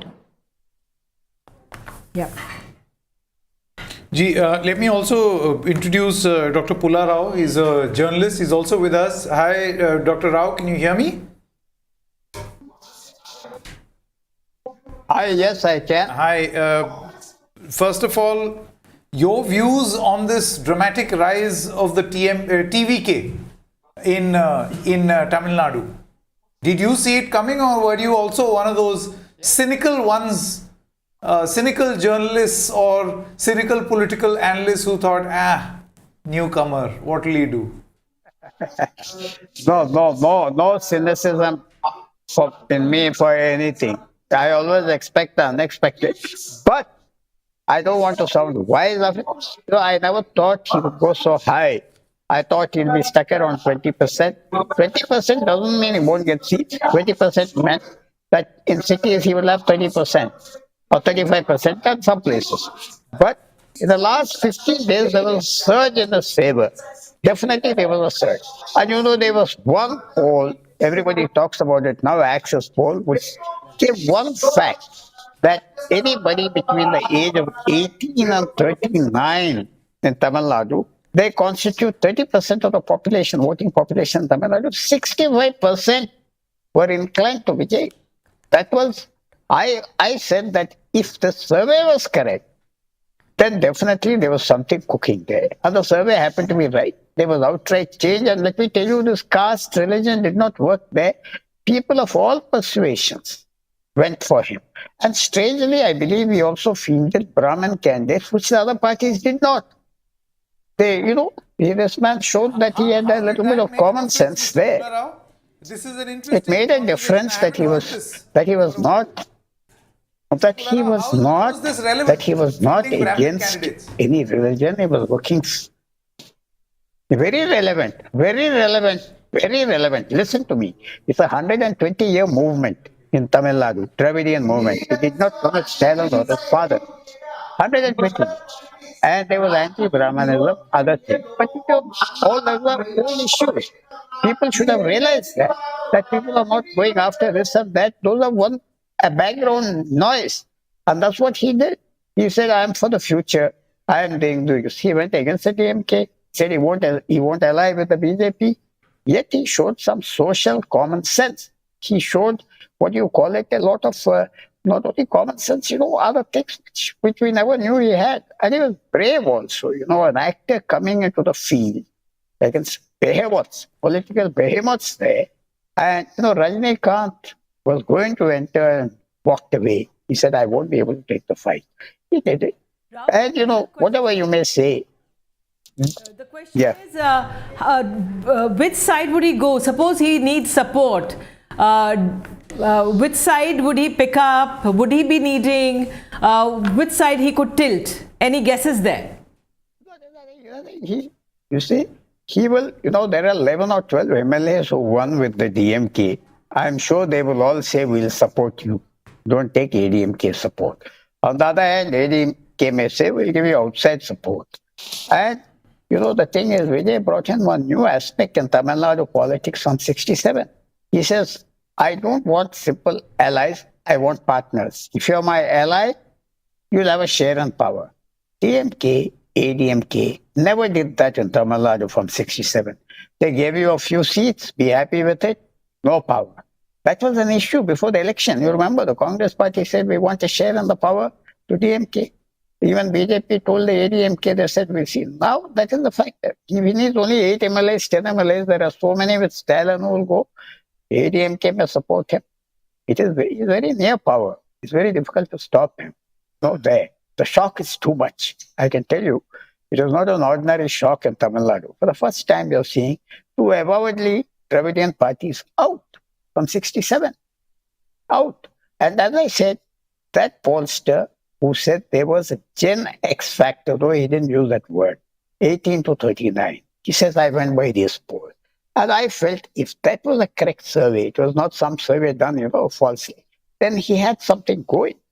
And obviously, he had much more going than we estimated. There were scandals about him. All that didn't matter to the younger people. They just overlooked it. Overlooked so many things about him. Gave him license that he was an artist, celebrity. there were about to be many black marks in your personal life. It doesn't matter. Others are no better. There's a stiff warning, Sanket and Nidhi ji, that you better be careful if you're a dynast. You know, one more point I'd just like to bring you. Punjab, Maharashtra, or here, Tamil Nadu, wherever you took, or in Telangana, they took their sons into the cabinet, they were ousted. There's something, maybe the people, younger public, you know, they don't like this kind of thing. Maybe it's for you to search for the answers. But that's one question which is coming up in my mind. Analysis, yes, very deep analysis. Dynasty के खिलाफ and वाकई में options थे तमिलनाडु में, तो वहाँ की जनता ने एक नए चेहरे को, एक नए राजनीति को एक तरह से वहाँ पे वोट किया है हमारे साथ. Another thing that you mentioned, Mr. Pullarao, which is significant, is the TVK fielding Brahmins. Now we all know what has happened is because of these Dravidian parties, there is this anti-Brahminism brand of politics which is extremely active, particularly in the DMK. It's very active and very strong, and sometimes you would be declared a political outcast if you were to field a Brahmin. So for him to show that Brahmins are not untouchables in Tamil Nadu is interesting.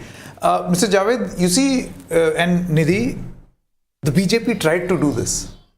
However, the problem is that the BJP had this tag of being a North India party, a party with cow and Hindutva as the agenda. So that was not really working well. I'm not casting aspersions. I'm not saying that this is Mr. Vijay, some Bharatiya Janata Party philosophy being taken forward, but he's been able to do what the BJP could not. Because he was new, nothing to lose. It's something new to offer. He had to offer that X factor. No? If you offer just the same of what the AIDMK and DMK have been offering since donkeys of years. The fatigue fact of old parties भी हो सकता है. यहाँ पे हमारे साथ Shubhankar Bhattacharya TMC के भी हैं, रोशन गौर भी वरिष्ठ पत्रकार हमारे साथ हैं. शुभांकर जी, जो पश्चिम बंगाल में हुआ है और जिस तरह से अभी पुल्लाराव सर ने बोला कि जो एक डायनेस्टी के खिलाफ जो युवा हैं, क्या पश्चिम बंगाल में, अगर हम अब थोड़ा से नतीजों को और समझे गहराई से, आप जो सामने है हमारे उसको स्वीकार करते हुए अगर हम जाएं और समझने की कोशिश करें कि क्या गलत हुआ होगा. शुभेंदु अधिकारी भी तृणमूल कांग्रेस में थे और वो निकले थे, और जब ममता बनर्जी ने अभिषेक को लेकर आए, कहा ये क्या जो हम लोग दिल्ली में बैठ के पढ़ते हैं कि भाई लेकर आए तो जो ओल्ड गार्ड था वो नाराज़ हो गया. क्या ये था कि ये भी एक फैक्टर हो सकता है जो पुराने लोग मंथन अगर हम कर रहे हैं कि जो कारण है टीएमसी पिछड़ी उसके पीछे? देखिए, अभी तो बहुत सारी बातें निकलेंगी और जितना हम इसको खंगालेंगे उतनी ज़्यादा अभी जिसको कहते हैं ना कि उतने मुर्दे भी निकल के आएंगे कि क्या हुआ क्या नहीं हुआ, पास में क्या चीज़ हो गई.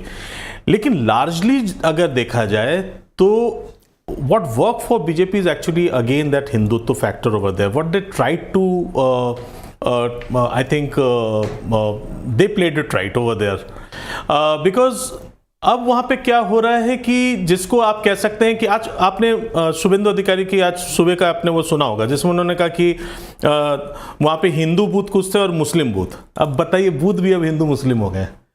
तो जब ये चीज़ें आने लग जाती हैं आज के दिन में, देखिए जब से बीजेपी बड़ी है पिछले एक दशक में एक चीज़ हम लोगों ने देखा है और वो लार्जली ये रहा कि एक हिंदुत्व को हम लोगों ने एक ऐसा कॉमोडिटी बना के हम लोग को सर्व कर दिया गया, तो जिसमें अब हमारे दिमाग में एक चीज़ बहुत अच्छी सी लोग अब ये एंजॉय करने लगे.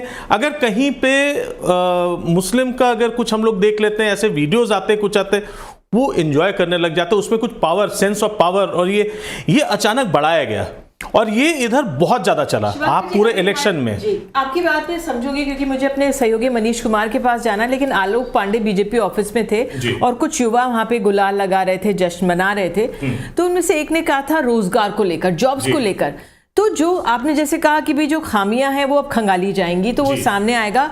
मनीष के पास चलते हैं. मनीष कुमार हमारे सहयोगी सुबह तो कालीघाट में ममता बनर्जी के घर के बाहर थे. मनीष, आप कहाँ हैं, क्या जानकारी आपके पास वहां से? देखिए निधि, हम अभी भी कालीघाट में ही हैं. कालीघाट का जो माहौल है आप कह सकते हैं कि वो मातमी माहौल है. पिछले 15 वर्षों में 11, 16 और 21 के जिस दिन काउंटिंग हो रहा था उस समय कोरोना का सेकेंड फेज था, लेकिन इस समय तक उस समय भी कोरोना के काफ़ी डायरेक्टिव्स के बावजूद यहाँ पर सैकड़ों की संख्या में लोग थे, लेकिन आज कोई भी यहाँ पर नहीं है। सुरक्षा बल जरूर निश्चित रूप से मुख्यमंत्री का आवास है, मुख्यमंत्री यहाँ रहती हैं, तो सुरक्षा बलों की संख्या यहाँ पर बढ़ाई जा रही है, क्योंकि बीजेपी के जो समर्थक हैं वो बार बार इसी रास्ते से जुलूस और जय श्री राम का नारा लगाकर जा रहे हैं। जहाँ तक अभी तक के रुझान हैं, ममता बनर्जी ने अपने कार्यकर्ताओं और ख़ासकर जो काउंटिंग में लगे हुए उनके समर्थक हैं उनको कहा है कि इलेक्शन कमीशन जो है काफ़ी धीमी गति से काउंटिंग करवा रहा है, इसलिए आप पेशेंस लूज़ ना करें। लेकिन एक बात साफ है निधि कि बीजेपी और टीएमसी, क्योंकि टीएमसी अभी तक 100 का भी आंकड़ा जो है वो टच नहीं कर पा रही है, वैसे में जो उनका गैप है वो गैप आने वाले कुछ दौर में, भले ही 10 से अधिक दौर जो काउंटिंग के राउंड्स हैं वो होने बाकी हैं, लेकिन लगता नहीं है कि वो जो गैप है उसको वो ओवरकम कर पाएंगी, या वो जो कहते हैं टर्न द टेबल्स, वो ऐसा दिखता हुआ ऐसा होने वाला नहीं दिख रहा है। क्योंकि जहाँ जहाँ भी बीजेपी लीड कर रही है उसमें एक जो सबसे बड़ा फैक्टर है कि जैसे आप जानते हैं कि जब आप जीतते हैं तो आपकी स्ट्रैटेजी में जो भी आपने यूज़ किया है, जो भी तीर आपने छोड़े हैं, सब आपका निशाने पर लगता है। जब आप हारते हैं तो आपकी स्ट्रैटेजी, आपने जो अपनी तरफ से जो भी कोशिशें की वो सारी नाकामयाब हो जाती हैं। लेकिन अभी तक के रुझानों से एक लग रहा है कि ममता बनर्जी के जो मुस्लिम कम्युनिटी के प्रति जो उनका एटीट्यूड था, जो जिसके बारे में उनको हमेशा एक्यूज़ किया जाता था अपीजमेंट, उसका एक काउंटर हिंदू पोलराइजेशन हुआ है, जिसका भरपूर लाभ बीजेपी को बंगाल में मिला है। और साथ ही साथ जो उनके खिलाफ जो नाराज़गी थी, शायद उसके बारे में उनको आभास नहीं था, और वो एसआईआर का जो मुद्दा है, एसआईआर का खामियाजा निश्चित रूप से टीएमसी ममता बनर्जी को सत्ता गंवाकर उठाना पड़ रहा है। और इसका लाभ जो है, एक क्लियर कट एडवांटेज, एक क्लियर कट बेनिफिट बीजेपी को मिला है, क्योंकि जो उनके जो अभी तक का वोट का गैप है, अगर आप देखेंगे तो वो 4 से 5% का है, लेकिन आप उसको एक्चुअल वोट्स में कन्वर्ट करेंगे तो वो उतना ही आएगा जितना एसआईआर में लोगों को डिलीट किया गया है। दूसरी बात यह है कि इसके अलावा जो ममता बनर्जी ने जो वेलफेयर स्कीम्स उन्होंने शुरुआत की, तो यहाँ लगता नहीं है कि बंगाल की महिलाओं ने उनको उसके लिए रिवॉर्ड किया है। अगर वो रिवॉर्ड करते तो शायद ये चुनाव परिणाम इस प्रकार का नहीं होता।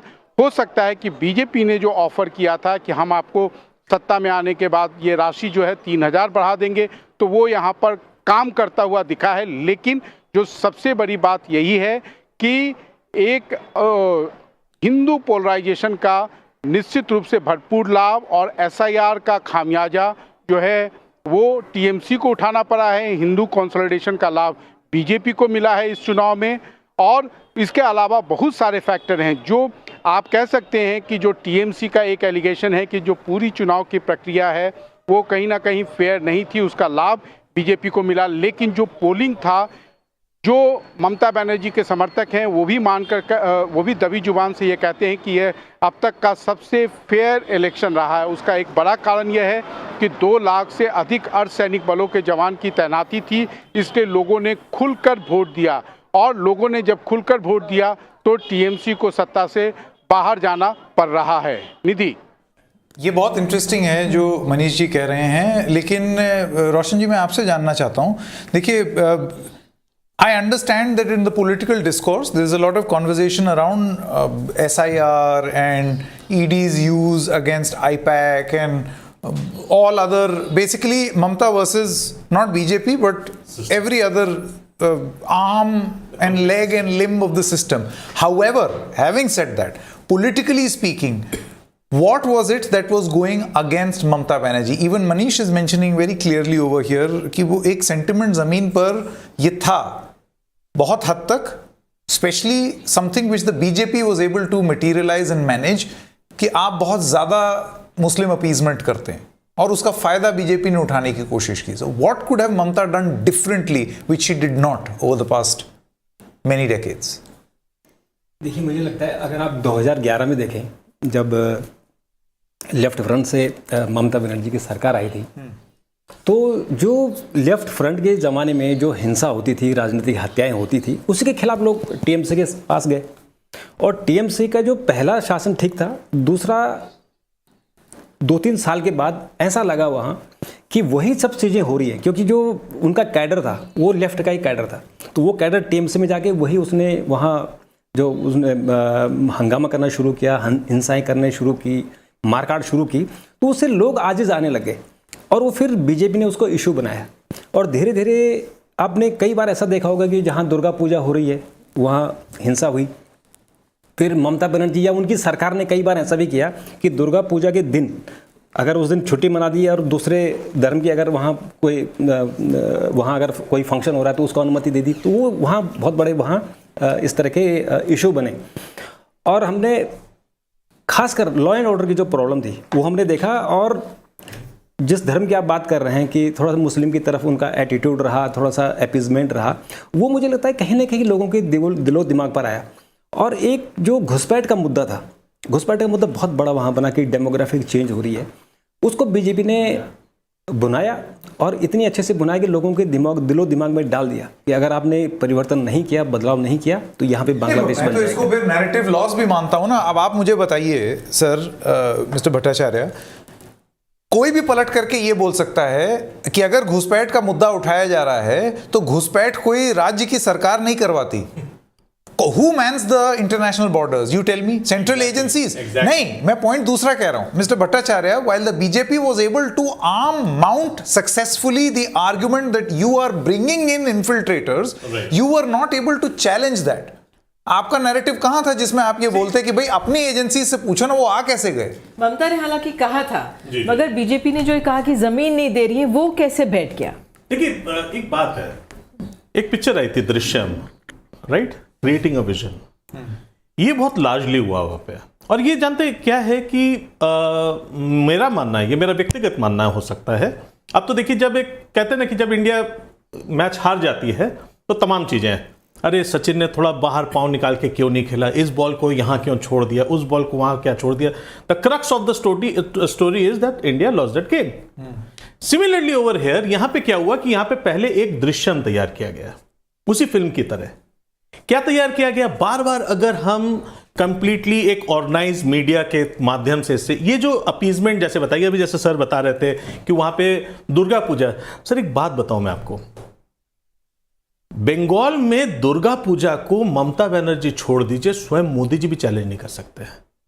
अगर दुर्गा पूजा रोक दी जाए ना, आप बंगाल को, जो लोग राजनीति बंगाल की नहीं समझते, मैं उनको बता दूं, बंगाल एक ऐसा क्षेत्र है, मेरा जो क्षेत्र है वो मुर्शिदाबाद का एक छोटा सा एरिया है बहरमपुर, वहाँ का रास्ता खराब था।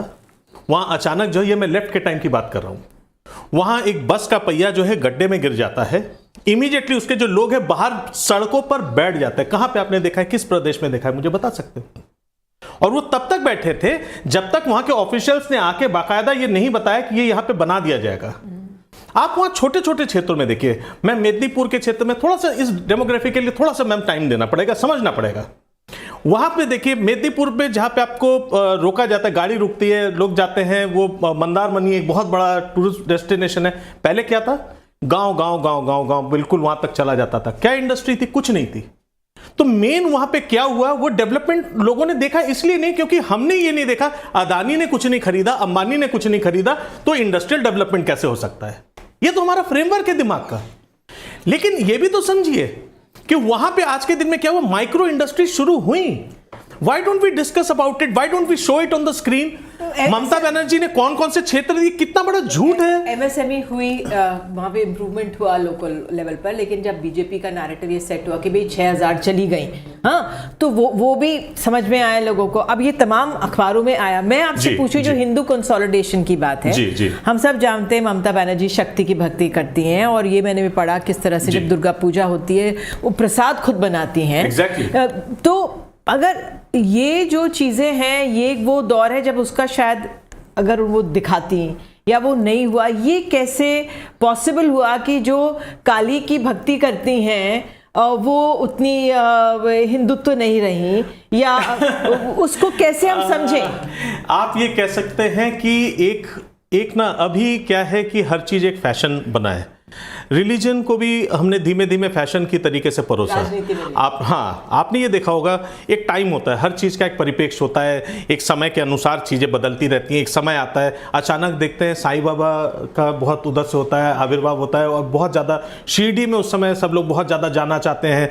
फिर एक रिजीम चेंज होता है, धीमे धीमे होता है कि अरे कहीं पे गणेश जी ने थोड़ा सा वहाँ पे दूध पी लिया, फिर उसका एक चलता है। अभी क्या था कि जब से ये वाला हुआ, जब राम जन्मभूमि का मैटर आया, तो क्या हुआ, अब हर चीज था राम मंदिर पर फोकस तो जरूर हुआ, लेकिन जगन्नाथ मंदिर भी तो बना वहां पे। उसका कितना मीडिया मटेरियल है आज के दिन में आपके पास, आप मुझे बता दीजिए। नहीं है। क्या आपको अंदर का वहां का उद्घाटन शो किया गया? नहीं शो किया गया। अब आप कहेंगे कि फिर वो क्यों नहीं कर रही? यही चीज कह रहा हूं, a better media management, better propagation, better promotional activities, ये सारी चीजें बीजेपी ने ज्यादा अच्छी की। और जहां तक रही बात हिंदू मुसलमान इसकी बात की, जहां तक तुष्टीकरण की बात है, देखिए मैं एक बात नहीं मान सकता कि कोई भी सरकार अगर 15 साल तक ममता बनर्जी वहां पे बनी रही, वहां तो सिर्फ और सिर्फ जो है अल्पसंख्यकों के ऊपर से बनी रही। सिर्फ अल्पसंख्यक लेके आप नहीं चल सकते। आप ये नहीं कह सकते कि हिंदू वोटर्स नहीं थे। I think we've understood what you're trying to say. The more important point will be, have you accepted this result or not? Because your leader hasn't. See, I am not that naive that I cannot see what exactly has happened over here. But despite of the fact, even if the TMC have won, the thing is, could we have overlooked the thing that 27 lakh legitimate voters? No, that I agree. Couldn't practice their that right to I vote. agree in the name of logical discrepancy. Let me take this. So where exactly it has happened? Sure. Name one more state. Let me. I think you're right and over there. One more thing. Yeah. I need to bring it up. Is this going to become a new norm? Will this template? That is the thing. Yeah. Is this going to be the new norm? Because we are readily accepting the fact that it is okay. Okay, the Supreme Court has said the one who couldn't vote this time can vote some other time, next time as well. Vinita this is the saddest day of the democracy. Okay, fine. Vinita Hariharan is a political analyst, is also with us. Would you like to weigh in on this point? It's a significant one. I mean, whether, let's just say, even if the Trinamool Congress had won today, even if there would have been a victory, this was miscarriage of voter justice. 27 lakh voters struck off because of logical discrepancy, and that too so close to the election. There could have been a cooling off period. For instance, in Delhi, there is no election coming up and the SIR exercise is happening. Uttar Pradesh, SIR has happened, no election immediately. It's after a year. Do you think it is a miscarriage of voter justice, what happened in West Bengal? No, I believe the SIR process was more of a poll correction. Mamata Banerjee तो खुद supreme court में गई थी, उन्होंने तो पैरवी खुद करी अपने राज्य की। उन्होंने कहा कि जो 2 साल में प्रक्रिया हो सकती थी, उसको इतनी जल्दी 3 महीने में करने की क्या आवश्यकता थी। और 27 लाख लोग अगर वोट नहीं करते हैं तो ये अपने आप में हमारे लोकतंत्र के लिए एक सवाल तो है। तो ये एक चिंता की बात है, लेकिन शायद हम विनीता से जुड़ नहीं पा रहे। रोशन जी, इसको भी उठाया गया होगा पुरजोर तरीके से, लेकिन इसका भी बहुत बड़ा असर हम देख रहे हैं जो पड़ा है इन बार नतीजों में। बिल्कुल, देखिए SIR की जहाँ तक बात है, मैं इसको कमोबेश तौर पर मैं इसका समर्थन करता हूँ SIR का। इसलिए करता हूँ कि SIR जो मतदाता सूची है उसका शुद्धिकरण है। बहुत सारे लोग हमने बिहार में देखा, 36 लाख लोग ऐसे थे कि जिनकी मौत हो चुकी थी, वो क्यों उस लिस्ट में थे। बंगाल में जो 90 लाख लोगों को जो हटाया गया है उसमें से 27 लाख का इशू है, बाकी तो सही है। 27 लाख वाला जो इशू है वो भी अभी पेंडिंग है कि वो जो है लॉजिकल डिस्क्रिपेंसी है। अब इसका समाधान होना चाहिए था चुनाव से पहले, वो नहीं हो पाया, ये दुर्भाग्य की बात है। लेकिन SIR कुछ तो पोलिंग ऑफिसर्स वोट नहीं कर पाए। हाँ। ये सबसे बड़ी विडंबना है कि आप पोलिंग ऑफिसर हैं, आप वोट नहीं कर पा रहे हैं, आप चुनाव करा रहे हैं। सरकार को इतना यकीन है कि आप वोट करा रहे हैं, लेकिन आप खुद वोट नहीं कर सकते। आप ये बताइए, जो लोग हमारे मित्र कह रहे हैं कि इन प्रिंसिपल SIR ठीक था, लेकिन आप प्रैक्टिकल टर्म्स पे देखिए, जो लोग एक्सक्लूड हो गए, अभी स्क्रूटनी चल रही है, वो ट्राइब्यूनल्स बैठे हैं, 1 महीने बाद 2 महीने बाद ट्राइब्यूनल उनको कहता है कि नहीं ये वाजिब वोटर है इनका। और जो वो एक्सक्लूजन्स हुए हैं, if that is the difference between victory and defeat, तो उसकी जिम्मेदारी किसके सर है? दिल्ली में अगर चुनाव के 2 साल 3 साल पहले SIR हो सकता है तो बंगाल में क्यों नहीं हो सकता? ये कहीं और क्यों नहीं हो सकता? ये ऐसा क्यों? ये दो I think that was the point. Is Miss Vinita still with us? That's the question I wanted to ask her. Miss Hariharan, if you can hear me, this point on carrying out this exercise right now, immediately, and the voter list was not frozen till 2 days before the polling. Now, this is unprecedented. I don't remember the last time any such thing ever happened in independent India's electoral history. That your voter list is not locked and you have elections in 2 days. Why could this not have happened in peacetime? So, I mean, elections is not wartime. So, definitely the SIR process has taken a bit longer in West Bengal for sure. But at the same time, you see in Kerala also we had the SIR process done, but it was not, if you are trying to say that this is favoring the BJP, but even in Kerala, you see the BJP has just managed to open its account and it's not, it's a surge in favor of the UDF.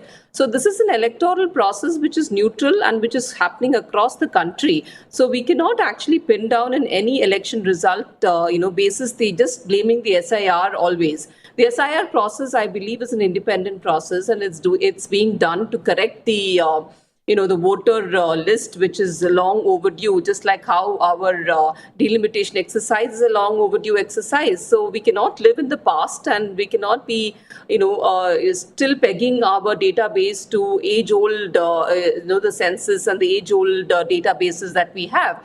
So that said, that much. I think this particular victory in West Bengal is because of a lot of other factors, like the anti-incumbency, which is so strong in West Bengal because of a lot of lack of governance. There was lawlessness towards the end, and there were a couple of scams there in West Bengal which Mamata Banerjee could not really justify or do anything in particular to.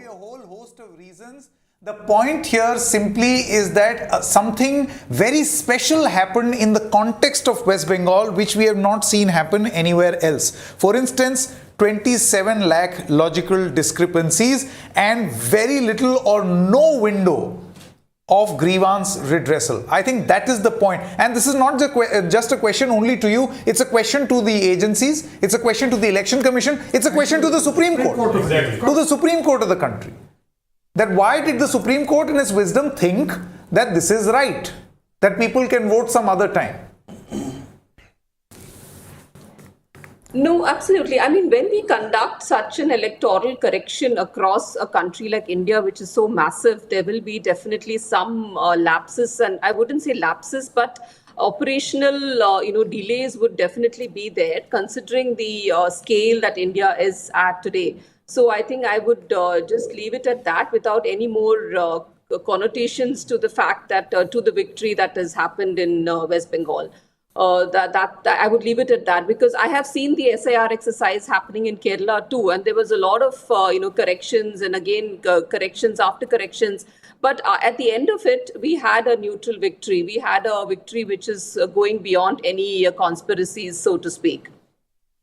बिल्कुल, क्योंकि ये बहुत अहम है. आपको एक data था जब भवानीपुर का पढ़ रही थी कि जो 51,000 डिलीट हुए थे उसमें नाम, करीब 21%, और वही उनका 58,000 के करीब विक्ट्री मार्जिन था ममता बनर्जी का पिछली बारी. तो ये एक आंकड़ा है, वो अपने आप में सवाल उठाता है कि ये असर हो रहा है जो विक्ट्री हार अगर ये होता है. मैं कह रहा हूँ ना कि सपोज कीजिए वो ट्राइब्यूनल 2-4-6 महीने बाद कि इनको वाजिब ठहरा देता है कि नहीं ये कोशर, ये वोट इनका कोशर है, ठीक है, जैसे 1400 रीइंस्टेट हुए हैं, तो अगर ये इनमें से आधे भी रीइंस्टेट हो जाते हैं तो then who will take responsibility? ये इशू है. ये एक्सरसाइज पहले क्यों नहीं हुई?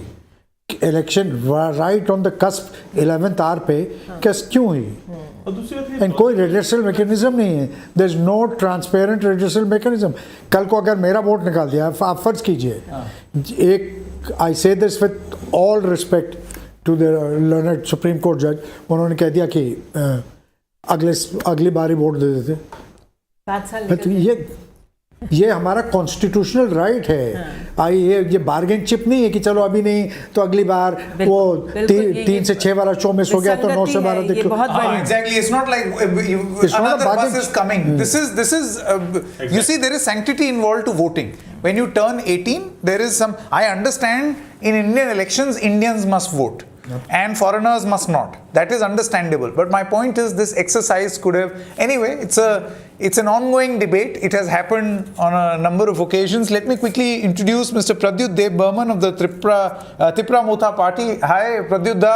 Good afternoon. Can you hear me? Okay, we seem to have lost that connection.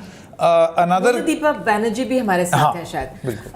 Monideepa, अगर आप हमें सुन पा रही हैं इस समय, आप सुन ही रही होंगी जो चर्चाएं सुबह से लगातार चल रही हैं इस समय, और बीजेपी इस समय आश्वस्त है जीत को लेकर. हमने वहाँ के बीजेपी मुख्यालय से दृश्य भी देखे. इस समय क्या धीमी गति से काउंटिंग हो रही है? क्योंकि ये एक सवाल जो मैंने सुना मनीष कुमार भी उठा रहे थे और आलोक. I believe Mr. Burman is now back with us. Pradyut, can you hear me? Pradyut Dev Burman. Hi, Sanket. Good afternoon. Hi. What do you make of? I want to ask for your opinion on West Bengal and Assam. We haven't spoken about Assam in a while. However, there are no surprises there. But still, the manner in which the Assam campaigning happened, how vitriolic it was, how communal it was. I want to know your opinion about both these states. What do you have to say? So let me put this in a context. Just 10 days ago, the results came out in Tripura for my council elections, where it was a four-cornered fight between the BJP, my party, Tipra Motha, Congress, and the Communist Party. And there we won out of 24 out of 28 seats, and the BJP lost their deposits in 15 odd seats. So it's actually. And we are just bordering Assam, and the issues were the same: illegal migration from Bangladesh, development, tribals, constitutional rights. It was almost the same in many parts. The fact is that in Assam, the narrative of the regional parties was taken up by Hemanta Biswa Sarma, who spoke about the native people of Assam losing their land rights, their constitutional rights, and the Mias and the Bangladeshi Muslim population coming and overwhelming Assam. And he made it very clear that he was not fighting only to save the identity of the Hindus, but the identity of Assam, which the Congress, on the other hand, failed to do so, despite having a leader like Gaurav Gogoi, who is himself an indigenous Assamese. Mister Barman, क्या जो local issues थे या जो महत्वपूर्ण issues थे वहाँ पर कांग्रेस ने उतना एक्टिवली कैंपेन नहीं किया? ये हमेशा हार के बाद ये सवाल उठते हैं. जुबिन गर्ग का जो मामला था, बहुत तमाम जो पूरा असम के लोग अक्रॉस रिलीजियस लाइंस सब बहुत इमोशनली कनेक्टेड थे जुबिन गर्ग की जिस तरह से मृत्यु हुई, लेकिन उस पर ज़्यादा सवाल या उसको उस मसले को पुरजोर तरीके से नहीं उठाया कांग्रेस ने. जो कैंपेन था अपने आप में वो कमज़ोर रहा. मैं आपको एक बात बोलता हूँ, जुबिन गर्ग हो या कुछ हो, आपको थोड़ा इतिहास में जाना पड़ेगा. असम में आप असम एजिटेशन ही देख लीजिए 79 का. It has always been us versus the outsiders. Outsiders कौन थे? Maximum एक समय था कि outsiders meant people from Bangladesh. यही इशू को AGP ने उठाया था, यही इशू को बोडोज ने उठाया था, यही इश्यूज पूरे नॉर्थ ईस्ट में फैला था. That we are a small distinct culture, civilization, और जो बांग्लादेश से लोग आ रहे हैं वो हमारी सभ्यता, हमारी भाषा, हमारी लैंग्वेज, हमारे कल्चर को overwhelm कर देगा. आज in the case of Assam, Hemanta Biswa Sarma has actually just not stopped at saying Bangladesh. He's actually stopped in saying what was not said openly, that the question is the Muslims who are coming in from Bangladesh. And Hemanta Biswa Sarma did that very successfully. और जब outsider versus insider हो जाता है, and because Northeast has seen large scale of influx from East Pakistan and from present-day Bangladesh, that becomes your core point. Everything else then becomes secondary. Absolutely. आपका वो जो आपने कहा साथ में क्योंकि अब ये हार का आकलन मिस्टर गौर, ये कि जो असम में जिस तरह से नैरेटिव बिल्ड हुआ, हेमंत बिस्वा शर्मा ने लगातार कहा कि डेमोग्राफी चेंज हो रही है और वो इस तरह से बड़बोले हैं और जो शब्दावली का प्रयोग किया गया, हालांकि बांग्लादेश से रिश्ते अगर सुधर भी रहे हो तो वहाँ से समन भी किया गया हमारे हाई कमिश्नर को, तो लेकिन उस सब के बावजूद इस हद तक जो कामयाबी मिली है इस मसले को, वहाँ की क्या ज़मीनी स्थिति रही? असल में मुझे जो मुख्य कारण लगता है, एक तो हेमंत बिस्वा शर्मा की जो अपनी पर्सनैलिटी है, जो बीजेपी का नैरेटिव है, उन्होंने चाहे सरकार उनकी थी, पिछले 5 साल में तो उन्हीं की सरकार थी कि हम घुसपैठियों को पकड़ के बाहर करेंगे, लेकिन अभी तक किया तो नहीं है। लेकिन वो नैरेटिव उन्होंने इतना अच्छा से बना दिया कि लोगों को लगा कि ये हमारी अस्मिता का सवाल है, असम को बचाना है तो बीजेपी को वापस लाना है। दूसरा मुझे ऐसा लगता है कि कांग्रेस की तरफ से कुछ कमी रही, उन्होंने मजबूती से चुनाव नहीं लड़ा। अगर कांग्रेस शायद और अच्छे से चुनाव लड़ती तो एक अल्टरनेट के तौर पे खड़े करती, तो वो कहीं ना कहीं कमी दिखी है कांग्रेस के अंदर। और आपने देखा कि बीच में जो हेमंत बिस्वा शर्मा ने डेमोग्राफी का मसला पूरा उठाया, लेकिन उसके बावजूद कुछ आरोप भी लगाए कांग्रेस ने, उनकी तरफ से लगाए गए आरोप लगाए गए, घोटालों के आरोप लगाए गए, कई हजार करोड़ों के लगाए गए, उसका कुछ असर नहीं पड़ा। उसका असर नहीं पड़ा। आपने देखा होगा कि जब कांग्रेस ने प्रेस कॉन्फ्रेंस की थी और उनकी पत्नी का मुद्दा उठाया और उन्होंने ये भी कहा था कि कुछ इन्वेस्टमेंट इन्होंने विदेश में की हुई है, लेकिन उसके बावजूद उन्होंने जिस तरह से पवन खेड़ा के खिलाफ एफआईआर की और उसको आक्रामक तौर पर उसका रिबेटल किया, तो जनता के मन में अगर थोड़ा सा भी अगर कहीं डाउट हुआ होगा कि इन्होंने करप्शन किया है तो वो दिमाग से हट गया। तो वही मैं कह रहा हूँ कि कांग्रेस ने उसको मजबूती से नहीं लड़ा। कांग्रेस क्यों नहीं पवन खेड़ा के समर्थन में आई कि जो ये कह रहे हैं वो सही है, या एक वाला इशू हो सकता है कि जो 3 पासपोर्ट वाला इशू था वो अगर गलत था तो बाकी जो भ्रष्टाचार का इशू था वो सही था, तो कांग्रेस को कहीं सामने आना चाहिए था। कांग्रेस नहीं आई, अकेला सुप्रीम कोर्ट में खुद ही पवन खेड़ा लड़ रहे हैं। तो मुझे लगता है कि जो जनता के मन में जो बातें होती है ना, जो नैरेटिव जो होता है, तो नैरेटिव उनके समर्थन में चला गया और वही हुआ कि घुसपैठ इतना बड़ा इशू बना। फिर जो एक बार जो इशू बनता था वहाँ ये बजरुद्दीन का, वो भी इस बार से बहुत ज़्यादा नहीं बना कि जो वो मुस्लिम वोटों को काट देता था, वो भी नहीं हुआ। तो सारा जो मुझे लगता है कि जो नैरेटिव था वो हेमंत के समर्थन में चला गया और इसी कारण वो एक बड़ी जीत की तरफ जा रहे हैं। प्रद्युत, एक ये सवाल है आपसे।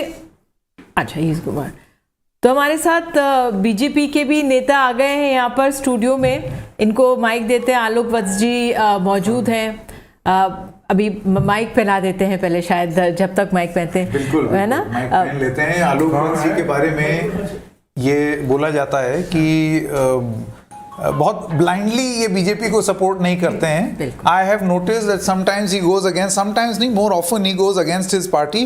क्या हो ये अभी तृणमूल कांग्रेस की साइड ले लें, बहुत हद तक मुमकिन है। But Alok Vats is now with us. First of all, congratulations for the victory in West Bengal.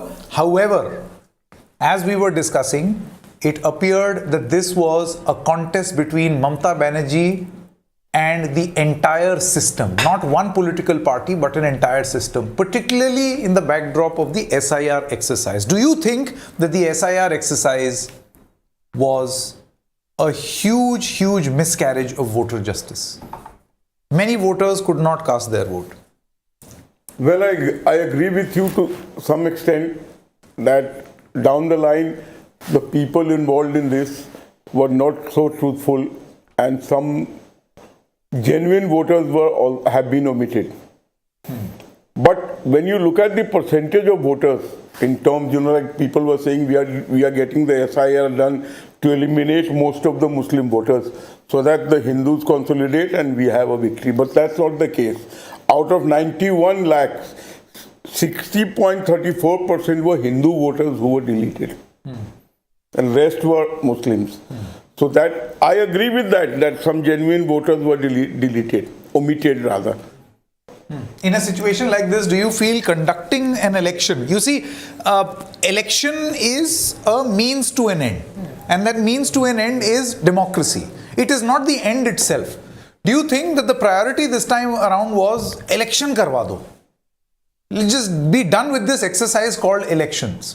You think a Delhi or even an Uttar Pradesh model should have been followed in SIR, where the SIR exercise is happening with a lot of time left for the elections. You look at UP, the SIR exercise has happened, still a year is left. In Delhi, the exercise has started now, many years left for the elections. The same thing could have happened in Bengal. Your victory would have been sweeter. You mean to say more seats you would have gained? No, I am saying that at least it would have been fair. Right now, there is an allegation that by your own admission, it is unfair to a few. No, it's not unfair. It is not fully reflected. चलिए आलोक जी तो कह रहे हैं भास्कर घोष हमारे साथ BJP के नेता जुड़ गए हैं। भास्कर जी तो अब तो एक तरह से बिल्कुल साफ है, बधाई आपको। पश्चिम बंगाल में जिस तरह से बीजेपी का प्रदर्शन रहा है, इस समय आपके जहन में जीत के अहम कारण क्या मान रहे हैं आप? SIR ने मदद करी, चुनाव आयोग से मदद हो गई, कौन कौन से पहलुओं से मदद हो गई? देखिए, आज बहुत ही अहम दिन है। तकरीबन हमें स्वाधीनता के बाद 75 साल वेट करना पड़ा और ऐसा एक भूमि जहां से बीजेपी का प्रतिष्ठाता डॉक्टर श्यामा प्रसाद मुखर्जी, उन्होंने ही जनसंघ तथा बीजेपी का नींव रखी और हमें इतना दिन संघर्ष करना पड़ा। तो ये संघर्ष का राजनीति कोई SIR से जुड़ा नहीं है, ये एक वैचारिक संघर्ष है जो RSS एंड बीजेपी दोनों मिलके हम लोग लड़े, जमीनी स्तर पे लड़े और लोगों को हमने ये समझाया कि व्यक्ति से राष्ट्र बड़ा है, व्यक्ति से पार्टी बड़ा है और पार्टी से राष्ट्र बड़ा है। आज ये वोट जो बंगाल की जनता ने हमें आशीर्वाद दे रहे हैं और मैं आभार व्यक्त करता हूं ये सारे बंगाल के जनता, बंगाल की मीडिया, बंगाल का आम जनता जो ये समझ गए हैं कि राष्ट्रभक्ति और राष्ट्र सेवा ही कोई भी राजनीतिक दल का प्राथमिक कर्तव्य है और उनका मकसद भी है। आज ये जो वोट, ये वोट कोई SIR का दया से नहीं निकला और SIR का कारण से नहीं निकला। ये वोट था, ये TMC गवर्नमेंट का जो बैड गवर्नेंस, TMC गवर्नमेंट का जो दहशतगर्द, TMC गवर्नमेंट का जो सिंडिकेट राज, TMC गवर्नमेंट का जो अत्याचार, महिलाओं के ऊपर अत्याचार, आम आदमी के ऊपर अत्याचार, हजारों बीजेपी कार्यकर्ता इस अत्याचार में शहीद हो गए हैं। आप अगर last I understand what you're saying, and as a party which is the victor, you're entitled to say what you're saying, but there is also an allegation which has come in that counting and the counting numbers in the West Bengal elections has been stopped or delayed. Now this is an allegation from the TMC. How would you respond? Actually, TMC is such a party, they believe on that if you cannot convince, you confuse. This is exactly what the party is doing. You have a series of events. You remember that when the entire EVM has came to the strong room, the TMC Supremo Mamata Banerjee herself has went to the strong room to check everything is there or not, okay or not, and then he come out with the allegation that BJP is trying to tamper the strong room, tamper the EVMs. But now when it was proven that this is 3-layer security is there are proper monitoring by the ECI is there, and ECI has number of press conference to this effect. Then she has shifted the entire allegation to now that there is slow, this is a slow pace counting, these and all. So these are all allegations to find a comfortable exit route, because by the time she has understood that for last 15 years, she, whatever torture, whatever communal violence, whatever appeasement politics and whatever bad governance she was offering to the common people of Bengal in different strata. Then let me finish. So now she has understood that she has been thrown out to the Bay of Bengal. She has been thrown out to the Bay of Bengal, and recently the entire Falta assembly has been asked to be recounted, repolled. Can you believe it? The first time in the history of Bengal, one entire Vidhan Sabha, one entire constituencies have been repolled. And this is the state of affair of this country, of this government. How dare they allegate that that the election commissions are not functioning? The whole Bengal and see for last 25 days how the CRPF, CAPF, the entire forces, सारी central forces वहां पे थी. तो अगर फालता में ऐसा हुआ है तो ये सवाल तो दोनों तरफ से उठेंगे ना फिर कि तब इतने केंद्र की तरफ से इतने तमाम जो पहलू सुरक्षा को लेकर किए गए उसके बावजूद ऐसा कैसे हुआ. बहरहाल मेरा सवाल आपसे कुछ और है. मैं आपसे ये पूछना चाह रही थी कि ममता बनर्जी ने 34 साल का जो वाम दल का शासन था उसको समाप्त किया. 15 साल उन्होंने सत्ता अपना गढ़ बनाए रखा. अब जब बीजेपी यहाँ पर आ रही है, ममता बनर्जी के आपने जिस तरह से आरोप लगाया कि भाई लंपन एलिमेंट्स थे और काफ़ी गुंडागर्दी वहाँ पर हो रही थी, तो ममता बनर्जी ने शुरुआत में जब 2011 में सत्ता ली तो जो कहा जाता है कि वामपंथी दलों का जो काडर था वो तृणमूल ने अप्रोप्रिएट कर लिया था. राजनीतिक कंपल्शन था. वो एक बहुत अहम फैक्टर है पश्चिम बंगाल का. बीजेपी का अपना काडर भी है, लेकिन उस लिहाज से बीजेपी की सोच क्या रहेगी वहां पर? निधि जी, यही तो मैं सुबह से बहुत सारा मीडिया को समझा रहा हूं कि बीजेपी और आरएसएस जो है कि अनुशासित दल है. ममता का दल में लोग कहते थे लोकल लैंग्वेज में एक ही पोस्ट सारे लैंप पोस्ट है. यानी ममता बनर्जी अपने सहूलियत के लिए उन्होंने वाम जमाने में जो लेफ्ट फ्रंट गवर्नमेंट जहां खत्म की थी ममता, उसी पैटर्न को आगे लेकर के 15 साल उससे भी बदतर बंगाल बना दिया. और इसमें सबसे बड़ा उनका जो साथी था वो हरमाद, एक लोकल लैंग्वेज है, हरमाद जो गैंग था जहां जो सीपीएम का नीचे के तबके के लोग आए थे, वो ही इनके बिहाफ में दहशतगर्दी सारा बंगाल में करते थे. चाहे वो मुस्लिम अपीजमेंट हो, चाहे वो सिंडिकेट राज हो, चाहे वो बाली खदान हो, चाहे वो कोयला खदान हो, चाहे वो स्मगलिंग हो, चाहे वो fake currency in the border area, सारा काम यही करते थे. लेकिन आज अगर आप बीजेपी का 21 स्टेट में हम राज कर रहे हैं, 21 स्टेट में हम सेवा दे रहे हैं, कई स्टेट में ऐसा कोई एक second, Shubhankar Bhattacharya, the spokesperson of the TMC wants to please he has a counter for you. जी, भास्कर की बात इस समय बहुत अच्छी लग रही है क्योंकि बड़ी जीत की स्थिति बनी हुई है और इस बात को इधर से कह रहे हैं. नहीं, आपका पॉइंट क्या था? मैं पॉइंट पे सीधे आ रहा हूं. परेशानी क्या है, देखिए कि जो सबसे बड़े जो नेता थे जिनके ऊपर सबसे ज्यादा आरोप थे, जैसे आपने हरमास की बात की कि वो तो चलते थे जब ये टीएमसी में आ गए, वही लेफ्ट के कैडर. उसको लीड कौन करता था भास्कर दा? उसको लीड करते थे शुभेंदु अधिकारी. और बताता हूं दूसरी बात, आजकल नारदा शारदा की बात भूल गए. वो नाम याद है कि भूल गए? वो लोग कहां गए? वही तो चीफ मिनिस्टर बनेंगे ना. तो सबसे पहली बात तो करप्शन की बात यहीं पर गलत हो जाती है. दूसरी बात, आपके वो अर्जुन सिंह, अरे हाँ याद आ गया, वो भाटपाड़ा से बहुत जीता करते थे, अब शायद नुआपाड़ा से लड़ रहे. क्यों भाटपाड़ा छोड़ा? सब तो बैरकपुर में उधर से, भाटपाड़ा से जो कंटिन्यूअसली एमएलए बनते हैं, अचानक Nuapada. Questions, one moment, let him answer. Yes, Bhaskar Ghosh. मैं कह रहा हूं कि ये शुभंकर दा जो कह रहे हैं इसका नाम, तो आज जहांगीर खान उनके उस फलता में री इलेक्शन पूरा विधानसभा क्यों रिइलेक्टेड हो गया? आज उनके जो चट्टे बट्टे हैं उसके अगेंस्ट में जनता आकर खड़ी हो गई. पूरा मेन रोड पे, हाईवे पे खड़े होकर कह रहे हैं कि हमें एक ट्रांसपेरेंट वोटिंग सिस्टम चाहिए.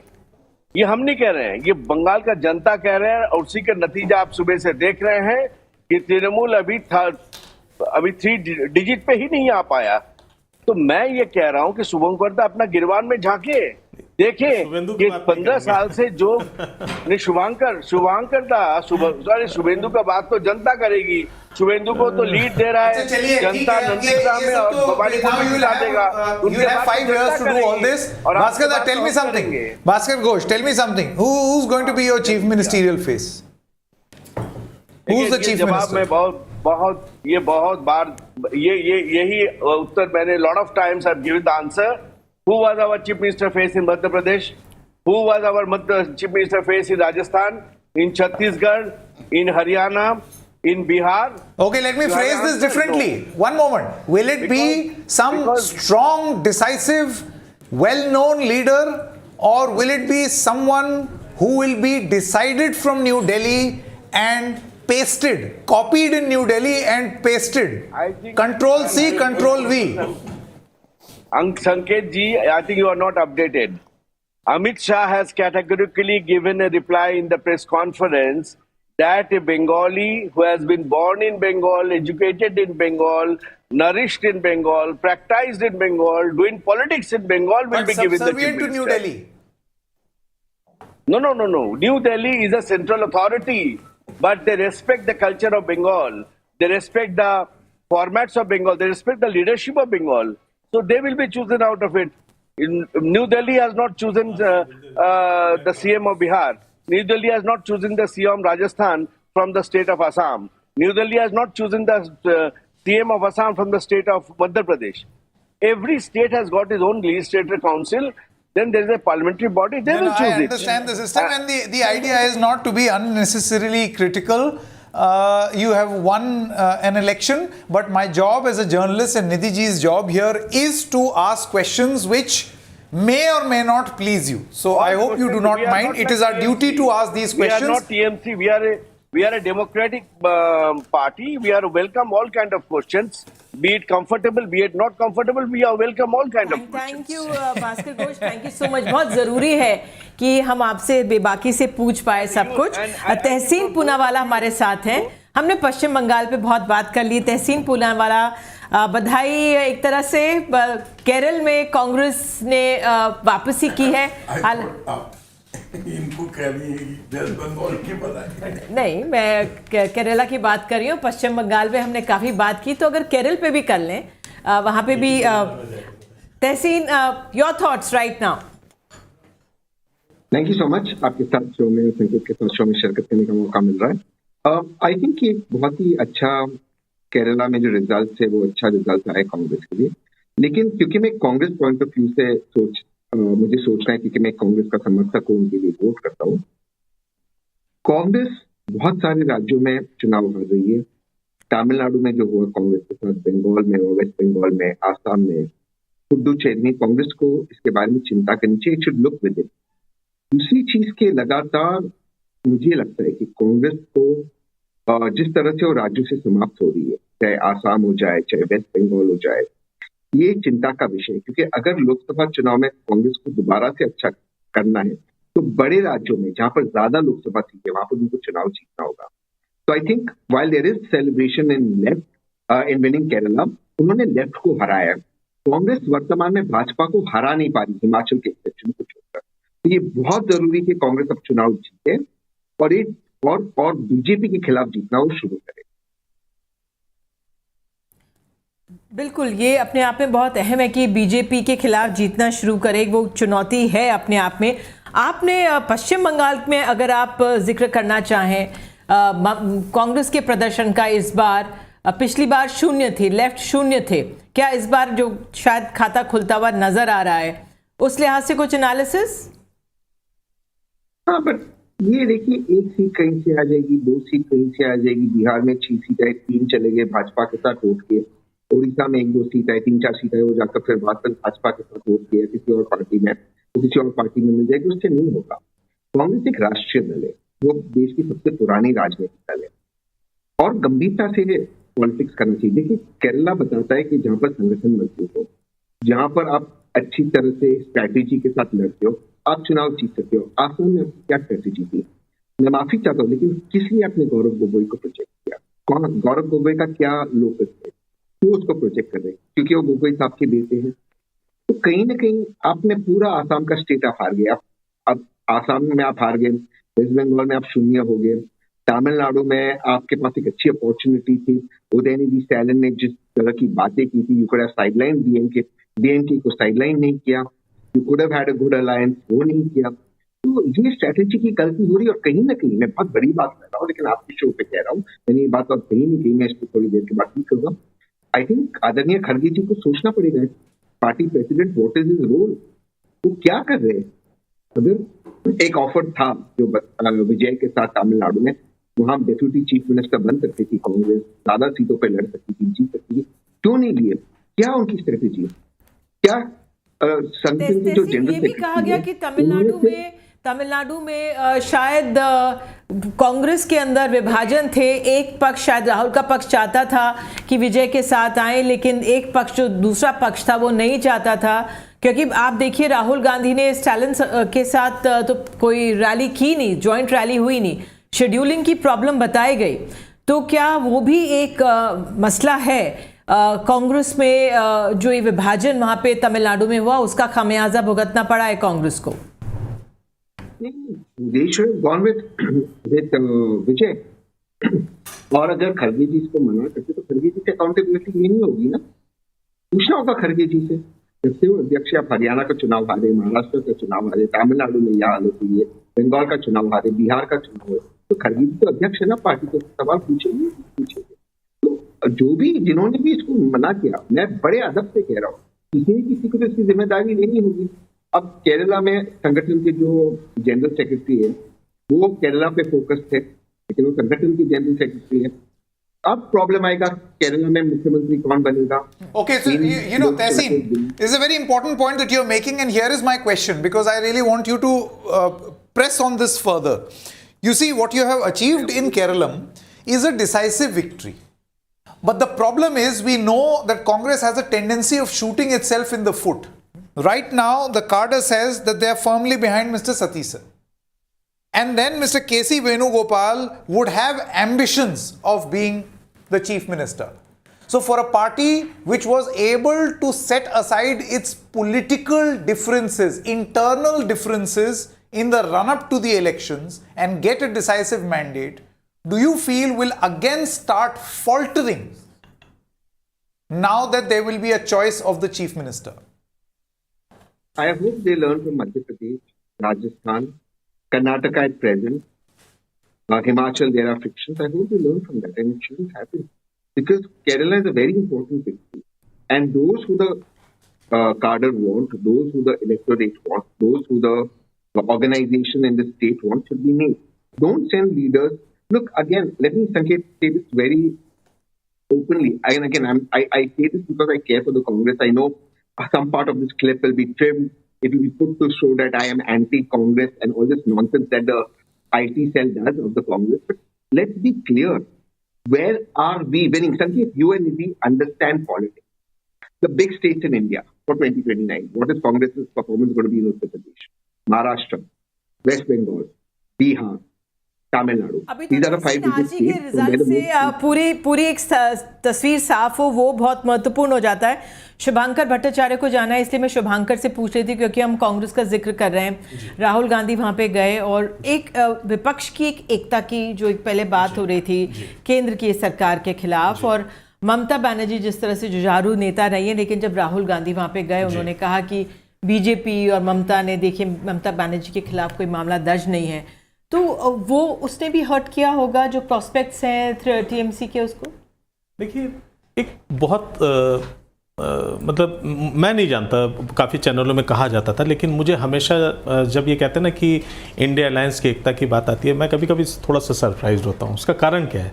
देखिए अलायंस वहाँ पे एक हो सकती है जहाँ पे एक जो वर्चस्व की जो पार्टी है उसकी पकड़ हर जगह एक जैसी बनी रहे, तब तो वो जिस अलायंस के साथ जो बराबरी के साथ घुसे तब तो समझ में आती है। कहते हैं ना कि बराबरी में दोस्ती होती है।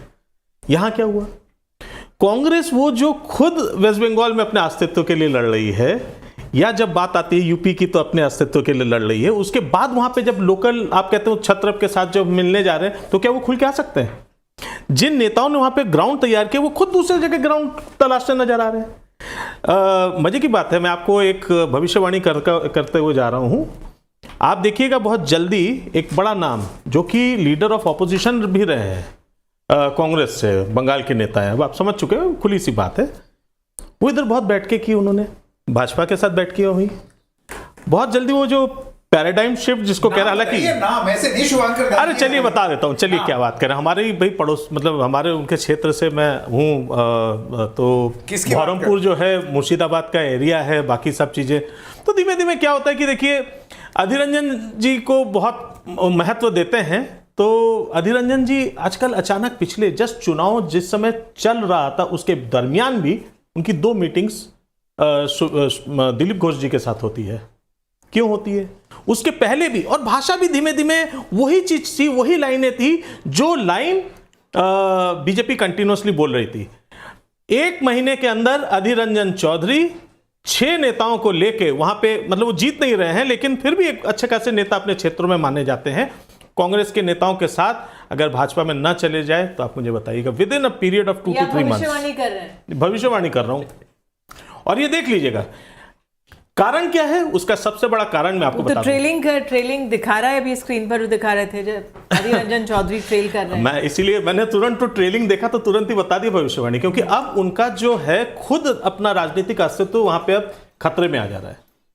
तो अब उनको जो है समझ में आने लगा कि मुझे कहीं ना कहीं सेफर एक एंगल मुझे पकड़ना पड़ेगा। वो आपकी बात सही है शुभंकर दा, लेकिन आप तो ऐसे बोल रहे हैं जैसे कि ये एकमात्र अकेले हैं जिन्होंने बीन अ टर्न कोट। नहीं आपके तृणमूल से कितने टूट ना मैं तो खुद ही, मैंने तो अर्जुन सिंह जी का नाम मैंने लिया, हाँ। शुभेंदु अधिकारी का नाम मैंने लिया। मैं तो यही तो आश्चर्य कर रहा था जब मुकुल रॉय भी तो गए थे। मुकुल रॉय, भास्कर दा से मैं तब इसीलिए तो मैं ये चर्चा कर रहा था कि आप कह रहे हैं कि अब जो है सोच बदलेगी। सोच कैसे बदलेगी? वही तो नेता आ रहे हैं, आपकी नेता है वही जो हमारे उधर पे जा रहे। आप कह रहे हो हम सोच, उन नेताओं से सोच बदलेंगे जिनको हम उधार में ले लेके आए, अब जाके खरीद लिए, उनको आप सोच बदलवाएंगे। आलोक वत्स, आप इसका जवाब दे दें, कैसे आप बदलेंगे? देखिए, in the context of Bengal, Nidhi, what is said is that the system remains the same, only templates change at the top. Exactly. So from the left to the TMC and now to the BJP, on the ground, essentially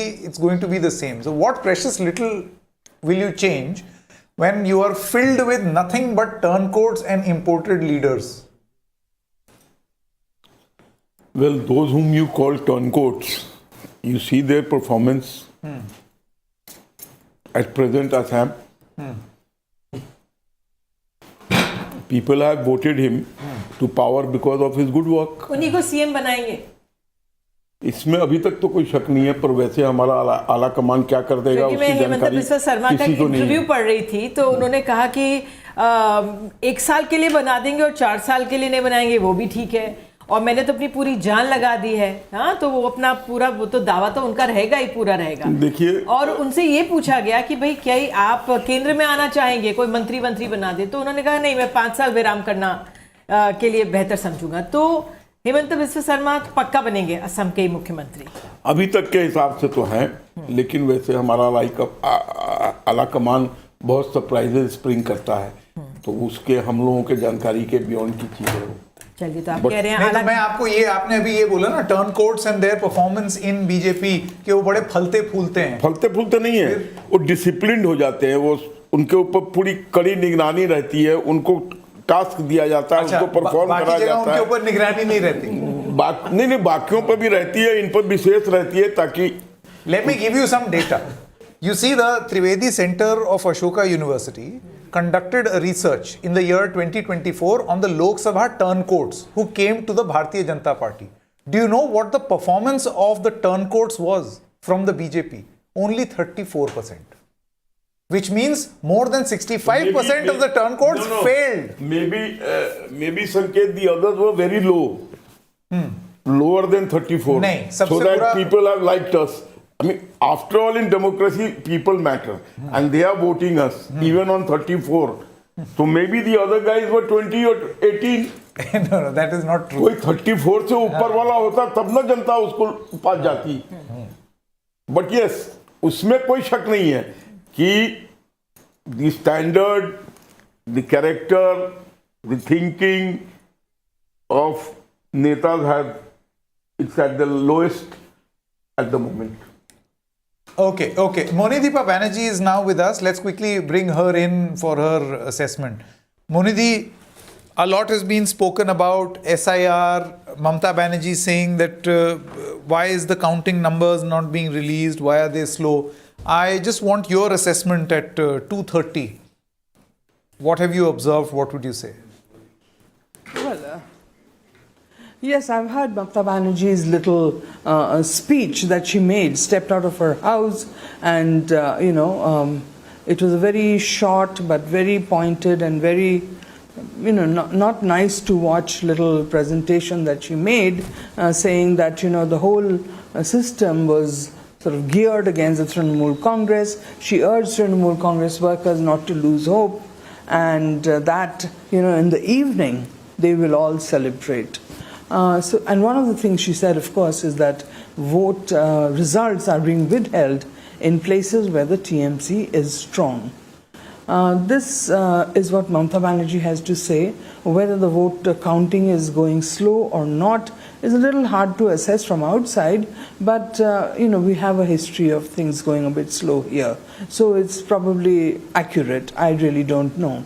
But what I do want to say is that, I'm beginning to wonder if this was something like a revenge vote against the Trinamool Congress. In Kolkata, the fortress of the Trinamool Congress, there are 4 ministers who are trailing. It is almost unbelievable. So why did Bengal vote like this is a question that we really have to look for answers to. And the easiest one I can come across is, SIR, we have never experienced an election with an SIR like this.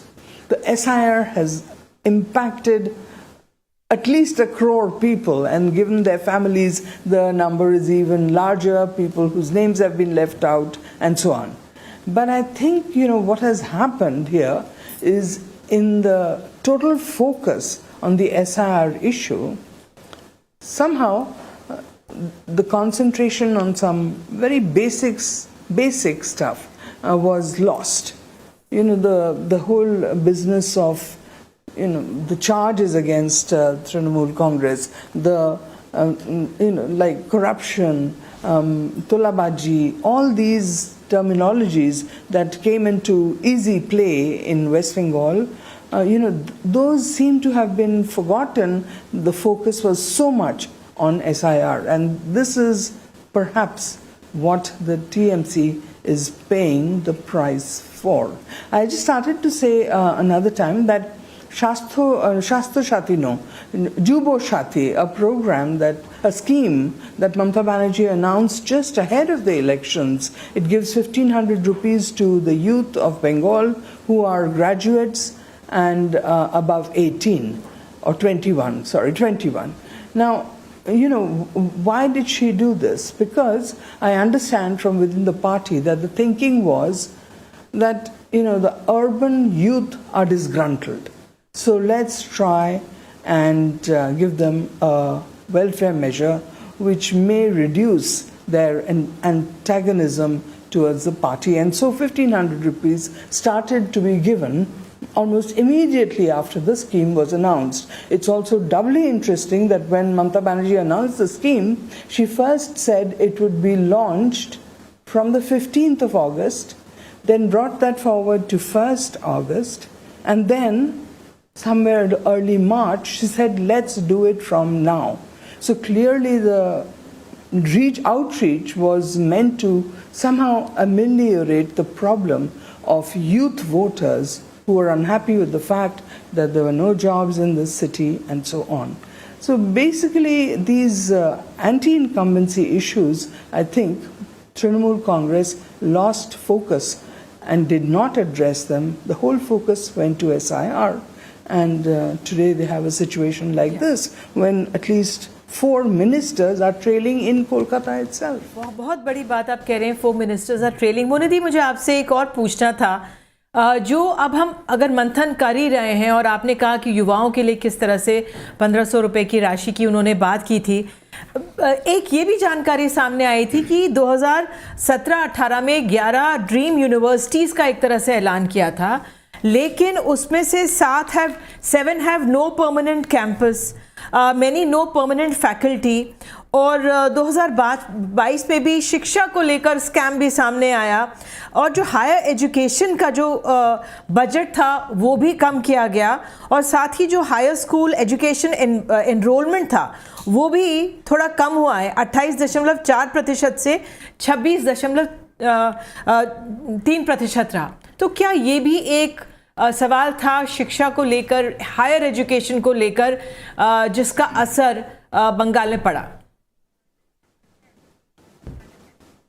आप ही सोचिए 11 universities, new universities, and Mamata Banerjee would often say that we have founded so many universities in West Bengal, but they were of almost non-existent merit. I know what report you're referring to, one in the Indian Express some weeks ago. 11 University where there is only one employee, and that is the Vice Chancellor, who is sitting in one room in a huge college which is empty. तो वहाँ पे Vice Chancellor is sitting and waiting for things to happen, and that is a university. So this is such a distressing report to read, but it's clearly factual, which is why people in West Bengal's villages, they are also alarmed that their youth are not getting an education at all.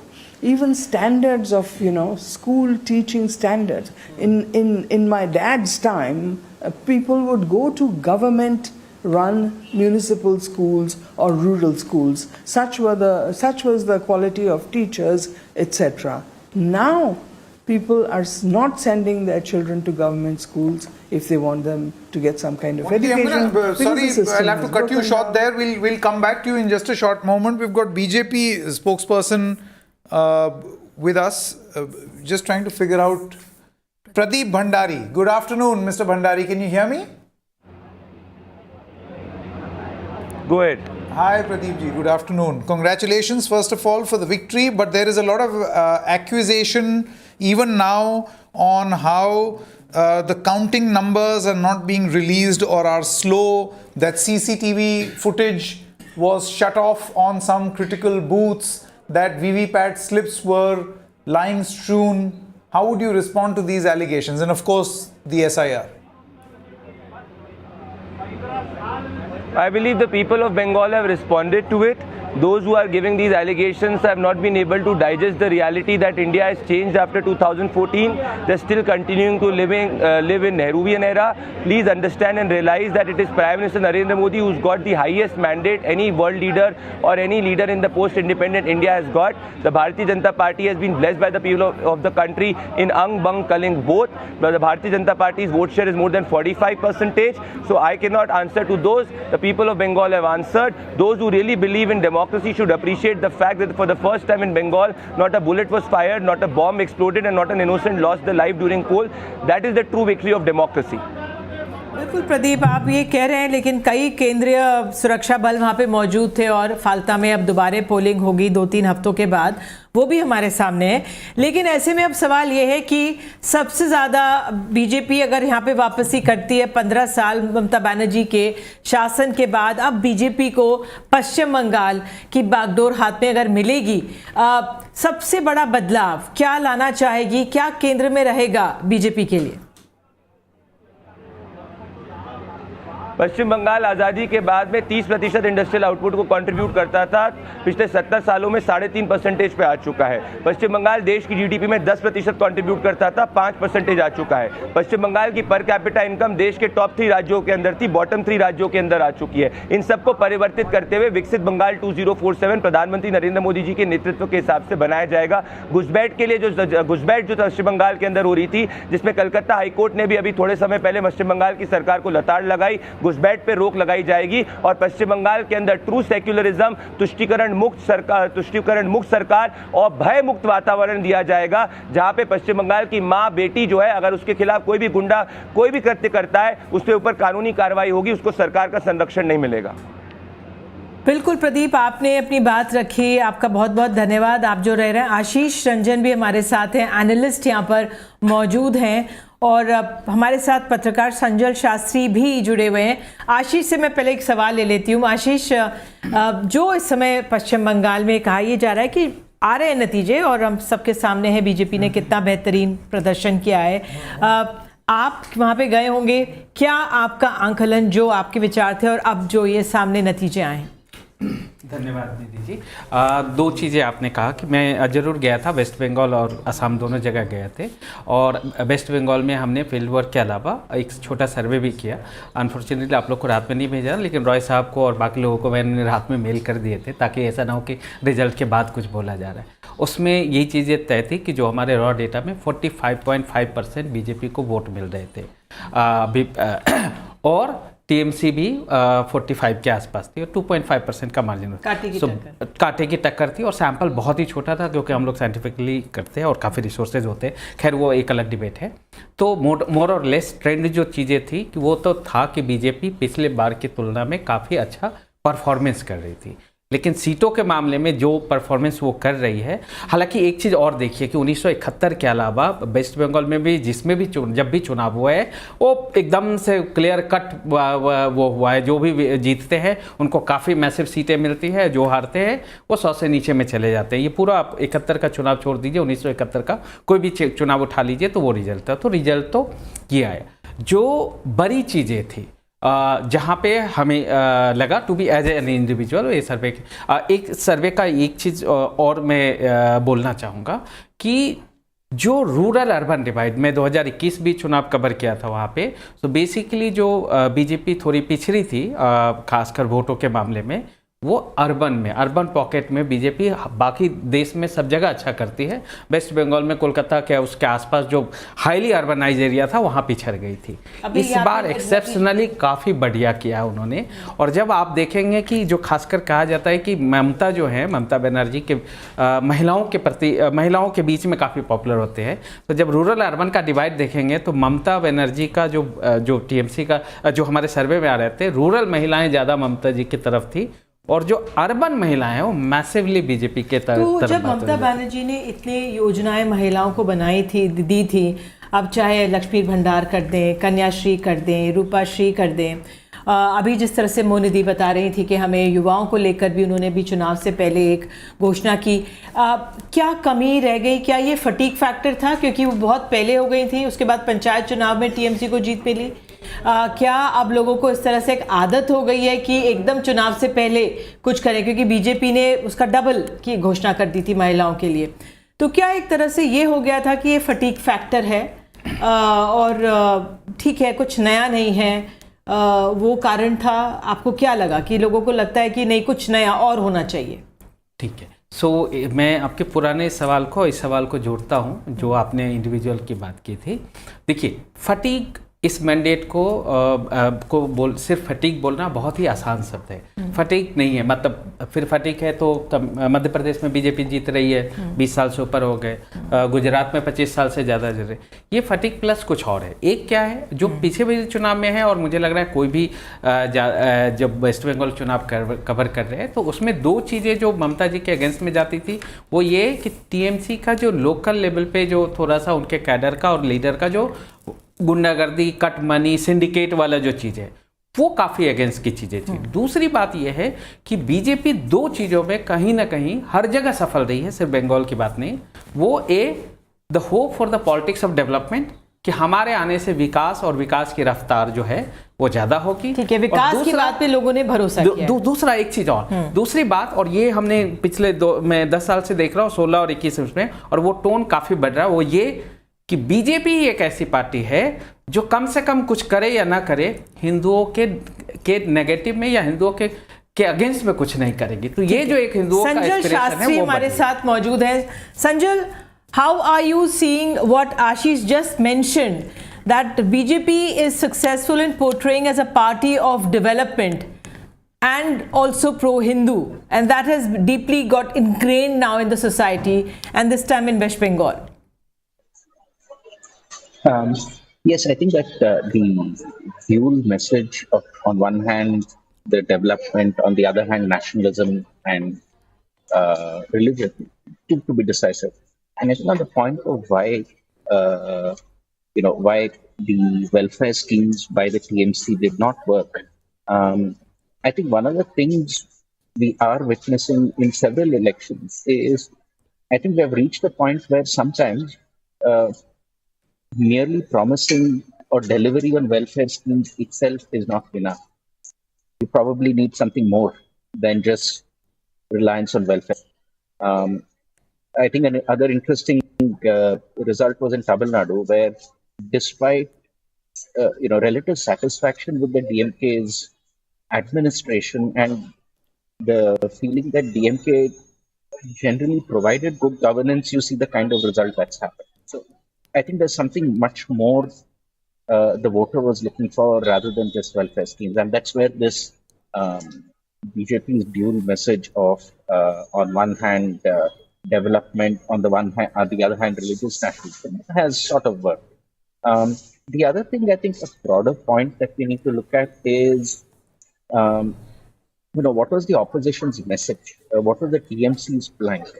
Was it purely focused only on keeping the BJP out? Or was there a much larger, I think that absence of a much larger message? I think that was something that one of your analysts from West Bengal also highlighted, that the strong focus on SIR actually blinded the TMC to various other issues that were important. So I think that's an important point that you're making, that this criticism, and I don't entirely blame them also, something so dramatic and earth-shifting happened in the SIR exercise that it kind of completely enveloped any other conversation around any other issue, which was obviously did not play out. So this loss of Mamata Banerjee has a lot to do with 15 years of anti-incumbency than just an SIR exercise, and we shouldn't lose sight of that. However, let's quickly, on the screen, what you see right now are results. What you see on the bottom hand of the screen is the leads, right? But do know these leads materialize into results also, declared results. So let's look at them one by one. So TVK, 5 results have been declared in Tamil Nadu, 4 going to the TVK. What a dramatic victory this is. DMK is at 1, last time they won 3. AIA DMK 0, NTK 0. These are declared results of 234 seats. Just 5 seats have been declared. So, I mean, there's no surprise here. This is how it happens. So, declared seats by the evening will materialize. In Assam, 33 seats have been declared. All of them have gone to the Bharatiya Janata Party. They are up by 7 seats. This is a gain of 7 seats. The Congress is down 4. AIUDF down by 2. A lot of people say this is the delimitation exercise showing its result. We'll discuss that also. But spectacular victory of the BJP in Assam. Let's move on to the other state. Kerala. UDF, of the 45 seats declared out of 140, UDF is at 33. This is also a spectacular performance by the UDF, where Congress and Alliance really put their act together in Kerala. 33, up 20 points. Just quickly go back to Kerala, please. Keralam, sorry. Kerala. Yes, LDF is at 12. In 2021, they were at 31. Down 19. NDA 0 of the 45. SDPI at 0. SUCI at 0. Others also 0. So big win for the UDF. Let's talk about little Puducherry as well. Nobody talks about it. Yeah. When you have heavyweights like West Bengal and Tamil Nadu. So AINRC plus 12. They are up 2. DMK at 2, down 3. TVK 0. It's interesting that in Puducherry, TVK is 0. Whereas in neighboring Tamil Nadu, they are, and others 3. And any other result? I think West Bengal is left, right? Let's quickly show you the confirmed results. Okay, no more. Let's now quickly compare these results or these leads with Lok Sabha. That is going to be a very interesting comparison. Let's quickly take a look. So Assam results. Now if you were to extrapolate, if you were to lay these assembly segments right on top of the Lok Sabha elections, these are the results on your screen right now. Of the 33 wins that have gone to the BJP, in 2021 they had 26. In Lok Sabha 2024 it was 29, which means that the BJP has bettered its score not just from 2021 but also 2024 Lok Sabha in these assembly segments. So there is a big bump there for the BJP in Assam. Let's look at another state, please, where we are comparing this with Lok Sabha. Tamil Nadu. Obviously, TVK was not in play. So this is a big win for the TVK. DMK down 2 from 2021, but down 4 from 2024. And this is significant because it's quite clear that they had things going for them in 2024, and the presence of this third party has played spoiler for the DMK. For AIA DMK, nothing has changed. They're down 2 points. So these are the Tamil Nadu results. Let's just look at Kerala as well. The UDF of the 46 declared has 34. In 2021, they had 14, up 20. And if you compare this to the result of 2024 Lok Sabha and the assembly segments, you would see that this is absolutely identical. So the UDF has kept up with the trend of 2024 in the 2026 Vidhan Sabha elections as well. बिल्कुल. अब आइए सीधे चलते हैं आलोक पांडे के पास. कोलकाता में BJP दफ्तर में मौजूद हैं. जी आलोक, वहाँ पे तो अब खूब खुलकर जश्न मन रहा है. एकदम खुल के जश्न मन रहा है. बल्कि मैं आपको पहले इधर थोड़ा दिखा दूं. मेरे कैमरा पर्सन मृण्मय ये दिखा रहे थे. मैं तो नहीं समझ पा रहा क्या लिखा हूँ. आप ही बताइए क्या लिखा है मृण्मय. बीजेपी का जो कर्मी मर गया ना तृणमूल का अत्याचार में, वो वाला लिखा है कर्मी का बलिदान আমরা ভুলছি না ভুলবো না ভারতীয় জনতা party Paschim Bangal. So a lot of political messaging over here right now, and also of course a lot of celebration. I'll just walk in a little. मैं थोड़ा अंदर जाता हूँ और आपको दिखाता हूँ कि यहाँ पे अब गाने चल रहे हैं. थोड़ी देर पहले तक तो जो इनके बड़े वाले गाने जो चल रहे थे. What's your name? You're a young person. What's your name? Shomodeep.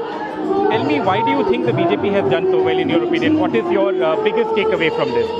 Because I think BJP ने बंगाल की जो ग्लोरी थी जो कि लाइक खो चुकी है अभी जो भी हुआ है पॉलिटिकली, आई थिंक बीजेपी उससे वापस लाना चाहती है. बंगाल की वो जो हेरिटेज है उनको वापस लाना चाहती है एंड बंगाल के डेवलपमेंट फिर से करना चाहती है ताकि बंगाल ग्लोबल लेवल पे आ सके जैसे पहले था.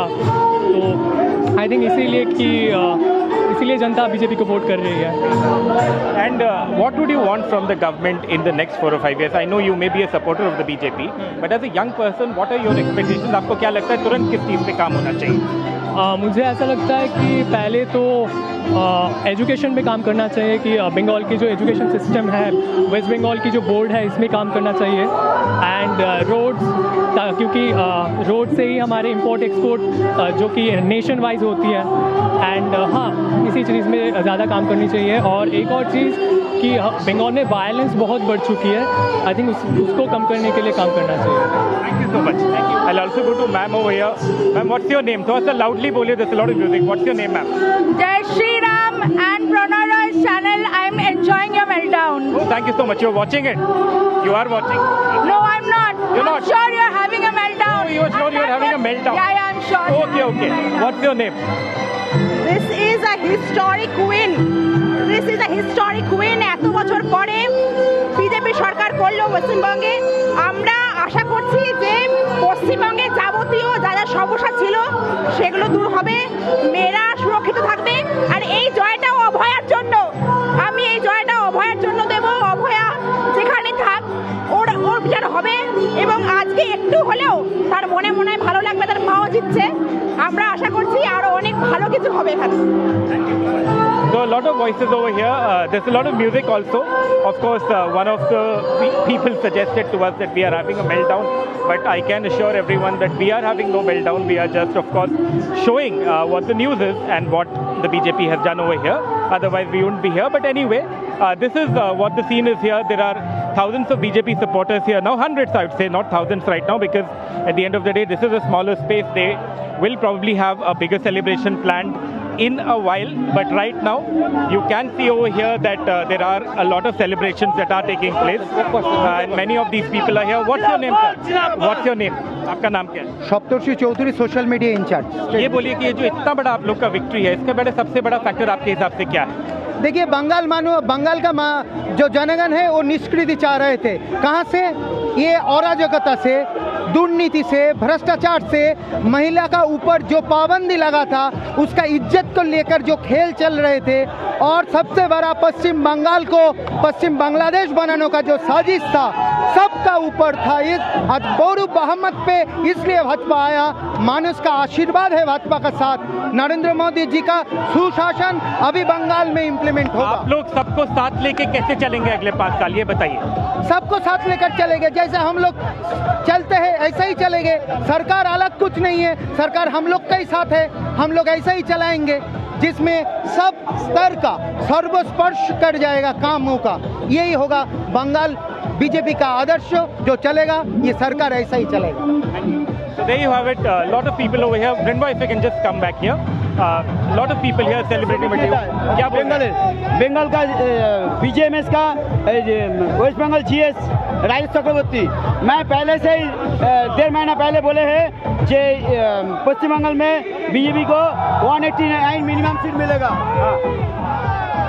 189 सीट मिलेगा, उससे ज़्यादा 2 इसी दरमियानी सीट है। किसी मीडिया में उतना हिम्मत नहीं था बोलने का। हम ग्राउंड में यूनियन का काम करते हैं, वो सब सर्वे करके देखे कि इतना सीट मिलेगा। 189 मिनिमम बोले, 189 कंप्लीट हो गया। आपका प्रेडिक्शन एकदम सही रहा, आप कह रहे हैं। एकदम कोई किसी नहीं देगा। मेरा फेसबुक चेक कीजिएगा, पैरा हिंदुस्तान में भी चेक कीजिएगा, देखिएगा।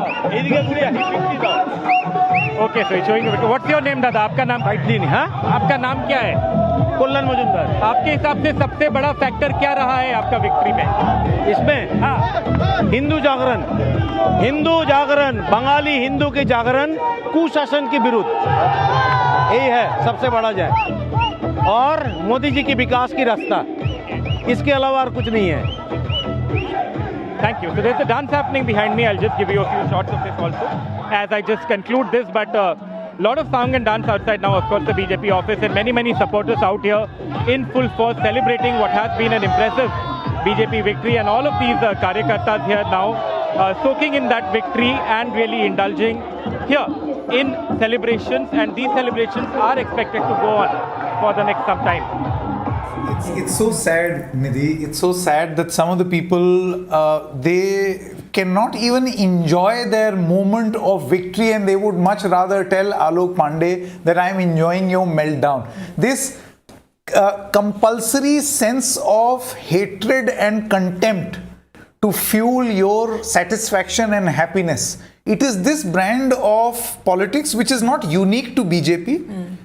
It is this new brand of politics which is, personally speaking, extremely repulsive. There was no point, there was no need to say that I'm enjoying your meltdown. Are you watching? That means you're watching. So yeah, they're not watching, but they're enjoying the meltdown. How do you know there is a meltdown? Absolutely. Monideepa भी हमारे साथ मौजूद है। मोनिदी, आप सुन रहे होंगे आलोक जिस तरह से वहाँ पे कई युवाओं से बात कर रहे थे। हिंदू जागरण की बात हो रही है, कुशासन की बात हो रही थी, वो एक पहलू लोग यहाँ पे सामने बोल रहे हैं। आपको याद होगा जब ये प्रचार हो रहा था तो टीएमसी की तरफ से कहा गया कि ये बाहरी लोग हैं जो आ रहे हैं, बाहरी और बंगाल के अंदरूनी वाले लोग की बात एक तरह से यहाँ पे हुई थी प्रचार के दौरान। जाहिर है वो ठहरा नहीं और लोगों ने ये पसंद किया है। आप कैसे देख रही हैं इसे, जो बातचीत आलोक ने वहाँ पे युवाओं के साथ की?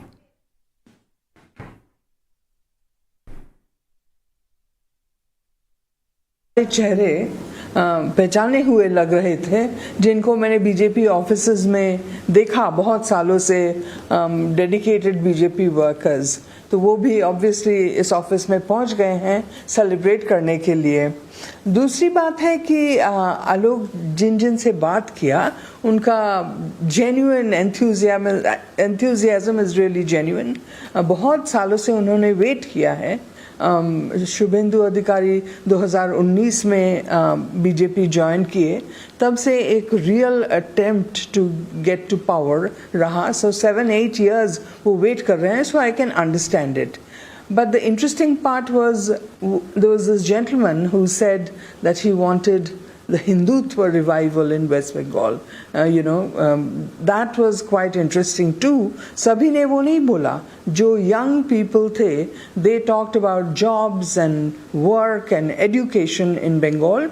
But there are elements who also talk about a Hindutva explosion in Bengal, which is something that BJP will have to balance. It is very interesting that this time round, jab campaign ho raha tha, it was Shubhendu Adhikari who kept talking about Hindutva, Hindutva, Hindutva. But the Prime Minister, when he came to West Bengal and addressed rallies, he was not talking about such big things. He was talking about micro issues, schools, colleges, education, health and all that.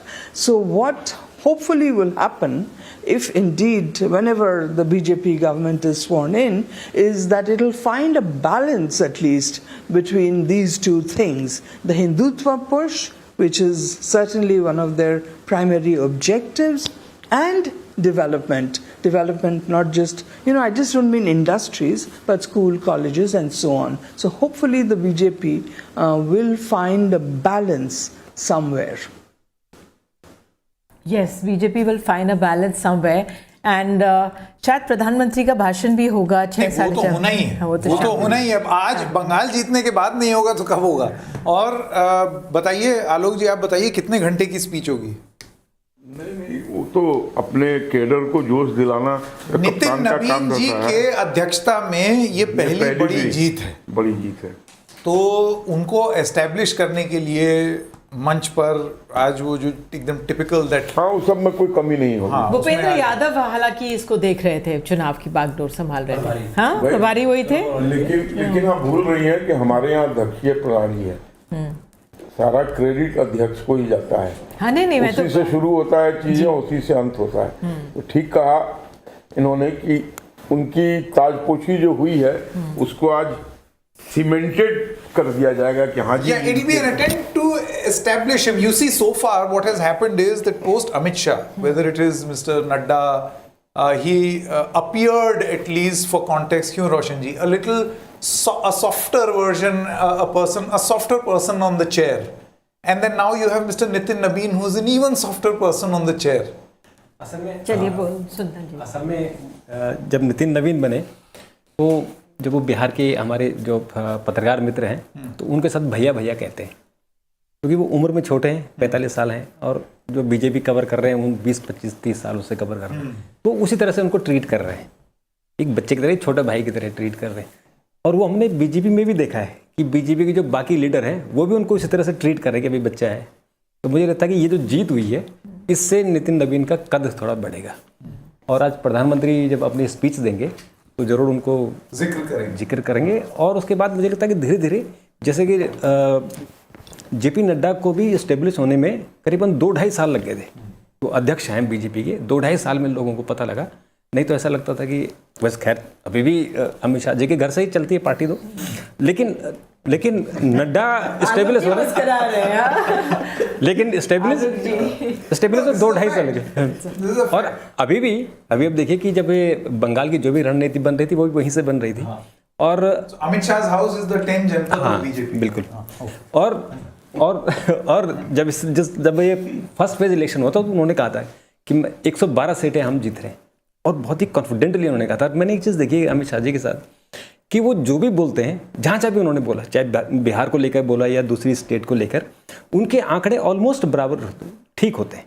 जो वो बोलते हैं वो result के आसपास वो होते हैं। जो अमित शाह बोलते हैं। क्या बात कर रहे हैं आप? 2015 में उन्होंने बोला था बीजेपी 2/3 बहुमत से दिल्ली में आएगी, 2/3 से कोई और आ गया, हो सकता है कोई, लेकिन मोस्टली गुजरात में भी बोला था 2017 में, बंगाल 2021 में, तो बहुत जगह वो गलत भी हुए हैं, लेकिन मैं जो हम चुनाव के हिसाब से कह रहे हैं, अच्छा, ऑफ कैमरा ओके, जो वो पब्लिकली कहते हैं ये तो कहना होता है। परिश्रम की बात वो कर रहे हैं, परिश्रम वो तो वहाँ पहुँच जाते हैं जहाँ पे चुनाव रहते हैं। 15 दिन से पश्चिम बंगाल में रहे। दूसरी बात मैं एक और कहना चाह रहा हूँ कि एक बात और मैं कहना चाह रहा हूँ कि ये जो बीजेपी का अपने अंडर में लिए हुए थे, बिल्कुल बंगाल में बीजेपी का आना, आप देखिए कि बंगाल बीजेपी का बिहार में आना, बिहार में कितने साल लगे, नीतीश कुमार के साथ ही कम से कम 20 साल 26 साल हो गए। ये बंगाल में आना ये बहुत इम्पोर्टेंट है बीजेपी का, क्योंकि क्या हासिल होगा इससे बीजेपी की? सबसे पहले तो बीजेपी का जो फोकस था कि बिहार में पहले अपनी सरकार बनानी है, वो हासिल किया उन्होंने।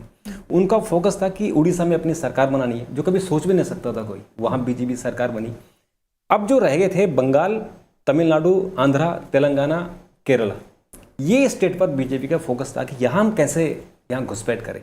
तो बंगाल जो सबसे बड़ा था, बंगाल में वो बीजेपी ने हासिल कर लिया है। अब उनका जो फोकस चला जाएगा साउथ की तरफ, जो बार बार बात होती है कि साउथ उत्तर भारत में एक तरह से पूरी तरह से हाँ, जो तो नॉर्थ ईस्ट की एक समय बात होती है कि बीजेपी नॉर्थ ईस्ट में कुछ नहीं है, लेकिन अभी देखिए कि नॉर्थ ईस्ट में उनकी सरकारें हैं। तो मुझे लगता है कि अब सारा जो फोकस होगा वो केरल, तमिलनाडु और तेलंगाना में मुझे लगता है कि बहुत जल्दी हो जाएगा, लेकिन केरल में और तमिलनाडु में समय लगेगा। तो यहाँ अब सारा फोकस यहाँ शिफ्ट हो जाएगा, क्योंकि बंगाल में एक बार बीजेपी बन गई तो बीजेपी का एक ट्रेंड है कि वो फिर एक बार, दो बार, तीन बार तो रहती है। अब अगर हम मध्य प्रदेश को छोड़ दें, क्योंकि मध्य प्रदेश तो हार्टलैंड है बीजेपी का, या अगर हम गुजरात को या राजस्थान को छोड़ दें, लेकिन जहाँ जहाँ बीजेपी रही है, उत्तर प्रदेश में देखिए दूसरी बार बीजेपी आई है, जो कभी सोच नहीं सकता था। उत्तराखंड में देखिए दूसरी बार आई है। तो मुझे लगता है कि बंगाल अब बीजेपी इतने अच्छे से चलाएगी कि ताकि जनता उनको रिपीट करे। बिल्कुल ठीक है, रिपीट करें। संदीप हुक्कर हमारे साथ मौजूद हैं, वरिष्ठ पत्रकार है। संदीप, धन्यवाद जुड़ने के लिए। असम को लेकर जिस तरह से नतीजे रहे हैं, कैसे आप आकलन करेंगे इस समय? Hello Nidhi and hello to Sanket. देखिए, मैं बहुत ज़्यादा इसमें आश्चर्य नहीं हूँ। ये अगर आप ओपिनियन पोल्स देखें या आप एग्जिट पोल्स भी देखें तो डायरेक्शनली सबने कहा था कि बीजेपी को जीत हासिल होगी। लेकिन मैं इस चीज़ से थोड़ा हैरान हूँ कि मतलब इतना डेसिमेशन होगा कांग्रेस का, ये मेरे ख्याल से कांग्रेस ने खुद तो नहीं सोचा था। इनफैक्ट उन्होंने जस्ट ऑपोजिट सोच के रखा था। बड़े बड़े नेता, उनके दिग्गज DK शिव कुमार, भूपेश बघेल, ये लोग, भंवर जितेंद्र सिंह, ये लोग सब गुवाहाटी में मौजूद थे, ये इस उम्मीद में कि वो उनका चुनाव वो जीतने वाले हैं। मतलब इससे आपको ये दर्शाता है कि कितना कट ऑफ है ग्राउंड रियलिटी से या मूड ऑन द ग्राउंड से। पहले मतलब ये बीजेपी के लिए ऐतिहासिक जीत इसलिए भी होगा, ना सिर्फ कि ये तीसरी बार जीतने जा रही है। कांग्रेस भी पहले लगातार 3 बार जीत चुकी है, 2001, 2011, 2006 और 2011। 2016 में वो हारे थे।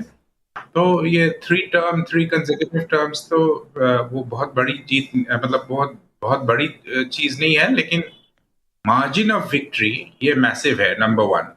नंबर 2, ये पहली दफा हिमंत बिश्व शर्मा के नाम पे ये इलेक्शन लड़ा गया था, उनके काम पे, उनके चेहरे पे। You know, it was basically mandate on his work, on his face, on his leadership. इससे पहले सोनोवाल थे, सिटिंग चीफ मिनिस्टर थे, और जब 2016 में भी जब वो लोग पावर में आए तो तब भी सोनोवाल अध्यक्ष थे बीजेपी के। और इस बार हमने देखा कि थोड़ा बहुत वो भी हुआ था निधि, जो कि आमतौर पे बीजेपी में नहीं होता, कि लोग बागी हो गए थे, रेबल फैक्टर था। ओपनली लोगों ने बोलने लगा था कि इतने सारे पुराने कांग्रेसी नेता मिस्टर शर्मा लेके आए। तो ये एक हिसाब से ये एक वैलिडेशन है उनकी पॉलिटिक्स का कि उन्होंने जिनको लाया उनको जिताया। और सबसे बड़ी बात तो ये है कि गौरव गोगोई खुद अपने सीट से हार गए, जोरहाट से। तो ये मैं संदीप आपसे समझना चाहूंगी, पहली बार वो एमएलए का चुनाव लड़ रहे थे, क्योंकि पहले तो वो सांसद ही रहे थे, तो जोरहाट से पहली बार गौरव गोगोई ने ये एमएलए का चुनाव लड़ा, लेकिन उनकी अगुवाई में वो हुआ। और आप जिस तरह से कह रहे हैं कि कांग्रेस इतना खराब प्रदर्शन करेगी, उम्मीद नहीं थी। कमियां कहाँ पाई गई? आपको लगता है कि जो प्रचार जब जोर पकड़ा बहुत धीमी गति से हुआ, या क्या कारण, आपका आंकलन क्या है, जमीन पर वहां पे क्या हुआ? कई सारे चीजें हुई निधि जी। एक तो पहली बात तो ये है कि जो एक उन्होंने बहुत ही पॉपुलर स्कीम है अरुणोदय, उसके तहत महिलाओं को cash transfer, direct cash transfer दिया गया। और उसी तरह मतलब लगभग आपका हर एक सेगमेंट को वेलफेयर स्कीम से टच किया।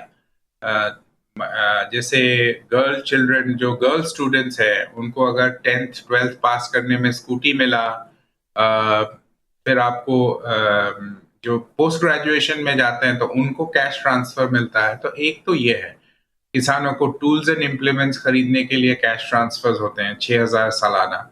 तो एक तो वेलफेयर स्कीम है। दूसरा, मिस्टर शर्मा का लीडरशिप, उनके सामने अभी वैसा पॉपुलर कोई लीडर है नहीं। तीसरा, जहां तक गौरव का खुद का हारने का बात है, जो चेहरा हमारे सामने है हितेन गोस्वामी, वो असम असेंबली के स्पीकर भी रह चुके हैं। वो 85 से हैं, वो एजीपी में थे पहले, वो मल्टीपल टर्म्स एमएलए रहे हैं, बहुत मजबूत स्थिति में है। आपको मैं एक इंटरेस्टिंग चीज बताता हूँ। पहले ये उम्मीद किया जा रहा था कि शायद इनकी सीट इनको ड्रॉप किया जाएगा इस बार। काफी सालों से वो जीतते आ रहे हैं, लेकिन एंटी इनकम्बेंसी भी है। लेकिन जैसे ही कांग्रेस ने घोषणा किया कि गौरव गोगोई जोरहाट से लड़ने वाले हैं, तो तुरंत बीजेपी ने उनको टिकट दे दिया और मतलब उनकी सीट पक्की कर दी, क्योंकि उनकी मजबूत पकड़ है जोरहाट टाउन में। And an assembly seat is very different from a Lok Sabha seat. So हालांकि गौरव पॉपुलर है, यूथ के बीच में पॉपुलर है, लेकिन उनकी पिछले 2 साल से वो सांसद है। उनकी एक्सेसिबिलिटी पे सवाल उठे हैं, वो कितने एक्सेसिबल है, वो कितने जाते हैं, कितने वो लोगों से मिलते हैं, वो एक इशू था। दूसरा, उनका जो अलायंस था, एक तो बहुत लेट हुआ, जो रीजनल पार्टीज थे, और दूसरा वो अलायंस जो है वो बेसिकली वो पेपर टाइगर्स हैं। वो मतलब बहुत बहुत सीरियस प्लेयर्स नहीं है आसाम में। मतलब कोशिश कर रहे हैं वो लोग इमर्ज करने के लिए, लेकिन अभी बीजेपी का जहां डोमिनेंस चल रहा है, आप इस बात का अंदाजा लगाइए निधि की 1985 में जो आसाम आंदोलन 6 साल हुआ, 79 to 85, उसके बाद जो पार्टी फॉर्म होके आई एजीपी, आज की डेट में असम गण परिषद, हम लोगों ने देखा था उस टाइम क्या, मतलब ऑल नेशनल हेडलाइंस बनाया था Prafulla Kumar Mahanta, straight from the university room to the chief minister's bungalow. आज वो party is a junior partner of the BJP. इतना ओवरपावरिंग प्रेजेंस या डोमिनेंस है आसाम में बीजेपी का। उनके मुकाबले ये छोटी छोटी रीजनल पार्टीज बिल्कुल काम में नहीं आया। कांग्रेस अपने दम पे भी ठीक से नहीं लड़ पाया।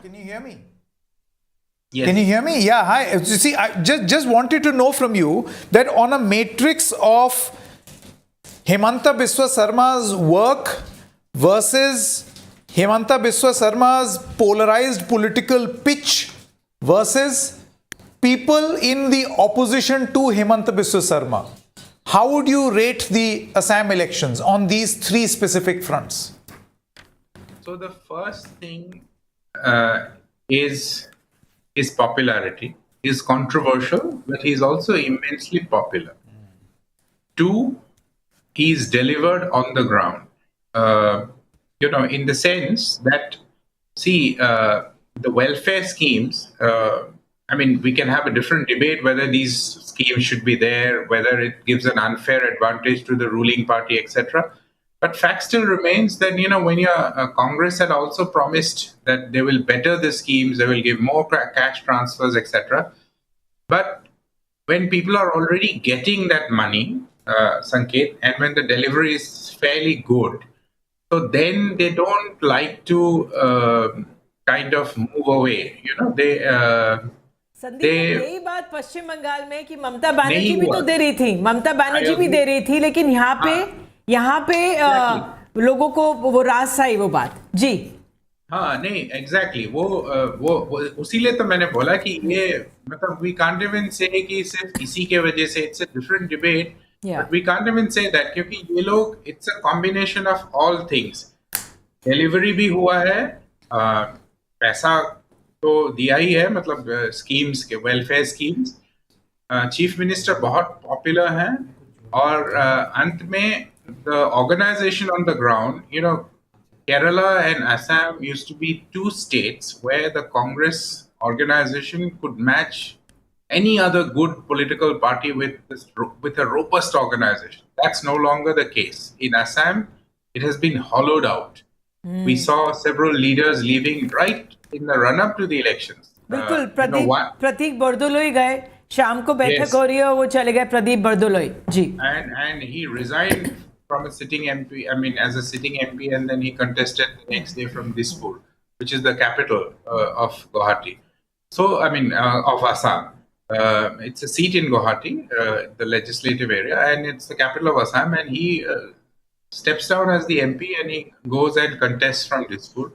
So, and ironically, Mr. Bordoloi was actually preparing a charge sheet against the Himanta Biswa Sarma government for the Congress party. And then he goes and joins the party. So what it means is that they had all realized that organizationally on the ground, I think the Congress was not doing enough, or they were not visible, or they had failed to gain the trust of the people on the ground. आपका आकलन कि कांग्रेस को और जोर से पुरजोर तरीके से मजबूती से वहां पर अपना प्रचार करना चाहिए था. बहरहाल वहाँ के हालात समझाने के लिए आपका धन्यवाद. हमारे साथ अवनी बंसल हैं, साथी अनीश गवांडे हैं, माफ़ कीजिए, अनीश गवांडे हैं, एनसीपी से हैं, एसपी स्पोक्स पर्सन है शरद पवार गुट के. अनीश, बहुत बहुत धन्यवाद जुड़ने के लिए. जिस तरह से पश्चिम बंगाल को जिस तरह से पश्चिम बंगाल को बीजेपी ने जीता है, और साथ ही असम में भी बीजेपी की जीत हुई है, तीसरी बार वापसी आई है. देश की राजनीति के लिए आप तो महाराष्ट्र में बैठे हैं, एनसीपी के हैं, क्या आपका आंकलन इस जीत को, बीजेपी की इस जीत को आप कैसे देख रहे हैं? Thank you very much for having me on. पहले तो मैं कहना चाहता हूं कि आज जो जीते हैं वहीं सिकंदर है. तो firstly I think congratulations are in order to all of the sort of winners in the respective states. हमारी पार्टी है एनसीपी एसपी एलडीएफ का एक सदस्य रही है, और हम ये चुनाव केरल में भी हार चुके हैं. But let me speak about West Bengal a little, right. I think the concerning part that has been a trend that continues from Maharashtra on to West Bengal is this perception of minority appeasement that is placed upon the opposition. There is a image that is created of the opposition as appeasing minorities whenever we speak up about basic equality. It's the same playbook that you see in Assam.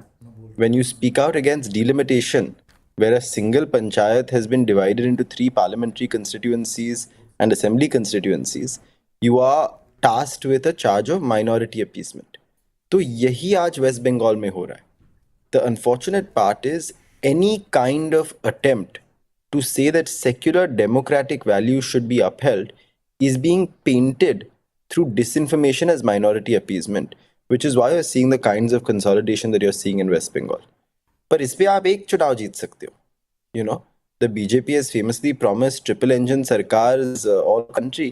But in places where they've come to power, like in Maharashtra, that triple engine sarkar is failing, and how? Just a couple of days ago, you had the sort of rape of a 4-year-old girl child. And the only thing the chief minister could say is, ki, why is the opposition saying something? What did they do when they were in power? Recently, आपने मुंबई में भी देखा, जो एक जन आक्रोश यात्रा BJP ने निकाली थी, वहाँ पे उन्होंने एक नारी का जन आक्रोश देख लिया था in front of them. And they had the guts to file a complaint against her. So I think all in all, the West Bengal scenario is concerning from an opposition perspective. But Mamta ji is a fighter. I'm certain that she will take this victory in her stride, और वो कल से लड़ना शुरू करेंगी. And this is but a minor setback in the larger scheme of things. But the interesting aspect is also coming from Tamil Nadu, where the result points to... Just on the point of West Bengal, जिस तरह से आपने कहा कि Mamata Banerjee is a fighter, she has been a fighter. उन्होंने 94 उन्होंने पदयात्राएं की, 13 पदयात्राएं की, 94 मीटिंग्स भी की. और जिस तरह से आपने आश्वस्त होकर कहा कि वो कल से ही आ जाएंगी मैदान में, वो बैठने वाली नहीं है. लेकिन जो विपक्ष है उसको एक मंथन करने की ज़रूरत है, एकजुट होने की अगर ज़रूरत है उस लिहाज से, क्योंकि असम में हम देखिए, अभी संदीप पुखन हमारे पूर्व सहयोगी बता रहे थे किस तरह से असम में जो जोर लगाना चाहिए था कांग्रेस को वो नहीं लगाया. आपको क्या लगता है, अगर भावी राजनीति अगर विपक्ष को अपनी करनी है देश में, क्या बदलाव लाने होंगे? देखिए, ये बहुत आसान है कहना कि विपक्ष को एक नई राजनीति तैयार करनी होगी, मंथन करना पड़ेगा. ये मंथन होगा. पर वो मंथन तब हो पाएगा जब विपक्ष लोगों के बीच जाकर काम करना शुरू करेगा। हम लोकसभा चुनाव जीते थे महाराष्ट्र में, 10 में से 8 सीटें जीते थे। उस चुनाव के नतीजे के अगले दिन शरद पवार जी मैदान में उतर गए थे। विधानसभा चुनाव हम बुरी तरह से हारे थे, सिर्फ 10 सीटें लेकर वापस आए थे। उस चुनाव के एक दिन बाद भी पवार साहब मैदान में उतर गए थे। आज विपक्ष को एक साथ आकर मैदान में उतरने की जरूरत है। पश्चिम बंगाल में अगर कांग्रेस और सीपीएम टीएमसी के साथ एक साथ चुनाव लड़ती, एक साथ आकर चुनाव लड़ती, तो शायद ये चित्र आपके सामने जो दिख रहा है वो बहुत अलग होता। अभी एक ज़रूरत है ऑपोजिशन यूनिटी की, और मेरी आशा और अपेक्षा यही है कि इस चुनाव के नतीजों के बाद ऑपोजिशन यूनिटी वापस बरकरार रहेगी। जो आने वाले उत्तर प्रदेश में चुनाव है, जो आने वाले पंजाब में चुनाव है, वहाँ हम एक नई ऑपोजिशन यूनिटी देख पाएंगे, क्योंकि पश्चिम बंगाल में चुनाव सिर्फ टीएमसी वर्सेस बीजेपी नहीं था।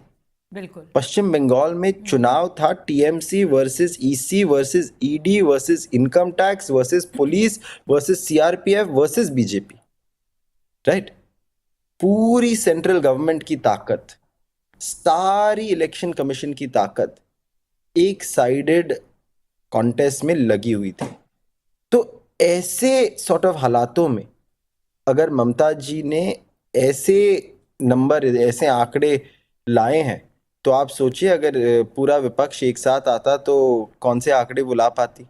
बिल्कुल, आप हमारे साथ जुड़े अनीश गवांडे, और वाकई में जो विपक्ष है उसको अब एकजुट होकर मंथन करने की ज़रूरत है भावी आगे की राजनीति के लिए। आपका धन्यवाद। अब मैं सीधे चलती हूँ तमिलनाडु में अपनी सहयोगी उमा सुधीर के पास। उमा, आप विजय के घर के बाहर मौजूद हैं। एक नई हवा का झोंका तमिलनाडु में आया है। इतने बरसों की द्रविडियन 2 बड़ी पार्टियों के बीच विजय का ये चेहरा आया है। वहाँ इस समय क्या गहमा गहमी है?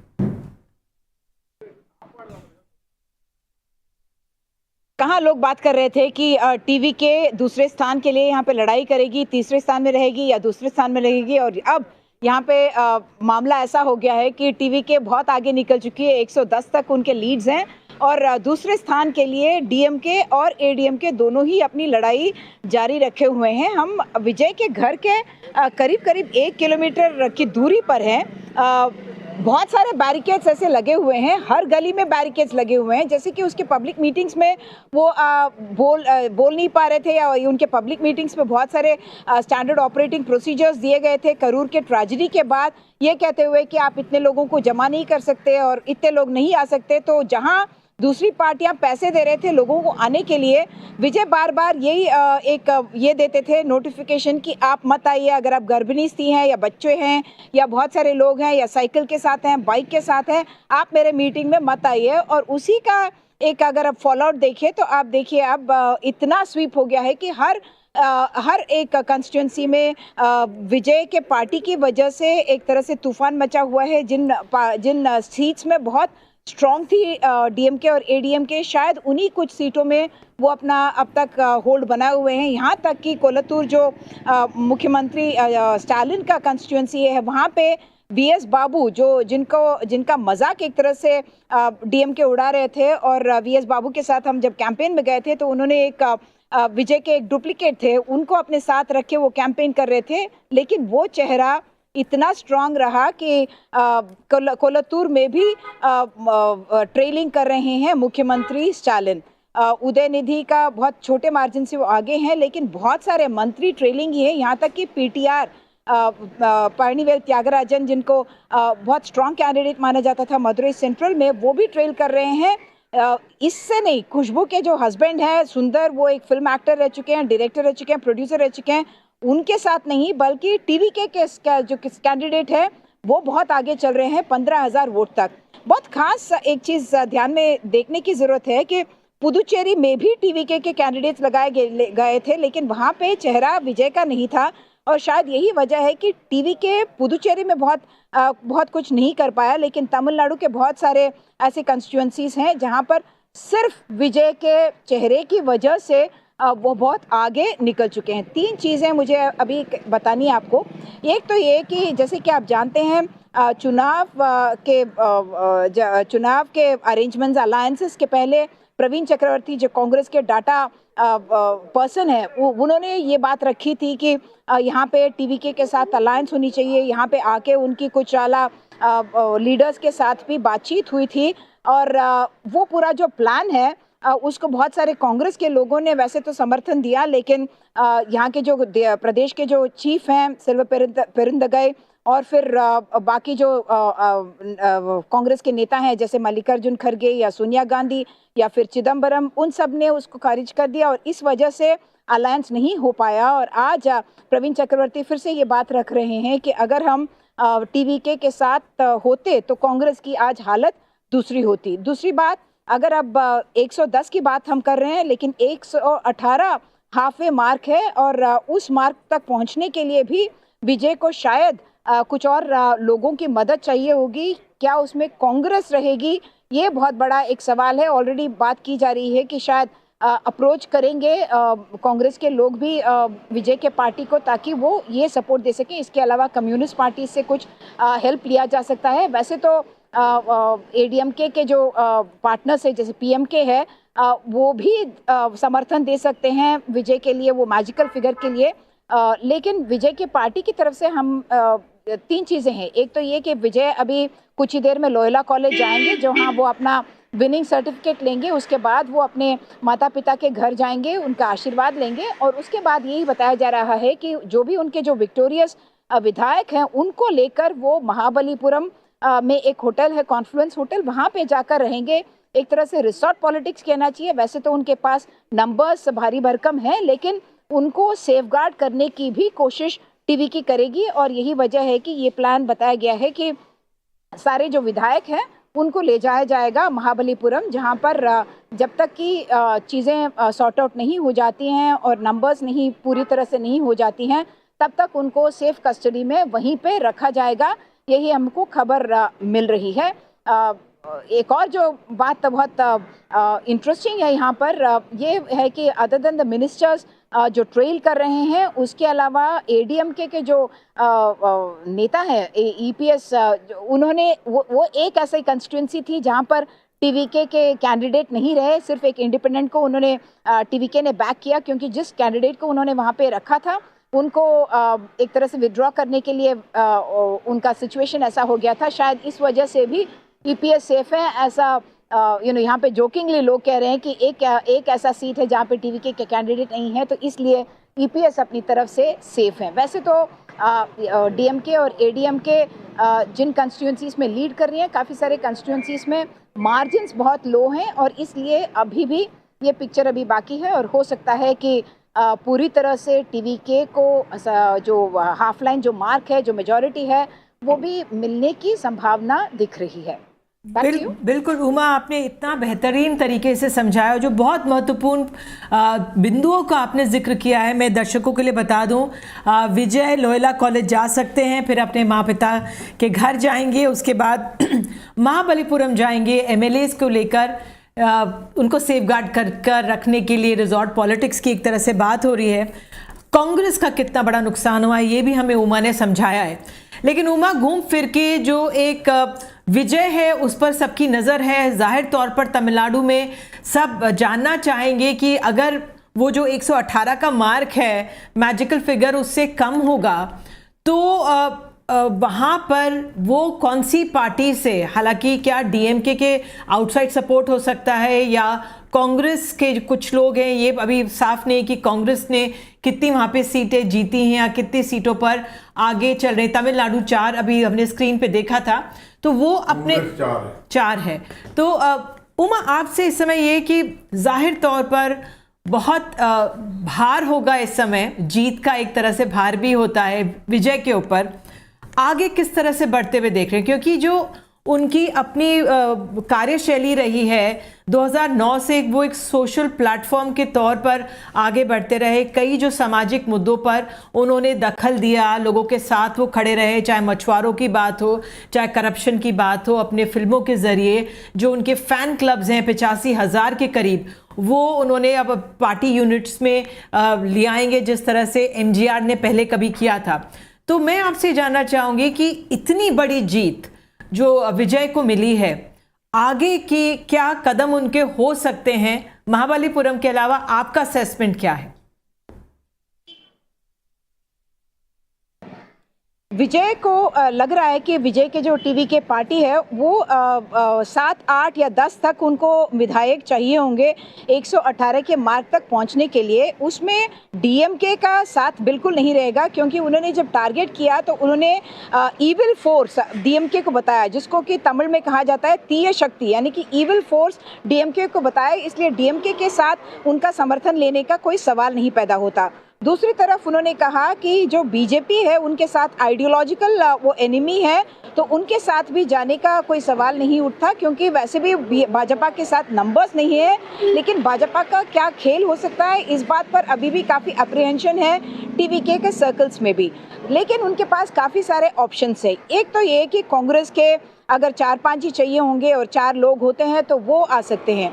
कम्युनिस्ट पार्टीज़ के पास भी 2 या 3 नंबर्स होंगे, वो लोग उनके साथ आ सकते हैं। उसके अलावा अनबुमणि रामदास के जो पटाली मक्कड़ कच्ची जिसको कहा जाता है, वनियर ग्रुप का जो रिप्रेजेंटेटिव माना जाता है, उनके साथ भी 5 जगहों पे वो लीड पे थे, उनका भी समर्थन विजय ले सकते हैं। ये भी वैसे तो पीएमके ने अभी अनबुमणि रामदास एमपी भी बने थे एनडीए के ही के समर्थन की वजह से, लेकिन हो सकता है कि वो भी समर्थन देने के लिए तैयार हो जाएं, राजी हो जाएं। इसके अलावा एक और डेंजर है, अगर नंबर और भी गिरता तो बात ये भी हो रही थी कि शायद एडीएमके के कुछ लोग वहाँ से स्प्लिट होकर इस तरफ भी आ सकते हैं। ईपीएस के लिए ये पॉलिटिकल सर्वाइवल का बैटल था। वैसे काफ़ी देर तक जो एडीएमके प्लस था वो दूसरे स्थान पर चल रहा था, लेकिन अभी अगर आप आंकड़े देखें तो एडीएमके का जो जगह है वो तीसरे स्थान पर है, और हो सकता है कि एडीएमके में कोई स्प्लिट भी हो जाए। वैसे तो एडीएमके के साथ विजय जुड़ने के लिए तैयार ही रहेंगे, लेकिन भाजपा को एक डिस्टेंस पर रखते हुए, एक आर्म्स लेंथ पर रखते हुए, क्योंकि तमिलनाडु में जो एक सेंटिमेंट है कि हम भाजपा के साथ अगर कोई मिल जाता है तो एक तरह से कंट्रोल सेंटर का ही तमिलनाडु पे होगा। आपने विजय के फिल्मी जो रोल्स हैं उनके बारे में बात की। वैसे तो उनकी जो पहली फिल्म थी उसका नाम था कि जो कल टुमारोज वर्डिक्ट, कल वर्डिक्ट आएगा, लेकिन आज का जो वर्डिक्ट आया है वो blockbuster first day first show हो गया विजय के लिए। और आपने कंपैरिजन एमजीआर के साथ भी किया। ये कहना ज़रूरी है कि विजय ने न सिर्फ एमजीआर बल्कि जो भी लीडर्स हैं द्रविडियन, उन सबको अपना जो बैकग्राउंड है उसमें ले लिया, और उन्होंने एक तरह से कहा कि you are a supporter of Vijay of course. Next CM Tamil Nadu, okay? Yes indeed. वैसे विजय को तलपति कहा जाता है, और स्टालिन को भी तलपति कहा जाता है। तलपति माने कि कमांडर, यानी कि तलपति स्टालिन ने तलपति विजय ने तलपति स्टालिन को हराया है, और यही इस इलेक्शन की I am Thalapathy Vijay, okay? Okay, so that is a kind of a frenzy that you will see among people, because यहाँ पे जो दूरी मैंने बताई उनके घर की, वहाँ तक किसी को जाने की अनुमति नहीं है। हालांकि यहाँ पे बहुत सारे ऐसे बाइक्स गुजर रहे हैं जहाँ से लोग यहाँ पे चिल्लाते हुए जा रहे हैं या फिर अपना विजिल बजाते हुए जा रहे हैं, यही कहने के लिए कि हम आज जीत चुके हैं। और जिन लोगों ने भी एग्जिट पोल्स में कहा कि हमारी सिर्फ 10% या 20% हमारी वोट शेयर आएगी, आप सबको माफ़ी मांगनी चाहिए, क्योंकि हम अब 35% से ज़्यादा आगे निकल चुके हैं। और इसीलिए वो एक तरह से जो कॉन्फिडेंस विजय ने दिखाया कि मैं किसी के साथ नहीं जाऊंगा, किसी अलायंस में नहीं जाऊंगा, और I will be stand alone, एक तरह से वो एक फिल्मी भी था, क्योंकि वो शेर की तरह अकेले, जैसे बहुत सारे तमिल फिल्म्स में कहा जाता है कि हमारी सिंगला वंदे इज़ अ रजनी डायलॉग, लेकिन ये शायद विजय के लिए एप्लीकेबल हो गया कि वो सिंगल, यानी कि अकेले ही आए। और उनका जो गाना था कैंपेन सॉन्ग, उसमें भी वही लाइन्स हैं कि मैं अकेले आया हूँ, लेकिन मेरे पीछे तमिलनाडु की जो प्रजा है, 7 करोड़ 8 करोड़ की जो प्रजा है वो मेरे साथ है, और इसलिए मैं अकेले आया हूँ। ये सोच के आप don't get complacent, don't get confident, because the 8 crore people of Tamil Nadu are traveling with me. So Vijay has very carefully built his persona of the political leader that he became. February 2024, when he launched his party, there was sniggers from the DMK and the ADMK who dismissed him as yet another actor. जैसे हमने देखा हाल ही की बात है कि कमल हासन आए, वो भी पॉलिटिकली वो सक्सीड नहीं हो पाए. उसके पहले विजयकांत, शिवाजी गणेशन जैसे एक्टर्स थे, लेकिन उन्होंने इंस्पिरेशन अपना बनाया एमजीआर को, जिन्होंने ऑफ कोर्स बहुत सारे पॉलिटिकल एक्सपीरियंस के बाद वो 62 में लेजिस्लेटिव काउंसिल में आए थे और 67 में वो एमएलए भी बने थे और इसके बाद 72 में उन्होंने अपना पार्टी लॉन्च किया था. लेकिन विजय सिर्फ 2 साल में पार्टी लॉन्च करने के बाद इतना बड़ा सक्सेस लाएंगे, इसको डेफिनेटली पॉलिटिकल साइंटिस्ट को स्टडी करना पड़ेगा कि क्या क्या फैक्टर्स थे जिसकी वजह से युवा. Of course the biggest factor is एक तरह से जो एंटी इनकम्बेंसी, जो क्यूमुलेटिव एंटी इनकम्बेंसी थी डीएमके और एडीएमके के खिलाफ, और अगर लोग कह रहे थे कि स्टालिन के खिलाफ कोई एंटी इनकम्बेंसी नहीं है. अब अगर मैं आऊंगी उमा आपके पास, माफी चाहती हूँ आपको रोकना पड़ रहा है. जफर इस्लाम बीजेपी के प्रवक्ता हमारे साथ जुड़ गए हैं. विजय का खास तौर से एक ये भी पॉइंट ये रहा है कि अपने पीक के करियर पर वो आए हैं, जब फिल्मी करियर समाप्त हुआ तब नहीं आए, तो ये भी एक कारण हो सकता है. बहरहाल जफर इस्लाम हमारे साथ जुड़ गए हैं, बहुत बहुत बधाई. जफर जी, जिस तरह से पश्चिम बंगाल में, असम में आप लोगों का प्रदर्शन रहा, बधाई आपको. बंगाल की जीत पश्चिम बंगाल के लिए बहुत अहम है अपने आप में. काफ़ी समय से बीजेपी ट्राई कर रही थी. श्यामा प्रसाद मुखर्जी की ज़मीन मानी जाती है और बीजेपी ये कहती थी कि हम यहाँ पे नहीं हैं. तो 15 साल का जो ममता बनर्जी का गढ़ था उसको आप लोगों ने अब फतह किया है, जीत आपने उस पर हासिल की है. किस तरह से आप देखेंगे इस जीत के, क्या मायने हैं बीजेपी के लिए? देखिए, आपने बहुत सही कहा कि बंगाल एक ऐसी भूमि है जहां पर भारतीय जनता पार्टी की बिल्कुल चाहत थी कि वहां पर हमारी सरकार हो, और आज ये हमारे लिए, पार्टी के लिए, पार्टी के सारे कार्यकर्ताओं के लिए, शीर्ष नेतृत्व के लिए, सब के लिए ये बहुत ही ऐतिहासिक लम्हा है, बहुत ही ऐतिहासिक पल है, जब भारतीय जनता पार्टी प्रचंड बहुमत से, जो हमारी कामना थी कि वहाँ पर हम जीते, वहाँ पर हम जीत दर्ज कर चुके हैं. दूसरी बहुत इंपॉर्टेंट बात है कि इस जीत के लिए किसको क्रेडिट देना चाहिए, ऐसा हर लोग पूछते हैं. तो मुझे लगता है कि इस जीत के लिए वहाँ की जनता को, जो तराई कर रही थी जनता, जो वहाँ के ममता बनर्जी की जो पॉलिसी थी, जो जिस तरह की राजनीति थी, जो तुष्टीकरण की राजनीति, या फिर जैसे कट मनी, और या फिर जो करप्शन की पॉलिसी थी, या जिस तरह से वो महिलाओं को इग्नोर कर रही थी कि इसलिए कि महिला मुख्यमंत्री है, शायद उनकी चिंता महिला नहीं थी, लेकिन महिलाएं एक तरह थी, वहाँ तराई कर रही थी. सारी चीज़ें जो क्यूमुलेटिवली वो ममता बनर्जी के खिलाफ थी, और जनता ने वो नारा दिया था कि हमें एक परिवर्तन चाहिए, और परिवर्तन के लिए हम उनके साथ खड़े रहे, उस नारे के साथ खड़े रहे. आदरणीय प्रधानमंत्री जी पे उनका भरोसा था, हम उनके विजन पे भरोसा था, उनके लीडरशिप पे भरोसा था, उनके गवर्नेंस मॉडल पे भरोसा था कि जनता के हित में, जनता के और प्रदेश के हित में सिर्फ एक ही पॉलिटिकल पार्टी कार्य कर सकती है, वो भारतीय जनता पार्टी. इसलिए उन लोगों का विश्वास था, और उन लोगों ने उसी विश्वास के तहत जब उनको इलेक्शन का समय आया तो उन्होंने अपने मतों का इस्तेमाल किया. भारतीय जनता जनता पार्टी की लीडरशिप, खासकर प्रधानमंत्री जी के बारे में पर उन्होंने विश्वास जताया, आशीर्वाद दिया, और आज हम एक प्रचंड बहुमत के साथ जीते हैं. मुझे लगता है कि ये जीत जनता की है, ये जीत हर भारतीय जनता पार्टी कार्यकर्ताओं की है. और साथ साथ आपको देखना चाहिए कि पूरे देश में जिस तरह से भारतीय जनता पार्टी का परचम लहराया है, एनडीए का परचम लहराया है, उससे ये बात साफ हो गई कि इंडी ब्लॉक बिल्कुल दस्त नाबूद हो गए, इसको जड़ से उखाड़ के जनता ने फेंक दिया है. हालांकि आप कह सकते हैं कि ये जो कांग्रेस की थोड़ी बहुत जीत जो है वो हुई है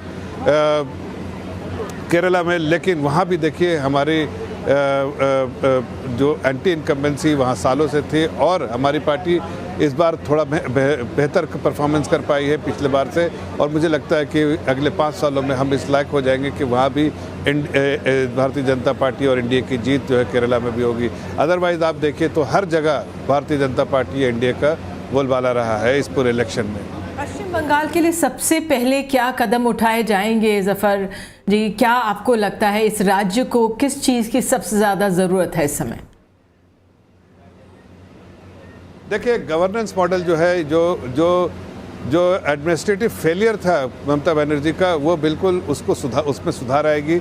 जनता की जो तकलीफ़ें हैं उसको उस पर एक अच्छे गवर्नेंस मॉडल के तहत उसको एड्रेस किया जाएगा। साथ साथ बहुत इम्पॉर्टेंट है कि वो जो गुंडा एलिमेंट्स जो वहाँ पर बहुत ही सक्रिय थे उन पे काबू पाया जाएगा, ताकि वहाँ पर एक पीसफुल एनवायरनमेंट रहे और उस पीसफुल एनवायरनमेंट में एक अच्छी सरकार चले और उस अच्छी सरकार का फ़ायदा जो है आम नागरिक को, जनता को, ना कि कट बनी और जो हैंडफुल ऑफ पीपल जो ममता बनर्जी के थे जिस तरह से वो पैसा बना रहे थे उन लोगों का हो, बल्कि वेलफेयर स्कीम हो। जो सरकारी वेलफेयर स्कीम सेंटर की थी वो नहीं इम्प्लीमेंट हो रही थी, वहाँ पर कम से कम वो जब होने लगेगी तो एक आम नागरिक अपने आप को ज़्यादा सक्षम महसूस करेगा, उसकी आमदनी बढ़ेगी, उसके रिसोर्सेज बढ़ेंगे और वो अपने आप को ज़्यादा सेफ एंड सिक्योर महसूस करेगा। और वहाँ पर जो सिक्योरिटी का एक कंसर्न जो है आम महिलाओं के लिए खासकर, या फिर जो पॉलिटिकल वायलेंस जितना होता था उस पर पूरे तौर से काबू पाया जाएगा। और वहाँ पर जो मिलिट्री फोर्सेस भी है उन्होंने भी कहा है कि हम सक्षम हैं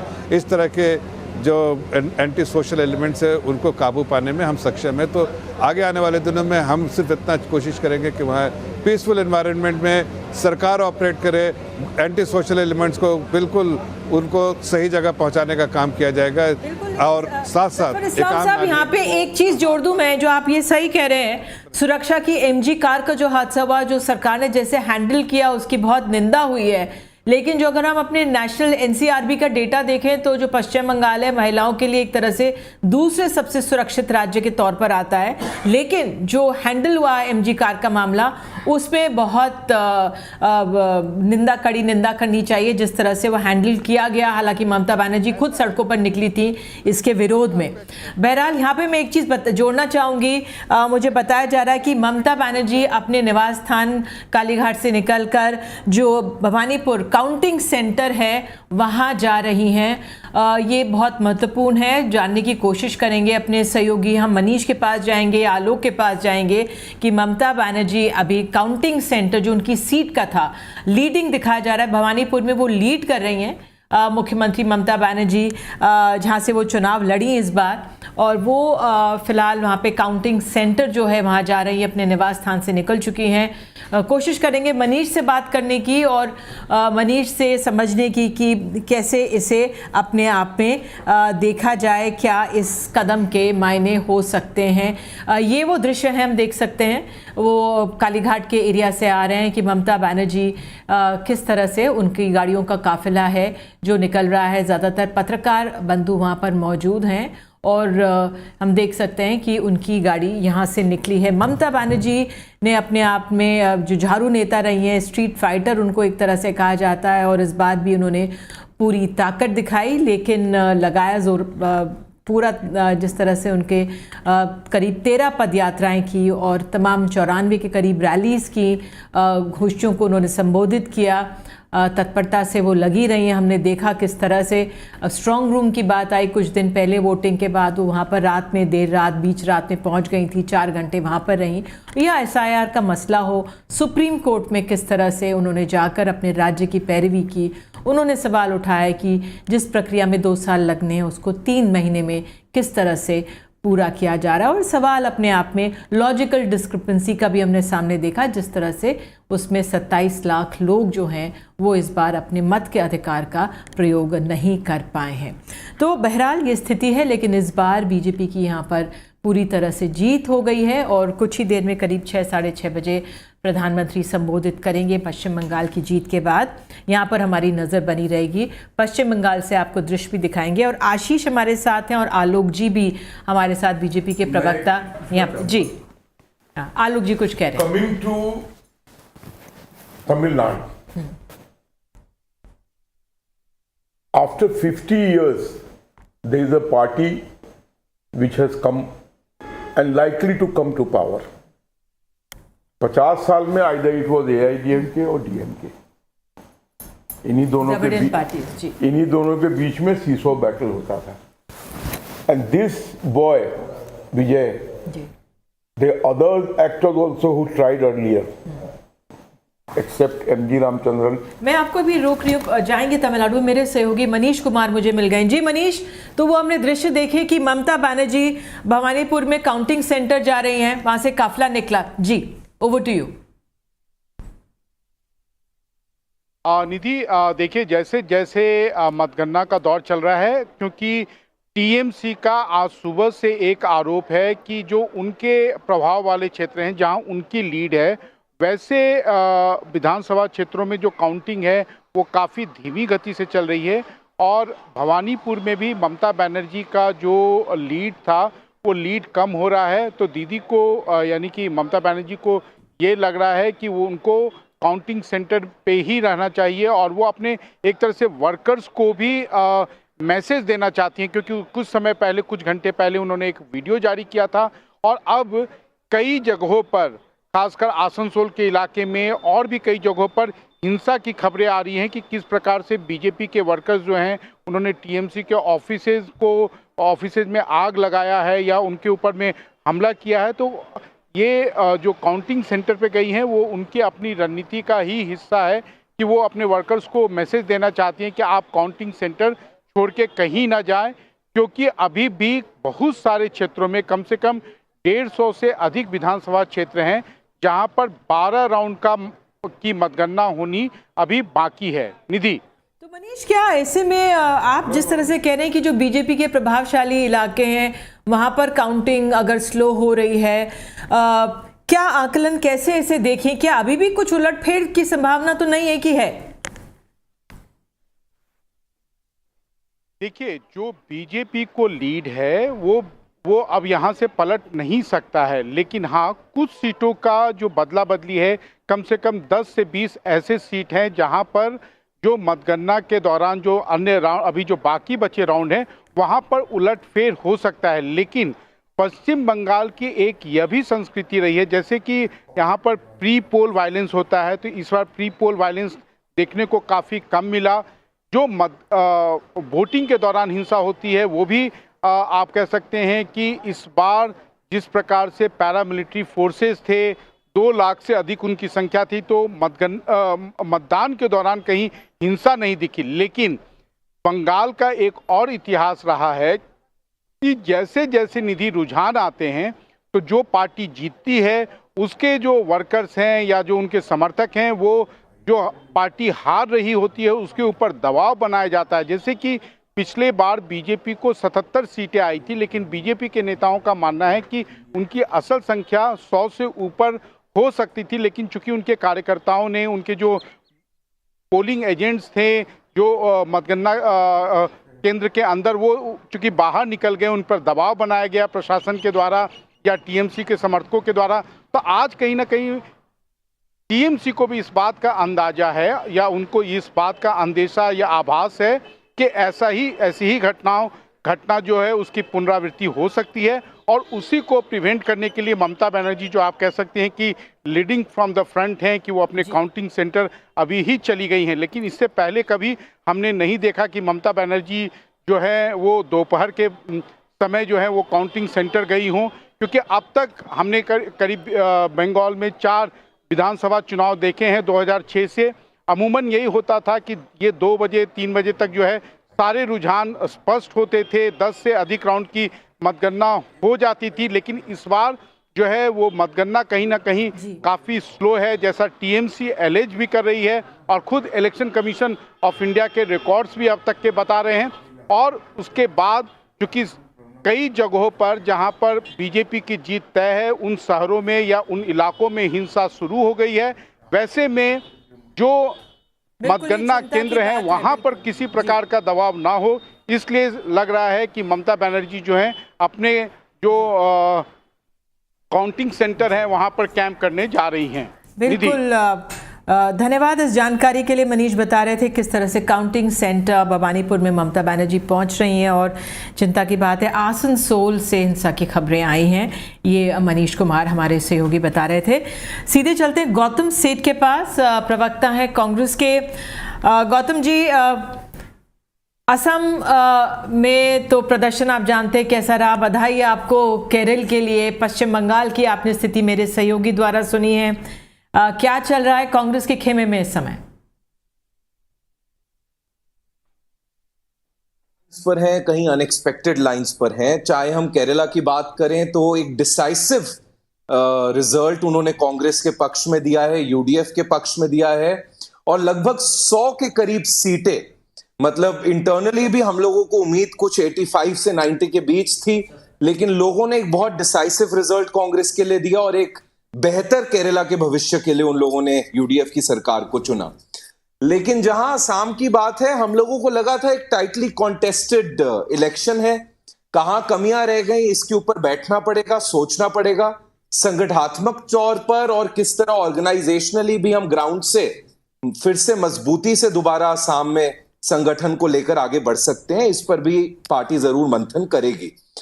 और जहां बंगाल की बात है, देखिए बंगाल में कई तरह के सवाल उठाए गए।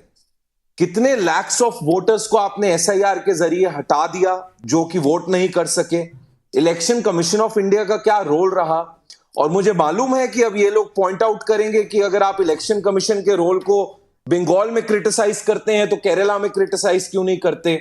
क्योंकि यही इनकी नीति होती है। इसी तरह ये लोग प्ले आउट करते हैं कि जहां फासले कम हो वहां इलेक्शन कमीशन का इस्तेमाल होता है, जहां माहौल बिल्कुल विपरीत हो वहां छोड़ दिया जाता है, ताकि लोगों के बीच में भी एक धारणा रहे कि अगर इलेक्शन कमीशन केरल में गलत नहीं था तो वो बंगाल में किस तरह गलत हो सकता है। एक चीज पूछूंगी मैं आपसे, एक चीज पूछूंगी। अभी कुछ देर पहले टीएमसी के यहाँ पे प्रवक्ता हमारे साथ मौजूद थे, शुभेंदु भट्टाचार्य, वो कह रहे थे भाई जो कुछ वरिष्ठ नेता कांग्रेस के हैं जो चुनाव लड़ रहे हैं वहां पे, अब कुछ ही दिनों में क्या पता वो पालाना बदल लें, तो कांग्रेस को अब इन तरह की चीजों का भी पश्चिम बंगाल में सामना करना पड़ सकता है। देखिए बंगाल में बिल्कुल कांग्रेस पार्टी को संगठन को मजबूत करने की बहुत जरूरत है। हम लोग ऐसा नहीं है उस पर काम नहीं कर रहे, हमें सफलता नहीं मिल सकी, लेकिन लगातार हमारी कोशिशें जारी हैं और उन कोशिशों को और बेहतर किस ढंग से करना है, क्योंकि एक ऐसी स्टेट जहां पर हमारी सरकारें रहीं उसमें अगर हम आज इस हालात में हैं तो इसकी जिम्मेदारी भी कांग्रेस पार्टी को लेनी है और कांग्रेस पार्टी मजबूती से इसकी जिम्मेदारी लेगी। लेकिन क्या एक लेवल प्लेइंग फील्ड दी गई? क्या डेमोक्रेसी में एक इस तरह का चुनाव हुआ जिसके ऊपर हर एक को बराबरी से अपनी जो नुमाइंदगी है या अपनी जो इलेक्शन लड़ने की क्षमता है उसको बराबरी से आजमाने का मौका मिला? ये ऐसा नहीं हुआ। बिल्कुल बना रहेगा ये। आलोक जी, आपने सुना मनीष को, जिस तरह से मनीष कुमार बता रहे थे कि आसनसोल से हिंसा की खबरें आ रही हैं और जीत के बाद कुछ जो प्रभावशाली स्थिति, आपके लिए चिंता की बात है कि इस जीत के बाद इस तरह की हिंसा की खबरें वहां से आना? देखिए, इसका मुझे अंदेशा था क्योंकि वहां का इतिहास रहा है हिंसा का। यह गनीमत है कि इस बार कोई हत्या नहीं हो पाई और छिटपुट जो कुछ भी हुआ वो भी टीएमसी के द्वारा ही हुआ। बीजेपी का कहीं किसी, अभी तो वो बता ही रहे थे कि आसनसोल में आप ही की पार्टी की तरफ से शायद हिंसा, अति उतावलापन में अगर कुछ लोग इस तरीके की वारदात करते हैं, लेकिन आई स्टिल फियर कि aftermath will not be very peaceful. They will be some miscreants trying to create trouble, और इसको हमारी सरकार तो एक तरीके से मान रहा हूं कि आ ही जाएगी। इसको आने के साथ सख्ती से इसकी निगरानी करनी पड़ेगी, otherwise there can be many casualties. Monidipa Banerjee हमारे साथ, हमारी सहयोगी मौजूद हैं। मोनिदी, आप किस तरह से देख रही हैं? मनीष ने जो जानकारियां दी हैं, ममता बनर्जी भवानीपुर गई हैं काउंटिंग सेंटर, और आसनसोल से भी चिंताजनक खबरें आ रही हैं। जी, ममता बनर्जी का काउंटिंग सेंटर जाना एक्सट्रीमली अनयूजुअल, कभी मैंने देखा नहीं कि वो निकल के काउंटिंग सेंटर गई। पर इस इलेक्शन के समय और उसके बाद ममता बनर्जी ने काफ़ी अनयूजुअल स्टेप्स उन्होंने लिया है। जैसे 29 तारीख को on the day of the polling, Mamata Banerjee जो घर से पोलिंग डे में 4 बजे के पहले निकलती नहीं है, वो 7 बजे निकल के वो बूथ टू बूथ जा रही थी। और उसके बाद रहा 2 वीडियो मैसेज, और आज काउंटिंग सेंटर पे जाना। Clearly there is a sign of strain and stress.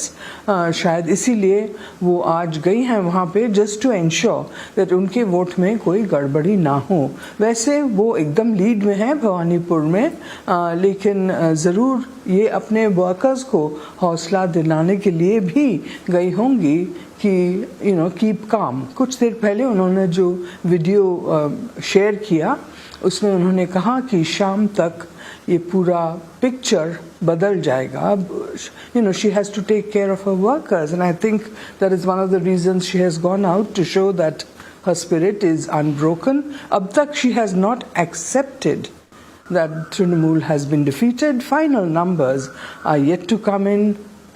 So perhaps that is her logic. But उन्होंने साफ कहा कि this result that we are seeing right now on our screens is not the final one. ये रहा ममता बनर्जी का. और आसनसोल में जो clash हुआ है, there is a sense of apprehension कि शायद ये और भी बढ़े. Because this has been sadly pretty much a routine situation in West Bengal. Election के समय, election के पहले और election के बाद एक violent clashes का एक tradition है. और clearly even though the party has changed perhaps in West Bengal, that tradition continues. Also, each seat in the Asansol area has been hotly contested. Agnimitra Paul of the BJP, she is one of the, several times. I think she's been elected twice, if not thrice, from Asansol South. And she is there. She has taken a very tough position on on managing her constituency. So वहाँ पे हो रहा है शायद, most probably that is where there might be some clashes. Also, don't forget, Asansol is in the coal belt area where there are people with criminal linkages. So perhaps they have been deployed by one party or the other.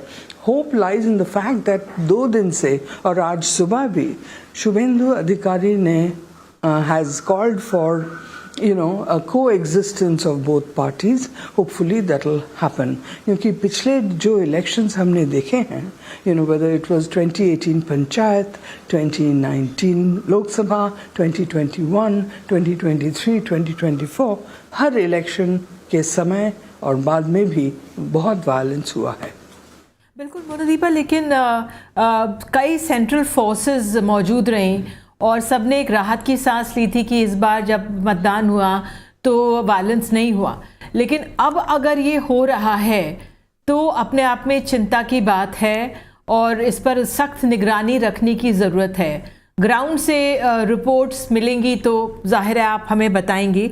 कुछ उस लिहाज से जानकारियाँ मिली हैं आपको क्या? अब तक मुझे डायरेक्टली नहीं मिला है. ये आसनसोल का खबर ज़रूर आया है, बट उसके beyond nothing so far. But maybe I hope I am not speaking too soon. अब तक आई थिंक एक एंटिसिपेशन है कि रिजल्ट्स अभी भी आने में बाकी हैं. Perhaps that's one of the reasons why the violent element outburst has been a little controlled. I'm just hoping that that is the way it remains. आलोक जी कुछ कहना चाह रहे हैं, लेकिन मैं इंट्रोड्यूस कर दूं, हमारे साथ स्टूडियो में स्मिता गुप्ता सीनियर जर्नलिस्ट भी मौजूद हैं और साथ ही डॉक्टर टीना करमवीर कांग्रेस की प्रवक्ता भी यहाँ पर हैं. लेकिन आलोक जी आप कुछ कह रहे थे, फिर मैं आगे बढ़ती हूँ. जी, मैं ये पॉइंट आउट कर रहा था कि देखिए वहाँ पर हफ्ता वसूली छापा करके कुछ था जो उसमें वो कलेक्ट करते. इन लोगों की अब कुछ दिन में सारी दुकानें बंद हो जाएंगी. I am very sure BJP के आने के बाद ये सब नहीं चलेगा. तो ये लोग बैड एलिमेंट्स हैं and they will try to create a scene जहां वो कानून व्यवस्था से खिलवाड़ करने की कोशिश करें. तो we have to be very careful to tackle with such elements who in past were violent, were murderers, were treacherers. समाज का हिस्सा है आलोक जी, वही समाज है जो जिताता है. वही जी, first priority will be to stop this menace if it at all if it occurs. बिल्कुल. स्मिता, आपसे अभी आप सुन रहे थे मोनिदीपा को किस तरह से आसनसोल से खबरें आई हैं हिंसा की, और ममता बनर्जी खुद जो भवानीपुर का पोलिंग काउंटर सेंटर है वहाँ पे गई हैं. तो अगर आपका असेसमेंट अगर कि आप अभी आई हैं पश्चिम बंगाल को लेकर और इस समय स्थिति को लेकर. First, before I answer your question, I want to say that we should not normalize this election because this election was held under the most strange circumstances. We have so many people who have been removed from the electoral rolls, And even before the adjudication of at least 27 lakh people, the elections have been held. Chief election commissioners of the past have said on record that in such a situation, either you postpone the election or you hold it according to the last electoral rolls. So I want to make that statement. We have been saying that, yes. As far as violence is concerned, you know, violence doesn't have a political party in Bengal. During the left rule... This is an important thing that you're saying. It doesn't. It's not attached to CPM, Trinamool or the BJP or any other political party. There is a group of criminal elements who are not attached to any ideology. So during left rule, there used to be a lot of violence. And these people were not ideologically connected at all with the CPM, but they were connected to what they could get from the party in power. When Trinamool came into power, they shifted. I can assure you, if the BJP is sworn in, the same elements will move to the BJP. You know, in fact, in the early days of the Trinamool government, people used to refer to TMC-1 and TMC-2. TMC-1 were the workers of the Trinamool Congress who had originally come from Congress. TMC-2 were these goon squads. तो ये पिताजी ये कहा गया जब ममता बनर्जी ने TMC-2 beg your pardon? Goon squads had come from the CPM. तो वो यही कह रही है कि किसी एक पार्टी का वो नहीं है, क्योंकि जब ममता बनर्जी ने 34 साल का जो वाम दल था उसको ढाया था, उसके बाद वो जब वो आई तो उनके पास से वो एक राजनीतिक कंपल्शन, उन्होंने बोला कि उनको वो जो कार्डर मिला था लेफ्ट का वो उन्होंने टीएमसी में को लेना पड़ा, because that was the system. तो एकदम वो बदलेगा नहीं, जो वो है ना वो एकदम बदलता है. मैं कह रही हूँ कि आज वो यदि भाजपा सत्ता में आए तो बिल्कुल वो ही लोग यहाँ भी आ जाएंगे. वो बीजेपी नहीं तो राज नहीं कर पाएगी. तो वो बिल्कुल वो अपने आप में यही एक चिंता की जो बात है वो अपने आप में. मैंने अभी थोड़ी देर पहले आपको कहा ना, we have to take care of this menace. तो ये मेनेस यही है कि वो जो पार्ट ऑफ सिस्टम बन जाता है तो वो अप्रोप्रिएट उसी में हो जाता है. लेकिन ये एक समय चिंता की बात है ये स्थिति. जी आशीष, बस एक चीज़ ये जो डिबेट चल रहा है उसमें ऐड करना चाहूँगा. देखिए, एक चीज़ जो कॉमन है कि बंगाल में जिसको भी पावर मिलती है लंबे समय के लिए मिलती है. दूसरी चीज़ जो है ये क्यों है, सो बेसिकली जो एक कॉन्सेप्ट है वो पार्टी सोसाइटी और जो पार्टी गवर्नमेंट टाइप सा हो जाता है. तो बेसिकली जब आप पावर में नहीं होते हैं और स्टेट का जो अपैरेटस है, जो उसका पॉलिटिकल वर्कर्स है, वो डोमिनेशन करना चाहता है कहीं से भी, वो जो मनी है, इनकम, ये गुंडागर्दी को होता है. सो बेसिकली जो अब इस इलेक्शन के बाद जो प्रॉब्लम होगा, जो दबे लोग थे जिनको पीछे सताया गया था, वो एक अपना बदला टाइप से लेंगे. क्योंकि याद रखिए ये जो बीजेपी का जो राइज हुआ है, जो राइट का राइज हुआ है बंगाल में, वो एक्चुअली पूरा कन्वर्जन है बाम टू राम. यानी कि लेफ्ट के जो कैडर और वर्कर जितने थे सब उधर आए हैं और वही लोग 15 साल से बाम टू राम. ये 2021 में सुना वहाँ पे? नहीं, ये सुना भी, हमने 2021 में भी लिखा था कि जो बीजेपी का राइज है वो है. दूसरी बात, इस पूरे कॉन्सेप्ट को अगर बीजेपी के राइज को और उसका जो अभी आने वाला समय बताएगा उसको 2018 के पंचायत इलेक्शन से आप कंसीडर कीजिए. उस समय तृणमूल ने काफ़ी आताताई किया था उनके लोगों ने खासकर, और वही एक दौर था जब लेफ्ट के लोगों को लगा कि अब हम विवश हैं. अब चूंकि सेंटर में एक बीजेपी सरकार है जहां से हमें थोड़ा प्रोटेक्शन मिल सकती है, तो वो एकदम से पूरा का पूरा जो कहते हैं ना उसको हॉरिजॉन्टल एकदम शिफ्ट हो गया पूरी तरीके से. और वो एक रिफ्लेक्शन टुवर्ड्स बीजेपी, वो लेफ्ट के लोग ज्यादातर बीजेपी में चले गए. ऑफ कोर्स उसमें रिलीजन के तरफ पे कई लोग अलग. 2018 की पंचायत, इसीलिए 2019 में चमत्कारिक प्रदर्शन हुआ था बीजेपी का. 2019 के लोकसभा चुनाव में मतलब 121 असेंबली कॉन्स्टिट्यूएंसी में वो लीडिंग थे और करीब 18 सीटें जीत गए थे. एक दो चीज़ें मैं इसके अलावा थोड़ा सा ऐड करना चाहता हूँ. काफ़ी चीज़ें चर्चा हुई थी. दो चीज़ें बहुत बड़े हैं कि अभी आप देखिएगा तो रियल टर्म में जो अपोजिशन की पॉलिटिक्स, अपोजिशन कहते हैं इस देश में पूरी तरीके से अभी बीजेपी और अपोजिशन हो गया कंप्लीटली. जितने बड़े राज्य आपके नज़र में आते हैं मोटे तौर पे बीजेपी या एनडीए की वहाँ सरकार है. ठीक है, तमिलनाडु भी निकल गया अब हाथ से. ऑफ कोर्स वहाँ पे बीजेपी के लिए भी काफ़ी बड़ा संघर्ष है. तो एक तो बिल्कुल अब बीजेपी वर्सेस अपोजिशन की जो लड़ाई है वो होगी. दूसरी चीज़ एक बार मैं याद दिलाना चाहूँगा, 2019 झारखंड का जब असेंबली का चुनाव हो रहा था तो एक चीज़ हमने याद दिलाया था कि बीजेपी का जो बेस है ना, वोट बेस, वो करीब 35% के आसपास हो गया। आज उसको मैं रीअसेस करूँ तो बीजेपी का वोट जो है बेस वो 40% के आसपास हो गया किसी भी राज्य में जहाँ पे वो नंबर 1 या 2 पे है। तो अपोजिशन के लिए अब जो बड़ा टारगेट है वो 35, 30, 40 नहीं हुआ, 45 के ऊपर वाला मामला हो। बिल्कुल, जो आपने असेस किया। मैं आलोक के पास सीधे चलूंगी, बीजेपी दफ्तर में कोलकाता में मौजूद है। जी आलोक, वहाँ पर इस समय किस तरह, मैं देख सकती हूँ आगे पीछे पत्रकार लोग मौजूद हैं और तब काफ़ी समय से जश्न मनाया जा रहा है वहाँ पे, इस समय क्या हो रहा है? देखिए वही हो रहा है जो अब से 1-2 घंटे पहले हो रहा था, जश्न मन रहा है और नए नए तरीके से जश्न बनना है।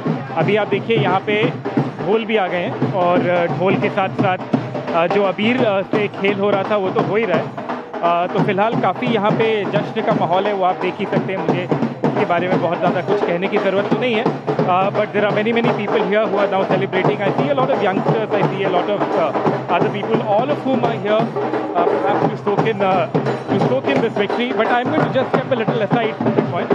Let us just go this side. 1-2 लोगों से बात कर लेते हैं, उसके बाद फिर आपके पास आएंगे। इधर आइए मृण्मय। अच्छा, आगे आपको दिखा दें थोड़ा सा, मृण्मय आपको ये दिखाना चाहते हैं पहले थोड़ा सा। यहाँ भी आप देख सकते हैं काफ़ी लोग जो ये हैं, ये लोग इधर से आ रहे हैं झंडे लेके। आपका नाम क्या है? आपका नाम क्या है? नाम क्या है आपका?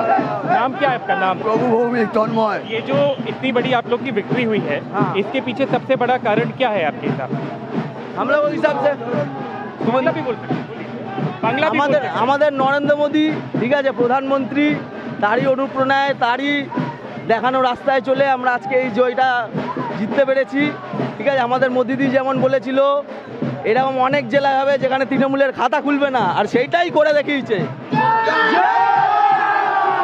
Thank you. मैं थोड़ा सा आगे हटूंगा मृण्मय, प्लीज़ आप मेरे साथ आइए और थोड़ा सा मैं साइड भी हटना चाहूँगा जब आपको दिखाऊँ। आप लोग आगे भी बढ़ सकते हैं चाहे तो। I'll show you these shots, all of these people of course। या आप बोलना चाहते हैं? क्या नाम है आपका? বলছি ঝালমুড়ি খেয়েছি আমরা, ঝালমুড়ি খেলাম আমরা, জাল লাগলো তৃণমূলের। और सबसे बड़ा रीजन क्या है आपके विक्ट्री का, ये बताइए, बिगेस्ट रीजन यही है, 10 साल से 15 साल, अभी मेरा 26 साल उम्र हो गया है, ठीक है। मैं आईटी सॉफ्टवेयर में काम करता हूँ, एक्सेंचर में। मैं वही बताना चाहता हूँ कि डेवलपमेंट डेवलपमेंट डेवलपमेंट, राम राज्य अभी होगा, सुशासन अभी बरकरार रहेगा, कोई करप्शन नहीं, ट्रांसपेरेंसी होगा, जॉब में ट्रांसपेरेंट होगा, जिसका मेरिट होगा वो इसको जॉब मिलेगा। बस एकदम आइडियल सिचुएशन के बारे में आप बात कर रहे हैं। आपकी जो बाकी सरकारें हैं जैसे यूपी में हुई या बिहार में हुई, क्या आपको लगता है वहाँ एम्प्लॉयमेंट और जॉब्स को लेके आइडियल सिचुएशन हो गया है? एटलीस्ट मैं वो बोल सकता हूँ कि स्कैम नहीं हो रहा है, करप्शन फ्री हो रहा है। अब राजस्थान में जब कांग्रेस था, कर्नाटक में जब कांग्रेस था, प्रश्न पत्र बहुत सारा लीक हुआ था, ठीक है। मैं बोल रहा हूँ कि आप त्रिपुरा जाइए, उधर पर जाके देख लीजिए, जितना भी पहले भी सरकार रहा था सीपीएम का, 10,323 का गवर्नमेंट जो ये था जीटीआर का रिक्रूटमेंट स्कैम हुआ था, उसके बाद आप देख लीजिए यहाँ पर भी 26,000 रिक्रूटमेंट का स्कैम निकला था। 365 दिन के ऊपर वो गांधी मूर्ति उपाध्याय के धर्मशाला के पास 365 दिन के ऊपर वो लोग वहाँ पर धरना बिठाकर धरना कर रहा था। वो नहीं होगा अभी, आरजी कर का जैसा रेप केस नहीं होगा। ये बीजेपी है, पार्ट ऑफ डिफरेंस है। Thank you so much. So there you have it. थोड़ा सा मैं आपको और दिखाना चाहूँगा। मृण्मय आप प्लीज़ मेरे साथ आ जाइए, इस तरफ को आइए, थोड़ा सा इधर भी दिखा देते हैं इस एंगल से, और यहाँ भी कुछ लोगों से बात करने की कोशिश कर सकते हैं। थोड़ा सा मैं इधर जाऊँगा और यहाँ पे भी 1-2 लोगों से बात करता हूँ। In fact one of this I wanted to speak to lady. Ma'am, excuse me ma'am, what's your name? Neema Bagri. Are you a BJP supporter? मैं बीजेपी की समर्थक हूँ। And what do you think has been the one major cause, reason for which the BJP has won over? मैं इतने साल से कोलकाता ममता दीदी के अंडर में बहुत वो बोल रही थी कि दबा देंगे, लेकिन इस बार यही हिंदुओं की जय, सनातन धर्म की जय, हमारी मोदी सरकार की जय है। आपको क्या लगता है जो नई सरकार बनेगी उसकी सबसे टॉप प्रायोरिटी क्या होनी चाहिए? उसकी कि बंगाल में कुछ ऐसा करे कि बंगाल के लोगों को जो डर है कि हमारा क्या होगा, वो यहाँ पे अपना सेफ फील करे। वो इसीलिए बीजेपी सरकार चाहती है कि बीजेपी सरकार। आपका नाम क्या है? महेश राठी। आप ये बताइए बीजेपी की टॉप प्रायोरिटी क्या होनी चाहिए सबसे पहले after forming the government? Girls safe रहे, बहुत जरूरी है। हम लोग जानते थे हम लोग कैसे रह रहे हैं। मेरी ये बेटी है, आज इसको लाके दिखा रहा हूँ कि तुम कितनी सेफ होने वाली हो। ये जीत ये लोग के लिए, मेरे बच्चों के लिए बहुत सेफ रहने वाले। We are proud. जय Shri Ram. So there you have it. I'll just stop here, Mrinmoy, if you can just come here. This is what is happening over here. It's a festive atmosphere, of course, and lots of celebrations. I'll just go a little this side. थोड़ा सा आपको और दिखा देता हूँ। ये वाले भाई साहब जो हैं तो थोड़े ज़्यादा ही रंग में रंगे हैं ऐसा लग रहा है। But yes, it's a celebratory mood. So obviously थोड़ा बहुत तो नाच गाना आज बनता ही है और जिसको जैसे नाचना आता है कि वैसे वैसे नाच रहे। But lots of celebration, lots of festivity here at the Salt Lake office of the BJP in Calcutta, Kolkata. बिल्कुल आते रहेंगे आपके पास आलोक। तो आलोक, कोलकाता में बीजेपी दफ्तर में जिस तरह से जश्न मनाया जा रहा है वो हमें दिखा रहे थे और लोगों को सुना रहे थे कि इस जीत के पीछे कितनी खुशी है बीजेपी के कार्यकर्ताओं में, वहाँ पे लोगों में। पवन वर्मा वरिष्ठ नेता हमारे साथ मौजूद हैं। धन्यवाद जुड़ने के लिए पवन जी। 5 राज्यों के नतीजे एक तरह से मोटे तौर पे हम कह सकते हैं आ ही गए हैं। पश्चिम बंगाल को हम समझने की कोशिश कर रहे हैं। आपका क्या असेसमेंट है? क्या कारण रहे इस नतीजे के पीछे? ममता बनर्जी की इस तरह से शिकस्त, मुझे ये बताया जा रहा है कि वो भवानीपुर में काउंटिंग सेंटर गई हुई हैं क्योंकि मनीष कुमार हमारे सहयोगी बता रहे थे कि जो टीएमसी के प्रभावशाली सीट से वहाँ पर शायद धीमी गति से गिनती हो रही है। आपका आकलन इस समय? नमस्कार निधि जी, बहुत दिनों बाद आपसे मुलाकात हो रही है जी। अच्छा लग रहा है निधि जी। मैं एक तो जो 5 चुनावों पे 11 चुनाव पे मैं अपना पूरा पर्सपेक्टिव बता दूं, फिर वेस्ट बंगाल पश्चिम बंगाल पर सीधा सीधा। पहली बात तो मुझे लगता है कि इस चुनाव में एक एंटी इनकम्बेंसी देखने को मिली, टीएमसी के खिलाफ भी, डीएमके के खिलाफ भी और केरला में एलडीएफ के खिलाफ। तो साफ जाहिर है कि लोगों ने जो मौजूदा सरकारें थी उनके खिलाफ वोट दिया है और वो आंकड़े भी बता रहे हैं। दूसरी चीज, मैं पश्चिम बंगाल के संदर्भ में बीजेपी को बधाई देना चाहता हूं कि उसने हार नहीं मानी। 2019 से जो प्रयास शुरू किया निरंतर, उसमें कुछ उपलब्धियां भी हुई, कुछ सेटबैक या नुकसान भी हुए और वो अपने लक्ष्य से हिली नहीं और आज उसका नतीजा दिखने को मिल रहा है। तीसरी चीज ये है कि तमिलनाडु ये दिखाता है कि जहां स्थापित पार्टियां हैं भी और गुंजाइश कम दिखती थी कि एक नया चेहरा उभर करके इस मात्रा में आएगा, वहां विजय के आने से इस बात को तो साबित किया है कि जो उम्मीद शायद प्रशांत किशोर ने बिहार में दिखाई थी जो कि असफल रही, वो और प्रदेशों में सफल हो सकती है। विजय इज अ न्यू एंट्रेंट इन तमिलनाडु और एक पोल पोजीशन पे वो रहेंगे। मुख्यमंत्री भी निश्चित रूप से मुझे लगता है वही बने। चौथी चीज ये है कि मुझे इन सब चुनावों से एक चीज तो बड़ी साफ और स्पष्ट दिखती है कि जो विपक्ष है वो पूरी तरह से फ्रैक्चर्ड और बिखरा हुआ है। मुझे समझ नहीं आ सकता कि कांग्रेस पश्चिम बंगाल में टीएमसी के खिलाफ क्यों लड़ेंगी जब दोनों पार्टी एक प्लेटफॉर्म पे बैठ के हाथ मिला करके एक गठबंधन बनाने की बातें करती, चाहे वो इंडिया अलायंस हो या कुछ और। केरला में तो एलडीएफ और यूडीएफ दोनों विपक्ष की पार्टियां हैं, वो तो एक दूसरे से लड़ ही रही है। पर बंगाल में मुझे कांग्रेस की सोच को समझने में इतनी मुश्किलें हो रही हैं। अगर 3% का अंतर है बीजेपी और टीएमसी में, चाहे वो सीटें कितनी भी बने, और कांग्रेस को 3% मिले हैं, तो कांग्रेस को टीएमसी से लड़ करके बीजेपी को जितवाने में क्या फायदा है? अगर मैं तो किसी पॉलिटिकल पार्टी में नहीं हूं, और मैं टिप्पणी कर रहा हूं एक वस्तु स्थिति को देखते हुए। हरियाणा में भी वही हुआ, बीजेपी जीती और कांग्रेस ने आपसे गठबंधन नहीं किया, और जितने परसेंटेज से बीजेपी जीते वो आपको मिल गए, वो करीब 5%। तो ये क्यों होता है और कैसे होता है? विपक्ष जब तक इस बात को समझेगा नहीं, मुझे नहीं लगता कि इस देश में कोई विपक्ष बचेगा। और कांग्रेस क्योंकि सबसे बड़ी पार्टी है विपक्ष, उस पर एक खास उत्तरदायित्व है कि वो अपनी नीतियों पर एक बार पुनर्विचार करे।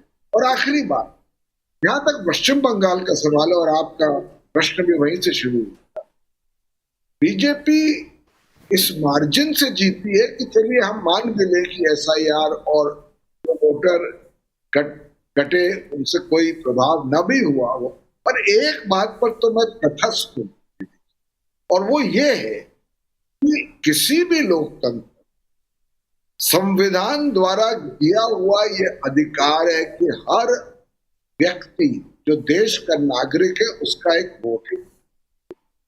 और जब 27 लाख लोग जिनकी अर्जियां पड़ी हुई हैं, जिन पर कोई निर्देश नहीं आया है, जिन पर कोई एडजुडिकेशन नहीं हुआ है कि भाई वोट कर सकते हैं कि नहीं, और उनमें से हो सकता है बड़ी तादाद में वाकई नागरिक है जिनके पास वोट का अधिकार है संविधान द्वारा, 27 लाख की इस मात्रा के बावजूद चुनाव करा दिए जाते हैं।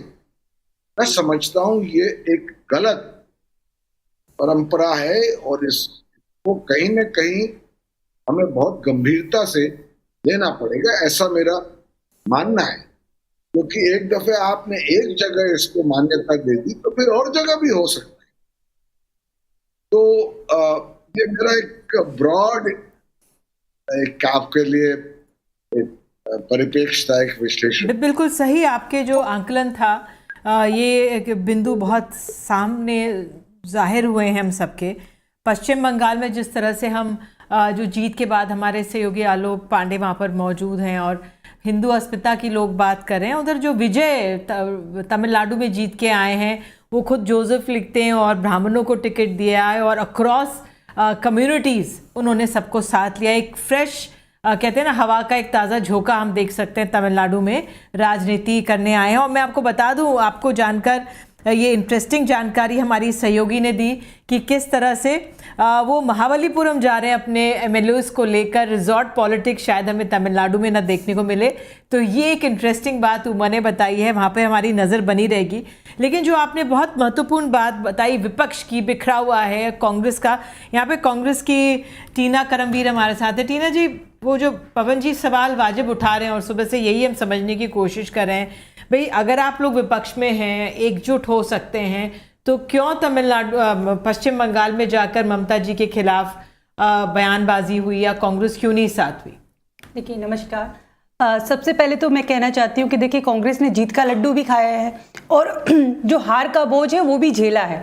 तो ऐसा नहीं है, अगर जहाँ हमारी हार हुई है वहाँ हम जाहिर तौर पर चिंतन करेंगे, मंथन करेंगे, लेकिन ये कहना कि भाई कांग्रेस मेहनत नहीं करती, ये मुझे लगता है कि गलत है। क्योंकि हमें सिर्फ जो है सत्ता पक्ष से ही नहीं लड़ना है, हमें ईडी सीबीआई से भी को भी झेलना पड़ता है, हमें चुनाव आयोग को भी झेलना पड़ता है, और हमें जो पीएम केयर फंड है उसके साथ भी हमें डील करना है। जी, वो बिल्कुल आप कह सकते हैं, विपक्ष क्यों ना, और मीडिया इसका अहम रोल है, मेन स्ट्रीम मीडिया तो बिल्कुल अनाथ कर रहा है। जी, नहीं, जो आपसे मीडिया ये पूछ रही है, जो पवन जी का भी बड़ा वाजिब सवाल है, और तमाम लोगों ने ये पूछा कि वहाँ जाके कहना कि ममता जी बीजेपी के साथ जुड़ी बनी हुई है, उनकी साठगांठ है, ममता बनर्जी पर केस नहीं है, तो वो जो 2% का भी या 3% भी जो मिला होगा, उसके बाद दिल्ली में वुमेन रिजर्वेशन बिल पर साथ हो जाना, नहीं तो ये कांग्रेस की married eight one place divorce at another place, नहीं समझना चाह रहे हैं आपसे ये क्यों ऐसा है? नहीं, तो लोकसभा चुनाव हमने साथ लड़ा था, लेकिन हम वहां पर तो मुख्य पक्ष पार्टी विपक्षी पार्टी नहीं है, लेकिन हमने अलग से चुनाव लड़ा। लेकिन ये कहना कि भाई हम जो है ममता बनर्जी का साथ दे, तो हम ममता बनर्जी का साथ क्यों दे? क्योंकि जिस तरीके से बीजेपी क्या कर रही है, जो राहुल जी ने कहा वो सत्य है।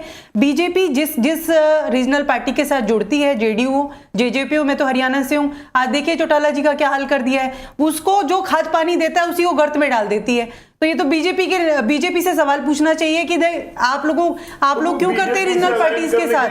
लेकिन वो तो कह रही कि आपको ममता जी से अलाइन करना चाहिए था। हम ममता जी के साथ पूरी तरीके से साथ है, इंडिया अलायंस। पवन जी कुछ कह रहे हैं, लेकिन पवन जी कुछ कह रहे हैं। जी पवन जी, मैं सिर्फ ये कहना चाह रहा हूँ कि कांग्रेस को ये तय करना पड़ेगा कि अगर पूरे विपक्ष को साथ लेना है, क्योंकि एक बात तो तय है, बीजेपी एक बहुत मजबूत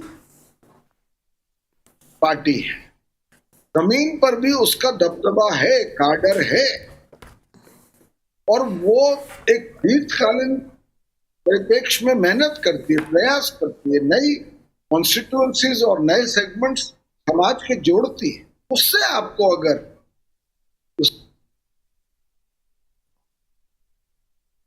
बिल्कुल फ्रीज हो गए तो आएंगे उनके पास पवन जी से। तो ये अपने आप में वो है कि आपको बीजेपी से सीखना है किस तरह से वहां पर आपको लोगों को जोड़। जी, I just wanted to add कि ये यदि आज आप भारत का नक्शा देखें तो Congress has become party of the south.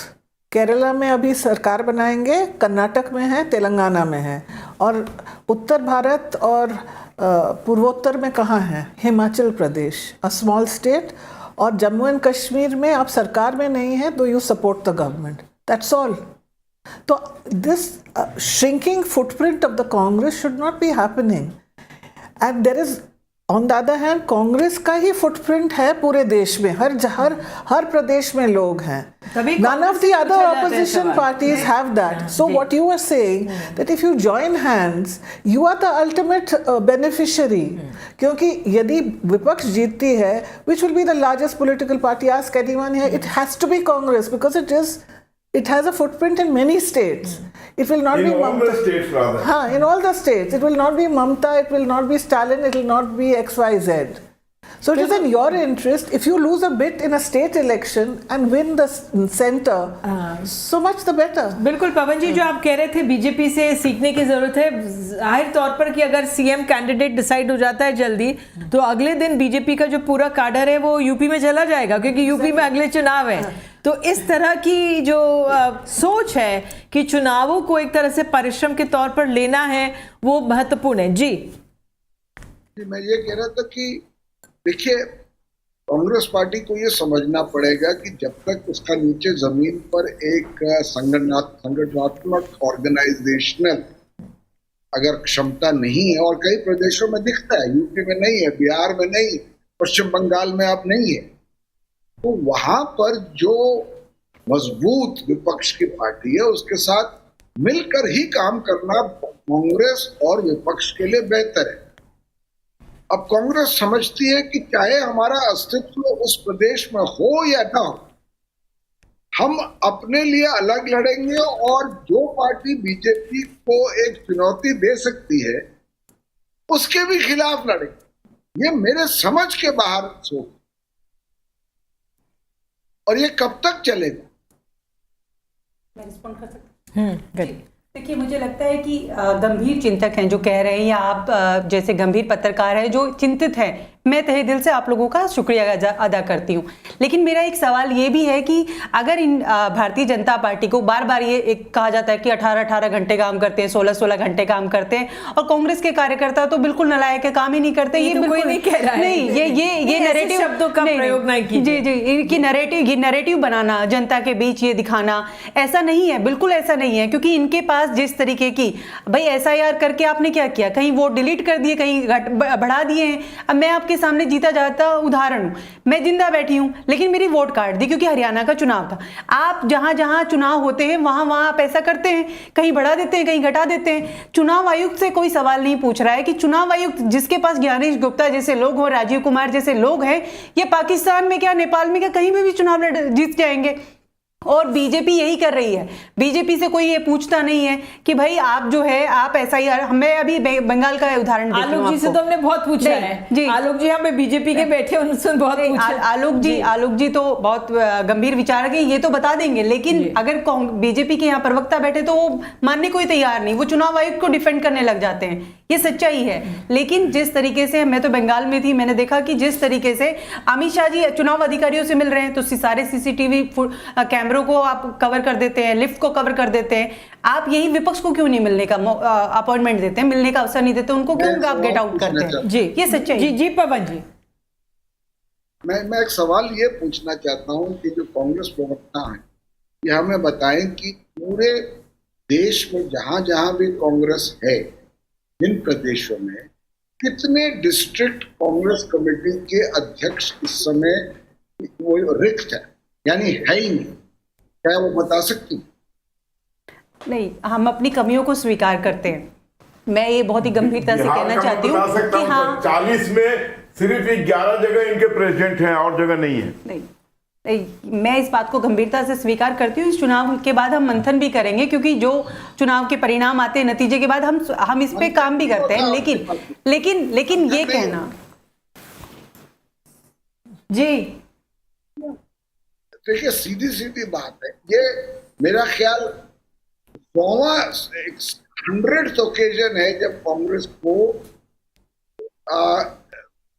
सफलता नहीं मिली है 2014 और कांग्रेस का एक सेकुलर डिक्लाइन है। 84 was the last time it got an absolute majority।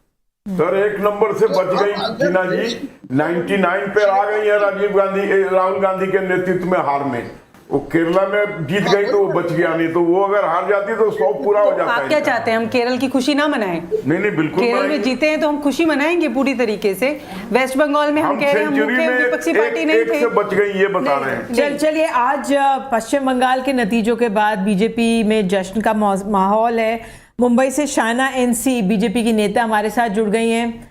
Shaina Shiv Sena में है और बीजेपी में थी, अब शिवसेना में है।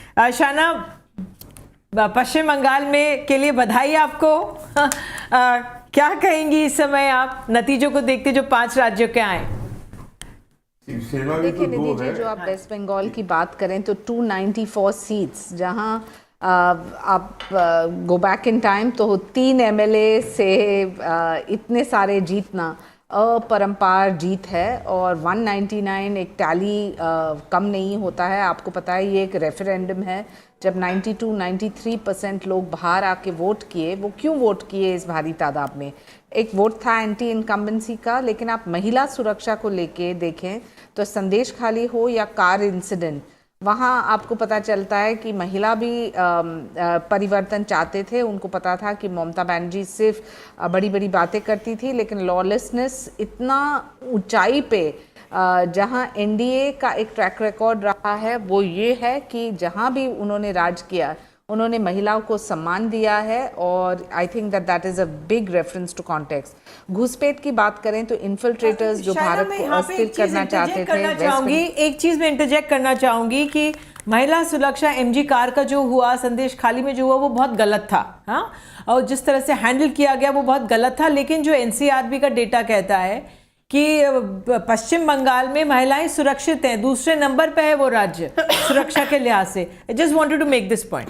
यस, अब आप घुसपैठ की बात करें। मैं नहीं मानती हूँ, मैं नहीं मानूंगी। मैं तो सरकारी आंकड़े बता रही हूँ कि घुसपैठ सही कह रही है। घुसपैठ को भी देख ले, वेस्ट बंगाल सेकंड पोजीशन पे। बिल्कुल, वो कार का जो इंसिडेंट हुआ वो बिल्कुल खराब, गलत था। देखिए रत्ना देवनाथ एक कॉन्क्रीट एग्जाम्पल है कि किस ढंग से वो जीत के आई। क्यों जीत के आई? क्योंकि वो एक विक्टिम थी और एक विक्टिम के रूप में ये एक बहुत बड़ा मुद्दा होता है। भावनात्मक रूप में भी एक महिला बाहर आके वोट करेगी तो वो वोट करेगी रत्ना देवनाथ के लिए और बीजेपी के लिए। तो I think we need to view it holistically. रही बात आसाम में, तो एक ऐतिहासिक जीत, क्योंकि हेमंत बिस्वा शर्मा का जो काम है और वहाँ भी record turnout 85.38%। Tamil Nadu mein, I think hats off to Vijay, because he's not only proven his mettle as a leader, लेकिन जो लोग ने नकारा और कहा कि अरे ये तो 15 से 20 सीट भी नहीं जीत के आएंगे, देखिए उनकी जो जीत रही है वो एक टर्निंग पॉइंट रहा है तमिलनाडु के डिनेस्टिक पॉलिटिक्स को लेके, और it's put an end to this kind of corrupt practice of the DMK. So I think all in all this is a referendum for stability, referendum for good governance, and referendum for strong leadership in all the particular states. Absolutely. Thank you Shaina जुड़ने के लिए। अजय बहुत senior journalist हमारे साथ हैं। अजय जी, पश्चिम बंगाल में कैसे देख रहे हैं जो नतीजे आए, आपका इस समय क्या assessment? Well, obviously it's a huge development. Mamata Banerjee has been a phenomenon, and her rule in these past 15 years has been kind of the last citadel, in eastern India, because the BJP made amazing inroads into Assam. Earlier it had taken Bihar. And in eastern India, where the BJP wasn't anywhere, they managed to, they have managed, it seems like, although Mamata Banerjee still says, wait after sunset. And maybe the gap may close, but I doubt very much that she'll be able to make up enough to win. But it's a huge development. There is no question about that. And so I think we'll have to soak in what does it really imply, because there are no other really parties than the TMC, because both the left and the Congress have been more or less ground to the ground. So we need to understand what happened. There is no question that the BJP electoral machine is probably, I think in the history of independent India, we haven't seen this kind of electoral machine. The way it uses power, the way it uses financial resources is phenomenal. Just the scale of it is huge.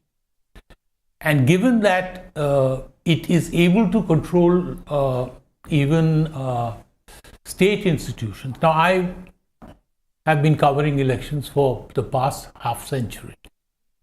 And I remember in 77, when the famous elections happened, which ousted the emergency regime, the state was also very, very powerful. But then I think the main reason why it failed across northern India and even in Bengal. In Bengal, as you know, in 72, and I remember it from the streets of Calcutta, how they rigged the elections and Siddhartha Shankar came to power. But then after that, there was a wave against this. And along with the rest of northern India, also Bengal voted out the Congress in that parliamentary polls. So even then... What will change now in Bengal? What is your assessment?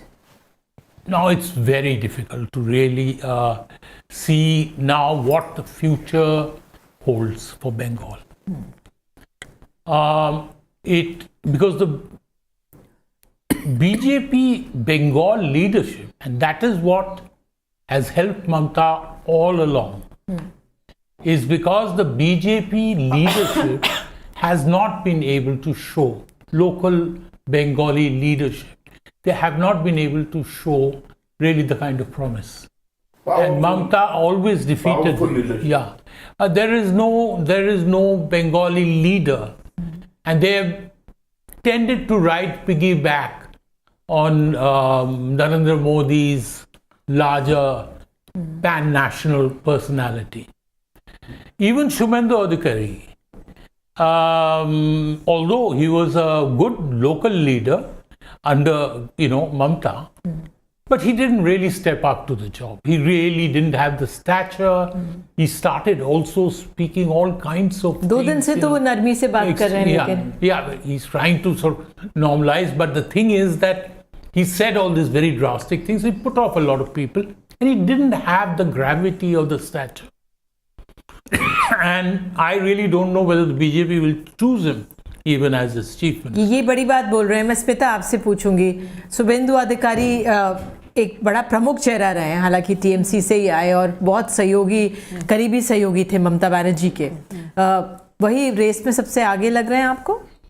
Well, the only reason to appoint him is that he deserted Mamta. So, like to show Mamta up. But otherwise, he's not really deserving of the post, हालांकि जो MG car की victim है उनकी mother भी जीती हैं. मतलब जो So these are like symbolic, know. And BJP believes in symbolism a lot. पवन जी, अगर आपसे, क्योंकि आपने तो बिहार में just for fun, Joy, what about your friend He's winning. He was leading. Yes. More than 13,000 votes. 30. No, 13,000. He's leading more. 13 is also a big lead in MLA. And elections. But of course, we have to see how many rounds. Suvendu अधिकारी is leading right now. From Nandigram से. From Nandीग्राम. वो शुरू से lead कर रहे थे. हाँ, वो शुरू से कर रहे थे. यहीं पे मात दिया था ममता बनर्जी को. उन्होंने पिछली बार. सब जगह से जीत गई, वही हार गई. So 14 round out of 20. 14 out of 20 rounds. Ras Bihari constituency where that's not a bad thing, and I think Shapun should have a good chance, and that would be a great victory. Although Ras Bihari is much better than the one which he got last time, which was really a terrible constituency, a totally no win. But even this one is facing a fairly strong constituency. So, I mean, all credit to him whether he wins it. And he really worked at it, and, in that terrible heat. Shapun's not exactly a man of the streets. I know him for many, many decades. So, he's not really, the run of the mill. बिल्कुल. चलिए अब सीधे आपको हम ले चलते हैं चेन्नई अपनी सहयोगी उमा सुधीर के पास. लोयला कॉलेज में वहाँ पे मौजूद हैं क्योंकि जो विजय हैं जिन्होंने एक ऐतिहासिक जीत दर्ज की है आज तमिलनाडु के लिए, वो लोयला कॉलेज जाएंगे. उसके बाद अपने माता पिता क्या जाएंगे. उमा, आपके पास आते हैं. बताइए वहाँ पे इस समय क्या हो रहा है आपके आसपास. मैं अपने कैमरा पर्सन पॉल को कहूँगी कि वो जरा दिखाए कि यहाँ पे एटमॉस्फेयर क्या है, क्योंकि बहुत सारे ऐसे सपोर्टर्स हैं, समर्थक हैं विजय के जो यहाँ पे गैदर हुए हैं और सबके पास एक विजल उन्होंने मुंह में रखा हुआ है और उसको वो ब्लो किए जा रहे हैं और मिठाइयाँ बांटी जा रही हैं इसी सेलिब्रेशन में कि आज विजय ने वो कर दिखाया जो एक तरह से हिस्ट्री ये जो आप मुस्कुराहट देख रहे हैं, यही वाला मुस्कुराहट है जो लोग आज एंजॉय कर रहे हैं और ये दिखा रहे हैं कि हमारे जो लीडर हैं वो कितने बड़े लीडर हैं. All of these are party supporters. Wait a minute, I'm just trying to sort out. Okay.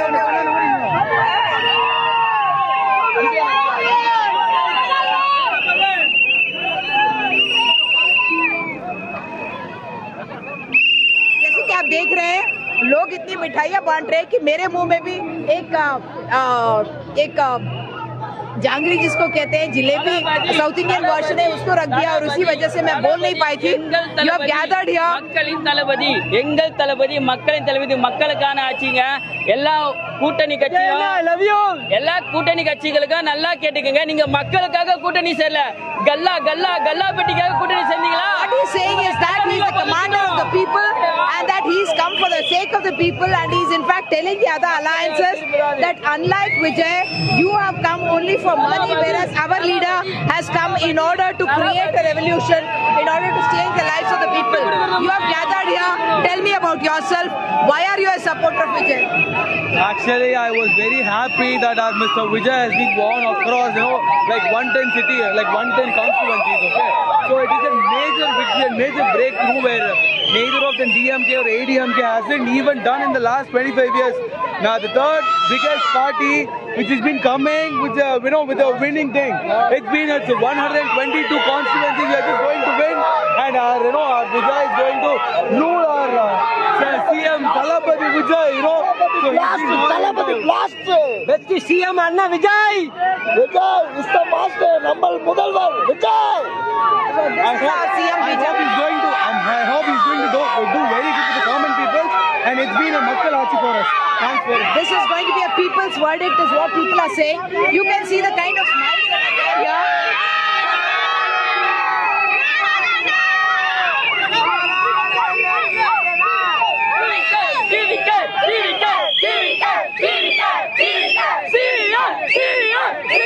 मैं आपको एक चीज बताना चाहूंगी कि जो आप देख रहे हैं वो लयोला कॉलेज है।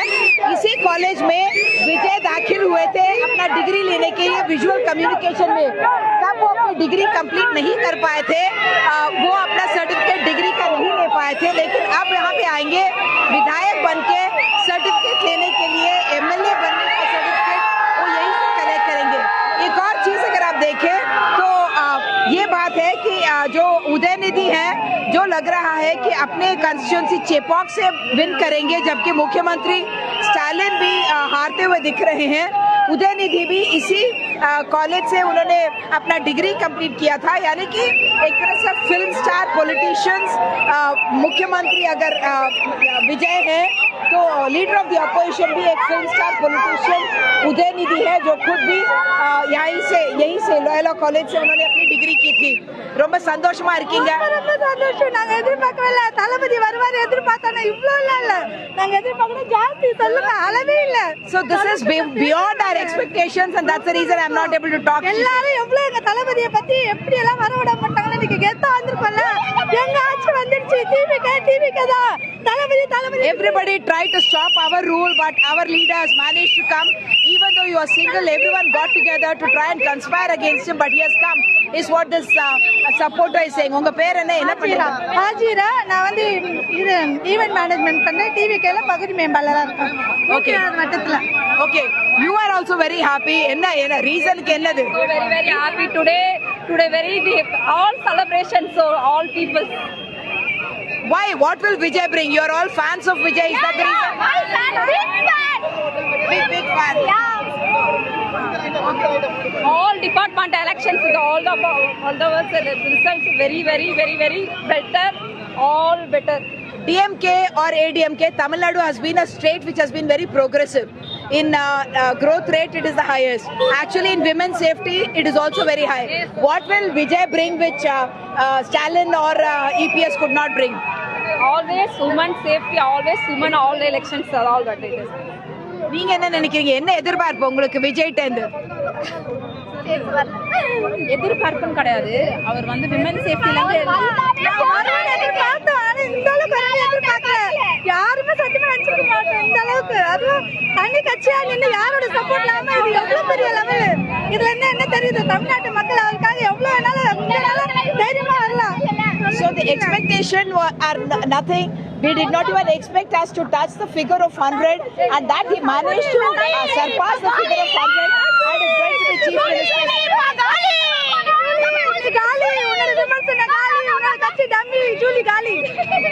Okay, so all this is there. Vijay is arriving, it looks, and that's the reason why everyone's rushing towards the area where his arrival is now expected.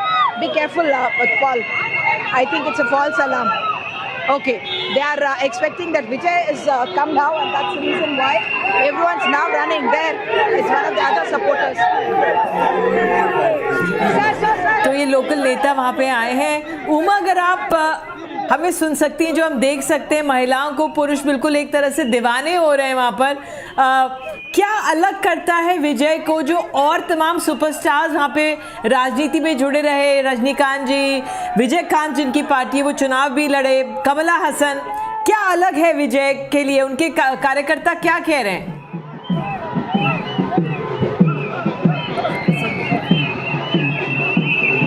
विजय के जो कार्यकर्ता हैं वो खुशी से एक तरह से पागल हो रहे हैं, क्योंकि उन्होंने खुद भी नहीं एक्सपेक्ट किया था कि उनके जो नेता है वो बहुत अच्छा करेंगे, यही वो दावा कर रहे थे, लेकिन 100 का नंबर भी वो सरपास कर जाएंगे।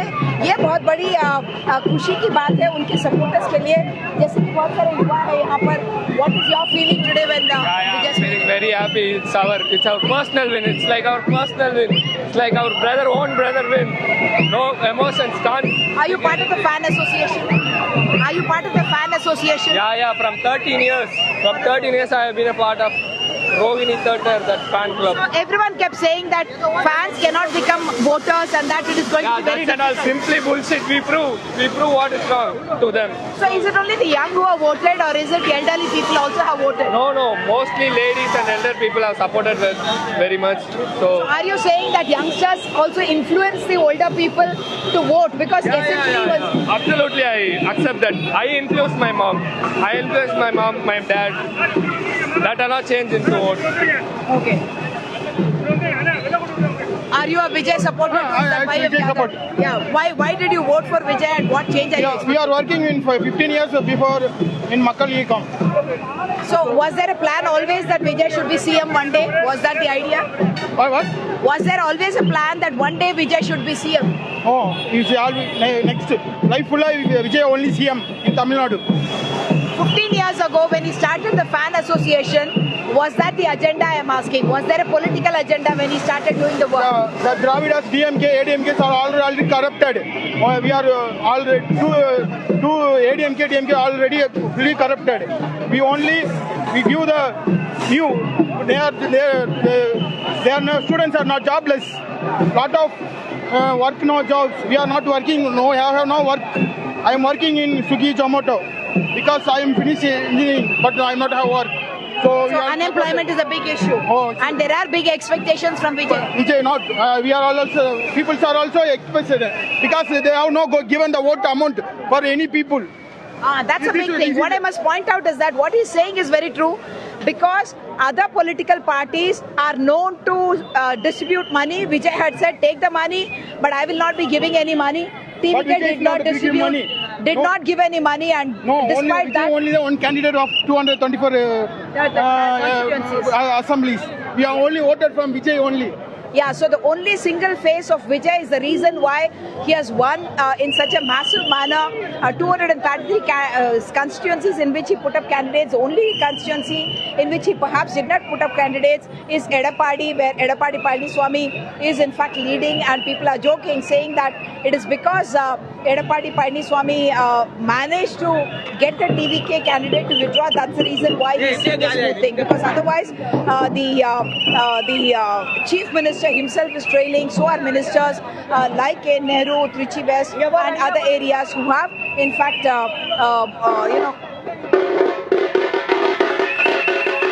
Thank you so much for those visuals and talking to the people and how they're so excited. Well, let's play and let's hear what the parents of Vijay have to say right now. இவ்வளவு பெரிய வெற்றியை கொடுத்த தமிழ்நாட்டு மக்களுக்கு என்னோட என்ன சொல்றதுன்னே தெரியல பரிபூர்ணமான நன்றி. First of all, for a leader, that boldness, no alliance. I will stand with my own legs. Was stubborn in this. So, it's a good thing for Tamil Nadu and Tamil peoples. Definitely, I think it's a historical success, historical victory for Vijay. Startling success with victory, no alliances, bold step. उन्होंने ये कहा, ये इनके माता पिता हैं और इनके माता पिता ने बहुत शुरू से, ये भी स्क्रिप्ट राइटर्स रहे हैं फिल्म्स में, और बहुत शुरू से इन्होंने अपने बेटे की जो ये राजनीतिक सफ़र है उसकी लिए नींव रखी 2009 से. You know what really ji, yeah, but you know what strikes me is that he's an outsider, to the political world. But he has already a brand name. And that brand name is there because of his film role. Okay? And in Tamil Nadu, there is a historical, sort of legacy of people who come from outside. When MGR came, he came into a system of Dravidian politics where Annadurai was the consummate politician. But MGR was an outsider. He was just an actor. He swept Dravidian politics because he had a brand name and there was a novelty factor about it. Then came Jayalalitha, again same. Not a politician, but again came outside because she was an actress. And she was closely associated with MGR, of course. Now, why can't we have an outsider like this coming in, say, in UP or in elsewhere, or Bengal? Because you see, there is no historical legacy. People will not trust an actor, except for NTR in Andhra Pradesh, that too in the south.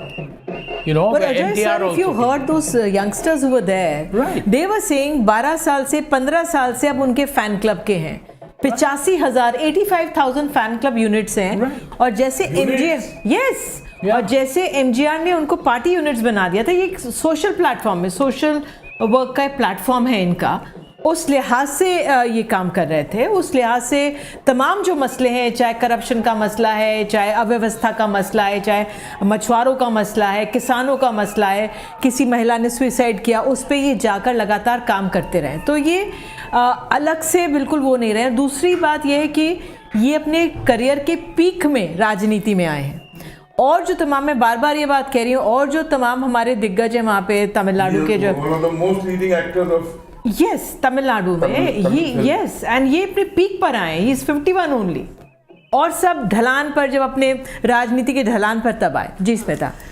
I think you're right, but I think two things have worked. One is what Ajoy said, that they have a greater acceptance of outsiders. They trust somebody who's a non-politician to come in. The second, I think, is a kind of freshness, because one of the issues that they've been campaigning on was anti-corruption. So, established parties like DMK, Anna DMK, whatever you might say, any political party, it becomes corrupt, it becomes sort of 40% of people are under 39 years of age, and 17% people are from 30 to 35. So youngsters wanted a fresh outlook. It was a youth factor. Something like that worked for Aam Aadmi Party here in a different sort of way, where people wanted people to talk about governance, people wanted to talk about roads, they didn't want to talk about ideology. Though he says, I'm anti-BJP, he says that. Yes. But he's not, ideology is not one of his planks. So no, you see, the thing we must remember is that firstly, this whole fan club system, as you very correctly point out, that is already an organizational unit. Yeah, of course. So he has already, huge unit. Already he has that. And secondly, the fact is that he is talking completely different from the usual neta who talks. Yes. People are just tired of this neta talk. Yes. Not that everywhere.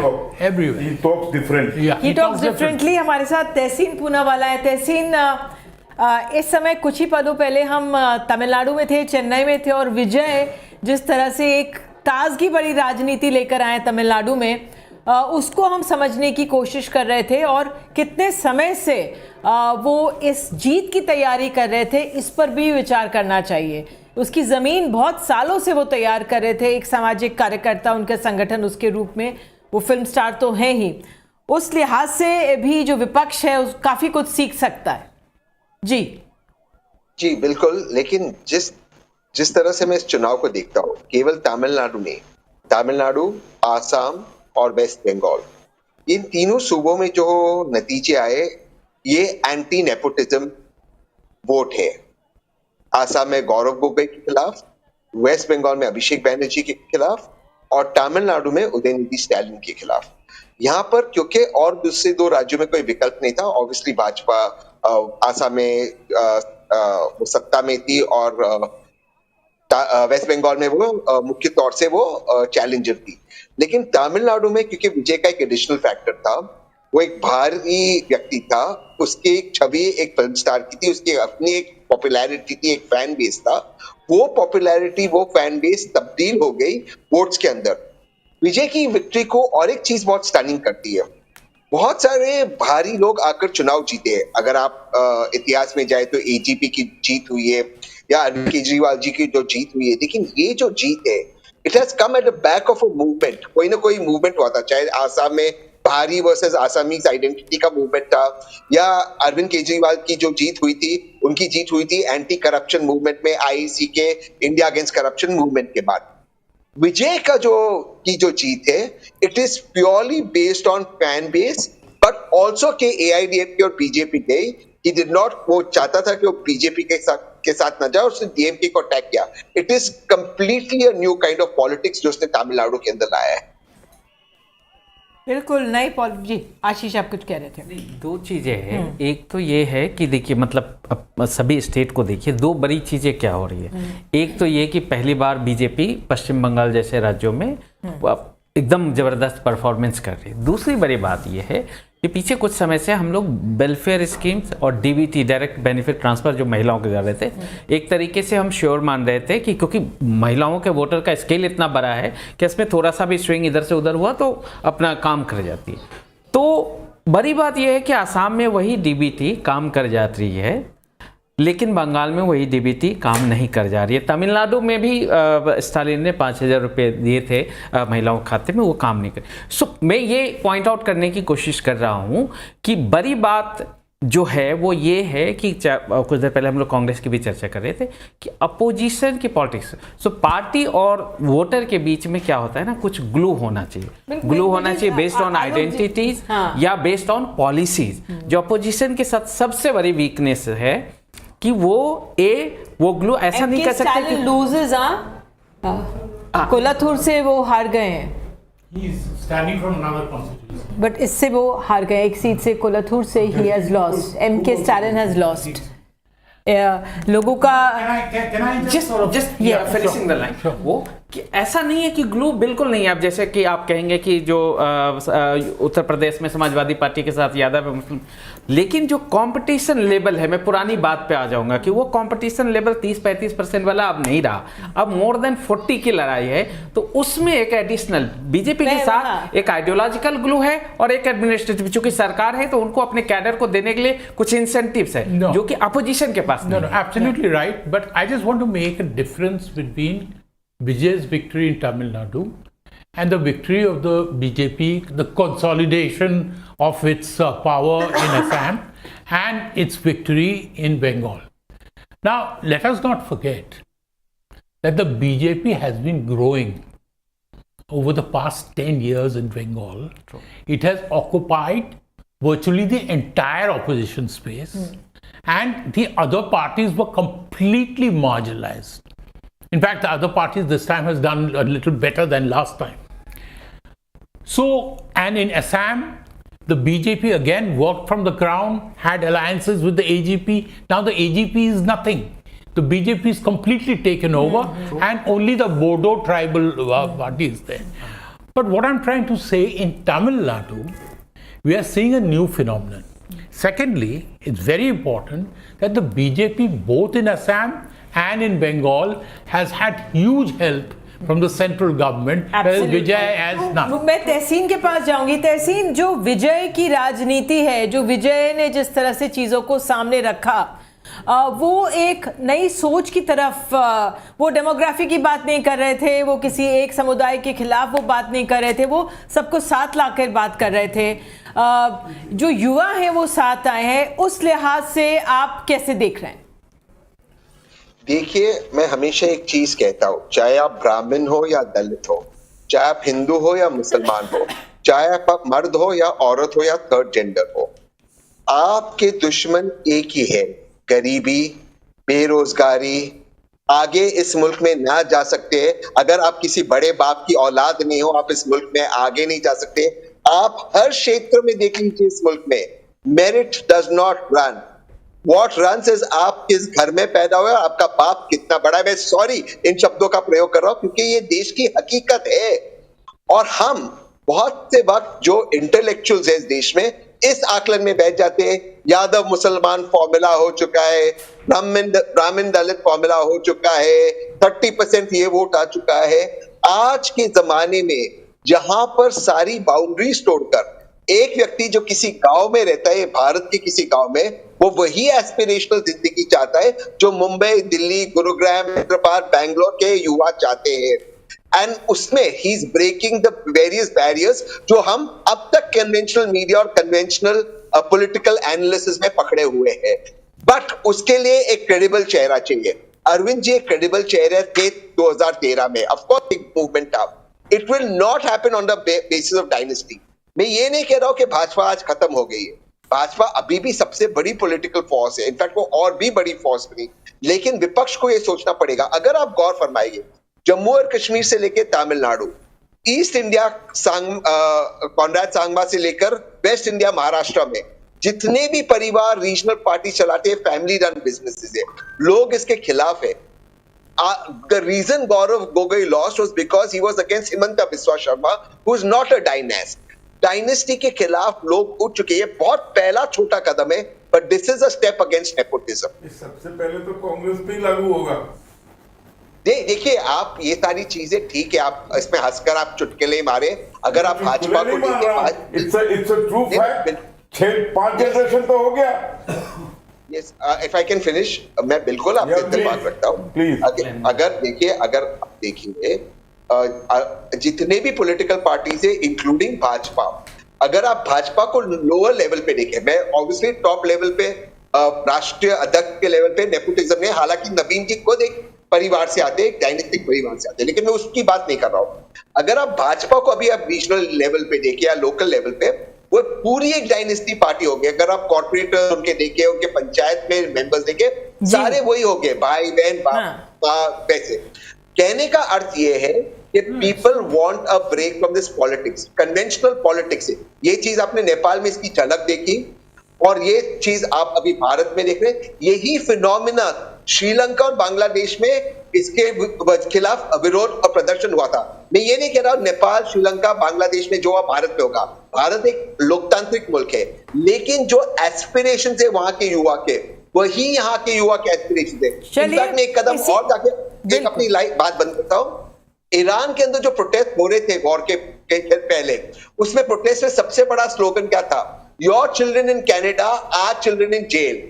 उनका ये मानना था, जो protest हो रहे थे, IRGC के जो बच्चे हैं वो एक अच्छी जिंदगी जी रहे कैनेडा में, अमेरिका में, जहां पे ये बच्चे यहाँ पर स्ट्रगल कर रहे, वो भी डायनेस्टी है। तो आप अगर देखिए तो हमारे रीजन में नेपोटिज्म के खिलाफ एक छोटी सी मूवमेंट शुरू हो चुकी है। इसमें बहुत लोग डिकोड नहीं कर पाएंगे, बट ये जरूर डिकोडर पे डिकोड होगा अगले कुछ महीनों में, आप देखिए। चलिए, हमारे साथ खास मेहमान रूही तिवारी भी जुड़ गई हैं, सीनियर जर्नलिस्ट हैं, ऑथर भी हैं रूही, जो आज नतीजे रहे। खास तौर से पश्चिम बंगाल में तो बीजेपी की जीत रही है, असम में बीजेपी की जीत रही है, केरला में कांग्रेस आई है, लेकिन इस समय कुछ देर पहले तक हम अभी तमिलनाडु में विजय को देख रहे थे एंड विजय की पॉलिसीज़, विजय का बैकग्राउंड, यही सब समझने की कोशिश कर रहे थे। और अभी तहसीन और ये सब तमाम लोग जो परिवारवाद जो है, हालांकि कोई राजनीतिक दल बचा नहीं है, लेकिन जो विजय की जो जीत हुई है वो एक तरह से अलग मानी जा रही है। आपका असेसमेंट? निधि, देखिए, विजय की जीत एक बहुत बड़ा संदेश है देश की पॉलिटिक्स के लिए, बियॉन्ड जस्ट तमिलनाडु, क्योंकि आपको ये दिखाता है कि जो हम बात करते हैं टीना, देयर इज़ नो अल्टरनेटिव, वो तब तक ही लागू होता है जब तक कोई अचानक से एक फोर्स ऐसे इरप्ट नहीं करती। अरविंद केजरीवाल ने वो दिल्ली में किया था। ऑफकोर्स दिल्ली बहुत छोटा क्षेत्र है तो उनके लिए थोड़ा इजी था उस हिसाब से। वही विजय ने जिस तरह से किया है तमिलनाडु में किया है। तो ये जो हम कहते हैं कि नेशनल लेवल पे कोई विकल्प नहीं है भाजपा का, क्योंकि कांग्रेस डाउन है, राहुल गांधी नेता नहीं है, ये तब तक ही लागू है जब तक कोई ऐसा नहीं आ जाता जो थोड़ा करेजियस हो और जो थोड़ा अलग सोचे। तो ये एक चीज़ दिखाती है कि पॉलिटिक्स में कुछ भी पॉसिबल है, क्योंकि इस तरह का डेब्यू, फिनोमिनल डेब्यू जिसे कह सकते हैं। और ये बिल्कुल सही है, लोग थोड़ा डायनेस्टी से परेशान हैं, लोग थोड़ा बोर हो गए हैं एक किस्म की पॉलिटिक्स से। तो जहाँ नॉर्थ साउथ डिवाइड तो नहीं है नहीं, नॉर्थ साउथ डिवाइड, देखिए इसमें नॉर्थ साउथ डिवाइड क्या होगा, लेकिन लोग थोड़ा बोर हो गए हैं किसी एक तरह की राजनीति से। और क्लियरली तमिलनाडु में ये एक वोट है against establish structures. This is a vote against both AIDMK and DMK इन अ वे, क्योंकि आपने एक नई पार्टी को, जिनका कोई एक्सपीरियंस नहीं है गवर्नेंस में, जिनका कोई एक्सपीरियंस नहीं है एडमिनिस्ट्रेशन में, उस पर आपने इतना भरोसा किया है जिस तरह से आपने उनको मैंडेट दिया है। तो कहीं ना कहीं ये एक लेसन है इंडियन पॉलिटिक्स में। हर पॉलिटिकल पार्टी के लिए, राजनीतिक दल के लिए, कि आप कहीं भी कॉन्फिडेंट और कंप्लेसेंट होकर बैठ नहीं सकते हैं। कोई भी आके एटलीस्ट कितना सस्टेन कर पाते हैं मैं नहीं कह सकती हूँ, लेकिन कोई भी आके अगर थोड़ा सा भी उस नब्ज को पकड़ ले जो पब्लिक की है, तो आपको वो अनसीट कर सकते हैं, क्योंकि डीएमके इतनी एंट्रेंच्ड पार्टी है, स्टैलिन इतने बड़े नेता हैं, तो भी ये He's lost one seat. He's lost one seat. So ये अपने आप में आप कुछ कहना चाह रहे थे? तमिलनाडु के संदर्भ में एक चीज़ें जोड़ना है, उसके बाद में करो। 1970 के बाद जब से डीएमके और एआईडीएमके आई, उसके बाद आप देखिएगा पूरा इतिहास उलटिएगा, सिर्फ 2016 में एआईडीएमके रिपीट कर पाई, डीएमके आज तक कोई इलेक्शन रिटेन नहीं कर पाई। अच्छा, पहले ये पूरा आप देख लीजिए 70 के बाद का। दूसरी जो चीज़ मैं बड़ी चीज़ ये कहना चाह रहा हूँ कि सो बेसिकली जब एक पार्टी का बेस हो जाता है, सो बेसिकली बीजेपी का जो उभार और इतना डोमिनेंस है देश में, उसका एक बड़ा कारण ये है कि जो एक पुरानी पैटर्न थी क्लाइंट और पैटर्न की, पैट्रोनेज पॉलिटिक्स जिसको थियरी पॉलिटिकल साइंस की भाषा में कहते हैं, कि जो एक क्लाइंट होता था और उसके जो बेनिफिशियरी का कुछ स्कीम्स होते थे, लेकिन पिछले 10 साल में वो पूरे पॉलिटिक्स बीजेपी ने बदल दी। डीबीटी के थ्रू चाहे उसको ट्रांजैक्शन कीजिए, एक मास लेवल पे जो है डायरेक्ट सिटीजन्स और स्टेट के बीच में कनेक्शन हो गया। अभी अपोजिशन के पास बड़ा चैलेंज क्या है, देखिए ये विजय का उभार या कहीं इक्के दुक्के चीज़ें आते रहेंगे। आप बीजेपी के डोमिनेंस को अगर काउंटर करना है तो पूरी अपोजिशन पार्टी जो भी जहां भी लड़ रही है, उसको जब तक एक अल्टरनेटिव पॉलिटिक्स, जैसे पैट्रोनेज क्लाइंट पैट्रन पॉलिटिक्स के खिलाफ में एक नई तरीके की पॉलिटिक्स आई वेलफेयर की, जिसका मास लेवल पे ऑडियंस रहा, वो जब तक कुछ नहीं लाएंगे तब तक बीजेपी को चैलेंज करना, चाहे आप पश्चिम में करिए या पूरब में कीजिए या दक्षिण में चूंकि बीजेपी कमजोर है इसीलिए वो आप गए। जिस दिन उनके पास एक थोड़ा बेस होगा और जो ट्रेडिशनल पार्टी वहाँ से कमजोर होगी, वहाँ से उसको वहाँ से भी रास्ता मिल जाएगा। तो ऑल जो मैं वो बड़ा आसान शब्द होता है नेपोटिज्म, ये वो प्रॉब्लम अपोजिशन की ये है कि एक नई अल्टरनेटिव पॉलिटिक्स लाना पड़ेगा। जैसे बेसिकली ओबीसी पॉलिटिक्स की बिहार में के इलेक्शन से पहले खूब बात हुई कि जैसे ही उन्होंने जनगणना में मोदी जी ने कहा कि जनगणना में हो जाए, उसके बाद सब कुछ शांत हो गया। उसी बिहार में जहां ओबीसी पॉलिटिक्स को लेके इतना बोलबाला रहा, सेंसस को लेके रहा, लेकिन इलेक्शन में कोई चर्चा नहीं हुई। मैं आप तीनों से पूछूंगी, अगर जो ऑल्टरनेटिव पॉलिटिक्स की बात करें कि विपक्ष लेके आए, what is the sense that you get? देखिए, आई डोंट थिंक इट्स इतना इजी नहीं है, ब्लैक एंड वाइट नहीं है कि विपक्ष ऑल्टरनेटिव पॉलिटिक्स ले आए, बट विपक्ष भी एक होमोजेनियस यूनिट नहीं है। हम विपक्ष में अगर नेशनल तौर पे देखें तो हम कांग्रेस को डोमिनेंट पार्टी समझते हैं, लेकिन हर स्टेट में विपक्ष की अलग अलग स्ट्रेंथ है, हर स्टेट में विपक्ष के अलग अलग कंस्टिट्यूएंसीज हैं, अलग अलग इलेक्टोरेट है, तो विपक्ष को भी आप एक मोनोलिथ लेके नहीं समझ सकते हैं। विपक्ष में अरविंद केजरीवाल भी हैं जो एक, जैसे आपने बोला, एक ऑल्टरनेटिव लेके आए थे। विपक्ष में ममता बनर्जी भी है जो एक जिनकी बहुत अलग टाइप की पॉलिटिक्स है। विपक्ष में अखिलेश यादव भी है जिन्होंने लोकसभा इलेक्शन में अच्छा प्रदर्शन किया। तो विपक्ष कोई मोनोलिथ नहीं है, लेकिन हाँ ये जरूर है कि भाजपा को काउंटर करने के लिए सिर्फ एंटी मोदी एक जो आपका मूड है या एंटी मोदी एक नैरेटिव है, उससे आप नहीं काउंटर कर सकते, क्योंकि ये पार्टी जो है ये बहुत अलग किस्म की पार्टी है, इसकी पॉलिटिक्स बहुत अलग है। आपको अपना एक विजन रखना पड़ेगा जिससे जो ज़्यादा अट्रैक्टिव हो बीजेपी से। आप सिर्फ बीजेपी को क्रिटिसाइज करके, उनकी आलोचना करके आपको नहीं लगता आप पावर में नहीं आ सकते हैं। See, I think first of all, say a party like the Congress is very different from, say, like the BJP, CPM, etc., because it doesn't depend on cadres; it depends on factions. So in Kerala this time, the factions united, so they won the elections. So that is one difference. The second is that you need to have younger faces. You need to end dynastic politics. That Vijay has shown that, because I think Stalin just named his son as his successor. Deputy CM Pinarayi Vijayan, in a left party, I think he was promoting his son-in-law. So I think this, people keep hammering the Congress for it, but actually all political parties do it, and I think that is something where there's a sense young people have that if I work hard, even maybe I can get to the top. That sense has and BJP was able to sell this earlier with PM's this thing of chai wala and koi wo nahi hai, to us lihaz se BJP got entrenched in the minds of people that And you need to have fresher faces. For instance, the Congress party, Rahul Gandhi came into politics in 2004. By 2009, the generational shift should have taken place. And in fact, in the Congress party, for the 2009 elections, okay, they won it. But that was because of Dr. Manmohan Singh, the fact that he had rescued the country from an economic downturn. But no, I just want to tell you, the idea was that they would have Rahul Gandhi on a poster along with other young leaders of his generation, most of whom have left the party now. People like Madhav Rao, Jyotiraditya Scindia, Jitin Prasad, etc., etc. At the last minute, and that these young faces would go to the major cities and hold rallies. So you don't have to say anything. This is the generational shift.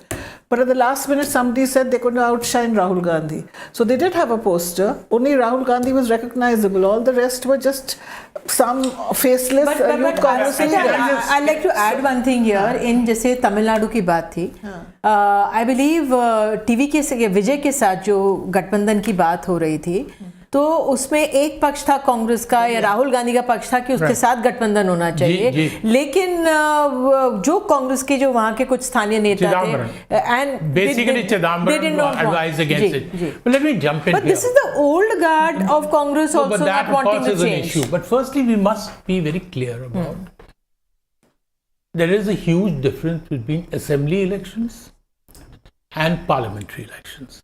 Absolutely. Assembly elections and the multifarious parties across the country, their approach to assembly elections. When we say the opposition is divided, you cannot stop political parties from looking after their own interests in each state, because they've grown up, they have a history there, they have a legacy there, they have cadre there, they've fought these other people, sometimes they've killed each other.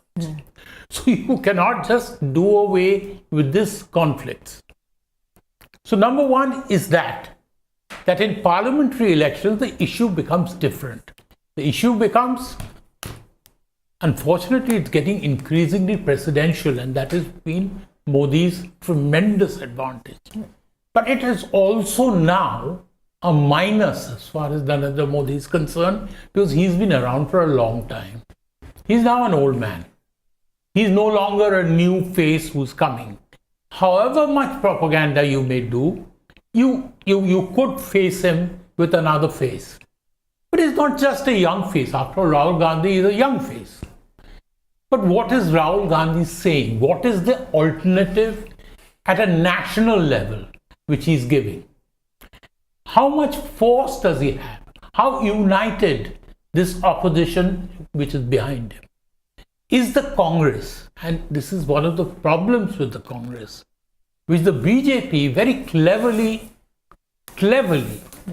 in Bajpai's time, they never felt entitled because they weren't really belong to the Congress tradition. They never earned the country this thing. They never had the first prime minister, the second prime minister, and so many prime ministers. So the whole point is that the Congress still feels, after all the hammering it has got, they still feel entitled. And therefore, they don't speak honestly and on equal terms with the rest of the parties for parliamentary elections. I can quite understand that in assembly elections, the Congress is absolutely right in fighting those elections in Bengal for keeping whatever little thing, because it won't be able to keep those cadres alive. Those cadres would have gone to BJP. पर आप देखिए ना sir, इसी पे बात हो रही थी कि जो अधीर रंजन चौधरी का नाम लिया टीएमसी के जो नेता थे, कि उनके लिए प्रचार सबने किया, सब कुछ ममता बनर्जी से लिया, और अब शायद उन्हीं का बीजेपी में जाने की बात हो रही है. So BJP just, has got a machine. They are a ruthless machine.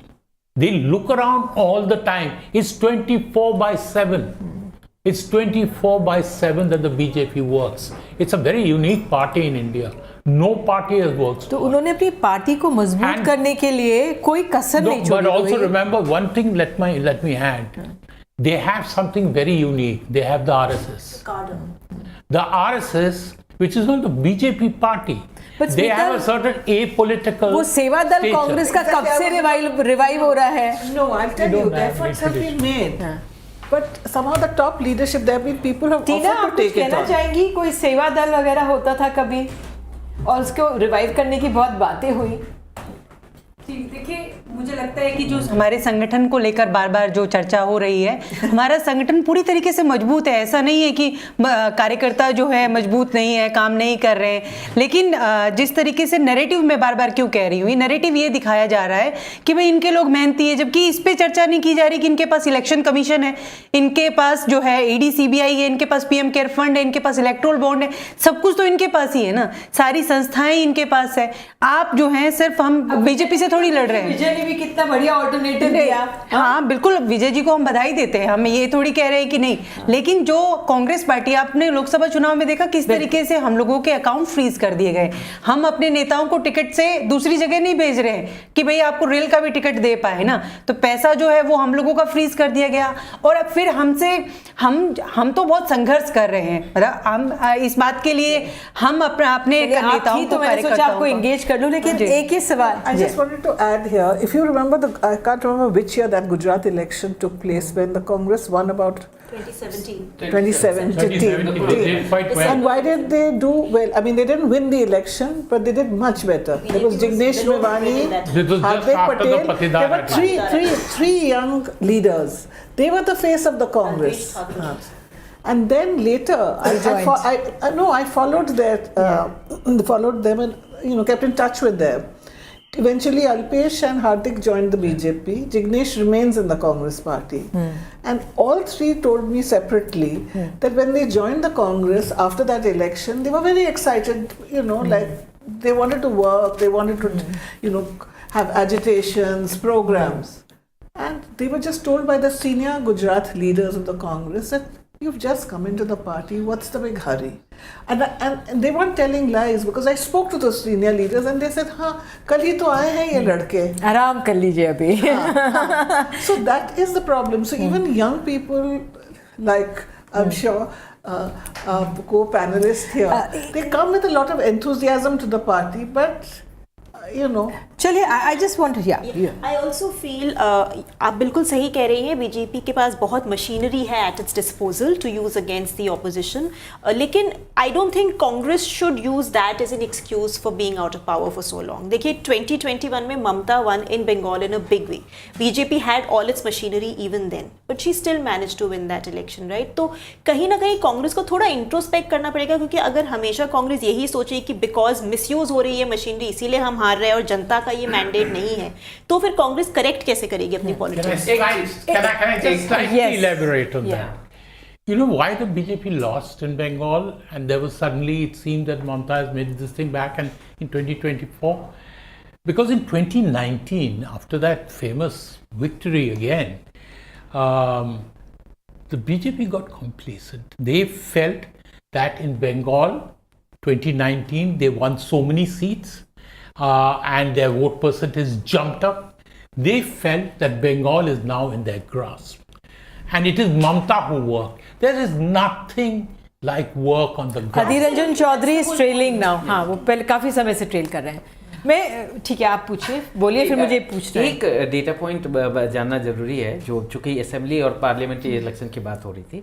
अगर आप देखेंगे 2019 से पहले के इलेक्शन, 2019 के बाद 2024 और बीजेपी के साथ 2019 के लोकसभा चुनाव से पहले वोट शेयर कम होता था, 19 में एकदम से जंप हुआ, फिर डिक्लाइन हुआ, 24 में फिर उठा, ठीक है, तो ये जिगजैग बनती थी। लेकिन जो बड़ी बात यह है कि 24 के बाद जितने स्टेट में चुनाव हुए हैं, सिर्फ हरियाणा को छोड़ दीजिए, कमोबेश ये पहली बार हो रही है कि हर जगह उनको वोट जो है लोकसभा की तुलना में बढ़ रहे हैं।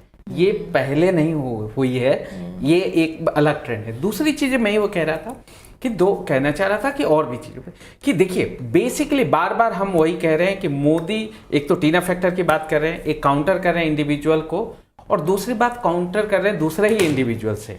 सो ये कभी नहीं हो सकता। इतने बड़े स्टेट्स में जब मोदी आ रहे थे यूपीए को हरा के, तो कई सारे छत्रप थे उनके पार्टीज में, चाहे शिवराज सिंह चौहान है, रमन सिंह है, बस बहुत सारे।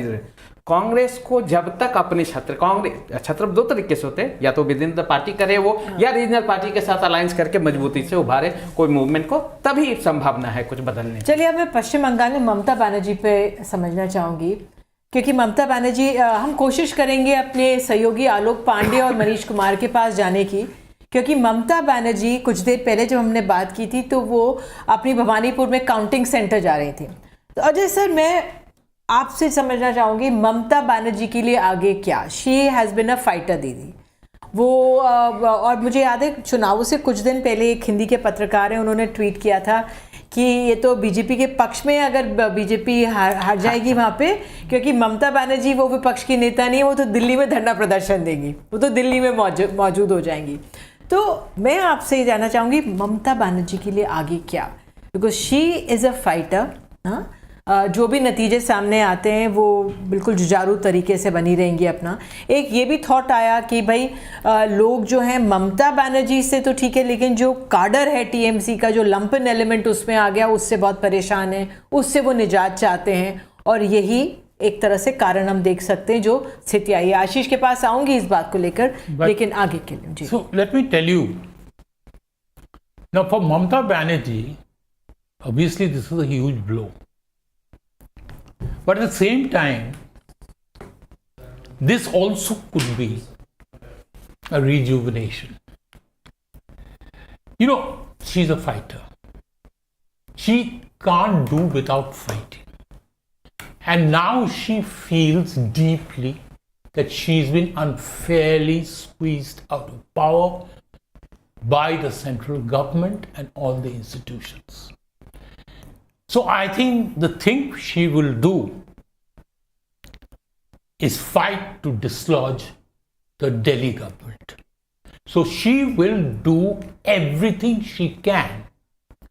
Now, it's true that she has nothing. The TMC, Bengali, you know, what is it in, the larger mosaic of this country? However, Mamata Banerjee, because she has fought so much on SIR, so much this thing, there is a feeling in the country. And despite the mainstream media being so much for BJP, so much, this thing brainwashing, there is a feeling that elections में तो कुछ घपला है, elections में कुछ चाल चल रहा है. There is a general feeling. They have no proof, but they feel that. Although, mind you, they're voting in large numbers, so it is not that they are this thing, but they have a feeling BJP manage कर लेगा, Modi manage कर लेगा, Amit Shah manage कर लेगा. ये तो वैसे गए थे, वो पहले से कांटे की टक्कर ये लोग कह रहे थे. Yeah, no, they'll say वो मैनेज कर लेगा. Secondly, this power of money, this huge thing of money coming in. The third thing is that people feel that competitive politics completely finished हो जाएगा. There will be no competitive politics. India has grown up with competitive politics. And even when the Congress was in power, they were constantly losing somewhere or the other or not. I mean, first in states, and then came the emergency, and then Congress lost at the center as well. So I have a feeling that Mamata could be the kind of spirit which rejuvenates the opposition. She will rush from leader to leader to leader to leader, and she'll try her best. Now, I don't know. See, personally, I feel that empires fall. And you go through history, Indian history or world history, empires fall because of internal fractures. So, it will be only when the BJP internally develop fractures. And that happened, I can tell you, in 2024 in UP and a few other places. तो ममता के लिए आप कह रहे हैं she rejuvenation हो सकता है, आ सकता है. Smita? Yeah, I don't think Mamata Banerjee is going to sit at home and cry. She will hit the streets. She will file cases in the courts. Yeah. She will do that. She will go to all the other leaders. Like Sharad Pawar is extremely fond of her. He used to keep telling Congress leaders, Mamata se baat kar lu, So she had, and even within the Congress party, I know there are many senior leaders who used to know her when she was with them in the Congress. They also admire her and, would be willing to talk to her. So I'm sure she's going to be active. Now how you all are saying active. I just want to request if we can get Manish Kumar, people in the PCR, if Manish Kumar and Monideepa, if Alok Pandey, if we could get. Yes, Nidhi, look, there are two things. One, Mamata Banerjee is not Congress.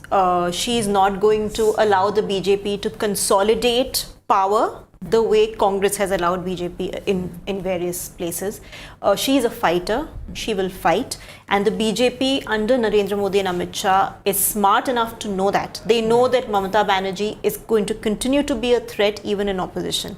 And why? That leads me to my second point.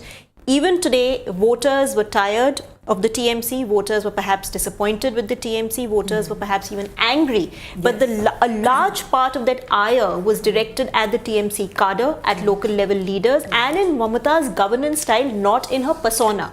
So Didi is still liked in That's Assam. an excellent point. Yes. That's an excellent point. There is an affinity for Didi even today, and that is not going to go away so easily. So Modi will have to contend with the fact that she continues to remain a force to reckon with in Bengal, and Bengal is not the Bengal, I mean, correct me if I'm wrong, of 20 years ago when the left could rule for 30 years, right? It's changing, it's evolving. Now people are seeing what's happening in the rest of the country. So I don't think the BJP can sit pretty thinking कि अब हमको मिल गए हैं, हम 30 साल यहाँ राज करेंगे. Mamata Banerjee is there to stay, and she is a phenomenon in Bengal which cannot be wiped out that easily. Absolutely, that's important. And लेकिन मैं ये भी जो गवर्नेंस की बात आ रही थी, क्योंकि मोनिदीपा बनर्जी से भी पहले बात की थी कि किस तरह से इतनी सारी यूनिवर्सिटीज़ की घोषणा की, लेकिन वो कुछ नहीं चला, ज़्यादा कुछ हुआ नहीं, जो हायर स्कूल में एनरोलमेंट कम हुआ, साथ में जो तमाम स्कैम्स आए, so many of the TMC नेताज, you know, तो एक परसेप्शन जो बिल्डअप होता है, भले ही बीजेपी पर आरोप लगाएं ऑफ स्ट्रैंगलिंग, लेकिन जो परसेप्शन होता है, जो लोगों को अगर कोल नहीं मिल रहा है, या उनका गैस सिलेंडर का स्कैम हो रहा है, या उनको टीचर्स को जॉब नहीं मिल रही है, तो that somewhere. Calcutta is my home city. Okay. Yeah. And my family has lived there for 2 centuries. So, and I go to Calcutta virtually every year. So I keep in touch. Now, what has happened over a period of time is that it has slowly got corrupted, you know, because Mamata has got tired. इसी point पे मैं आपको रोकूंगी कि yes you say कि it has got corrupted and she's got tired. Manish Kumar हमारे साथ मौजूद है. मनीष, आप बताइए, कुछ देर पहले जब आपसे बात हुई थी तो ममता बनर्जी जा रही थी भवानीपुर में, काउंटिंग सेंटर जा रही थी. अब क्या वहाँ पे अपडेट है ममता बनर्जी के खेमे से?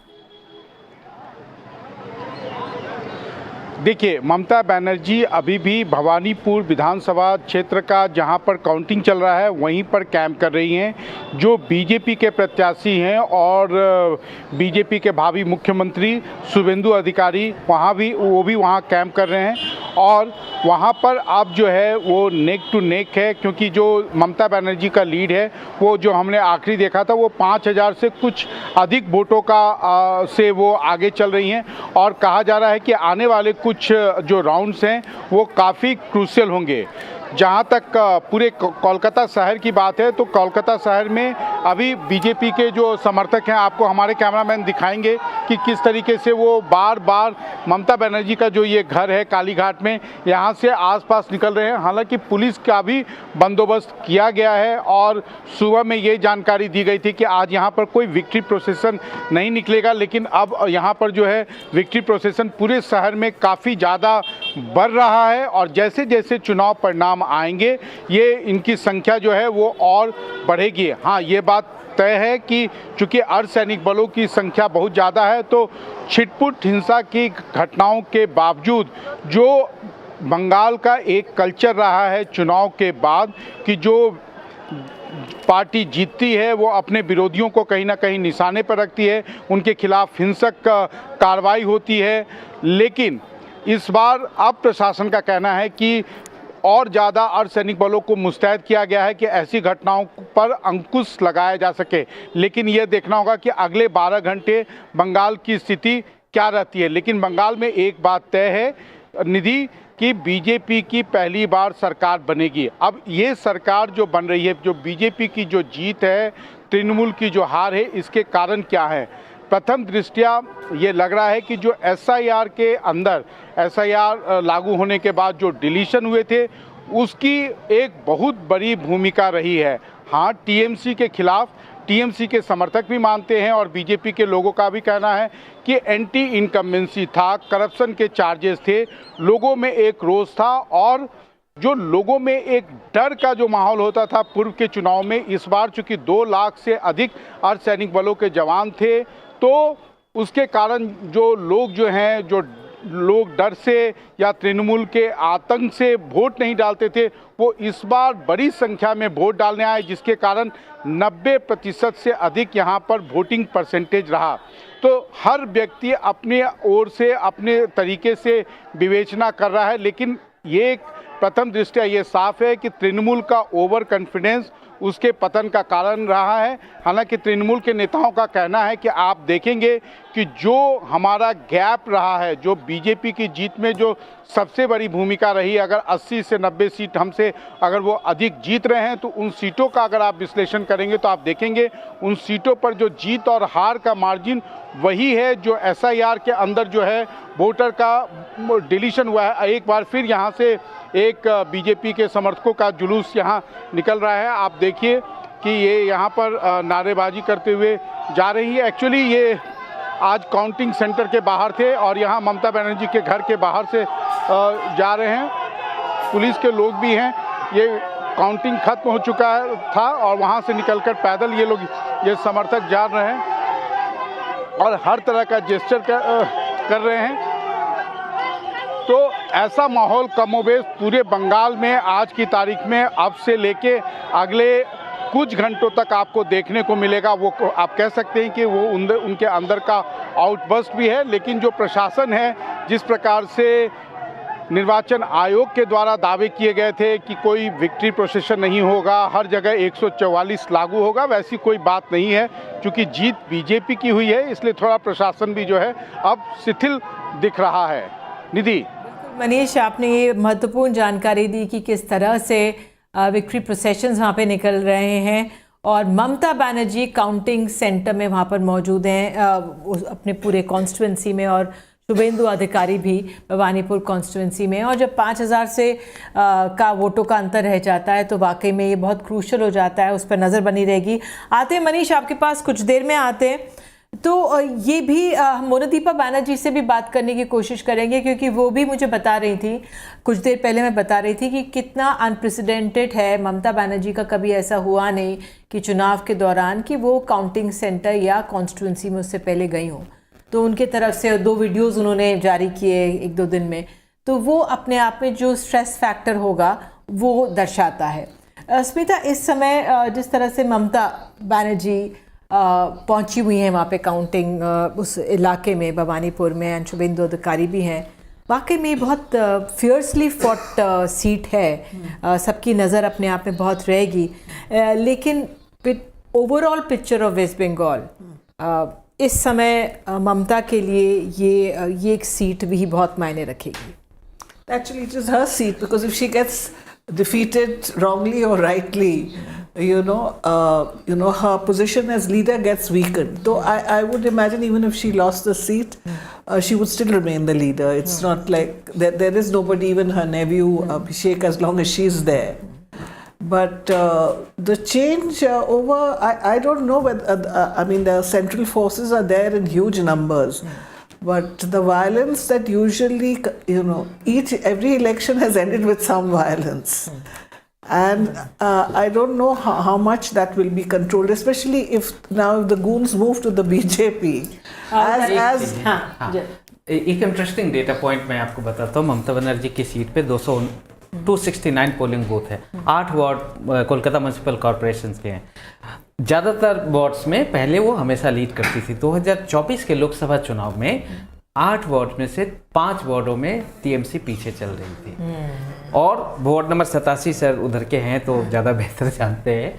सो बेसिकली 73, 77 एंड 82 ये वार्ड पे वो लीड किया टीएमसी ने, बाकी जगह वो पीछे हो गई थी। एक छोटा सा हम लोग आपको बता दें, आप सीधे हम चलेंगे अपने सहयोगी उमा सुधीर के पास और फिर मनीष कुमार के पास जाएंगे। उमा, हमें आज दिन भर का जो एक ऐतिहासिक चुनाव तमिलनाडु में रहा है, उमा आप हमें बताइए। एक नई पार्टी विजय, एक नए नेता तमिलनाडु को मिलने जा रहे हैं। उनके बारे में जानकारी दीजिए और फिर उसके बाद हम मनीष के पास आएंगे। जी Uma, over to you. What a day of dramatic developments it's been all over, not just Tamil Nadu, but all those people who are interested in politics of Tamil Nadu, Kerala, Puducherry, Assam and West Bengal have been glued to screens and watching platforms like ours that are credible, where the news is coming in fast, and it's been worth all that while because what has happened in West Bengal, of course, is history, but what's happened in Tamil Nadu is what is exciting people here. And I'm here outside Loyola College, and as you can see, the atmosphere is electric. What is interesting is that Joseph Vijay went to college here to get a degree in visual communication. He opted to opt out of it. He was not able to get his degree certificate. He could not finish his degree, but today he's coming here to get his certificate as an MLA from the Telugu region. And you can see the excitement behind me. All of them, of course, are from fans associated as well. So while all of them say, what does this day mean to you? Actually, I'm from Annanagar Constitution. Actually, our hard work was never waste. Talabadi showed us real show for Tamil Nadu. Okay, this is the real show in history. First time who started that party in 2 years and made the great history in an Indian election. Okay, this is record. Okay. So the history has not been created not just because he started his political party just 2 years ago, but also because this perhaps is the beginning of the end of the duopoly here. I have with me Shweta, someone who I must say I met her much before the counting happened, and she was so gung-ho and she thought Vijay is certainly coming to power. What gave you that confidence, and why is this day so significant, Shweta? I think the confidence is because wherever you went, whoever you asked, across demographics. People said it's only young people. People said it's only women. I don't think so. I think people who have functionaries in other parties the families have voted Vijay. My own household, I have an 83-year-old in the house. I have an 18-year-old. We've all voted Vijay. So I think it's the vote for him, really.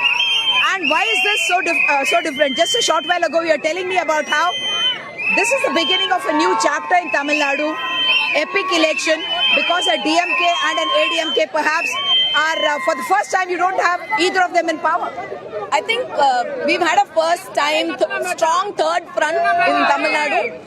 In my lifetime, this is the first time I'm seeing a non-Dravidian party possibly come to power, which is really great, which is really, I think the youth have voted, the youth have converted votes. You are telling me that your daughter is not yet voting age, and she's thinking that she's missed something big. Yeah, she just this morning when I was talking to her, she said, she turns 18 in June. And she said, I wish I was born a few months earlier so I could have voted in this election. Something that has created history. Okay, all of you young women, tell me what was today's special thing, and is it women who have actually voted Vijay to power and TVK to power? See, every party is told that even 1% of thing he can't achieve. But he created, Vijay CM created a big historical movement now. You can see the crowd. Okay, nobody is like Tarkuri. They told like Vijay is a Tarkuri. We are not like Tarkuri means some kind of an idiot, isn't it? Yes. Who is Tarkuri very insulting. Now he made a history. Who is Tarkuri now? Everybody knows that Vijay has created a big history in the youth thing. What do you want to say? Okay, these are shy girls, but they have come out here in big numbers. I want some of you were all dancing and celebrating as well. Tell me, why is this day so important? You may fall short of 5 to 6 numbers. I mean, as of now, crossing 100 was a big achievement, but you need 118. So PMK, Congress, everyone lining up? Almost we have reached 110 nearly. Okay. 110 nearly. Definitely will make this Tamil Nadu, tomorrow the CM Vijay will take oath. Definitely will do that. The CM Vijay will take oath. He will become the Chief Minister of Tamil Nadu. This is record breaking. Okay, so this is record breaking is what the people of Tamil Nadu certainly seem to be saying. Just to show the atmosphere, the other side, we are expecting that Vijay will be coming here any moment and he will be going into Loyola College. He could not collect his degree certificate as I said, but he's going to be collecting his certificate as the legislator, as an MLA, and all of them of course hope that he's going to be the next chief minister as well. This is something that,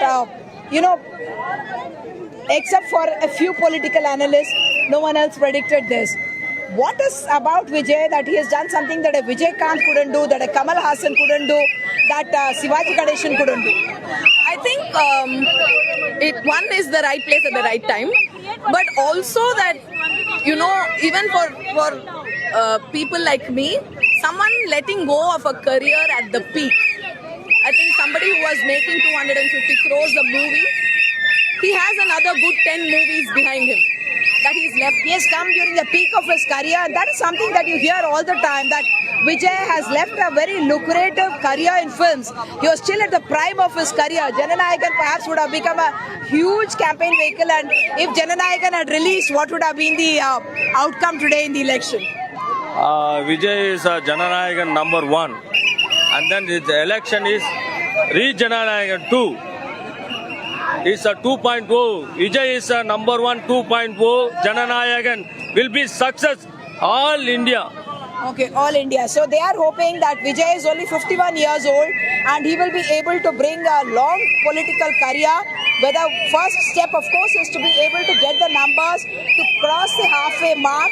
As of now we understand he is going to cross the 100 mark, but not yet a little short of the 118 mark. But three distinct things that are very welcome about what Vijay is doing. One, that he is one person who said, I'm not going to use money in politics, I'm not going to pay you any money for your vote. If the other parties are giving you money, welcome to take it. It is after all your money. And that's what many people were telling us too, that it is your money and therefore you can take it. That's what they were justifying. And then the second thing is that for Vijay, the vote has been beyond gender, beyond caste, beyond religion, and that is also something very welcome in Indian politics perhaps, that a person who has been able to transcend all those kind of divisions to be able to get such a huge majority even as he's making his political debut in politics here in Tamil Nadu. Many people are skeptical about the road ahead, but still people decided, whenever you talk to his critics, they say no experience. Vijay has no experience. What do you have to say to that? Who told Vijay has no experience? No political experience. He came to politicals only just 2 years, and nobody created this history so long, right? They have been working, they have been in politicals for 20 years, 30 years. Nobody created this history. Just in 2 years, Vijay showed this history in the youngsters. Even the kids are waiting to vote for him for next 5 years again. That is something that Vijay did do in his last speech as well. He actually appealed to the little ones, telling them that if you're not getting your Kinder Joy, you're going to nag your parents, and that's what you must do. That of course came in for criticism, saying that he cannot use children, but there were a lot of people here who came in with their children. இன்னைக்கு ரொம்ப சந்தோஷமா இருக்கீங்க, எல்லாரும் celebration ஹேப்பியா இருக்கும், நல்லா ஹேப்பியா குறானாங்க. அவர் வந்து எல்லா சின்ன குழந்தைகளை கூட கூட்டிட்டு வராதீங்க மீட்டிங்க்குன்னு சொல்றாரு.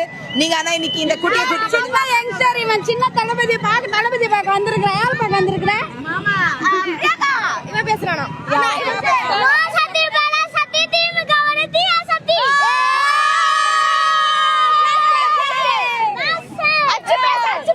What did you have a vote at all? Okay, did you have a vote? And I saw you dancing here as well some time ago. உங்களுக்கு என்ன, நீங்க vote இருந்ததா இல்லையா? vote இருந்துச்சுங்க பாருங்க. And of course I don't need to ask you who you voted for. யாருக்கு போட்டீங்கன்னு தெரியாது. நாங்க தளபதி தாங்க என்னைக்குமே.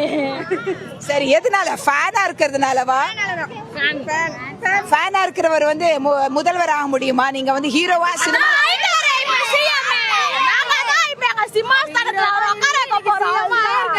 So we are going to make him sit on the throne is what these youngsters say. His fan club hugely converting. What was very special about Talapati or Vijay is that when you go on campaigns, you bribe voters. What we were seeing on the campaigns of Vijay is that people were coming with with teddy bears, with juice, with sweets, with clothes, everything that they thought they could give as a gift of love to their leader, they were passing on wherever they could see him. The other very interesting part was that he hardly campaigned in about 40 of those constituencies, did not even introduce his candidates, and yet he managed to create history because, like he himself said, in every constituency it is Vijay's face that sold, and that face is what people have voted for. That's the kind of history that has been created today in Tamil Nadu. Now I'm going to cut across to my colleague Manish in Kolkata. Manish, जैसे कि यहाँ पे तमिलनाडु में आज इतिहास रचा है, उसी तरह से कहा जा सकता है कि बंगाल में भी इतिहास रचा है। भाजपा की बहुत बड़ी बहुमत आई है। आप बताइए कि वहाँ का माहौल क्या है और पॉलिटिकली आप इसको कैसे देखते हैं कि लॉन्ग टर्म में क्या डिफरेंस होगा नेशनल पॉलिटिक्स पर और राज्य के पॉलिटिक्स पर? हम लोग चाह रहे थे कि मोदी को आना जरूरी है, यहाँ पे बंगाल पे जरूरी था मोदी को आना। हम लोग इसी बात में बहुत खुश है और हम लोग चाहते हैं कि परिवर्तन हो हमारा बंगाल में। क्या आप लोग, हम लोग तो पहले से ही चाहते थे यहाँ पे कि ममता बनर्जी का सरकार हट जाना चाहिए था। 15 साल बहुत ले लिया अपने से। एक आदमी के उम्र में 15 साल चला जाने में क्या होता है, अब हम लोग उसको देखा है। तो अभी नया भारत, नया पश्चिम बंगाल। हम लोग भी तो चाह रहे थे कि चोर सरकार को हटा के हम लोग जो अभी सरकार में आ रहे हैं, हम लोग का देखिए कामकाज क्या होगा, डबल इंजन सरकार का। पश्चिम बंगाल को गुजरात बनाएंगे हम लोग, गुजरात का जैसे मॉडल है वैसे मॉडल बनेगा पश्चिम बंगाल, ये मोदी का है।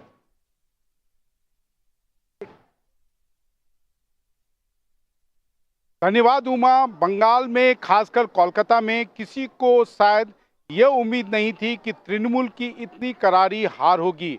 हालांकि बंगाल का इतिहास रहा है कि जब भी जो पार्टी जीतती है तो उसका जीत का आंकड़ा 200 से ऊपर रहता है और हारने वाले की संख्या कहीं ना कहीं 70 से अधिक होती है। हमारे साथ यहाँ पे आप देख सकते हैं कि आज जो है बहुत बड़ी संख्या में यहाँ पर ममता बनर्जी के घर के बाहर जो है, ये बताइए ये जीत की उम्मीद थी आप लोगों को? एकदम उम्मीद थी। इतना चोरी इतना घोटाला है, ये उम्मीद थी हम लोगों का, एकदम 100% उम्मीद थी। ठीक है बाद में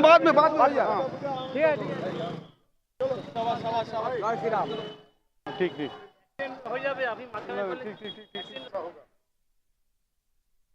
भवानीपुर केंद्र से तो दीदी जीत जाएगी। बंगाल में हार जाएगी आप लोग को लगा था? अच्छा कभी नहीं लगा, तो हम लोग का ऐसा होता है क्या ना, हम लोग नहीं सोचा। हम लोग नहीं सोचा। क्यों आप लोग को लगा नहीं था कि ऐसा ना? अभी तो राजनीतिक में हम लोग बहुत पीछा में नहीं रहता है, काम धाम करता है, कौन आएगा कौन नहीं आएगा। हम लोग चाहता है कि हम लोग को रोटी जैसा चलेगा वैसे ही बस। दीदी ठीक था। कहीं लगा था कि दीदी का इतना बुरा हाल होगा? ना, आगामी दिन दीदी फाइट करेगा।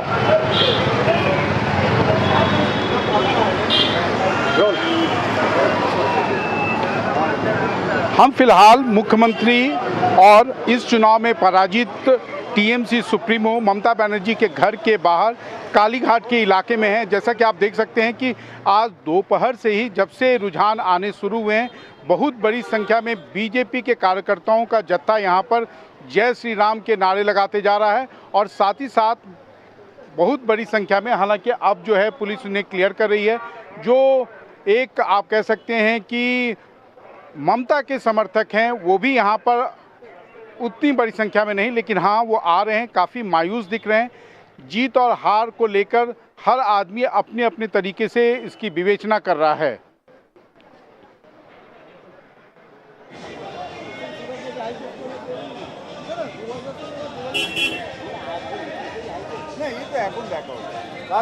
Well, so I am at another location. I'm at the BJP office in Salt Lake, and what I'm going to do is I'm going to just go and give you a few reactions in this crowd of BJP supporters. I'll start with speaking to these people.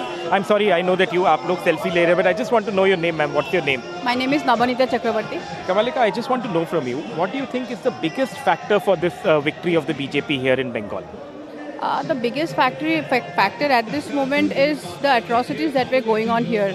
This is the main factor because everybody needs a change, everybody needs security, everybody needs development. Our children are growing, what they will see. And people here have given the current government, they have given 15 years with many expectations, but nothing has been fulfilled. So like everything has a zero, like for everything there is a moment comes where there is, people say it's a zero tolerance level. So for people of Bengal, this was the zero tolerance level. Now they had to break, so they broke up.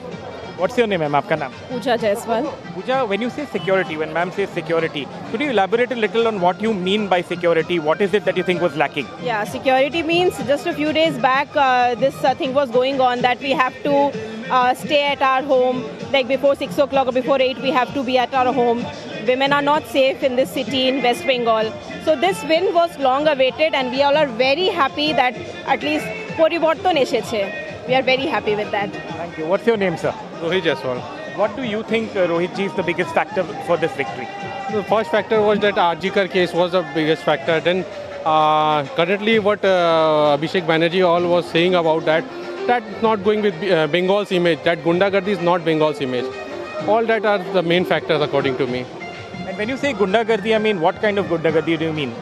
The way he was saying, Amit Shah, the way he was asking the common people, if you won't vote me, all that are Gunda. Na. Some would say perhaps the BJP's opponents may say that Gundagardi is a two-way street. No, I don't think so. Neither Narendra Modi, neither Amit Shah has ever said like that. So that's the biggest factor. The biggest thing is that in this country, we are all citizens of this country, so we should be bold enough to speak what our problem is.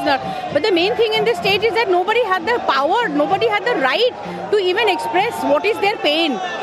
Only the people with power are there. People without power, common people like us had no say. But today we are feeling so safe, and we are very, very hopeful that this new government will bring a new era to the state. What is the one thing that you think the government should do right now, as soon as it comes to power? I think employment, that's the most important thing, because Bengal has always been very talented, but all the talents have had to go out, leave the state and go out and show their talent. They will all come back, or people already, the new upcoming generation can stay back. We can hope our children staying back if we have employment here. So the first thing should be employment and security. Security not only for women, even for the men. Thank you so much. Please carry on. Thank you so much. I'll just move a little to this side and also show you some shots of the celebration that's taking place as I try and speak to a few more people. What's your name, sir? Aapka naam kya hai? मेरा Ajay Singh. What is the biggest factor? आपको क्या लगता है इस victory में biggest factor क्या है? We voted for the development and change, because we are not saying anything from last 15 years. Only we are saying corruption everywhere, so we want change. So this time we voted for BJP. All right. What's your name, sir? My name is Tapas Singh, and now we want a CM like Yogi Baba. We want Bengal to be same as UP. Jindabad, Jindabad. But you have many leaders here in the Bengal BJP. You are not confident of them. I know all of them. I said we want a leader like Yogi Baba, so somebody of that stature should be as our CM. Yeah. What change would that bring to a place like Bengal? A lot of changes. Look at if you see at development, UP, Bihar, they have developed. They were like, 20, 30 years back, than Bengal. But now Bengal needs that development, which is what we think as, people, residents of Bengal. Bengal should grow to the next level. Jai Shri Ram! Thank you. आपका नाम क्या है भैया? Hari.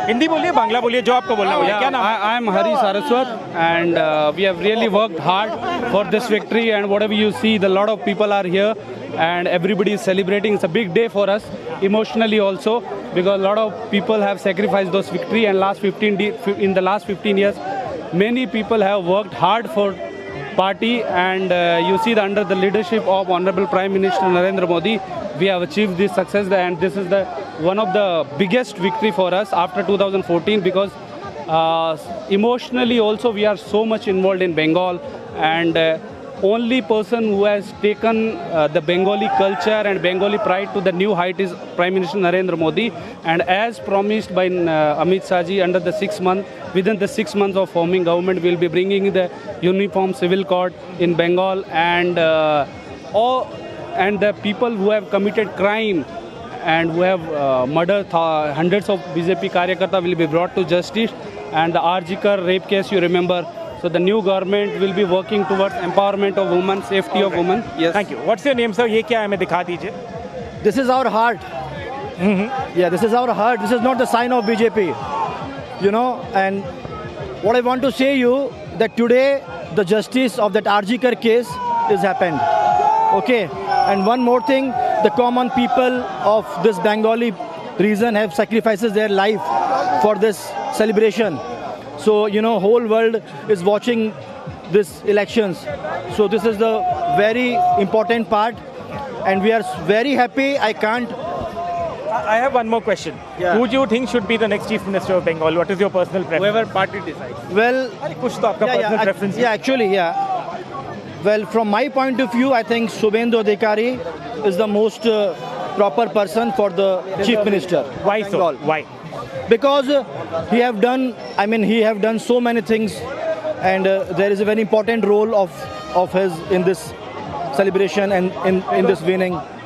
You know, say something. Yeah, regarding the Shubhendu Adhikari, you see the past 5 years, he has gone to the ground. He has met all the people victim of the crime atrocity by the Trinamool Congress in the 15 years, and he has worked so hard. You see, even the Bhawanipur assembly also, during the polling day, even the counting also, all the drama created by the TMC, he was there. He was looking after each and every constituency personally. And so he has invested so much, you know, and he is totally, now you can say, though he came from the TMC, but his DNA is BJP now. Thank you so much. I'll just move ahead a little. Bengal, if we can just walk a little ahead and just try and capture some more scenes as we talk about this BJP victory. Now I am at the BJP office here in Bengal, and there are so many people here who are celebrating this victory. There's even a band here. I'll just show you that before I talk to some other people. There's a full-fledged band that's been brought here to celebrate this victory. And to that side, of course, you have a lot of the party officials and a lot of the senior members of the party who are still there. And yes, I'm sorry, but you can cut me off whenever you want to, because I can barely hear a thing. So I'll just go on a little and try and see what's happening this side. Again, a lot of celebrations. Maybe I'll just speak to one more person here. What's your name, sir? Hello. What's your name? Dr. Dorab R. What is the biggest factor in the BJP victory this time? सबसे बड़ा चीज क्या है? जो anti incumbency आया था, सबसे बड़ा था, उसका फ्लड में पूरा ममता का पूरा जो भ्रष्टाचार, जो घोटाला किया था, उसका आंसर पब्लिक ने आज दे दिया। Thank you so much. Thank you. Education में जो करप्शन, हेल्थ में जो करप्शन, आर्टिकल का जो मत हुआ, हम लोग डॉक्टर है, हम लोग का जो लगातार जो हम प्रोटेस्ट किया था, उसका आंसर, उसका सपोर्ट आज पब्लिक ने दे दिया हम लोग को। ये है पब्लिक का जनादेश। So I've just heard the PCR. I'm going to toss back to the studio, but I think we've got interesting perspectives here from the BJP supporters who are celebrating this massive BJP victory. आलोक, बहुत बहुत धन्यवाद। वाकई में BJP के लिए ऐतिहासिक दिन है। जो उनके कार्यकर्ता हैं, जो लोग हैं, बेहद खुश हम देख सकते हैं पश्चिम बंगाल में जिस तरह से बीजेपी के मुख्यालय में इस समय जश्न का माहौल है। और बार बार वही शब्द मेरे तमाम लोग यहाँ पर मौजूद हैं, रूही, अजय सर, स्मिता यहाँ पर है, आशीष है यहाँ पर, टीना यहाँ पे मौजूद है। तो ये शब्द बार बार जो तमाम लोगों से आलोक और बात कर रहे थे, एंटी करप्शन, एंटी इनकम्बेंसी, हाँ, ये सब चीज़ें, जॉब्स, चेंज, परिवर्तन, ये जो शब्द हैं ये बार बार सुनाई दे रहे थे। हम भले ही यहाँ पे दिल्ली में बैठे हों, लेकिन वहाँ पे क्या लोग एक वाकई में 15 साल के बाद एक वो बदलाव चाह रहे थे, एक वो चेंज चाह रहे थे। नहीं, बिल्कुल निधि, मैसिव सेंटिमेंट था फॉर चेंज, फॉर परिवर्तन दरकार। A lot of people were saying, you would know since you are from Bengal, and बहुत रीजंस दिए थे इसके लोगों ने। इसमें प्राइमरी था lack of industry, lack of development, hence lack of employment. So unemployment एक बहुत बड़ी चीज़ थी। महिलाएं भी बोल रही थी कि हम बच्चों को शिक्षा दे के क्या करेंगे जब उनके लिए नौकरी नहीं होगी। दूसरी थी जो corruption at the grass roots, cut money जिसे बंगाल में कलोकियली बोला जाता है, उसको लेके बहुत नाराज़गी है। तीसरा है लॉ एंड ऑर्डर। थोड़ा सा इमेज डेंट हुई है डेफिनेटली ममता बनर्जी की with all these incidents of crime against women. And चौथा, सिंपली पीपल सेइंग कि ये तो लेफ्ट का ही कल्चर कंटिन्यू हो रहा है, हमने तो उनको 2011 में वोट आउट कर दिया था, अब तो हमको लग रहा है कि वैसा ही है। लेकिन कहीं ना कहीं देखिए एक बात यह है कि कितना भी आप कर ले 15 साल के बाद फटीग तो आ ही जाता है। तो अगर नाराजगी नहीं भी है तो भी बोर्डम है, फटीग है, सब चीज एक साथ ममता बनर्जी के पास आई है। प्लस बीजेपी का कैंपेन इस समय स्मार्ट था। इस बार उन्होंने पर्सनल अटैक्स नहीं किए ममता पे, उन्होंने ऐसा कुछ नहीं किया जो उनके लिए बैकफायर हो जाए। तो उस हिसाब से सब कुछ मिला के एंटी इनकम्बेंसी का फुल फायदा बीजेपी ने उठाया है। You know, my good friend Johar Sarkar, who was a Rajya Sabha member, who voluntarily quit the Rajya Sabha and the Arjikar TMC. incident ke baad. Yeah. You know, so he used to tell me that, you know, the problem with Mamta is that although she's a good politician, there's no question about that, it's a mass leader, she's not a good administrator. And this I've heard from a lot of people. Even from my old friend Amit Mitra, who used to be their finance minister. And even Derek and people, you know, I mean, they knew that, you know, she was extremely impulsive. And some of the things which endeared her to people, because she was emotional, she could connect, they were really bad in terms of day-to-day administration. She didn't have the patience to be a good administrator. And these start really creating a lot of problems when you have these uncontrolled goons, you know, who are roaming around. Now, at least the CPM goons were under some kind of a party discipline. So there was some kind of, you know, people at Alimuddin Street would be, you know, monitoring them. These guys were completely on the loose, and without her knowledge, God knows what they were up to. So there was a bit of a chaotic way of, you know, doing things. And therefore, I think steadily over the weeks, over the months, over the years, you know, there was a general fatigue and absolute dislike for the Mamta Banerjee administration, the Mamta Banerjee government. But, you know, Rui made a very good point. That her persona was bigger than, you know, her what did you say? I said it was the vote is more against her style of governance than a person. वो कुल मिलाकर देखा जाए वो administration का issue आ गया। मोनिदीपा हमारे साथ जुड़ गई हैं। मोनिदीपा, अब शाम के 6 बज चुके हैं। ममता बनर्जी भवानीपुर अपनी कॉन्स्टिट्यूंसी में उधर दौरा कर रही हैं। शुभेंदु अधिकारी वहां पर हैं। अभी कुछ ही पलों पहले आपने आलोक को सुना होगा, बीजेपी मुख्यालय में मौजूद हैं, और जो वहां पर जो लोगों में जश्न का माहौल है, ऐतिहासिक जीत बीजेपी की बताई जा रही है। कार्यकर्ता हैं वो करप्शन का नाम ले रहे थे, भ्रष्टाचार का नाम ले रहे थे, डेवलपमेंट का नाम ले रहे थे, रोजगार का बात कर रहे थे। तो तमाम चीज़ें जो 15 साल का एक फटीक फैक्टर होगा, और अजय सर भी अभी कह रहे थे कि एडमिनिस्ट्रेशन को लेकर बहुत कमजोरी रही होगी। आपका सेंस शाम को 6 बजे क्या बन रहा है? जी, मैं 2-3 चीज़ें न्यूज़ वाइज आपको बता दूं। एक कि ममता बनर्जी और शुभेंदु अधिकारी दोनों पहुंच गए काउंटिंग सेंटर घंटा भर पहले, और वो अंदर चले गए, जैसे जा सकते हैं, दे आर कैंडिडेट्स, लेकिन दोनों मोबाइल फ़ोन लेके गए। तो तब इलेक्शन अथॉरिटीज़ ने उनको कहा कि आपका फ़ोन बाहर, तो उनका फ़ोन लेके बाहर भिजवा दिया गया फ़ोन, और वो दोनों नेता फिर कुछ देर उस काउंटिंग सेंटर में थे। और इस बीच अभिषेक बनर्जी दूसरे एक काउंटिंग सेंटर में गए, और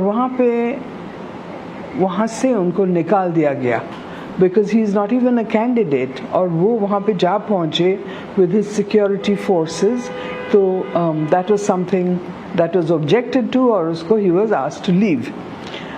But that apart, मैं सुन रही थी आप लोगों का discussion, Ajay ji was making some very interesting points, and increasingly I'm coming round to the view that, you know, Mamta Banerjee became isolated from what was happening on the ground.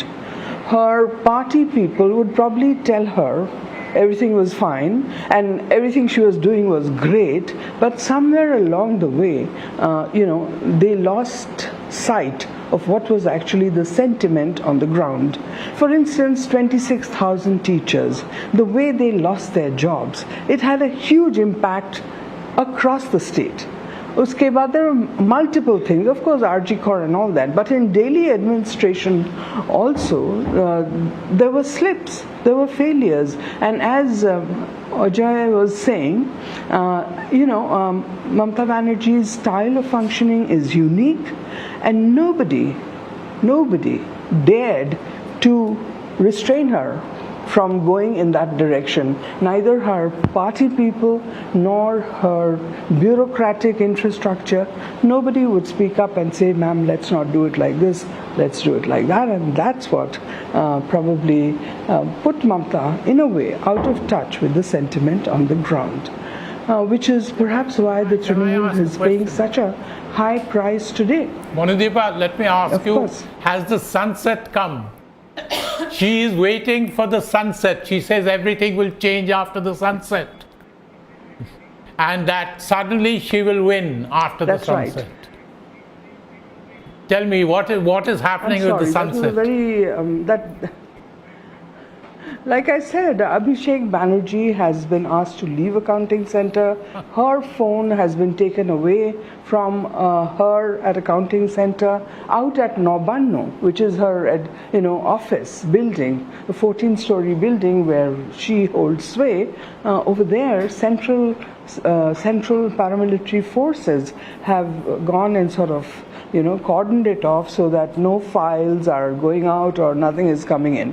So it's not a very happy situation for the Trinamool Congress, but we are yet to hear from Mamata Banerjee an acceptance of the fact that she has lost this election. What do you think she'll do if she loses? Well, what she will have to do logically is go to the governor and submit her resignation, and I have no doubt whatsoever that she will do that after the initial shock has worn off. Because I recall that when she was sworn in as Chief Minister in 2011, Buddhadev Bhattacharya and Biman Bose of the CPM had arrived to attend the swearing in, and all eyes were on Mamata Banerjee, on how she would behave with them.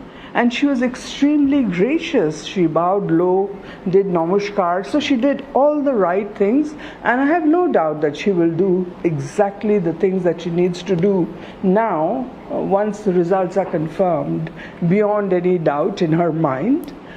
But after that, one thing I'm absolutely sure about, she is going to make life very, very difficult for a BJP government in this यही state. मैं आपसे मोनिदीपा पूछना चाह रही थी, और यही हम डिस्कस कर रहे थे कि ममता बनर्जी के लिए आगे क्या।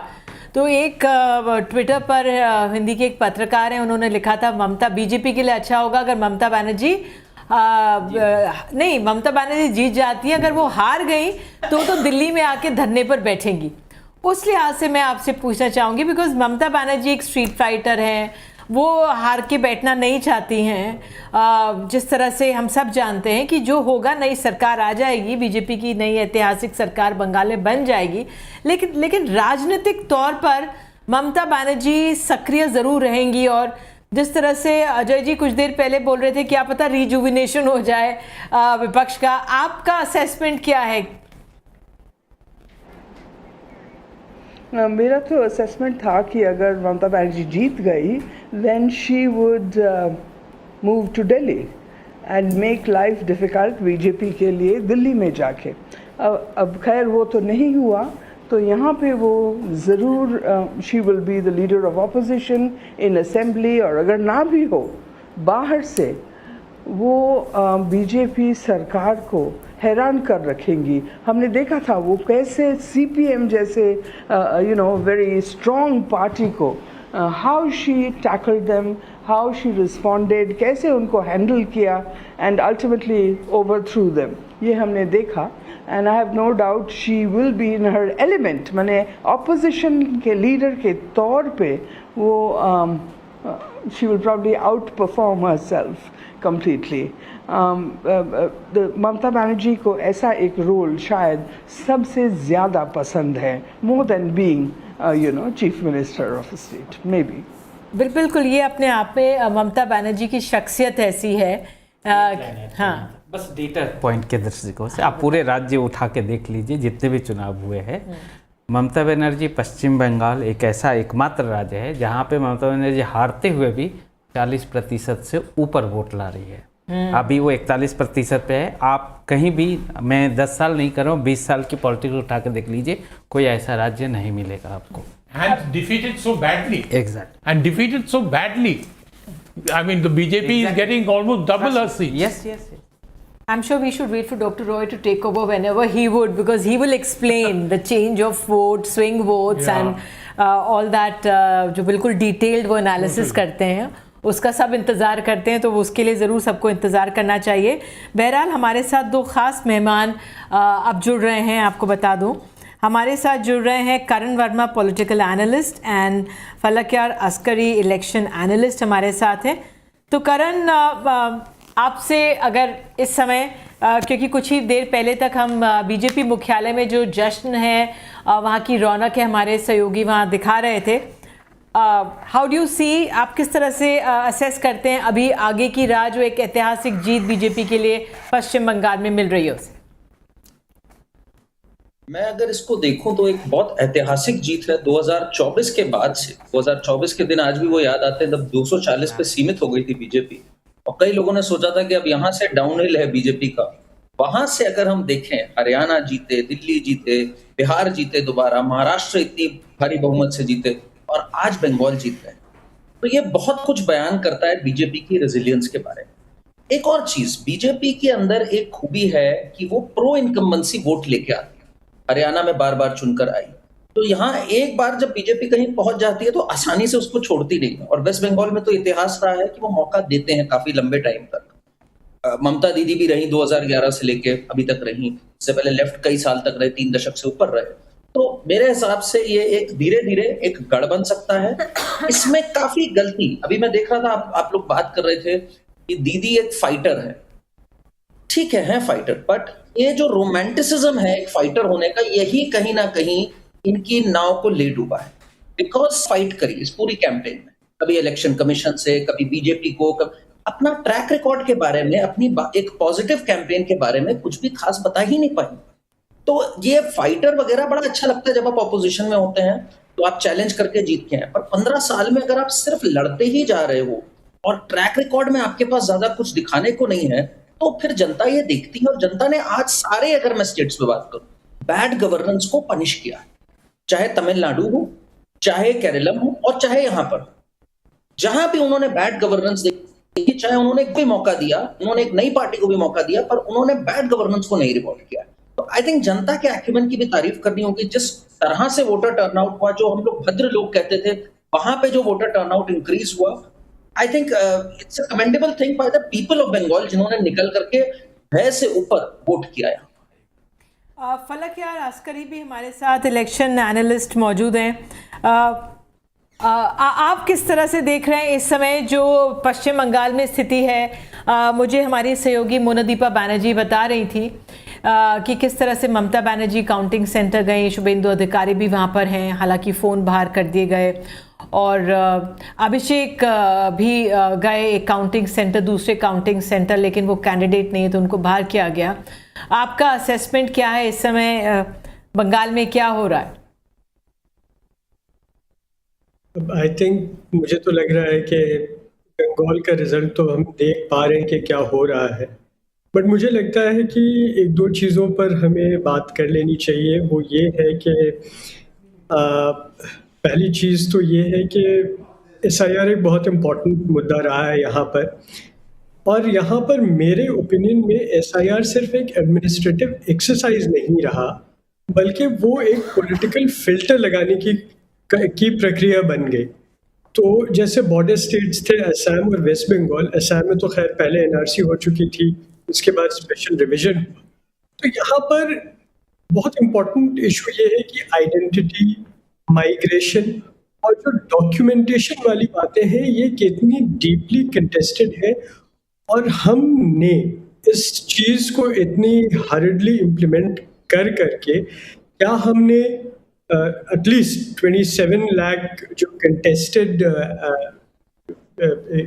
ये डिलीशंस थे। मैं आपको जरा कुछ देर के लिए रोकूंगी। ये दृश्य हम चेन्नई से दिखा रहे हैं। विजय का जो लोयोला कॉलेज अभी गए थे, जिस तरह से हमारी सहयोगी उमा बता रही थी, हम दोबारा रिप्ले करने की कोशिश करेंगे विजय के शॉट्स की। उनको वहाँ से अपनी डिग्री कंप्लीट नहीं कर पाए थे, लेकिन विनिंग सर्टिफिकेट के लिए ही had to go there, and वहाँ पर विजय के वो दृश्य थे जो वहाँ लोयोला कॉलेज से निकल रहे थे। उसके बाद जिस तरह से उमा ने बताया था कि वो अपने माता पिता से मिलने जाएंगे, उनका आशीर्वाद लेंगे, और उसके बाद अपने तमाम जो एमएलएज हैं उनको लेकर महाबलीपुरम जा रहे हैं। एक तरह से रिजॉर्ट पॉलिटिक्स, उसके बाद वहाँ पे सोच विचार होगा, उनको एक साथ सुरक्षित रखेंगे और उस पर आगे बढ़ा जाएगा। तो विजय की अगर वो दृश्य दिखा दें हम तो ओके, तो वो अपने आप में बहुत, क्योंकि आज तमिलनाडु में जिस तरह से एक इतने बरसों बाद एक नई एक फ्रेश फेस जो आया द्रविडियन पॉलिटिक्स में,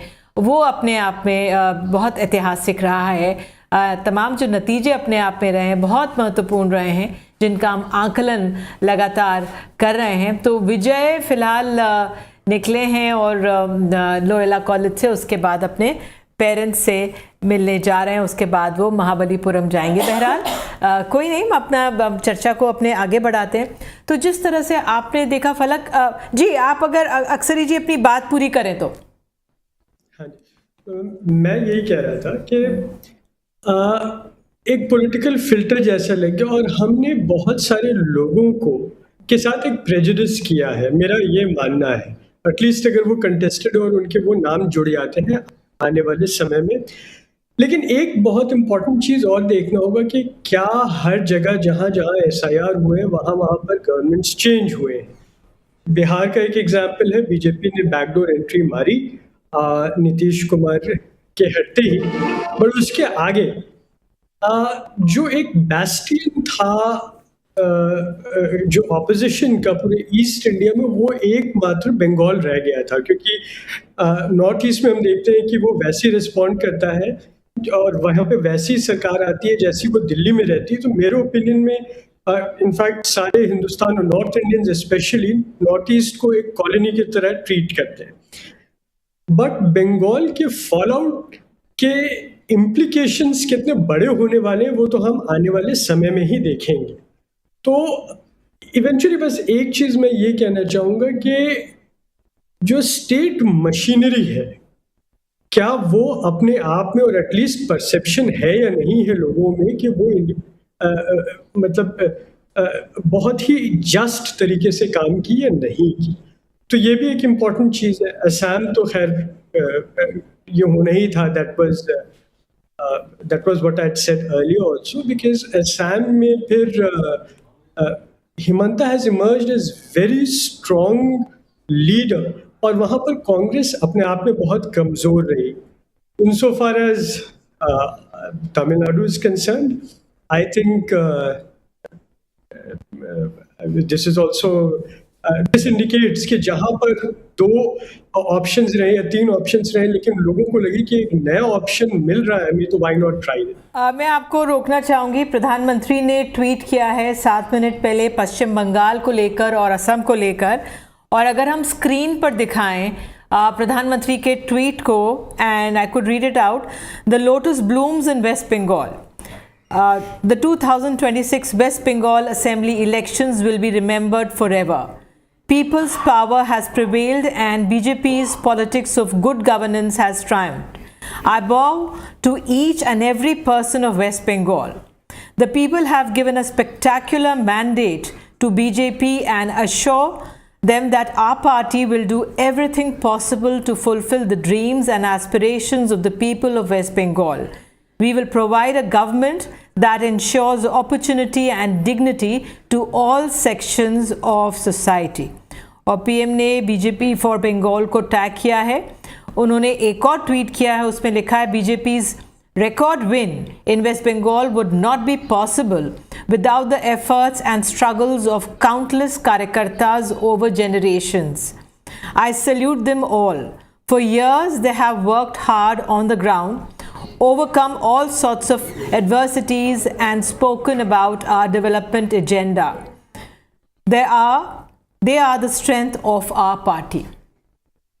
और उन्होंने असम को लेकर भी एक ट्वीट किया है। उन्होंने असम को लेकर लिखा है, Assam blesses BJP NDA once again and the BJP NDA's win in Assam Vidhan Sabha elections illustrates the unwavering support for our alliance's emphasis on development and bringing a positive difference in people's lives. I thank my sisters and brothers of Assam for the resounding mandate. I also assure them that we will keep working for the state's transformation. और एक और 5 minute पहले प्रधानमंत्री ने tweet किया है, applaud all BJP NDA कार्यकर्ता for their round the clock efforts among the people of Assam. It is commendable how our party and alliance have grown over the last decade, and their efforts have ensured our positive agenda has struck a chord with the people.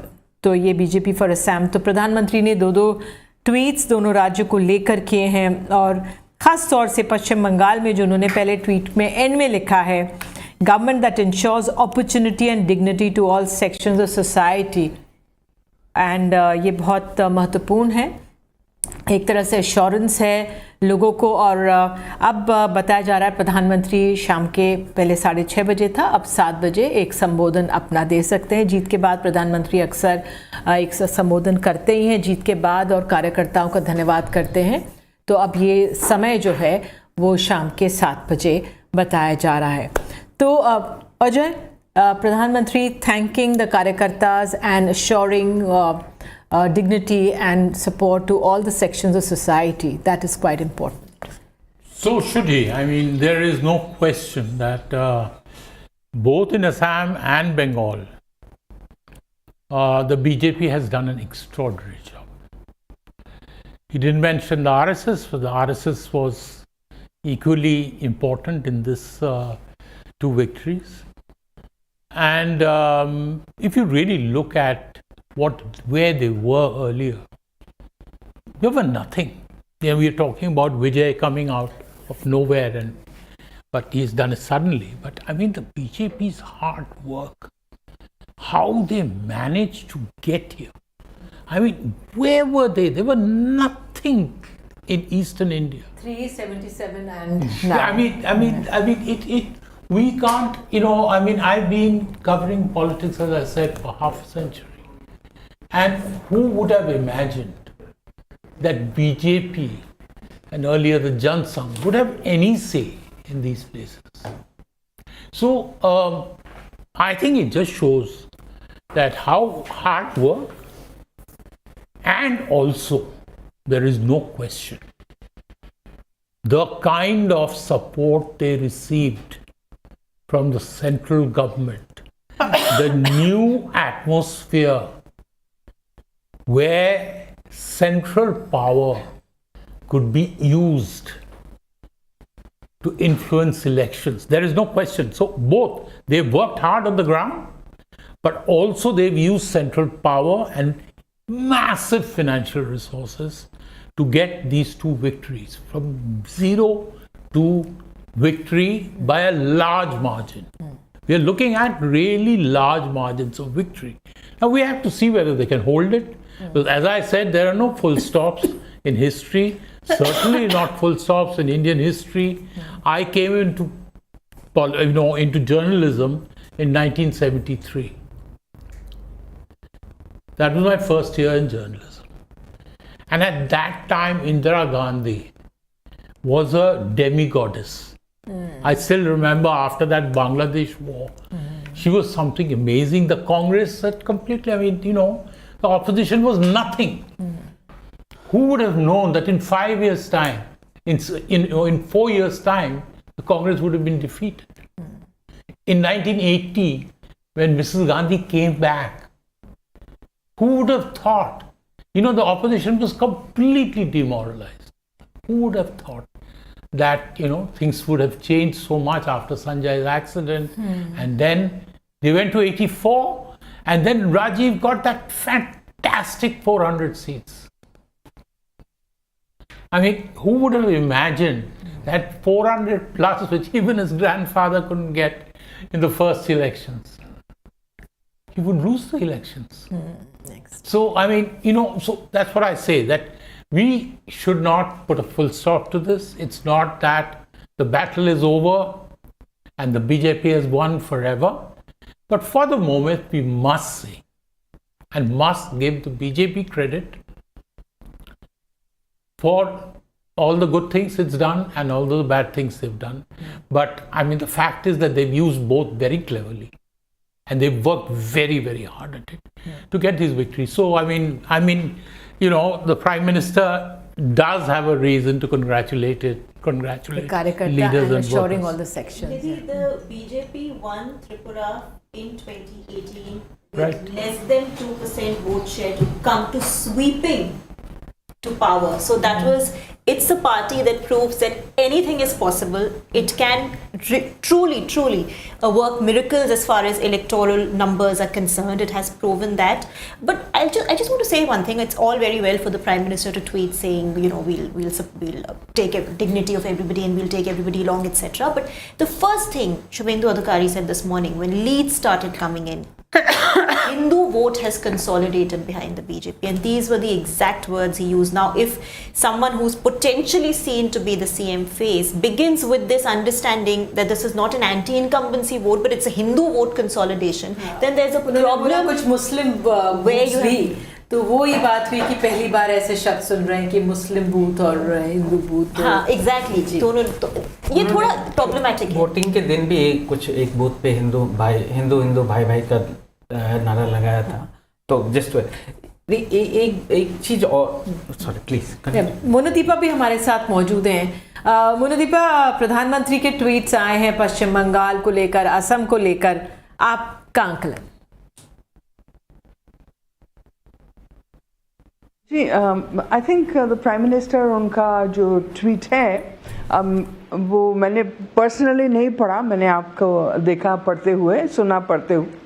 But I think आप सोचिए 2014 से मैं देख रही हूँ प्रधानमंत्री Narendra Modi waste Bengal आ रहे हैं टू ट्राई, और यहाँ पे अगर वो कुछ कर सके, सो 10-12 साल का जो एफर्ट है उसका आज उन्हें फल मिला है. सो आई कैन इमेजिन दैट वो बहुत ही खुश होंगे.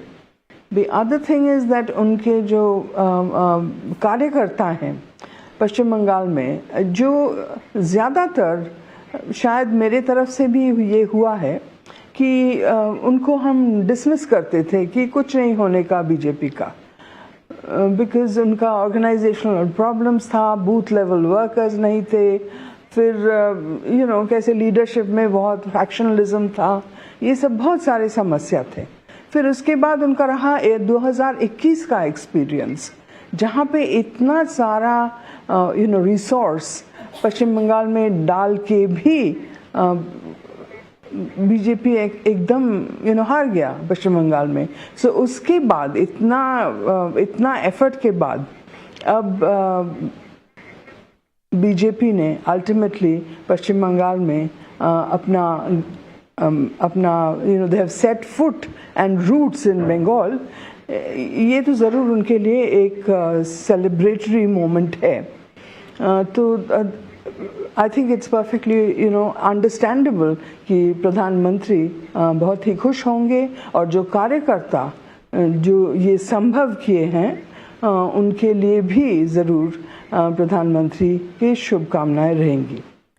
बिल्कुल शुभकामनाएं रहेंगी. और ये हम देख सकते हैं रोही, अगर आप ये पश्चिम बंगाल का इस समय मैप देखें तो किस तरह से बीजेपी ने ऐतिहासिक जीत जो दर्ज की है वो यहाँ पे साफ तौर पर झलक रहा है. आशीष, आपने तो ग्रामीण और अर्बन हम सब तमाम चीज़ों की बात कर रहे थे, अब जो ये सामने मैप है इसको देखकर क्या आभास?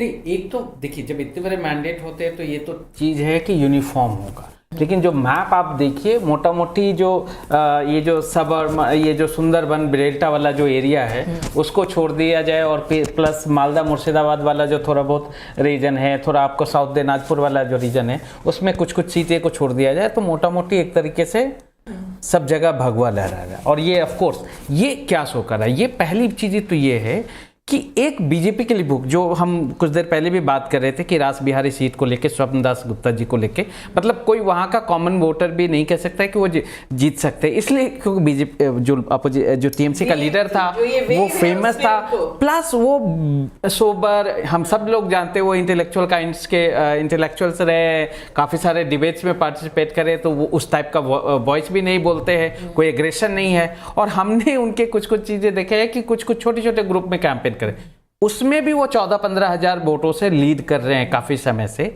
तो अपने आप में दिखा रहा है कि अंदर से एक भूख थी बीजेपी को लाने की।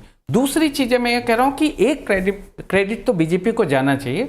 जो रोहित जी ने कुछ देर पहले त्रिपुरा की बात की, मैं उस इलेक्शन में था, मैंने देखा उसको करीब से कि कैसे उन्होंने पूरा कांग्रेस का, जो लेफ्ट वर्सेस कांग्रेस की वहाँ लड़ाई होती थी, उसको ऑब्जर्व कर लिया और चलो पलटाए, वो उस समय नारा था वहाँ का, चलो पलटाए, मतलब बदलना है इस बार, वो करके। एक चीज़ जो त्रिपुरा और वेस्ट बंगाल में कॉमन है, वहाँ भी बीजेपी जो कही थी कि जो सरकारी कर्मचारियों को नेक्स्ट जो वेतन आयोग का लागू लाने का, वेस्ट बंगाल में भी उन्होंने यही कहा कि 7वां वेतन जो है वो इम्प्लीमेंट करेंगे। तो एक तरीके से अपोजिशन का स्पेस प्लस एक जो इन्फ्लुएंशियल क्लास है, जो मिडिल क्लास है, जो वेतनभोगी है, उसके लिए बोनंजा, और वो जो हिंदुत्व की पॉलिटिक्स तो एक बेस में है ही उनके, ये सारे चीज़ों पे काम करते हुए आगे बढ़ रही है और इतनी मजबूत पोजीशन में है। अपोजिशन के साथ प्रॉब्लम ये है, उनको लगता है कि जो एंटी इनकम्बेंसी वोट है, जो कि हर जगह है, वो ऐसा नहीं है, कुछ ना कुछ तो रहता ही है, चाहे 30% 35%, वो अपने आप हमें जितवा देंगे, वो नहीं होगा जब तक कुछ बड़ा हेजेमनिक पावर के खिलाफ जब तक कोई सोशल मूवमेंट क्रिएट नहीं होता, तब तक रिप्लेस करना मुश्किल है। एक चीज़ और रूही मुझे आपसे पूछनी थी कि आप देखिए जो पश्चिम बंगाल में जो तमाम लोग थे बीजेपी के ऑफिस में, कार्यकर्ता थे, कॉमन सिटीजन्स भी होंगे, वो एम्प्लॉयमेंट की बात कर रहे थे, करप्शन की बात कर रहे थे। अब पश्चिम बंगाल में उनको बीजेपी से चाहिए, बीजेपी इतने तमाम राज्यों में है, यहाँ पर जो विपक्ष है अनएम्प्लॉयमेंट की बात उठाता है, करप्शन की बात उठाता है, लेकिन वहाँ के लोगों ने उस पर जो उम्मीद जो की है वो बीजेपी से ही की है। तो वो डिस्कनेक्ट है या ये सिर्फ विपक्ष का ही शगुफा है कि भाई ये नहीं है, आप कैसे देखेंगे? देखिए, पहली बात तो जो आपने अभी जो मैप दिखाया, नक्शा दिखाया, मैं ये कहूँगी कि कई चुनाव आंकड़ों के चुनाव नहीं होते, वो भावनाओं के खेल होते हैं, और ये इमोशन वाला चुनाव था। ये एग्जैक्टली मैंने 2017 में जब भाजपा जीती थी उत्तर प्रदेश में, तभी भी ये कहा था, सब उस टाइम डेटा ऐड कर रहे थे कि किस तरह से कांग्रेस प्लस एसपी का इतना वोट आ जाता है, but that was also an emotional election, it was a wave election.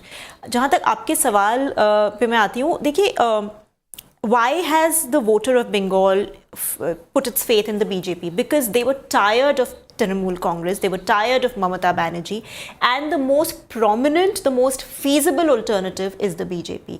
I continue to say this was an election around Mamata Banerjee. This is more a vote against the Trinamool Congress than a vote for the BJP, right? So the BJP's advantage is बहुत अहम है। The BJP. I'd like to just add to this. Now, so far I've been trying to be very fair to the BJP and give the devil its due. What its work it's done, everything. But there's a darker side to these results in Assam and Bengal.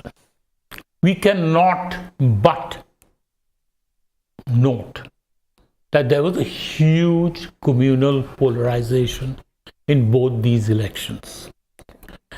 And I was just noticing that out of the 88 seats in where Muslims were more than 30%, the TMC won 63, which shows that there was definitely a question of Muslims voting for the TMC and Hindus voting against it. Because if they won 63 out of the 82 they're winning, they just won 20 out of the rest. So it just shows that there's a huge, and in Assam we know, and the Chief Minister of Assam himself has been speaking like that, and so is the would-be Chief Minister of West Bengal, most probably Shubhendu Adhikari, speaking all kinds of communal nonsense. Now, so what happens after this? These two states, what do the Muslims do? We have a very large population of Muslims in Assam. it's about 34%. In Bengal, it's about 27%. Now, that's a lot of people we are talking about. I mean, look at it in number of millions. And I think Bhawanipur से trail कर रहे हैं, नंदीग्राम से वो जीत गए. He's been trailing for a while. But what I'm saying is that these are worrying things. We can't do anything about it because history will work itself. I mean, India is too big a country to be eaten up by this communal maelstrom we are in. We will also pass this stage. We've been in worse stages. चलिए मैं आपको एक बार फिर से तमिलनाडु लिए जाती हूँ. वहाँ पर विजय के वो दृश्य आ गए हैं जब वो अपने लोगों को ये देखिए, विजय के वो दृश्य फुल स्क्रीन आप दिखा सकते हैं, किस तरह से जीत के बाद धन्यवाद करने आए हैं. ये क्लियर शॉट्स देख सकते हैं हम विजय का टीवी के, उनकी पार्टी जो उन्होंने ऐतिहासिक एक तरह से जीत दर्ज की है तमिलनाडु में, और बस छोटा सा अभिवादन करके धन्यवाद कर वो वापस चले गए. और वाकई में to soak in this win and to prepare for the future, how it will be a lot of thinking going on right now. Absolutely. I think it's what he's done is it's really phenomenal. I mean, I think all of us are speechless about the extent of his win. But I do want to add a little bit to that question about Muslims. When I was in Bengal, on the ground. Look, Muslims are also not living in silos, right? They also live in the same environment that others are living in. They are facing the same issues of lack of employment. But where do they go? They cannot vote for the BJP because BJP's politics is entirely majoritarian right-wing. So what was the alternative in Bengal? Left and Congress are decimated. They're over. They had no option but to vote for the Trinamool Congress, and that's the travesty of this country. You're reducing a section of your population to being forced to vote for something because one party, the ruling main party's politics is entirely anti-minority. And a predominant party. That's a big tragedy. Not just a dominant party, it's a predominant party. I mean, look at the map. I mean, they are all over Eastern India, they are all over Western India, they are all over Northern India. Only the South remains. So that's a predominant party. मुझे मोनिदीपा बैनर्जी के पास जाना है, मेरी सहयोगी, और वो map भी हम दिखा सकते हैं. ये हम टीवी के विजय के शॉट्स दिखा रहे हैं जिस तरह से. मेरी सहयोगी निधि राजदान भी हमारे साथ जुड़ेंगी, लेकिन हम सीधे चलेंगे मोनिदीपा के पास. मोनिदीपा, जो अब बंगाल का जो बदला हुआ मानचित्र नजर आ रहा है, बीजेपी की बहुमत है, आपके इस समय के क्या, what are your thoughts right now? एक तो कि जब ममता बनर्जी आई थी पश्चिम बंगाल में मुख्यमंत्री बन के 2011 में, जो हमारा नज़र पकड़ा था वो है कि हर जगह फ्लाईओवर हो या ब्रिज हो या लैंप पोस्ट हो या जो भी हो, वो उन्होंने सब ब्लू एंड वाइट पेंट कर दिया विद अ वेंजेंस. माने जो गवर्नमेंट सरकारी बिल्डिंग्स हैं वो भी वाइट एंड ब्लू हो गए, और ब्रिज और फ्लाईओवर तो छोड़िए. उसके बाद उन्होंने एक टैक्स इंसेंटिव भी दिया प्राइवेट सिटीजन्स को कि अगर आप अपना घर वाइट एंड ब्लू पेंट करें तो आपको एक प्रॉपर्टी टैक्स पे एक डिस्काउंट भी मिलेगा. अब मैं सोच रही हूँ कि अब बीजेपी आया है, वो क्या कलर स्कीम चूज़ करेंगे कोलकाता के लिए. ममता बनर्जी का ये जो वाइट एंड ब्लू था, इसमें एक फुटबॉल के साथ भी जोक था, जो पश्चिम बंगाल में कोलकाता में बहुत प्यार करते हैं. West Bengal loves football. So that was the Argentinian colours. तो इस बार पता नहीं बीजेपी क्या करेंगी कोलकाता में. और एक चीज जिसको लेके चर्चा चल रही है, बने रहिए. ये मैं बीजेपी मुख्यालय के दृश्य दिखा रही हूँ. यहाँ पे गृह मंत्री रक्षा मंत्री राजनाथ सिंह पहुंचे हैं, और हर जीत के बाद, विधानसभा चुनावों में जीत के बाद बीजेपी मुख्यालय में दिल्ली में एक तरह से कार्यकर्ताओं लोगों का जमावड़ा होता है. और हम देख सकते हैं कि यहाँ पर नेताओं का पहुंचना, बोलना शुरू हो गया है. रक्षा मंत्री पहुंच गए हैं, कुछ ही देर में प्रधानमंत्री भी पहुंचेंगे और वो लोगों कार्यकर्ताओं को संबोधित करेंगे. जी मोनिदीपा और निधि राजदान भी तो ये रहा कलर स्कीम्स के बारे में. जी. और एक चीज़ है कि पश्चिम कोलकाता का एक बड़ा important landmark is fort William. पिछले साल उन्होंने ऑलरेडी वो फोर्ट विलियम का नाम बदल दिया है और बना दिया है विजय दुर्ग। अब जो कोलकाता के लोग जिस पे बात कर रहे हैं वो है कि विक्टोरिया मेमोरियल का नया नाम क्या होगा। But this is on the lighter note.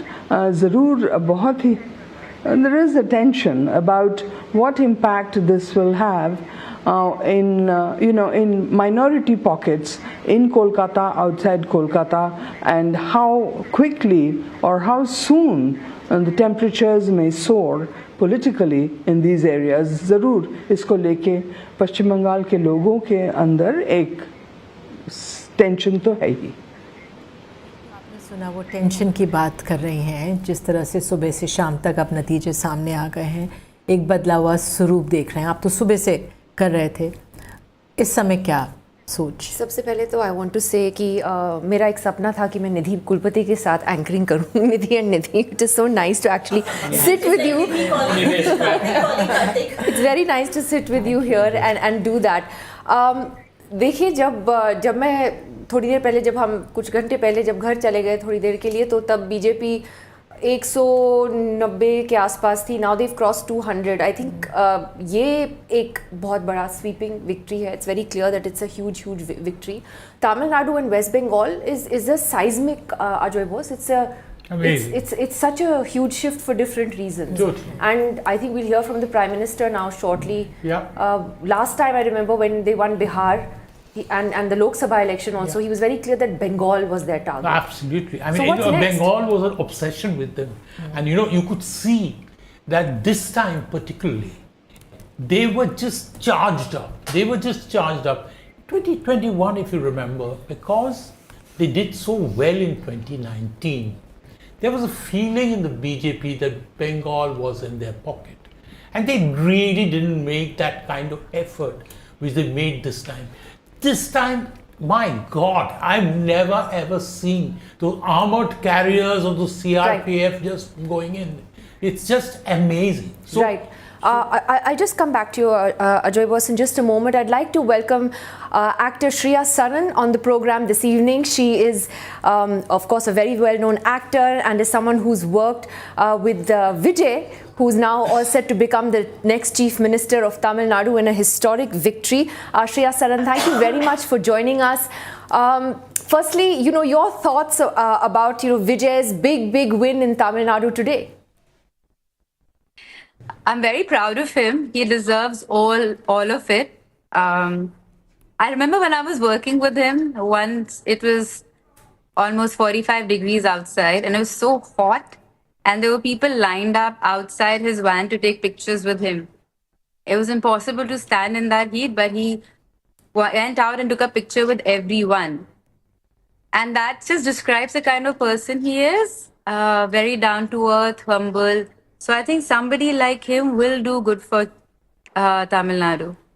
Did he ever, you worked with him so much, did he ever express an interest in politics when you worked with him? Did you ever think that he could one day be a big political player? He's someone who commands a lot of respect and people love him. People are crazy about him. And he also someone who wants to bring in a change, and he's always, I guess it was something that's wonderful that has happened. It is a historical win, but I feel like he deserves it. He's decided he'll not act, and he wants to give all he has for people, and that's huge. Shreya, I would like to ask you, did you know that he had an active group doing social work? And a lot of social issues he had brought up since 2009. In fact, he has 85,000 fan club, and it was a sustained work and a consistent effort, and that's why we can see this win, which looks sudden win, but it's basically a lot of consistent hard work since years. He's been wanting to do that. Yeah, that hard work. I think it shows. People see through. He's been doing it for a long time, supporting causes. Every time there was any disaster, he's somebody who's always donated. And he's just a kind-hearted man. So, I mean, again, coming to sort of what you saw, you know, while working with him, one of the things we in the media noticed was his lack of giving interviews on the record, at least to the press. He kept a safe distance. So is he someone who kind of likes to let his work speak for himself rather than trying to promote himself, as it were? I don't think it's just the media. He's even on set, he's very quiet. He likes to go on set, work, but he's very quiet. He'll be in the corner on his own, in his own space. So, yeah. Have you had a chance to congratulate him? I have to, I want to, and I will, because I'm extremely proud of this man. So I was in Chennai, and everybody had decided that he's going to win. And then I was in Hyderabad, and I know people have taken like leaves and gone to Chennai and voted for him. That's huge. You know, people came out to vote for him. They wanted him. They want that change. They believe that he can bring that change. It's a huge responsibility, but I know he'll be good. Shreya, Tamil Nadu has seen a lot of film stars coming into politics. MGR, you know, we have seen Kamala Hassan sir, Rajnikant sir, all of them have come in. But what, there is a difference. It's said that, you know, Vijay has joined politics and come into politics at the peak of his career. And we just got to know from you that he will not be acting in films anymore.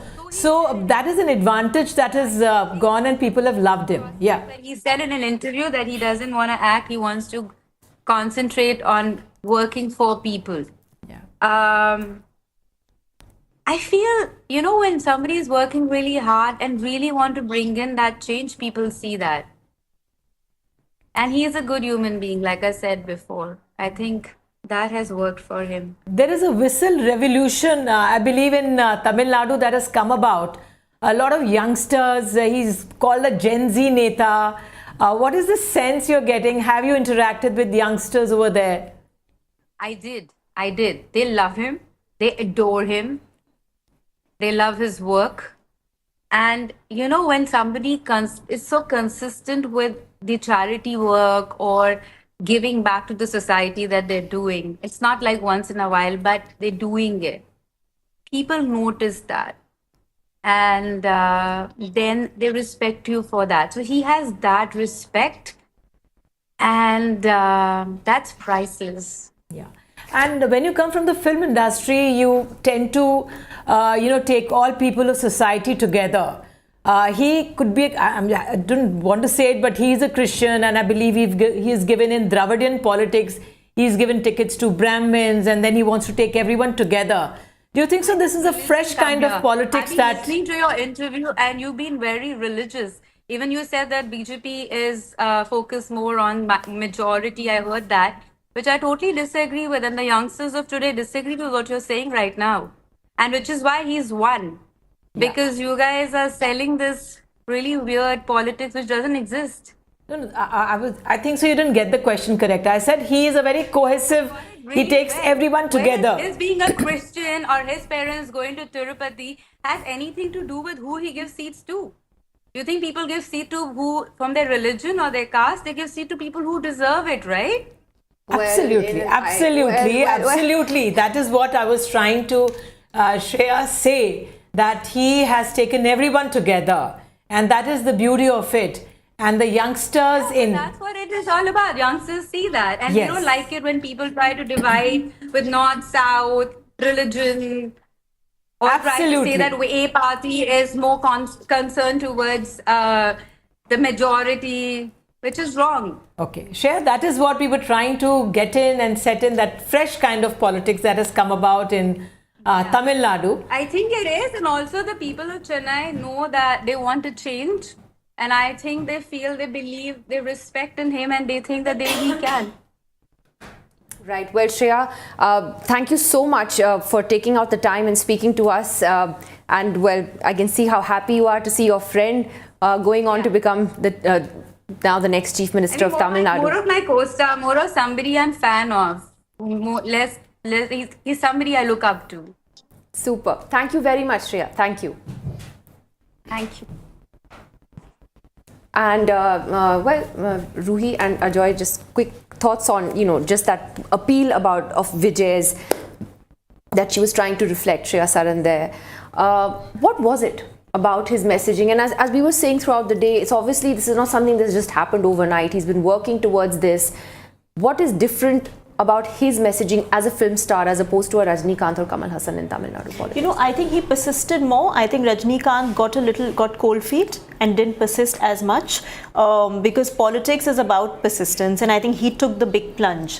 1, 2, look at the age. He's younger, right? So he obviously appealed to a certain demographic which perhaps wanted to see a kind of change in Tamil Nadu, and I think maybe people are a bit tired of this Dravidian politics, the kind of politics Tamil Nadu has seen for decades, for ages, and he was perhaps a breath of fresh air, and film stars bring with them a certain fan base. We've seen that with MGR, we've seen that with NTR. And I think Vijay must have, I don't follow Tamil Nadu that closely, but obviously brought that fan base as well. But I respectfully disagree with Shreya, who's an actor, that politics is not about majoritarianism and youth want something different. I think urban elite youth may be thinking a certain way, but there is a wide constituency across India that is the victim of a certain kind of politics, and it's unfair to brush it under the carpet, because when you are the minority and then you're facing this kind of othering, I think it's absolutely, and we know not fair. We know that political parties give tickets on the basis of castes and subcastes and religion. I mean, but anyway, that's a different point. But Nidhi, Vijay's victory is why I still don't completely despair of Indian politics, because it is a surprise element in Indian politics, which brought Mayawati getting a full majority in UP, which got Arvind Kejriwal winning in Delhi by that huge landslide. We had Mamta herself coming in out of nowhere and defeating the left sort of machine. So there is always this sort of surprise, and of course I can go back in 77 elections when Janata Party, won. We never ever believed that would happen. But these are the surprise elements. So there are no full stops to Indian politics. We have these surprise elements, and it's nice that we have somebody like Vijay who's coming in from outside, who appeals to the General Z, and who brings in a completely different type of flavor to a state which has been completely covered by Dravidian politics. I mean, so, it shows. But the parties that you named, both the AAP and the BSP, look at where they are today. Absolutely. I must say, sustaining is a different ballgame altogether. And so my question is, when you look at the state of regional parties today, which at one time were the only real challenge to the BJP, right? True. Barring a few, just a handful, each has stood to be very, very weakened at this point. So therefore, what is the national impact of this, especially on regional forces, going to be? Okay, so with the might of the BJP, which is either splitting them, breaking them, sending agencies after them, or just defeating them, right? We are looking at a completely ruthless machine, backed by huge amounts of central power and huge amount of financial resources, and also compromised institutions backed by compromised media. So I mean, they have many guns in their armory. At the moment, it looks like a battle which is totally one-sided. There's no question about it. Right. Ajay, just give me 1 second. We're just going across to Shashi Tharoor, who's joining us now. He's, of course, a Lok Sabha MP from Thiruvananthapuram. And it's great to have you on the program today. And a reason for the Congress to smile, Shashi Tharoor, given the emphatic win in Kerala. First, your thoughts, on Kerala itself. Did you expect it to be such a big win? No, we expected it to win, but I don't think any of us, with perhaps the exception of one of my colleagues, actually would ever have said 100. That really is an extraordinary result. It's historic, it's unprecedented, and in many ways it's a mandate for a dramatic change. It really has been sobering. To give you one example, the CPM had never lost in 50 seats in the entire century. And now suddenly they have lost a dozen of those seats for the first time. It's quite 15 of those seats for the first time, quite unprecedented. And for us to have 102 gives us a resounding mandate from the public and gives us, frankly, the capacity for a very stable and effective government in the years ahead. Can I also ask you about Tamil Nadu and Vijay's big win there and how you look at that? And also whether, as your colleague in the Congress, Praveen Chakravarti, told us earlier today, he saw it as a missed opportunity for the Congress, which, because he said there was a section of the party, including Rahul Gandhi, that were open to an alliance with Vijay. So was Vijay. But because there were some of, as he put it, there was a generational divide in the party and some of the older leaders preferred staying on with the DMK, it was a missed opportunity. Do you agree with that? Nidhi, I've heard this, but I should stress that I don't deal with Tamil Nadu. Others may have... Just as an observer. Greater direct involvement. I will say that I see no particular wrong done in having remained a loyal ally to a party that you've just fought the last Lok Sabha elections with, hand in hand, and where the DMK was instrumental in the success of many Congress MPs. It would have been entirely logical that the Congress felt there was a case for remaining loyal to the ones you have actually just fought a battle with. So I don't really see a problem with that. In any case, as you know, with all of these situations, you can review your options at each appropriate twist or bend in the road. And if there is such an invitation, I'm sure that the Congress Party will consider it carefully, even now. Shashi ji, आपसे पूछना चाहूँगी केरलम के लिए बहुत सारी चीज़ें promise की गई हैं आपके यूडीएफ की तरफ से, ख़ासतौर से इकोनॉमिक ग्रोथ की बात भी कही गई है, 10,000 enterprises, mission Samudra and job creation, many things. What's going to be on the agenda first? क्या सबसे पहले सरकार वहाँ पे फोकस करेगी? देखिए, इस जवाब तो मुख्यमंत्री को देना पड़ेगा जब उनका नाम पता चल जाएगा, लेकिन मैं इससे आपको ये बताना चाहता हूँ कि मेरे ख्याल में केरला के we can not continue with business as usual, क्योंकि हमारी स्थिति, हमारे अर्थव्यवस्था की स्थिति बहुत बुरा है. हम जैसे देखते हैं आजकल स्टेट गवर्नमेंट का जो फिस्कल सिचुएशन है कैलेमिटस है, बहुत सीरियस रिफॉर्म करने की ज़रूरत है. और इसके लिए अगर आपको नए रेवेन्यू जनरेशन चाहिए तो इन्वेस्टमेंट ले आने की बड़ी ज़रूरत है. बिना इन्वेस्टमेंट से ग्रोथ नहीं होगी, बिना ग्रोथ से आप रोज़गार नहीं दे सकेंगे हमारे युवाओं को. भारत में सारे राज्यों में कश्मीर के बाद हाईएस्ट यूथ अनएम्प्लॉयमेंट केरला में है. तो इस स्थिति में आगे जाना बिल्कुल नामुमकिन है. और मेरे ख्याल में ये तो कोई भी सरकार के लिए एक बहुत बड़ी प्रायोरिटी होनी चाहिए. मेरे ख्याल में यही होगा केरला के आगे जाने वाले रास्ते में सबसे महत्वपूर्ण प्रायोरिटी यही होगी कि हम अर्थव्यवस्था, इन्वेस्टमेंट, ग्रोथ, एम्प्लॉयमेंट, तो इस किस्म की चीज़ों, इस पे हमें एक्शन लेना पड़ेगा और काफ़ी जल्दी, क्योंकि इस किस्म के मैंडेट का संदेश यह है कि आपको पूरा स्टेट आपके हाथ में दिए हुए हैं, go ahead with it, get down to business. So get down to business होगा हमारे नारा यहाँ. Shashi Tharoor, also it's interesting that the BJP, which has made Tamil Nadu and Kerala, in a sense, also prestige battles, trying to expand their footprint in these states, it's finding it far more challenging to do that. Having said that, they have, I think, won 3 seats today in Kerala. And how one do in Tamil Nadu. and no, but how do you see that in Kerala in particular? It always starts like that, right? It's maybe a couple of seats here, but look what they did in Bengal. It's not the same thing. I'm not saying it's the same thing, but yeah, is it significant? I'm conscious of the Bengal narrative, Nidhi, because in Bengal they entered the 2016 elections as a 0-seat party. They emerged with 8 seats. By 2021, they took it up to 77, and by 2026, they won 190 odd. So it really is an extraordinary story for the BJP in Bengal. I think in Kerala, they'll find it much more challenging for good reason. I think the cultural context is very important in Kerala. We are a state where all communities have lived together side by side for 2,000 years, or almost that long. I mean, Christianity came soon after it was born with St. Thomas, doubting Thomas of the Bible, landing in Kerala in the 1st century AD. And Islam came in the lifetime of the Prophet as a sort of message of news brought by Arab traders and merchants who had been trading with Kerala for centuries before the lifetime of the Prophet. So we've lived with both these religions in our midst and seen them as completely natural and normal. And in our Kerala today, there is very little of the kind of communal sentiment on which the BJP has capitalized in northern India.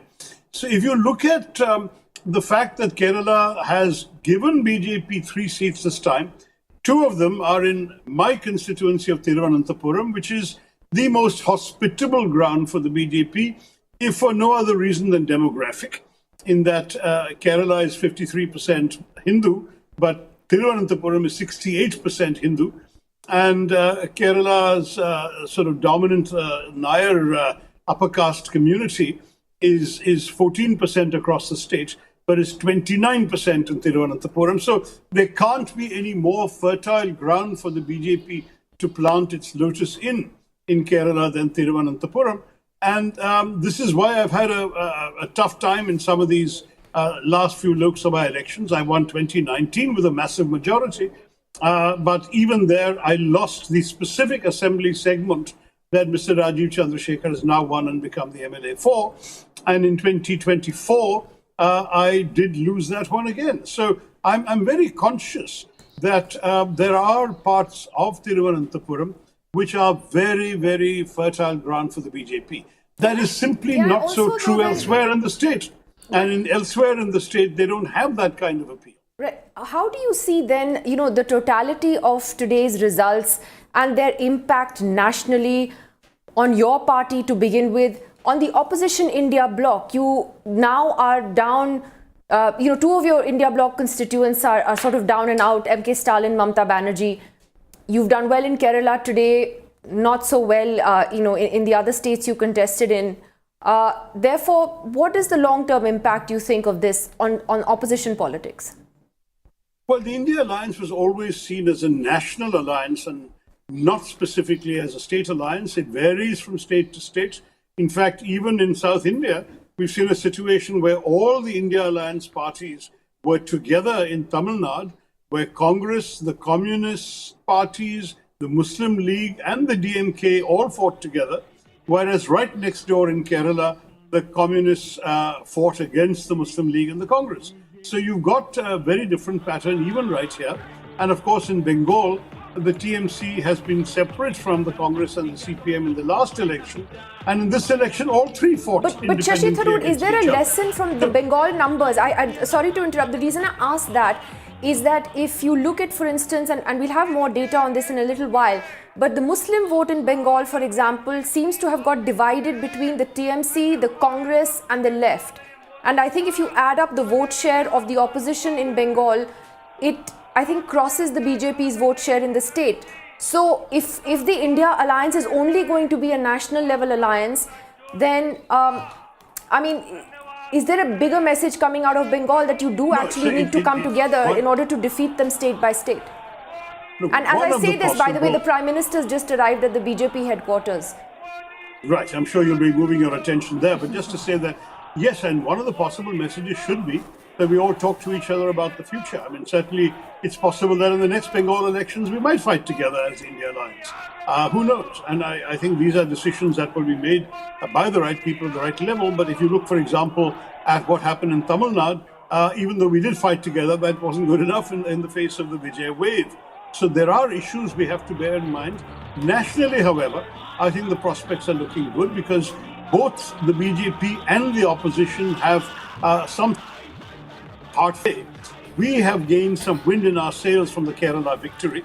We should be going into the elections next year, for example, in Punjab, feeling that just as we took a state we were not ruling in Kerala, we can do the same in Punjab next year. And I do think that it's also become very clear that we do need appropriate state-specific formulae to be able to resist the BJP juggernaut. Absolutely, sir. I'm told they're now ruling 22 states. So yes. That's not a small number. Absolutely, we can see प्रधानमंत्री आ गए BJP मुख्यालय में, बंगाल की धोती पहनी हुई है उन्होंने. लेकिन थरूर सर, मैं आपसे वो पूछना चाहूँगी सवाल जो आप कुछ देर पहले बोल रहे थे, सीएम कैंडिडेट कौन हो सकता है केरला में, क्योंकि एक बीजेपी कांग्रेस के लिए इतनी महत्वपूर्ण जीत है ये, उस पर भी कहीं बहुत समय ना लगा दे कांग्रेस निर्णय लेने में।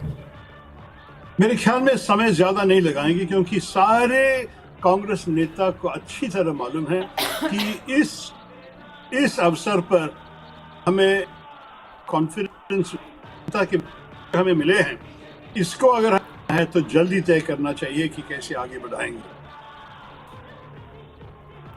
मेरे ख्याल कांग्रेस पार्टी की मीटिंग बुला सकते हैं ताकि सारे उम्मीदवार जो जीते हैं यहाँ आके कुल मिले और कोई दिल्ली से आके उनसे बात कर सकते हैं कल या परसों, और उसके बाद मेरे ख्याल में एक दिन के राय जानते हुए एक तय कर सकते हैं। मेरा सोच है कि ये बहुत ज़्यादा डिले नहीं होने वाला है, और जैसे अंग्रेजी में कहते हैं as soon as possible, ये पॉसिबल काफ़ी जल्दी होने वाला है इस हफ्ते।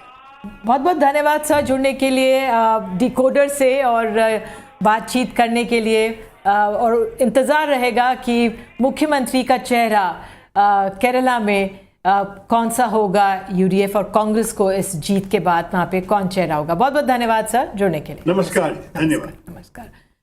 तो वाकई में अब दोबारे हम बीजेपी के दफ्तर पर जा रहे हैं, और मैं जानती हूँ रूही आपको जाना है, लेकिन क्विक कमेंट, प्रधानमंत्री को हम देख सकते हैं कि वो बंगाली धोती में पहुंचे हैं। वो This is the first time he's worn a dhoti. He's not doing a bad job. It must have been very well fastened, under his kurta. You get those ready-made ones. Yeah, now you get these ready-made ones. So yes, tough. But there you are. He's really thrilled out of his mind about Bengal, I'm sure.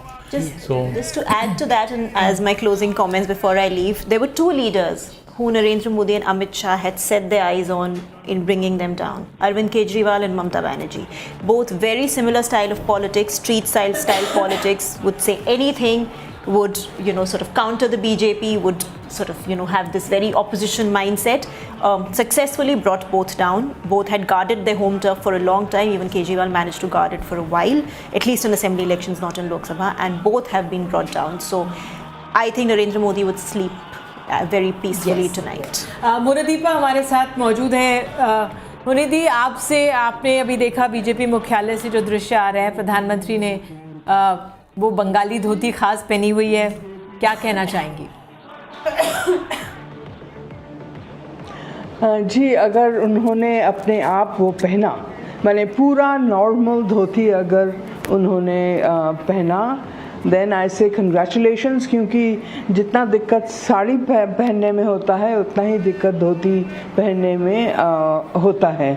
और there is something called kuchi, whole lot of pleats, बहुत मुश्किल है वो करना।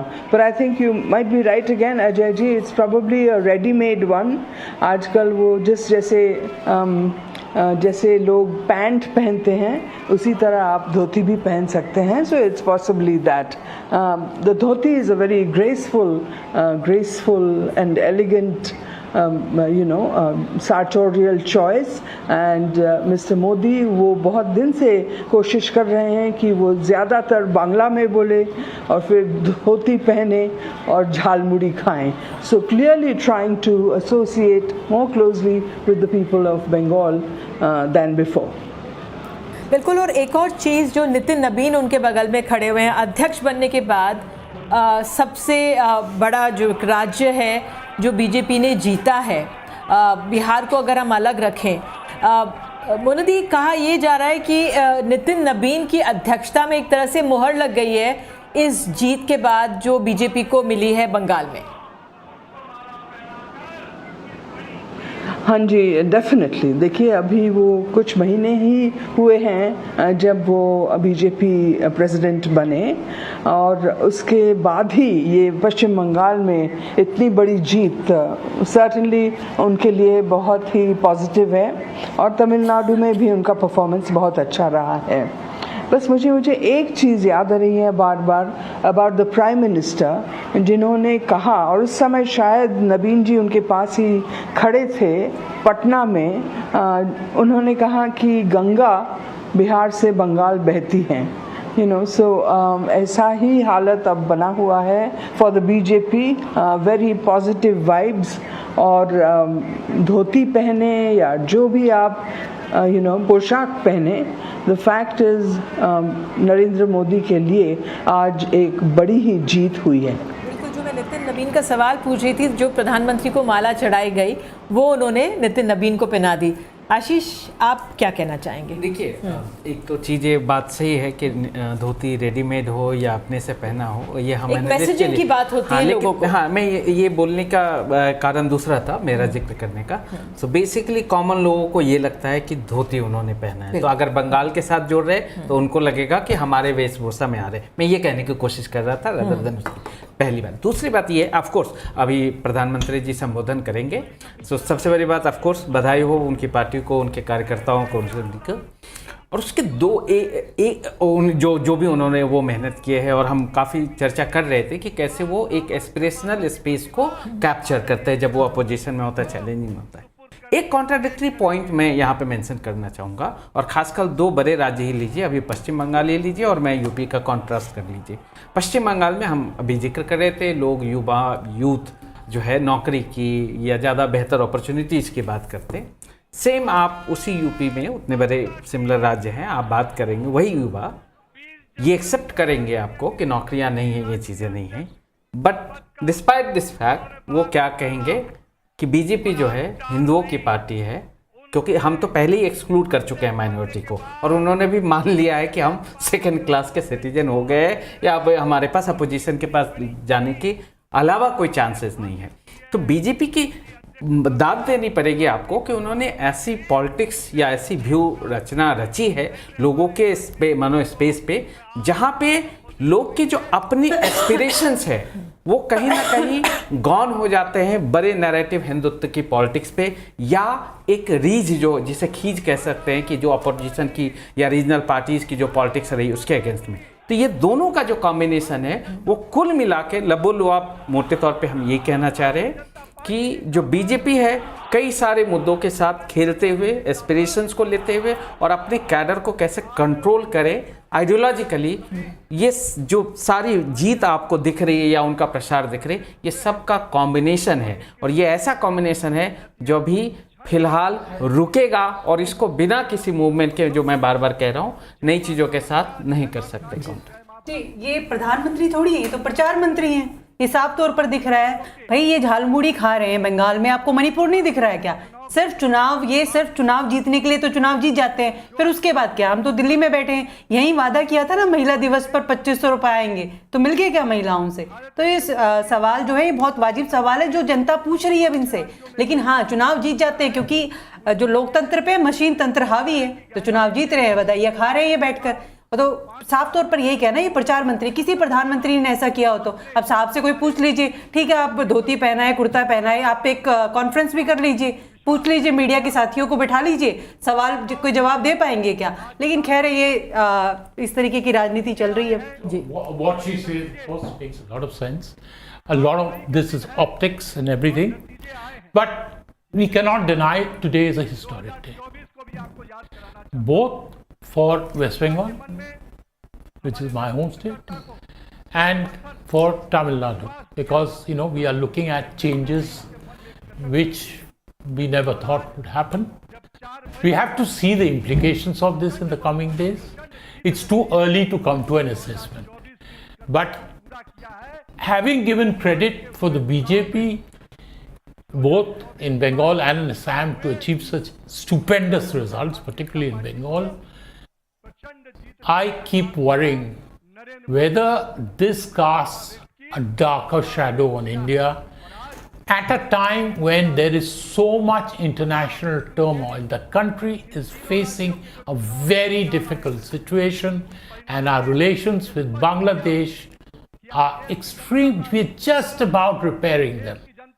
And both Assam and Bengal we have to be very, very careful about how we handle the minority problem. And I hope better sense will prevail in the Prime Minister and their respective chief ministers to keep things calm. Absolutely, absolutely, that is very imperative. And हम बस इंतज़ार कर रहे हैं प्रधानमंत्री के संबोधन का और इसी को नितिन नबीन जो बीजेपी के अध्यक्ष हैं वो बोल रहे हैं अपने आप में, उनको भी सुनेंगे। लेकिन आशीष, ये वो समय है जो बीजेपी का जीत का जो एक तरह से उत्साह और अपने कार्यकर्ताओं में जो जोश भरने की बात है वो हम देखते हैं बीजेपी हमेशा करती आई है। अब कांग्रेस ने भी केरला जीता है और वहाँ के कार्यकर्ताओं को भी संबोधित किया जा सकता था, शायद किया गया होगा, लेकिन अगर वो धन्यवाद वहाँ के कार्यकर्ताओं का, वहाँ के लोगों का, वहाँ के नेताओं का किया जाना शायद बहुत ज़रूरी है। इसका जवाब मैं दे देती हूँ। सबसे पहले तो मैं आपको बता दूं कि राहुल जी ने, लीडर ऑफ अपोजिशन ने, ममता बनर्जी से बात की है और साथ में उन्होंने स्टालिन जी से बात की है, विजय जी को बधाई दी है। और ये एक नेता की इसमें हिम्मत का सराहना करती हूँ कि वो अपने कार्यकर्ताओं को क्यों कहते हैं कि चाहे हम हार गए हों 4 चुनाव, लेकिन हमें वो ये हिम्मत देते हैं कि चुनाव हार जीत, क्योंकि सच की लड़ाई है वो बहुत लंबी होती है और उस लड़ाई को हम लड़ रहे हैं, संघर्ष कर रहे हैं। तो बस मैं तो इतना ही कहना चाहती हूँ कि हाँ, विजय जी को बधाई है, केरलम की जनता को भी उन्होंने बधाई दी है। हालांकि राहुल ने ट्वीट किया है, मैं वो पढ़ देती हूँ। Thank you to my brothers and sisters in Keralam for a truly decisive mandate. Congratulations to every UDF leader and worker for a hard-fought, well-run campaign. As I said before, Kerala has the talent, Kerala has the potential, and now Kerala has a UDF government with a vision to harness both. I look forward to seeing my Kerala family soon. हाँ, तो ये अपने आप में social media पर आ गया, लेकिन मैं ये कह रही हूँ जिस तरह से जीत जो कनेक्ट एक नेता बनाता है, जो प्रधानमंत्री अब ये कनेक्ट बनाएंगे लोगों से, ट्वीट तो उन्होंने भी कर लिया, लेकिन अब वो संबोधित करेंगे। तो उस लिहाज से जो आज के समय में एक तरह से जीत को अपनाना होता है, कार्यकर्ताओं को धन्यवाद करते हुए दिखना भी होता है, वो भी शायद महत्वपूर्ण है। आशीष जी बिल्कुल महत्वपूर्ण है, लेकिन उसकी कॉन्ट्राडिक्टरी में एक सवाल मैं आपसे भी करूंगा या लोग से। फॉर एग्जांपल, अगर राहुल गांधी यही प्रेस जो अभी प्रधानमंत्री जी की उद्घोषणा होगी, अगर सेम दिल्ली में ही अगर वो कर रहे होते अपने पार्टी वर्कर के साथ केरला को लेके, तो कितना अटेंशन मिलता। ये हम सब के लिए सवाल है। पहले थे तो दोनों विंडोज काट देते थे, आपको याद होगा कि ऐसा नहीं होता था, दोनों विंडोज कट जाया करती थी, दोनों दिखा दिया करते थे। तो ये बात भी नेशनल सही बात है। सिर्फ मैं मीडिया को क्लेम नहीं कर रहा हूँ, मैं उस चीज़ की भी बात कर रहा हूँ कि कौन किसको कैसे एड्रेस करना चाहता है, ये बहुत बड़ा सवाल है। यहाँ पे इतने लोगों की जुटान, और जो बीजेपी एक ऐसा किला फतह किया है जो बिल्कुल ही नहीं है। कांग्रेस के लिए एक संभावना थी कि वहाँ पे सरकारें बदलते रहती, हालांकि 2021 में रिपीट हो गई थी एलडीएफ की। मैं ये कह रहा हूँ कि वो जीत एक ऐसी नहीं है जो अचंभित करने वाली जीत है। अगर वो जीत गुजरात में जैसे 2017 में कांग्रेस जीत जाती तो अचंभित करने वाली जीत होती। बीजेपी की जीत जो बंगाल में है वो अचंभित करने वाली है। हर जीत महत्वपूर्ण होती है, ट्रू, कुछ अचंभित और ये नहीं होती। जब हम समझ लेंगे कि हर जीत महत्वपूर्ण है और अपने कार्यकर्ताओं को उसी शिद्दत से आप धन्यवाद करेंगे जो आप किसी बड़े राज्य को जीतकर करते हैं, तो एक आपका अपनत्व होता है अपने कार्यकर्ता से, वो एक तार जो बनता है, वो शायद सीखने की जरूरत है बीजेपी कैसे अपने कार्यकर्ताओं को अपनाता है।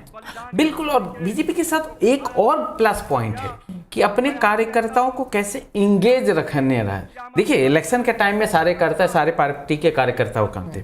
जो बीजेपी में और जो अपोजिशन में जो खासकर जो बड़ा डिफरेंस है ये है कि बीजेपी, जो हम सब लोग चाहते हैं कि मैं हमेशा अपना चुनावी मोड में होते हैं, बाकी विपक्षी पार्टी चुनाव के समय चुनावी मोड में होते हैं। तो ये जो बड़ा डिफरेंस है, मतलब कि बीजेपी और अपोजिशन में, उसको लेके, क्योंकि बीजेपी अब चुनाव को चुनाव के दृष्टिकोण से नहीं लड़ती है, वो युद्ध के दृष्टिकोण से लड़ती है कि हमें जीतना ही है किसी कीमत पे। हार जीत तो होगी, युद्ध है, चुनाव है, तो कोई जीतेगा कोई हारेगा, लेकिन बीजेपी उसको हर युद्ध को, हर चुनाव को अंतिम चुनाव के तौर पर मानती है और किसी भी कीमत पर जीतना चाहती है। अपोजिशन को लगता है कि अभी हमारे पास, मतलब हम चुनाव को चुनाव के दृष्टिकोण से देखिए, एक एक जो फंडामेंटल चीज़ है, पार्टी और जो वोटर के बीच का सबसे बड़ा चुनाव क्या है? चुनाव एक ऐसा समय है जहाँ पे पार्टियाँ अपने वादों, अपने प्रोमिसेस के साथ जनता के साथ जाते हैं कि हम आपके लिए ये करेंगे, तो कनेक्शन का एस्टैब्लिश वो करता है। बीजेपी वो काम हर हमेशा करती है, चाहे वो रामनवमी का चीज़ हो, चाहे वो SIR का मुद्दा हो, चाहे जय श्री राम का मुद्दा हो, तो इस तरीके से वो इंगेज रखती है। अपोजिशन, मैं ये कह रहा हूँ कि जब तक नई पॉलिटिक्स नहीं इमर्ज होगी, हेजेमोनिक पावर को नहीं डिफीट कर सकते हैं। इंगेजमेंट जो आपने बोला, जो हम वही कहना चाह रहे हैं कि इंगेजमेंट अपने कार्यकर्ता के साथ बहुत जरूरी है। यहाँ पे हम लोग सब कुछ चर्चा कर रहे थे। दूसरी बात है कि दूसरे के डोमेन में जाके पॉलिटिक्स करना, एक चीज जो मिस हो गया, हो सकता है पहली बातचीत हो रही हो, ममता बनर्जी ने भी इस टेन्योर में मंदिर बनाने की और कई सारे जो दुर्गा पूजा उसमें पैसे देने की कोशिश की। ऐसा नहीं है कि उन्होंने हिंदुत्व की पॉलिटिक्स से बिल्कुल दरकिनार कर लिया, लेकिन बावजूद इसके ये चीजें तय है कि हिंदुओं की जो अभी, जैसे हम कहते हैं कि माइनॉरिटी के पास कोई और ऑप्शन नहीं है, हिंदुओं की अभी सबसे बड़ी जो फेवरेट पार्टी है वो बीजेपी बनी हुई है। उसको हम ऐसे माने या जैसे माने, लेकिन यही बात है। और इसीलिए वो वेस्ट बंगाल और यूपी का मैं कंपैरिजन कर रहा था कि एक जगह अपोजिशन है तो जहाँ जॉब के नाम पे लोग चाहते हैं कि बीजेपी की सत्ता हो, दूसरे जगह जहाँ पे वो पावर में है लेकिन लोगों को लगता है कि ठीक है कुछ कर रहे हैं, बाकी सारी चीज़ें, जॉब्स नहीं भी मिल रहे, तो कम से कम हिंदुओं के लिए बीजेपी हार्मफुल नहीं है। तो ये जो नोशन है ये एक एडिशनल एडवांटेज देती है बीजेपी को, अपार्ट फ्रॉम अदर थिंग्स जिसके बारे में हम लोग चर्चा कर रहे थे। बिल्कुल। और मैं अगर अपने सहयोगी मोनिदीपा बैनर्जी के पास जाऊं और उनसे समझने की कोशिश करूं, इस समय जो टीवी पर दृश्य आ रहे हैं बीजेपी मुख्यालय से, वहां पर कोलकाता में, पश्चिम बंगाल में इस समय क्या परिस्थिति है? जी, कोलकाता में तो फोकस पूरा दिल्ली में नहीं है, मुझे नहीं लगता है, क्योंकि यहाँ पे एक सुनामी सा आया हुआ है और जो साधारण लोग हैं वो निकल पड़े हैं, बात कर रहे हैं आपस में।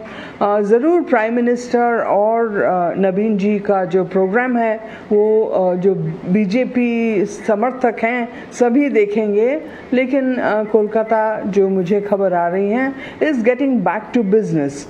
सड़कें खाली हैं, ज़्यादातर लोग नहीं हैं, बाज़ार खुले हैं। बाज़ार में कुछ लोग मुझे बता रहे थे चीज़ों का बहुत दाम बढ़ा हुआ है और इसके लिए किसको दोष दिया जाए ये पूछ रहे हैं हमें। The normal pace of life seems to be returning to Kolkata streets, but ये रहा कोलकाता शहर का। Outside in the districts जो खबरें आ रही हैं छुट-फुट, शायद nothing major so far, लेकिन BJP and TMC clashes have been reported। ज़्यादातर TMC के कुछ कैंप ऑफिस में BJP जाके हमला कर दिया और वाइस वर्सा, दोनों तरफ से ये हो रहा है। शायद प्रधानमंत्री के संबोधन, उनसे मेरी प्रार्थना है कि आप जहां है वहीं से सुन लीजिए, किसी को आगे पीछे करने के चक्कर में मत पड़िए। भारत माता की, भारत माता की। आज का ये दिन ऐतिहासिक है, अभूतपूर्व है। जब वर्षों की साधना सिद्धि में बदलती है तो चेहरे पर जो खुशी होती है वो खुशी आज मैं देश भर के भाजपा के कार्यकर्ता के चेहरे पर देख रहा हूं।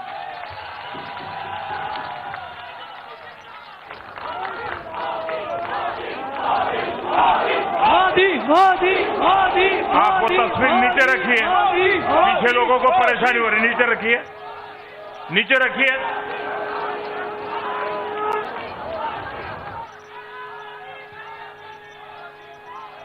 एक कार्यकर्ता होने के नाते मैं भाजपा के हर कार्यकर्ता की खुशी में शामिल हूं। साथियों, आज का ये दिवस कई मायनों में खास है, विशेष है। ये देश के उज्जवल भविष्य की उद्घोषणा का दिन है। ये भरोसे का दिन है। भरोसा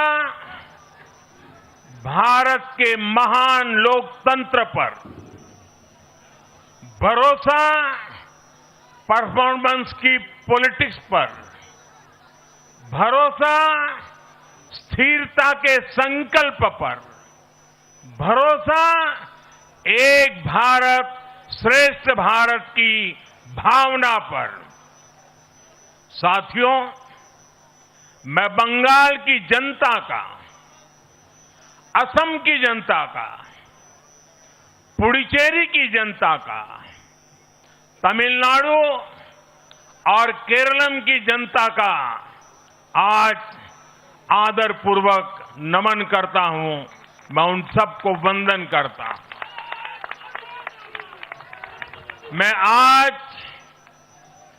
बीजेपी के कोटि कोटि कार्यकर्ताओं का भी हृदय से अभिनंदन करता हूं।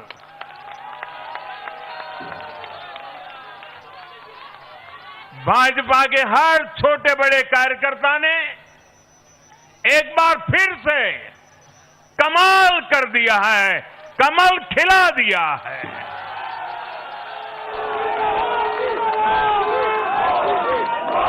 आपने नया इतिहास रच दिया है। साथियों, भारतीय जनता पार्टी के अध्यक्ष श्री नितिन नवीन जी द्वारा अध्यक्ष पद संभालने के बाद ये पहले विधानसभा चुनाव थे। इन चुनावों में पार्टी कार्यकर्ताओं का, हर कार्यकर्ता को उनका जो मार्गदर्शन मिला, वो मार्गदर्शन इस विजय में बहुमूल्य रहा है। साथियों, आज विभिन्न उपचुनावों के परिणाम भी अत्यंत उत्साहजनक रहे हैं। महाराष्ट्र, गुजरात, नागालैंड और त्रिपुरा में जो उपचुनाव हुए, उसमें हमारे उम्मीदवारों को जनता जनार्दन ने आशीर्वाद दिया और इन राज्यों में भी जीत गए। एनडीए की नेता, महाराष्ट्र की उप मुख्यमंत्री सुनेत्रा पवार जी ने भी बड़ी जीत दर्ज की है। मैं इन सभी राज्यों की जनता का उनके समर्थन के लिए हृदय से आभार व्यक्त करता हूं। साथियों, जय पराजय लोकतंत्र और चुनावी राजनीति का एक स्वाभाविक हिस्सा होता है, लेकिन 5 प्रदेशों की जनता ने पूरे विश्व को दिखाया है कि ये हमारा भारत मदर ऑफ डेमोक्रेसी क्यों है। लोकतंत्र, डेमोक्रेसी हमारे लिए सिर्फ एक तंत्र नहीं है, ये हमारी रगों में दौड़ता हुआ संस्कार है। ये हमारी रगों की संस्कार सरिता है। और आज सिर्फ भारत का लोकतंत्र ही नहीं जीता है, आज भारत का संविधान भी जीता है।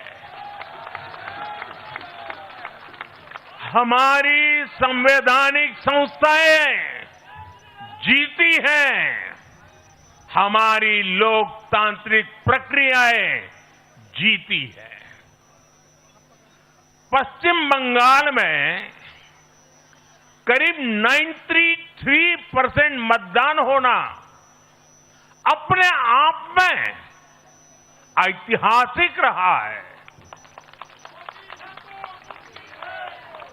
असम, तमिलनाडु, पुडुचेरी और केरल में भी मतदान के नए रिकॉर्ड बने हैं।